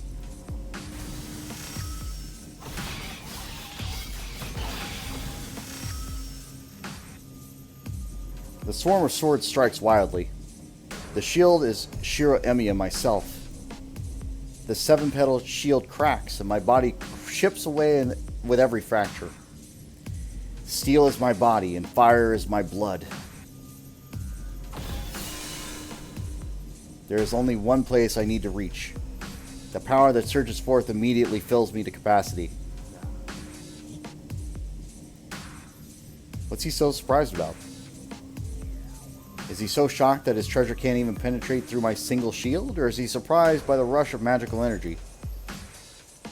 I have created over 1,000 blades, unaware of loss, nor aware of gain. It's going to break. The surging magical energy can't be suppressed. 10 units of magical energy filling the single magic circuit break the foundation to find release. My blood flows backwards. The shield is full of holes. Even if his noble phantasms do not reach me, my body is full of holes already. And yet, withstood pain to create weapons, waiting for one's arrival.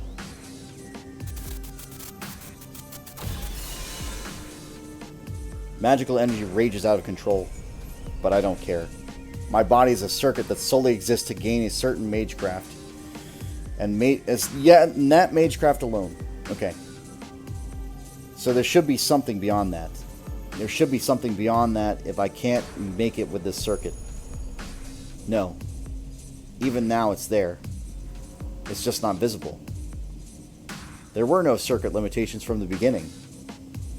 If what was preventing it all was not a wall, but darkness, then the limit is somewhere beyond the darkness. I have no regrets. This is the only path.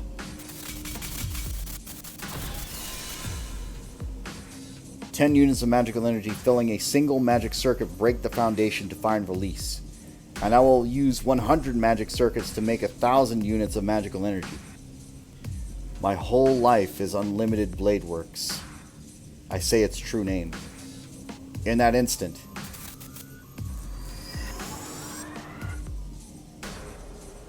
everything shatters and regenerates.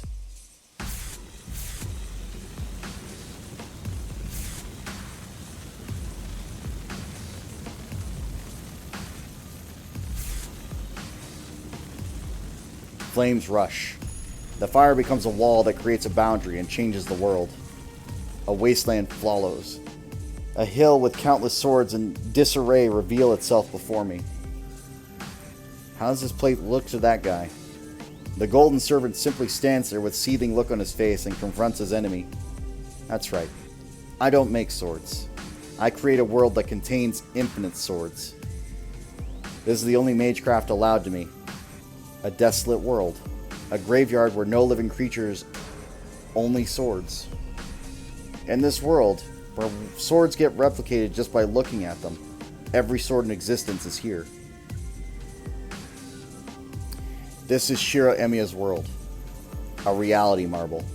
The greatest forbidden magecraft that materializes a caster's mental world. This is the heroic spirit Emiya's noble phantasm, and the only weapon I possess. Everything is here, and nothing is here. That's why it's called Unlimited Blade Works. As someone who lived this whole life as a sword, this is the only definite and tangible answer he has to obtain.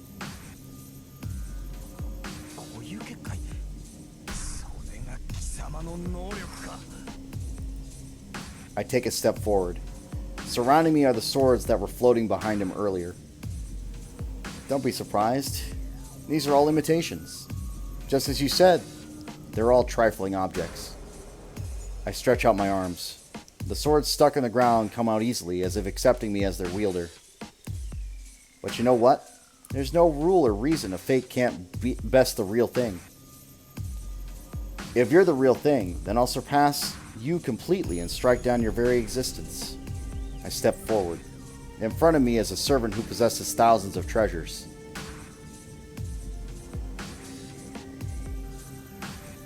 Let's do this, King of Heroes. Do you have enough weapons in stock?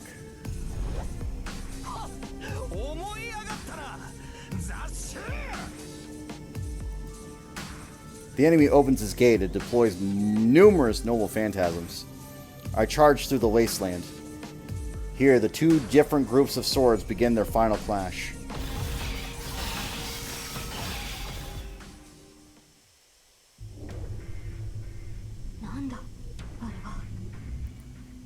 The first thing Saber sees after taking a detour to the temple grounds and reaching the lake is a massive lump of meat. She is not like any other knight.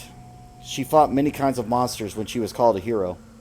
She even fought Dragonkin, famed to be the strongest in the phantasmal species. But even Saber can only falter at this lump of meat. It is not because of how unsightly it is. It is because she can tell that the curse released from the shape, that lump of meat, is the same as herself. 召喚を間違えればサーバントとはあそこまで変わるものなのか Or is it the power of the Holy Grail? She stares at the lump of meat stunned and shakes her head. リンどこにいるのですリン She runs to the lake and yells to the lump of meat on the opposite shore.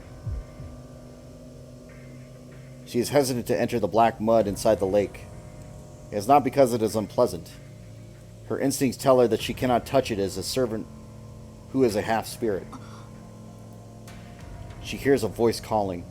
It is faint, but she hears her master's commands. She looks closely and searches around the lump of meat. She steps forward without hesitation. 待ったダメセイバーは入ってこないで Saber's body stops. She retreats and stares at the lump of meat while readying her sword. ですいいからダメその泥に触れたらあなただってこうなるわよいいからセイバーはそこで宝具の準備をしてこの塊はもうすぐ弾けるわその前に宝具でぶった切っちゃって Saber cannot nod to her master's tense voice. She can tell that the lump of meat is about to hatch. The squirm turns into throbs and the quantity of mud spat out continues increasing. The lake turns black and the black mud is overflowing into the ground. That thing is growing. The world's restraining power will be activated if that thing is left alone. It is natural for her to destroy it with her sacred sword before that happens. But to do that, リン外に池にさえ出てしまえばあとは私がよねオッケー任せたけどもし間に合わなかったら間に合う方を取ってセイバーとの契約は切れちゃうけどシローが無事ならなんとかなるでしょバカなことを構いません何に変わろうがこのような呪い蹴散らして Saber runs into the black mud, heading towards the lump of meat. But her body does not move. Her body stops just when she tries to go near the lake. リンレイジュ Yep. 当然でしょ聖杯を壊せる唯一の人材を無ざ無ざ死なせるわけにはいかないものそれに心配無用だってばこの程度簡単に振り切って逃げ出すからセイバーはそこで大船に乗ったつもりで政権の準備をしてなさい The thoughts she commands are full of composure as always. But needless to say, it is just a bluff. The lump of meat is on the opposite shore. Her master that is there is nowhere to run. There we go. なんてねまあ言うはやすしってやつだけど She murmurs while being surrounded by strange arms made out of meat. The situation is hopeless. Shinji Matao was saved. She ripped off the blood vessels and nerves which had melted into his body and took him out of the lump of meat. One could say he's alive, if one turns a blind eye to the after effects he may have. No, although he has fainted, one could say he is better off than the girl carrying him. 問題はその後かそりゃ心臓取られちゃ暴れるわよねシンジを返せば見逃してくれるかなこれ Probably. She slowly goes outside while staring at the tentacles blocking her way. But there is no exit. The tentacles are already blocking the way out of the lake. If she were to escape the tentacles that are trying to wrap around her and swallow her whole, she wouldn't be able to break through the part that has become a wall. まず力が She almost falls along with Shinji Matao and holds out with all her might. Going past the cursed sea and crossing the floating island of meat, she even performs neurosurgery to separate Shinji Matao from the lump of meat. At that point, the girl's magical energy had even broken into the reserve tank that she had not used for a long time.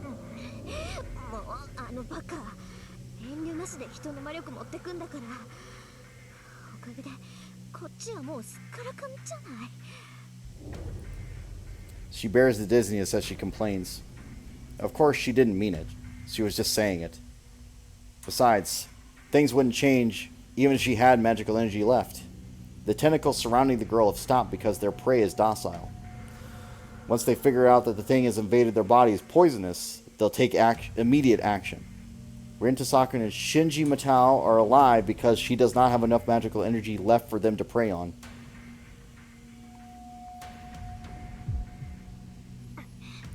けどここまでかないい加減立ってるのも辛く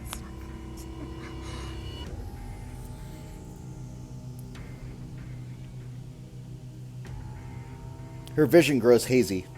Although she is able to get a foothold, that does not change how she is still on the mud.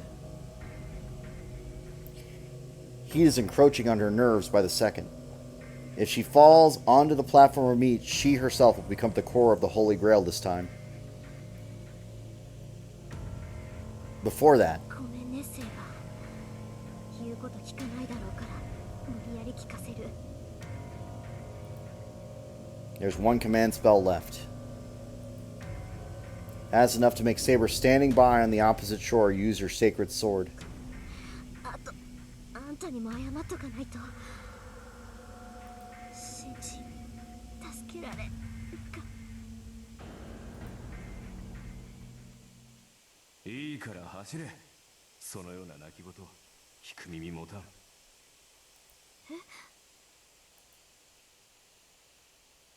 Her body that's about to collapse stops. That voice. Are the thoughts coming from her mind instead of her ears? Those of the servant that she made a contract with? She has no time to be bewildered. She knows his personality well. He told her to run, so he must have done something that she wouldn't be able to escape from if she didn't run.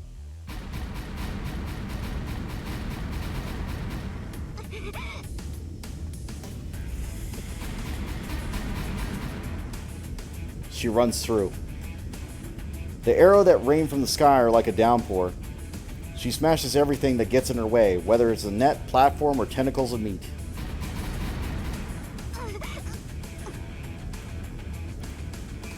She has no time to look back. She runs through with all her might while carrying Shinji Matao. She jumps into the lake. The arrows have swept the way for her escape route. In just a short time, the black mud is repelled. The only dirty water leads to the shore. Only dirty water leads to the shore.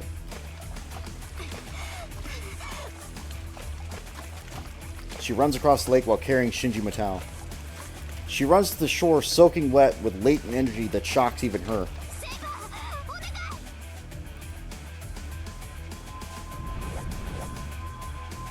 Her magical energy replies to the screaming voice. There's no need to check. The golden sword is raised and with overwhelming firepower mows down everything in its sight. The mountain of meat is cut in half and collapses. The black mud evaporates, and the band of light changes the lake itself into that of a flat wasteland.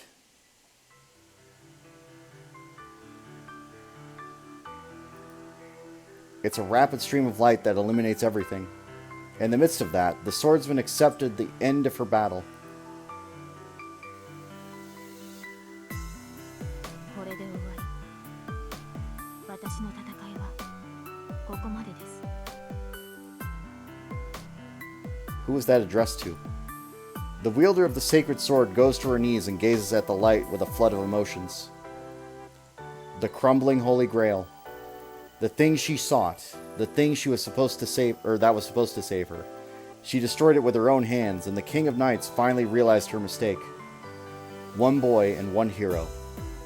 that man who had become twisted in the end of his ideal that he held for a long time was still a boy. His regrets are so heavy that they cannot be carried, and his sins are so deep that they cannot be atoned for. But there is something that he did not give up on. At the very end, the knight in red has reached an answer that no one can affect. Then she has to move forward as well. In her last moment, wounded, she took her hands off her sword. She will run past that hill with her own will.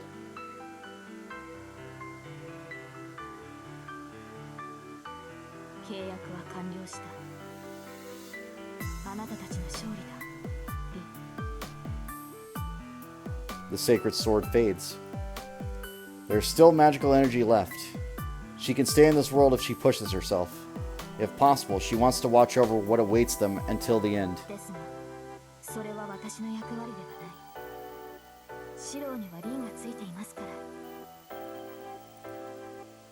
The knight's body continues to fade until it vanishes, engulfed by the light.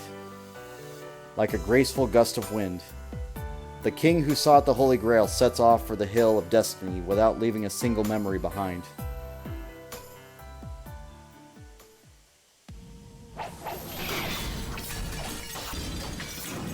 I match the repeated attacks from the long sword with the long sword.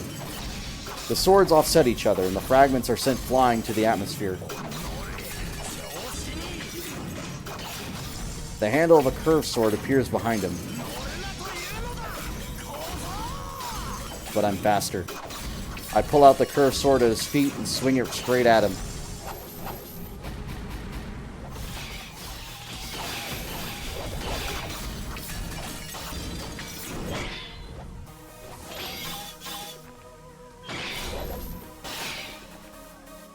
Gilgamesh retreats.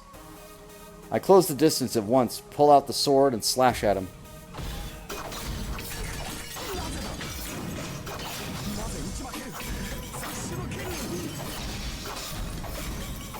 I match my sword to the rapid succession of noble phantasms.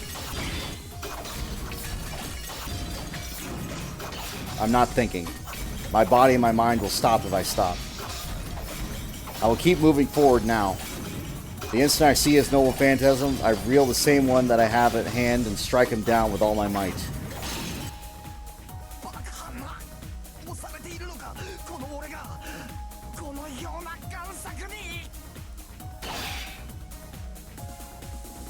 The sound of clashing swords echo through the area.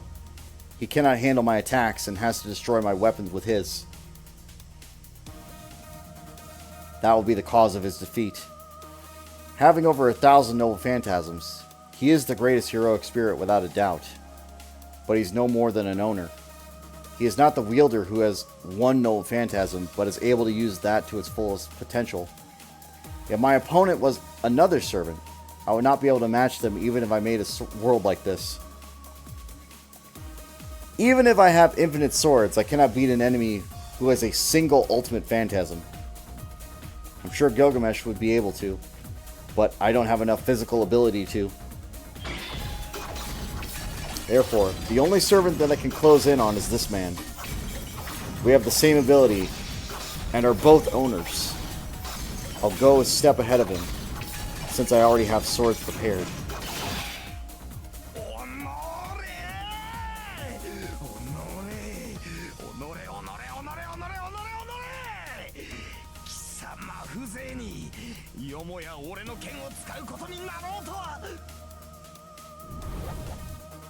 Gilgamesh raises his arm.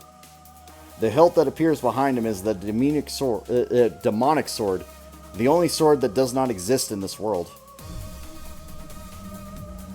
I won't let you. I swing my twin swords. I immediately draw Concho and Baki and cut off his arm as it reaches for his magical sword. The weapons come to a halt.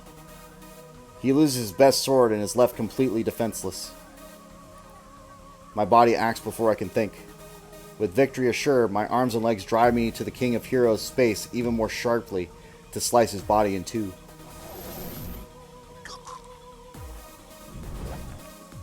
He jumps back. Gilgamesh retreats, barely dodging my twin swords. 今はお前が強い。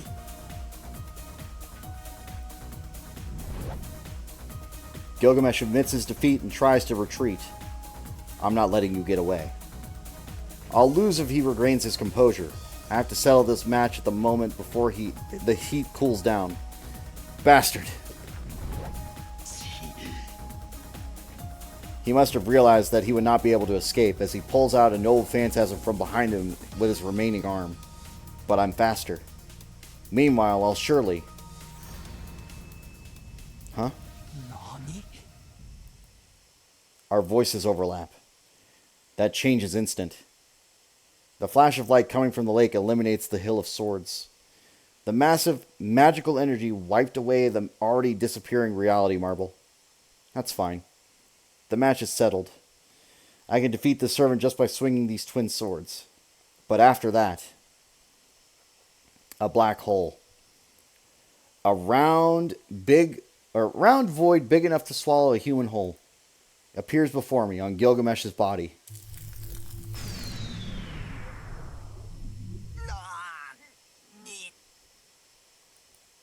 Gilgamesh looks down at his body, appalled.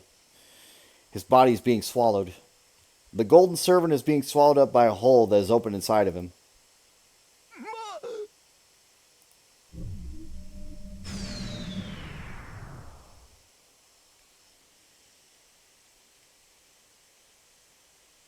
Did he want to say wait? The void mercilessly swallows the servant. There is no way for him to escape. The void was opened in his own body after all. There's no way he can escape from something that is in his body. What was that? I stand there dumbfounded. The void in front of me gets smaller by the moment. I don't know what this is, but it seems like Tasaka and Saber were able to destroy the Holy Grail. My only guess is that this black void appeared from that effect and he vanished. Phew. Anyways, now, everything is over. The twin swords disappear. The magical energy occupying my body rapidly fades, and at the same time... Oh, shoot.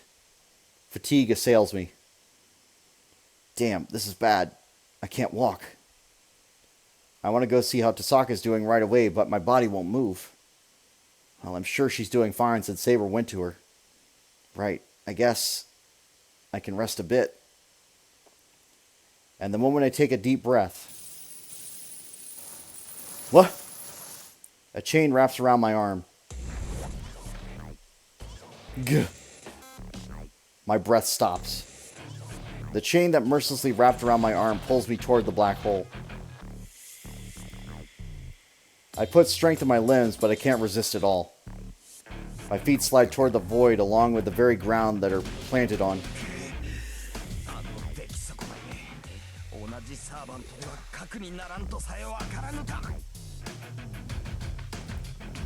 You. The thing crawling from the void was definitely him.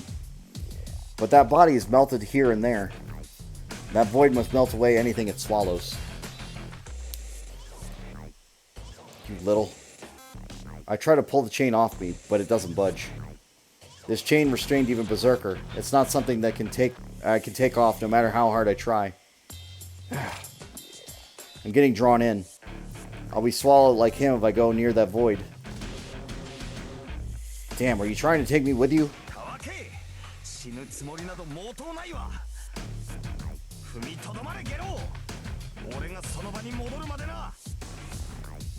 You...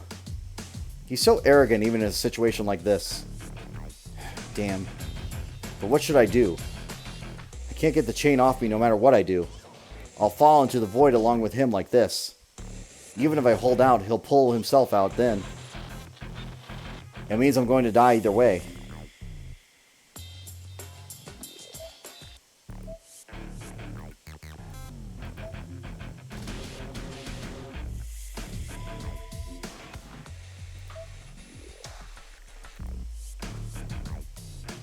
Bullshit, I'm not going that easily.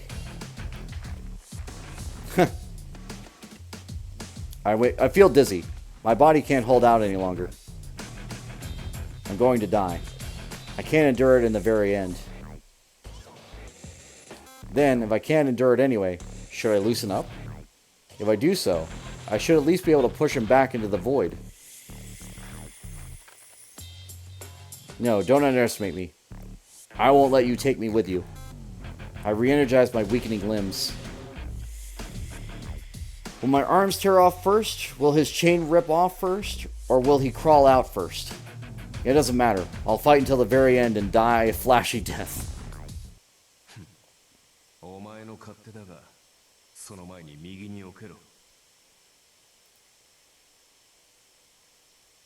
Huh? I turn around immediately. I look at the temple grounds in the distance, which has become a wasteland. Something flies by as if brushing past me.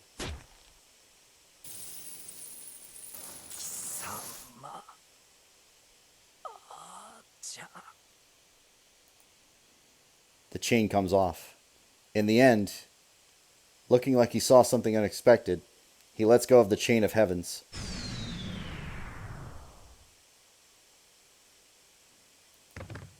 I fall on my butt. The void shrinks to the size of my palm and vanishes as I look on, dumbfounded. That was... Unable to even stand, I look at the wasteland behind me.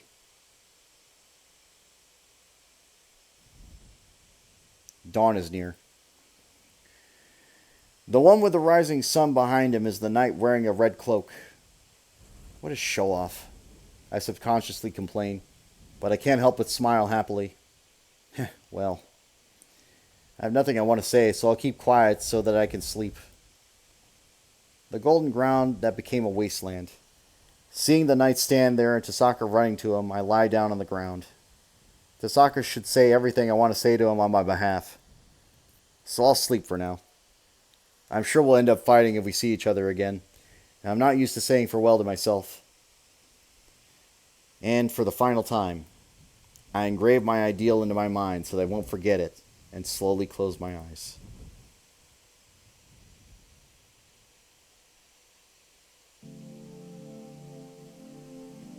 The ground that he stands on is similar to the wasteland that I saw before. There's nothing around.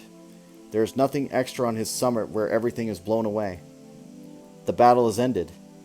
The battle for the Holy Grail is ended, and his curtain is about to fall on his battle as well. He does not know how long it was, but the accumulated wish that should have been bound him forever is gone now. The quick end permeates into him and melts his era's version of his body. He looks toward the voice calling him. That girl must not have spare energy to run, but she runs to him, breathing unsteadily. He quietly watches her.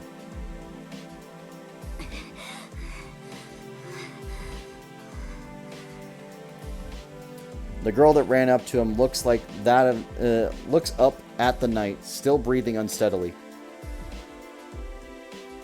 The red cloak flowing in the wind shows no trace of what it used to be. It is torn everywhere, and his armor is cracked and broken. His existence is weak. The knight that stands still with haughtiness, just like the time they first met, starts to disappear from his feet up.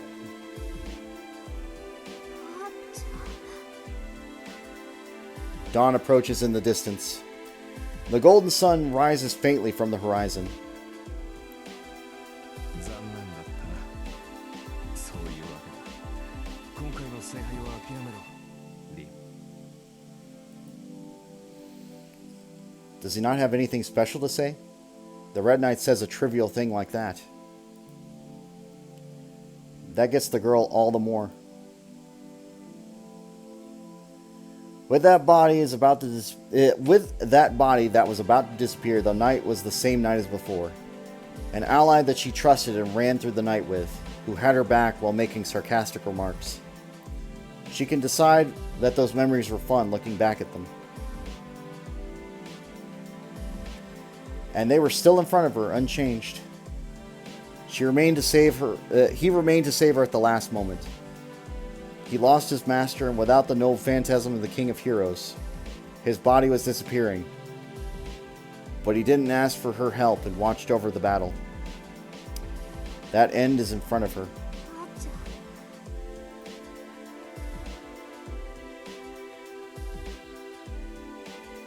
The girl can't think of what she should say. It is always like that for her in the most crucial times. She loses her quick-wittedness when she needs it most. The knight smiles slightly. He knew from the start. The girl's clumsiness is a memory more fond than anything to the knight in red.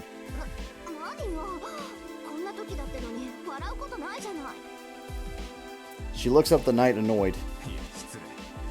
君の姿があんまりにもあれなものでね。お互いよくもここまでボロボロになったと呆れたのだ。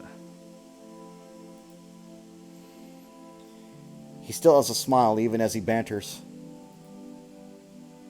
She gets a lump in her throat from seeing his face free of regrets. She wonders if it's okay. The moment she wonders if it's okay for him to disappear like this. あーちゃん、もう一度私と契約して。 She says those words that she shouldn't say. それはできない。リンがセイバーと契約を続けるのかは知らないが、私にその権利はないだろう。それにもう目的がない。私の戦いはここで終わりだ。 His answer has no doubt, and his will is pure. His face is as bright as the sunrise, and how can she force him when he's making a face like that?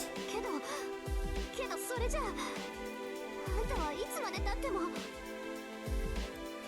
Be saved. The girl swallows her words and looks down. That is not something the girl should say, and it wouldn't be granted even if she kept the knight in this world. まあ言ったな。この世に未練はないが。 It's troubling to have this girl cry. For him, the girl always has to be positive, realistic, and indulgent. He was always encouraged by her. That's why he wanted this girl to be her usual self until the very end. リン。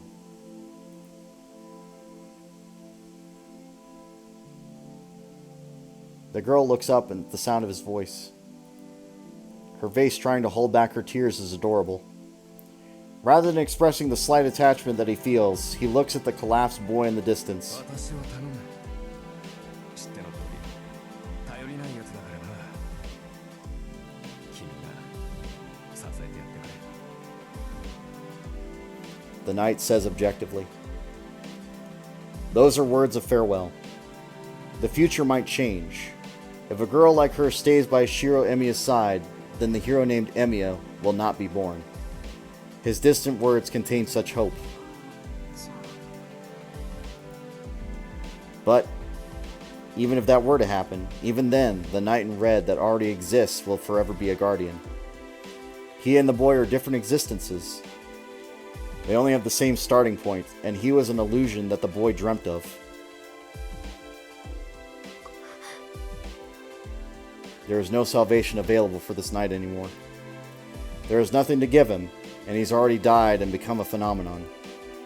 The girl nods in spite of that. Because she cannot give him anything, she gives him the biggest smile in the end. He asks her to take care of him, in order to answer that trust that he put in her. 分かってる。私頑張るから。あんたみたいにひねくれたやつにならないよう頑張るから。きっとあいつが自分を好きになれるように頑張るから。だからあんたも。 Forgive yourself. She doesn't put it into words. The girl looks up at this disappearing knight with a flood of emotions. How much salvation did that bring? After engraving the girl's smile into his memory with pride. 答えは得た。大丈夫だよ、遠坂。俺もこれから頑張っていくから。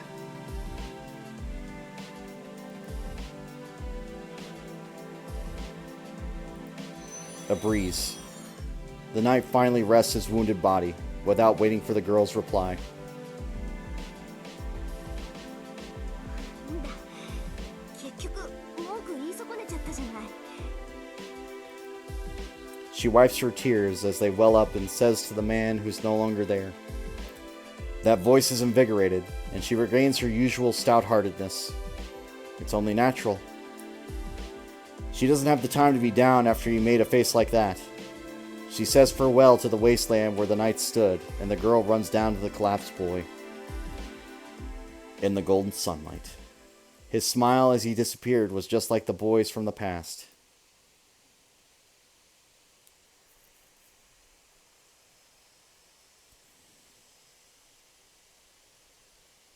Epilogue?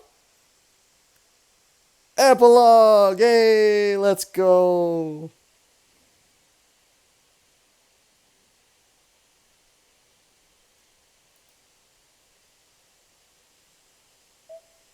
But yes, in case you miss it or weren't here for it, and this is true for all variations of this. So even in the Saber arc, where we never really learned his name or anything like that, this was still true. But Archer is literally just future Emiya. So he becomes a heroic spirit and then gets summoned to the past for the Holy Grail War. And literally gets assigned to Sokka. And no matter which path you choose, this is always true.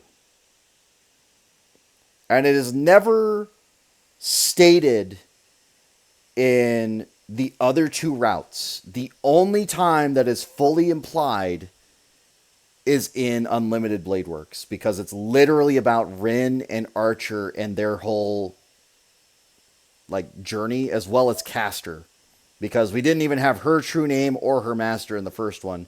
She basically got taken out whenever. We still have no idea who Ryder's name is. Lancer, we knew who his master was at the time. Saber's master right now is Rin. Berserker is Heracles, obviously. The master is Castor for Assassin. And then we can now see, his Noble Phantasm. Infinite sword creation. Special magecraft that Archer uses, known as a reality marble. Replicates weapons that is visually recognized. However, replicated weapons are degraded by 1 rank. Defensive equipment can be replicated as well, but they require 2 or 3 times the magical energy of a typical projection.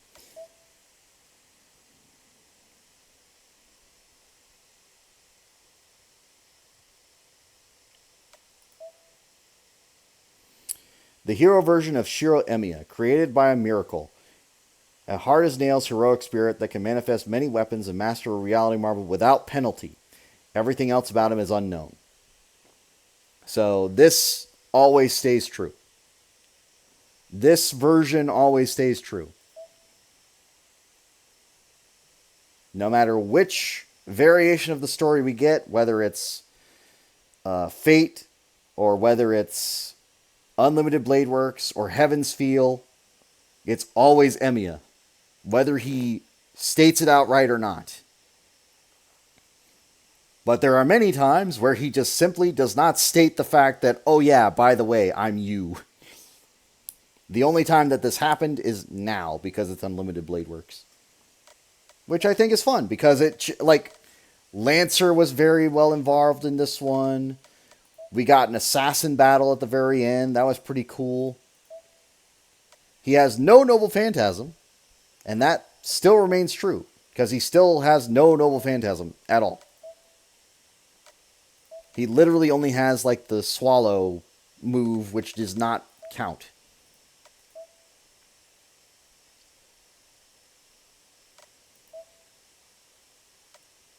And, of course, Gilgamesh, part man, part god. Treasure of the King. Not a reference to the golden ratio, but rather a fate of obtaining wealth in one's lifetime. A billionaire best described as a Goldie, he will never know financial difficulty nor want for anything. Golden rule is just an innate skill. So pretty cool. But let's go through the epilogue. Sometimes I recall that sword fight. The sparks of clashing swords, the hustling, intense spirit. The many attacks were inexperienced, not something that one could call a sword dance. We were both clumsy, and I didn't know retreat. The ridiculous sounds of swords were annoying, and I have no memory of them. At that time, I lost an answer and found an answer at the same time. A plus and a minus make 0. Nothing has changed after all. He's him and I'm me. I'm just dreaming of his fading memories. It's only been a month, but I already feel so nostalgic. It feels like it happened so long ago. The memory of it faded day by day, and I can't even remember what the person I was fighting looked like. That also can't be helped. That was something that was impossible from the start. It's not like either of us believed that the fight would change anything. We just tried to attack our own shadow to ascertain ourselves. That's why there was nothing we would gain from winning. Something like this has been stuck from the start and won't go away. It's the end if you lose, and there's no prize if you win. Man, it really didn't pay off. But I can still recall it if I close my eyes. The echoing sounds of unrefined metals. A distant and blinding sword fight I did not know of retreat. It was our beliefs that clashed with each other. I opposed my own ideal and carried out my hope. The outcome was still undecided. I don't know which one won and which one remained. It should be a while until my answer comes out. An illusion like a mirage that disappears if one turns around. Just using the reverberations as a guide, my feet will eventually reach this place.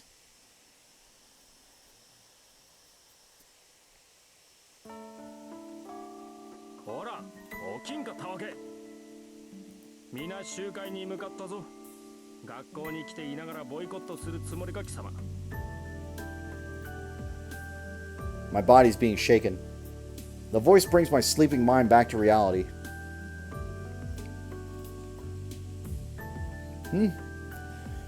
Why are you here? I lift my face up from my desk and stare at my classmate's face.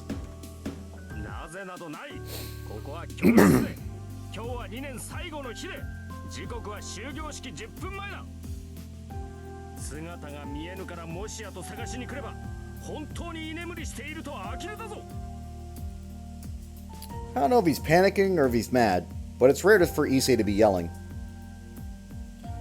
It is only Issei and me in the classroom. It's 9:50 a.m. The end of term assembly is from 10 a.m., so everyone must be gone to the gymnasium.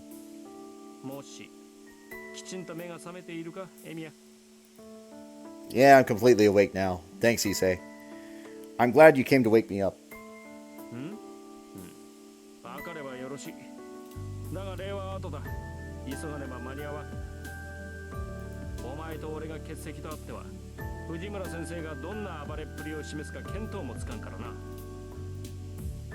Got it. I can't face my classmate if she gives up us ridiculous amounts of homework before vacation. I'll make sure to calm Fujine down.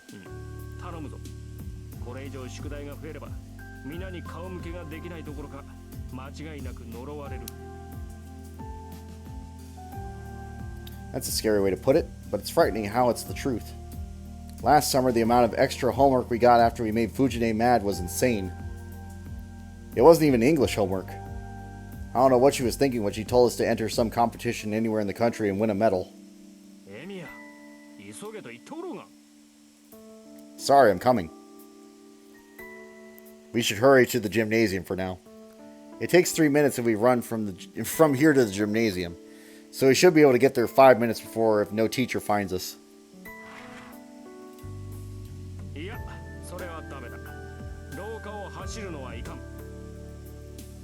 That was naive of me. As expected of a student council president, he's really committed, as he is still following the rules even in this situation. That's honorable of you, Issei, but we won't make it if we walk.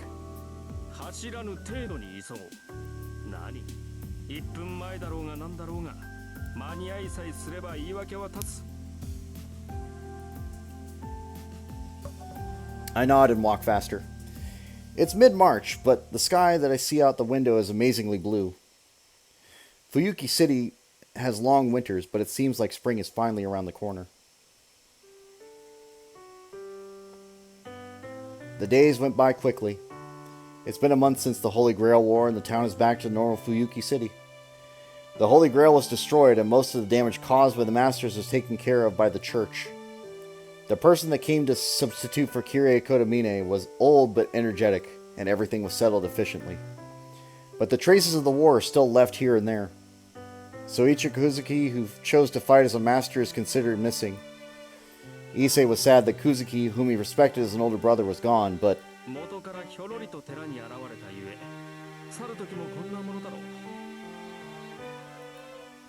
he just laughed it off. What surprised me was Fujine, since it turns out that they often drank tea together.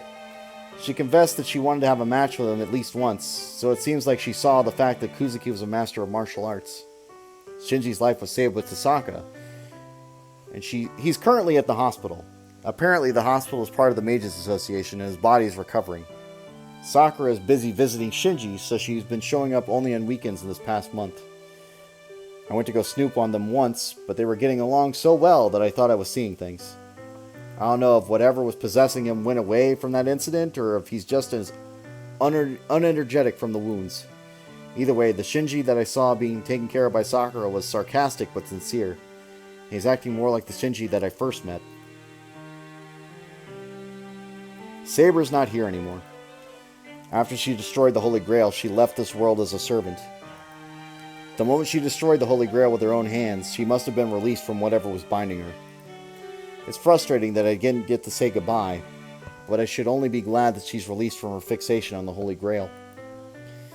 If I'm able to see her again, I want to thank her as much as I can. And, finally, the most important person.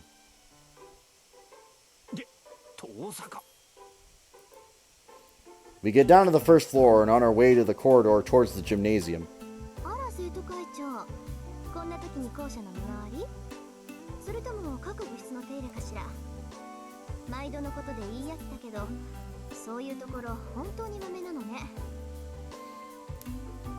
We run into the one representing the students at the assembly, instead of the student council president, as she comes out of the teacher's office.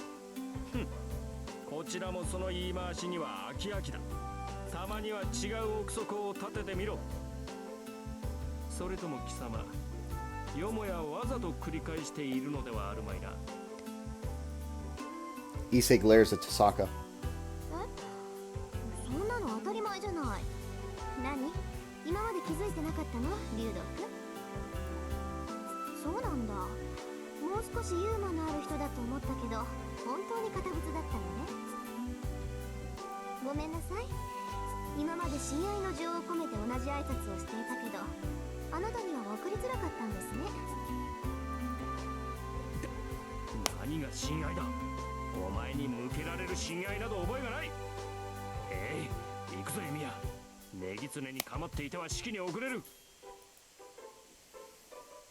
Issei sure doesn't get along with Tasaka. Well, I feel the same way, so I'm in no position to feel any sympathy. And our eyes meet as I pass by Tasaka. We decided that we would act normally when there was others around. I naturally ignore Tasaka and follow Issei. However,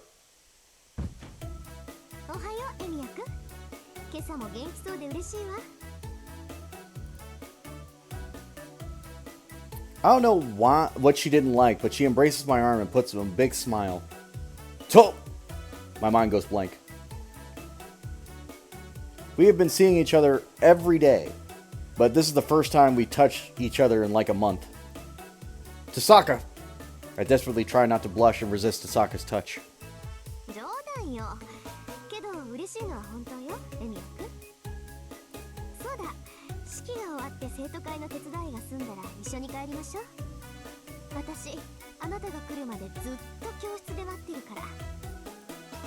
Tasaka puts emphasis on keep on waiting.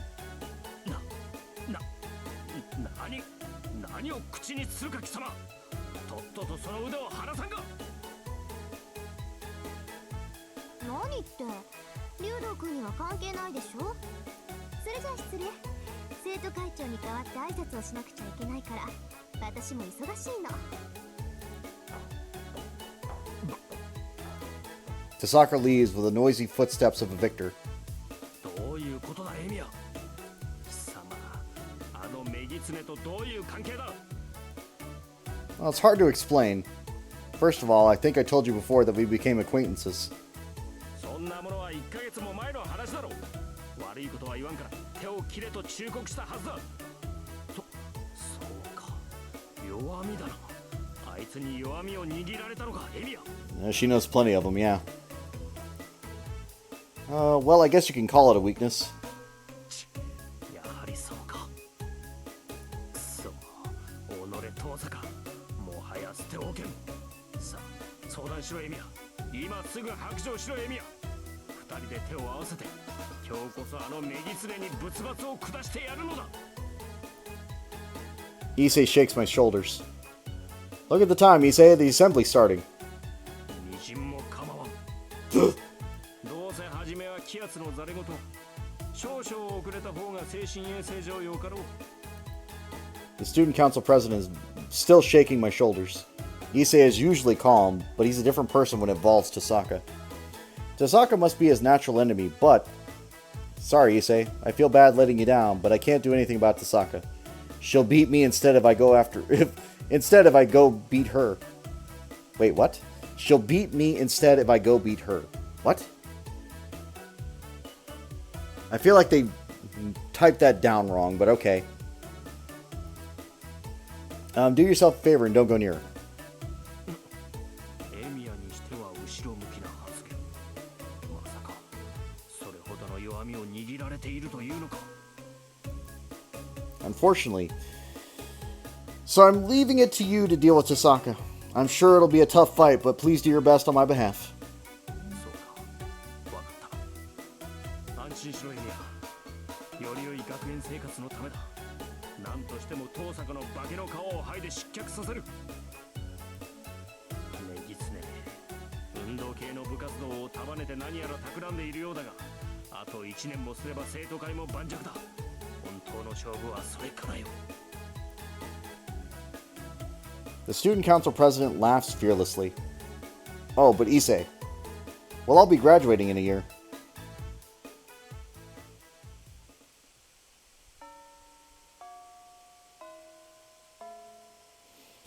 The end of term assembly ends, and the school starts to calmly lose its liveliness.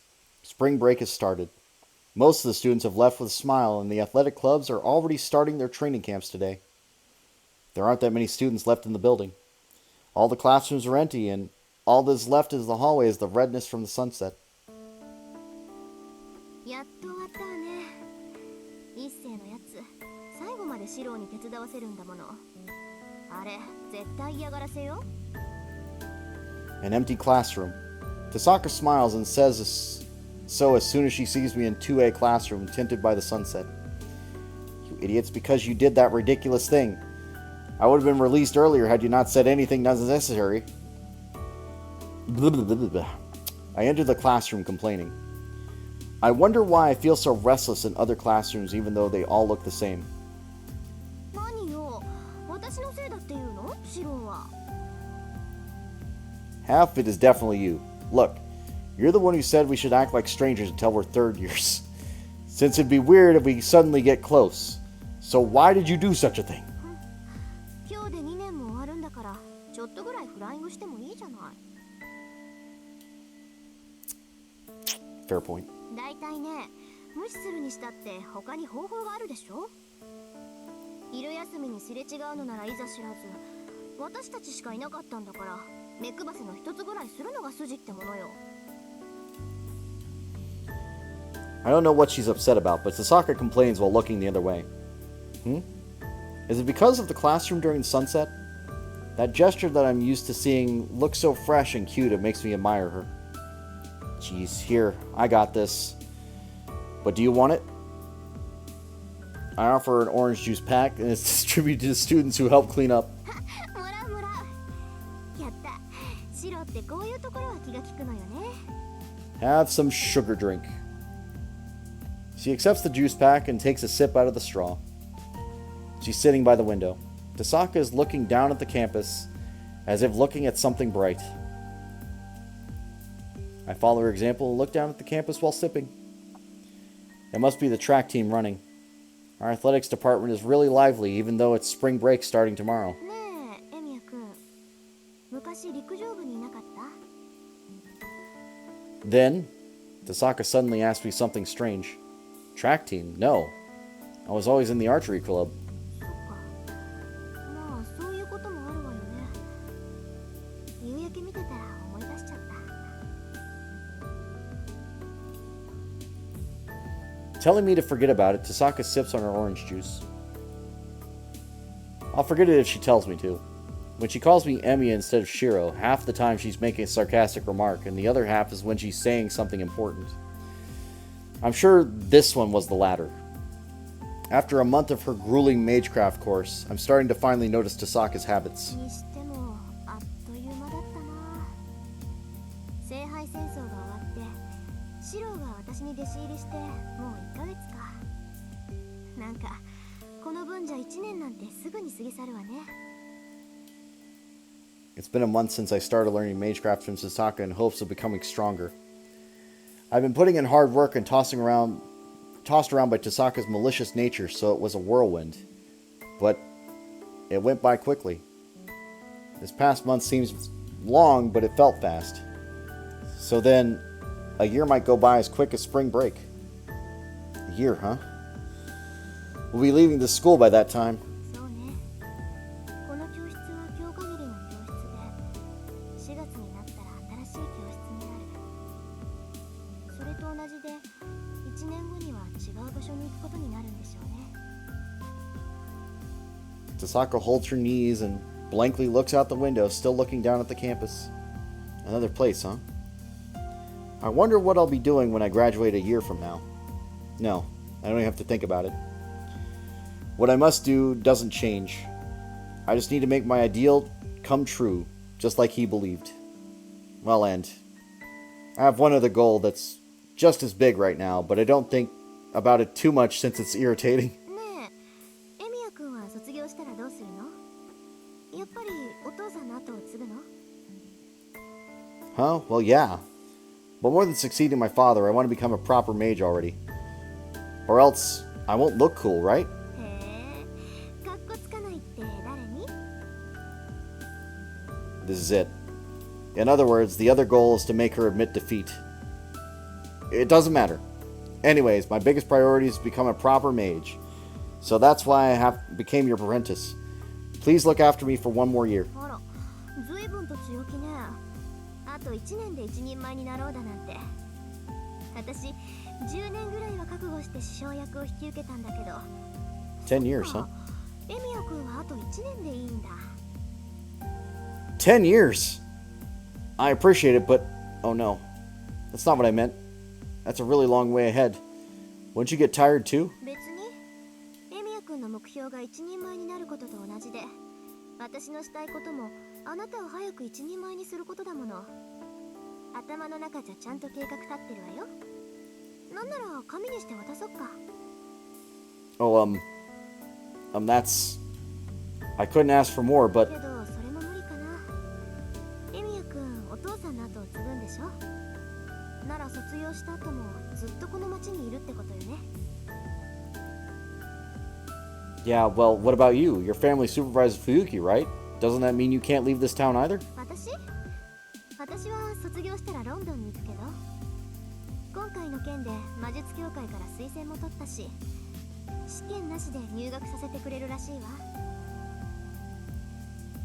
What? You mean that London? The headquarters of the Mages Association? ええ冬季の町じゃ限界があるし5年ぐらいは時計塔で勉強しようかなって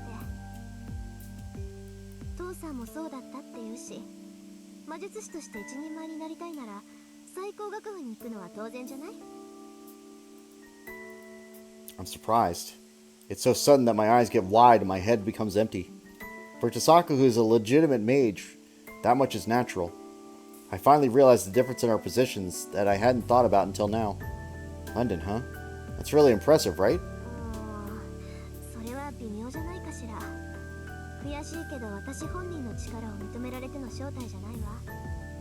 父さんの功績もあるし、今回の件だって単に最後まで残ったからだし。 She says it casually, but it must be impressive after all. But London, huh? That's indeed a bit too far.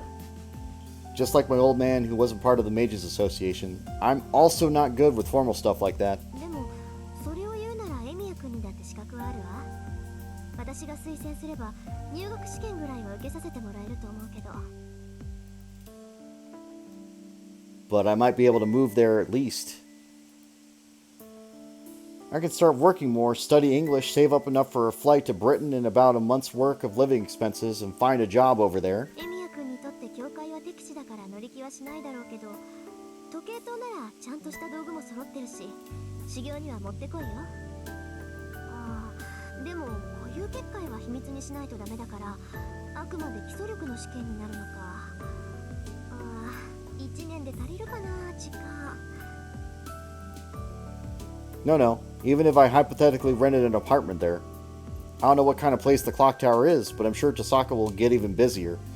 In that case, I should study on my own and go see her once I become a proper mage. Yeah, that's right. First of all, London isn't even suited for me. I bet I'll faint if I go there, and it's filled with people like Kotomine. ちょっと、人の話聞いてる？エミヤ君。 Huh? Did you say something, Tasaka? Tasaka goes quiet with a clouded expression. Then, she takes a deep breath with a serious expression. 言い忘れてたんだけど、私は東坂の後継者として招かれてるの。つまり、一人前の魔術師としてちゃんとした一人部屋をもらえるってこと。 She says something that doesn't make sense. だから、一人前の魔術師として認められているの。そうなると、弟子の一人や二人はいて当然でしょ？ほら、向こうじゃ派閥争いもあるって言うし、一人ぐらいは弟子を連れて行ってもいいんだって。 Tasaka glances at my face. That means... Even if I'm thick-headed, I can at least tell what Tasaka is trying to say. In other words... そうよ。世話係としてなら、身内一人ぐらいは無条件で連れて行けるみたい。それなら、試験を受けることもないし、学費も何もかも免除になるわ。まあ、扱いは教会の学徒だけど、教会には属さないっていう損な役回りになっちゃうんだけど。 Color returns to my mind that went white. No, I force color back into it and mobilize it. What Tasaka is saying. I rack my brain and absorb myself in weighing my options that I have a year from now. I must look funny being flustered as Tasaka is giggling. What? I'm not being manipulated by your words. 言いたいことはそれだけ。私はロンドンに行くけど。 She looks softly at me. Tasaka looks at me with a mischievous expression. ねえ、シロはどうするの？ She gently asks me as if seeing through my heart. My face turns red in an instant. Her words and behavior alone blow away my trivial humility and dislike towards the association. This is what I mean by Tasaka knowing my weakness. Falling for her is a weakness that I haven't been able to deal with for a long time. あら、突然だんまり？私、答えを聞いてないんだけどな。 She keeps smiling mischievously. She knows what my answer is, yet she pursues and attacks mercilessly. London is honestly too far, but I can't imagine learning magecraft from anyone other than Tasaka. And more than that, I wasn't even thinking of parting with Tasaka. Most of all, I want to be with Tasaka.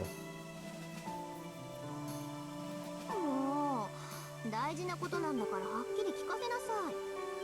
世話係になっちゃうけど、私と一緒に行ってくれる？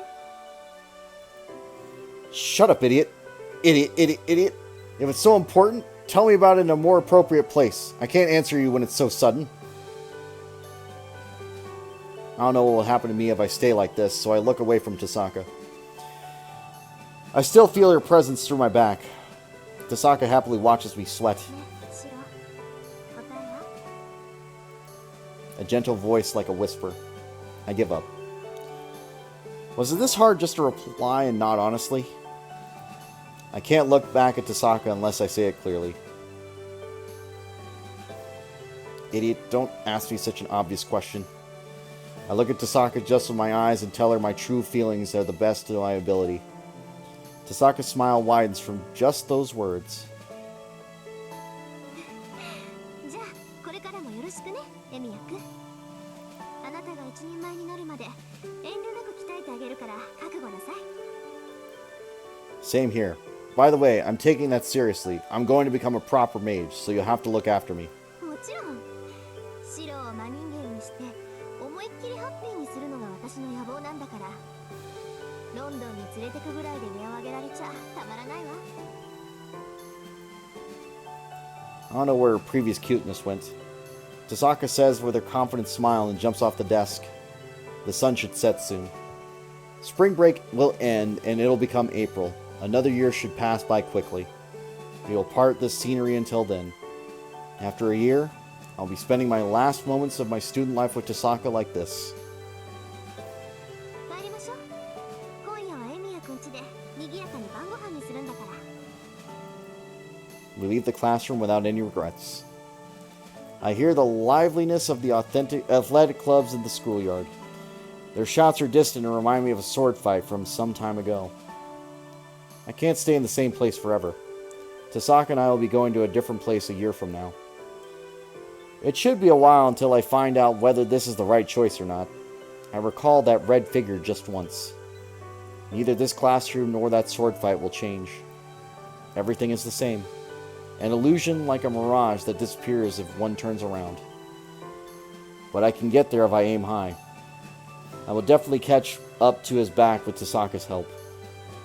So I'll come up with an answer at that time. The sound of swords echoing in the distance. Using that as a guide, I will eventually reach that place.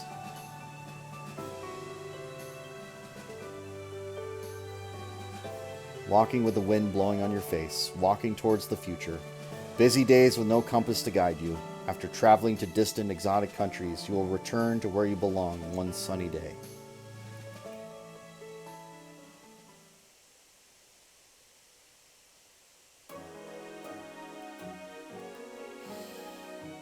Oh boy.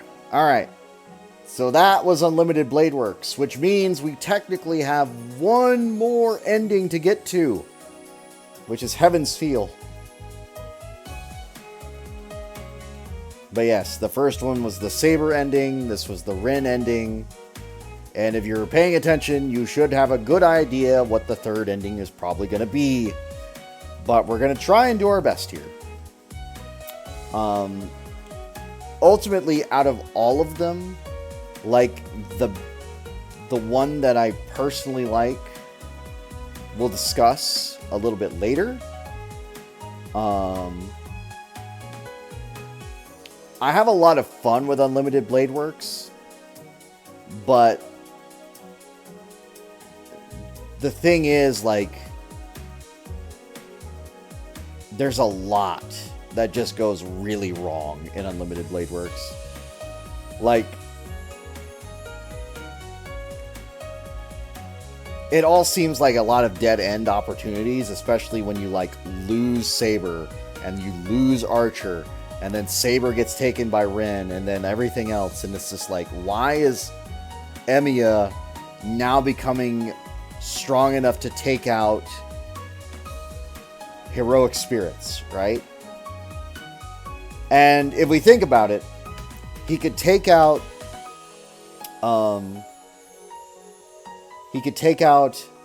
second Archer, which is, you know, Golden Boy. He could take out Archer. He could take out Caster. Like, all of these things on his own without any issue. Lancer he'd have problems with. Saber he'd have problems with. Assassin he'd have problems with. And Berserker he'd have problems with. But, like, the other three, he could just straight up take out in this arc. Even though it's fairly early established, like, hey, this is a bad idea. And Kuzuki also ends up being, like, a big threat. Answer. What? What came back to me as a distant memory. It was a sign he should have forgotten and discarded, something that should not have returned. The sparks from swords clashing, the swords pressing against each other. Dozens of premature and immature attacks and defenses are exchanged. The match couldn't even be called an elegant exchange of swords. It's a clumsy melee of each side denying each other.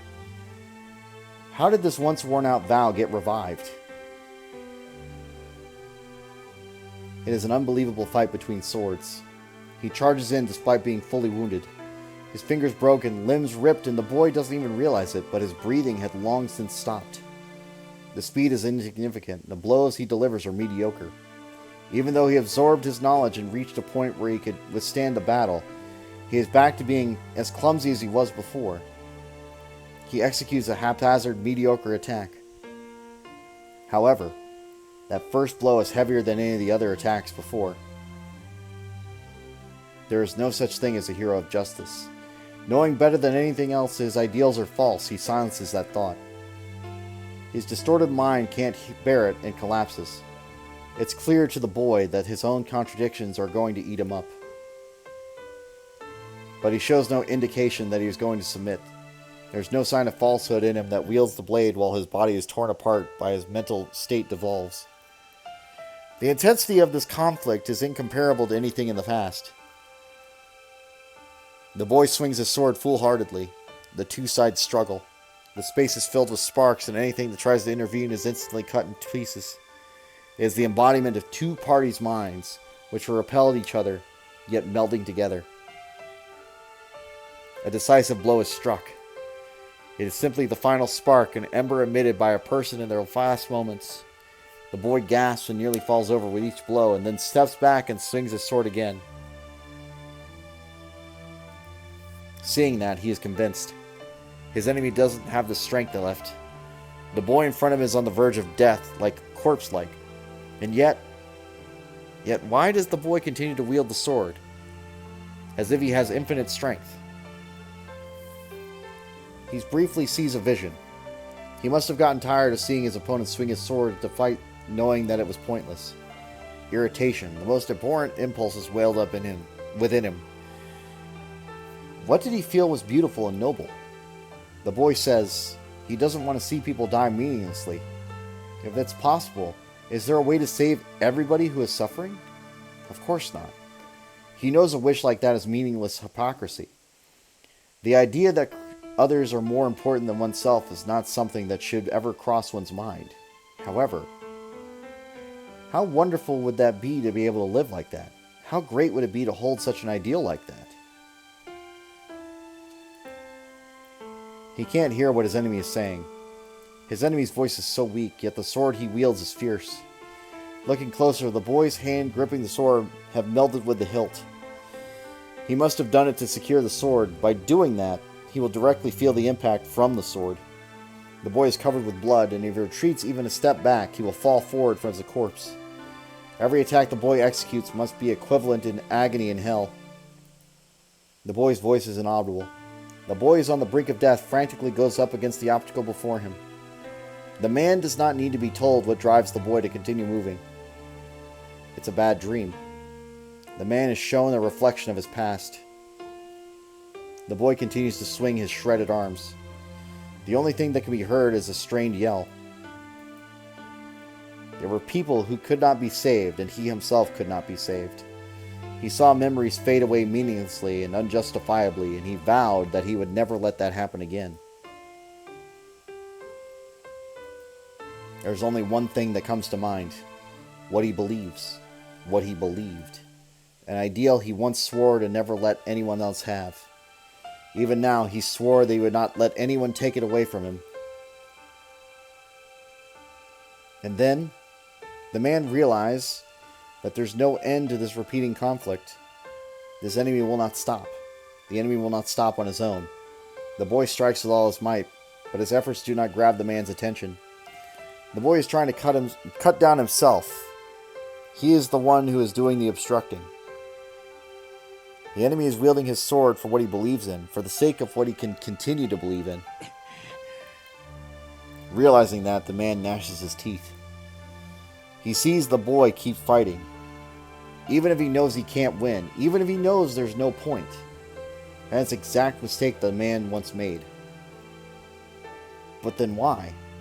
Why does he keep looking at that boy straight on? The high-pitched sound of metal. The attack finally gets parried. The opponent should never have been able to block the attack, but he repels the man's attack with all his might as if it were natural. The mirror shatters.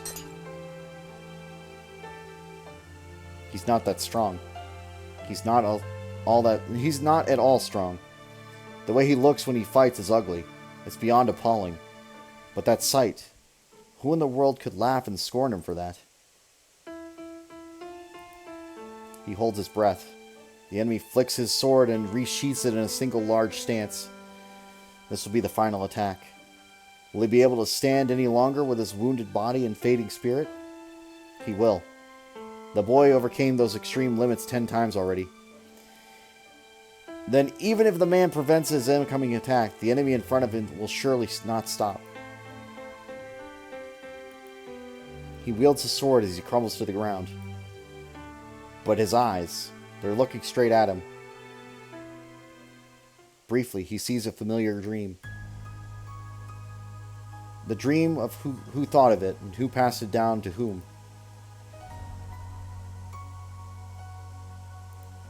A boy's voice finally reaches his empty heart. A single scene comes into sight. What an ugly, obsessive, false sense of goodwill. A beautiful, struggling ideal. The final blow comes, but the man does not see the sword that is about to pierce his chest. That is the only thing that motivates the boy. Even if his heart is fake, the beauty of what he believes is real. And that's something that can't be faked. That is the only thing the man can be proud of. The thing that was once his own strength. The boy tries to complain with his crushed throat. He wants everyone to be happy. That's right. There was no way to turn back from the very beginning. Because this dream is, without a doubt, countless sins and mistakes were committed by his hands. There is no way to atone for them other than to curse and eliminate himself. His blood-soaked hands were proof that he would never be forgiven. And yet, his gaze is straight. Mistakes and lies. He shakes off everything that pierces him. And he continues to run without stopping. The battle ends in victory. The steel, the pain that pierces his chest will not pardon his sins. To a man who curses himself, salvation will never come. But he gains a small answer. The answer will only last until he fades once again. It's a minute and meaningless one that will be forgotten the next time he is summoned. There is nothing to feel remorse over. There is something that has already been established, something that the boy will spend the rest of his life building. There is only one thing that comes to mind. There is regret. He doesn't know how many times he wished to start over. This conclusion and ending, Emiya will continue to curse it forever. And yet, それでも俺は間違えてなどいなかった。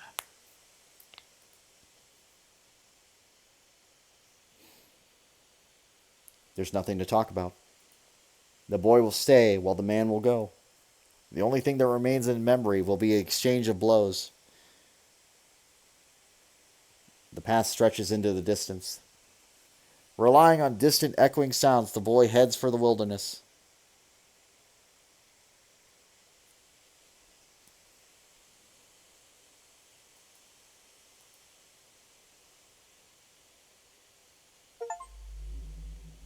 A new route has been unlocked. So again, if we look at the gallery and we look at the ending list, true end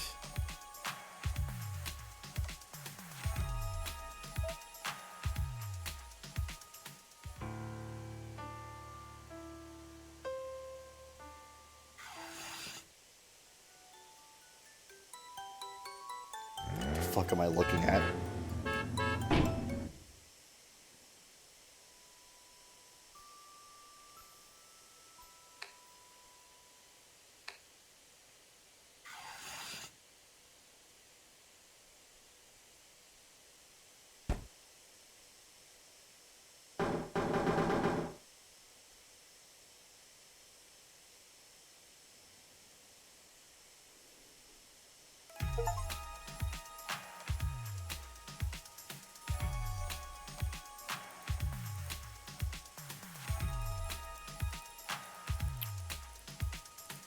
All right.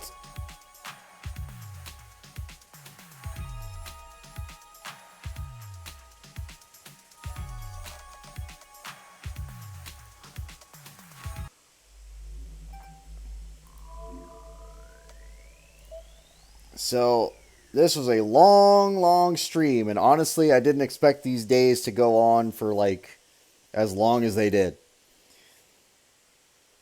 So I was like, all right, we got rid of most everybody yesterday, so it should just be another day or two. And then it was like fucking 3 days down the drain. It was like, fucking hell, man.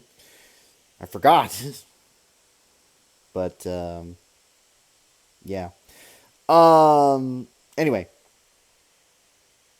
In the anime, what I recall is that instead of the ending that we got, which was apparently the true ending in this case, Rin does end up going to the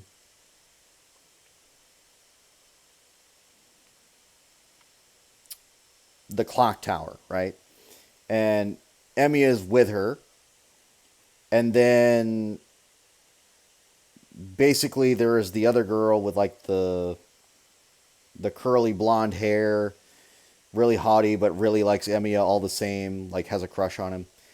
And like they basically are fighting and boxing each other with strengthening magecraft because it's what they're doing just to train. But yeah, they show that element instead of like him being at the school and talking with Rin about it. I think the reason that this ending is the way that it is because Ilya Primer, which was the magical girl Ilya thing, was not out yet. And they hadn't established her as a character yet, the blonde girl. So I feel like that's what happened, is just like later on they decided to retcon it and say, okay, well, let's just put them at the clock tower and show them that Emmy is there and blah, blah, blah, blah, blah. So we are going to try and do Heaven's Feel this time. So that'll be interesting.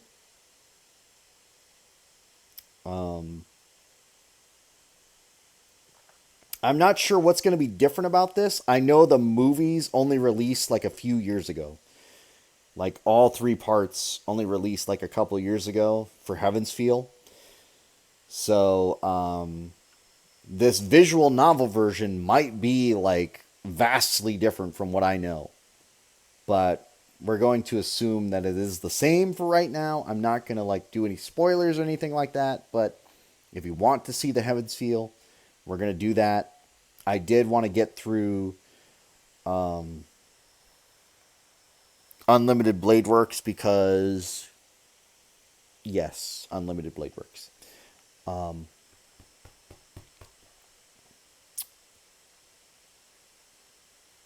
But yeah. And it seems pretty consistent about when each of the arcs ends. So I'm keeping that in mind, obviously. If I can get through a few days at a time for each stream, like I want to get through like 4 days at a time, then I'll be able to get through it in like 4 streams. But I know because the early days are basically just recycled from previous adventures. So like I did the Fate ending, but like all that stuff at the very beginning, we don't have to go through again. We don't have to explain it again. We've already been through it. All of the stuff for Unlimited Blade Works, we don't have to go through that again because we've already been through it. We don't have to explain it. But for Heaven's Feel, I'm not sure where that kicks off. It could be very early, or it could be way later than I think it is. So I don't know if I'm going to do any research right off the bat. If I get to a point where I feel like we've gone too far, then I will just like try to look it up. But I don't want to spend too much time like getting lost, because it should be obvious. And it did tell me that a new route was unlocked, so there's probably a choice that is new that I can make where it deviates. So I'm going to take a look at that when we get through there. But yeah, tomorrow we're going to try and start Heaven's Feel. So that's my goal. Heaven's Feel is the goal. And honestly, it may be a lot quicker than the other ones, to be fair. Because if I remember correctly, there's a lot of shit that goes down very quickly. But I could also be mistaken about that, so we're going to see. But anyway, thank you. Appreciate you. Have a good night. I will see you all next time. Bye-bye.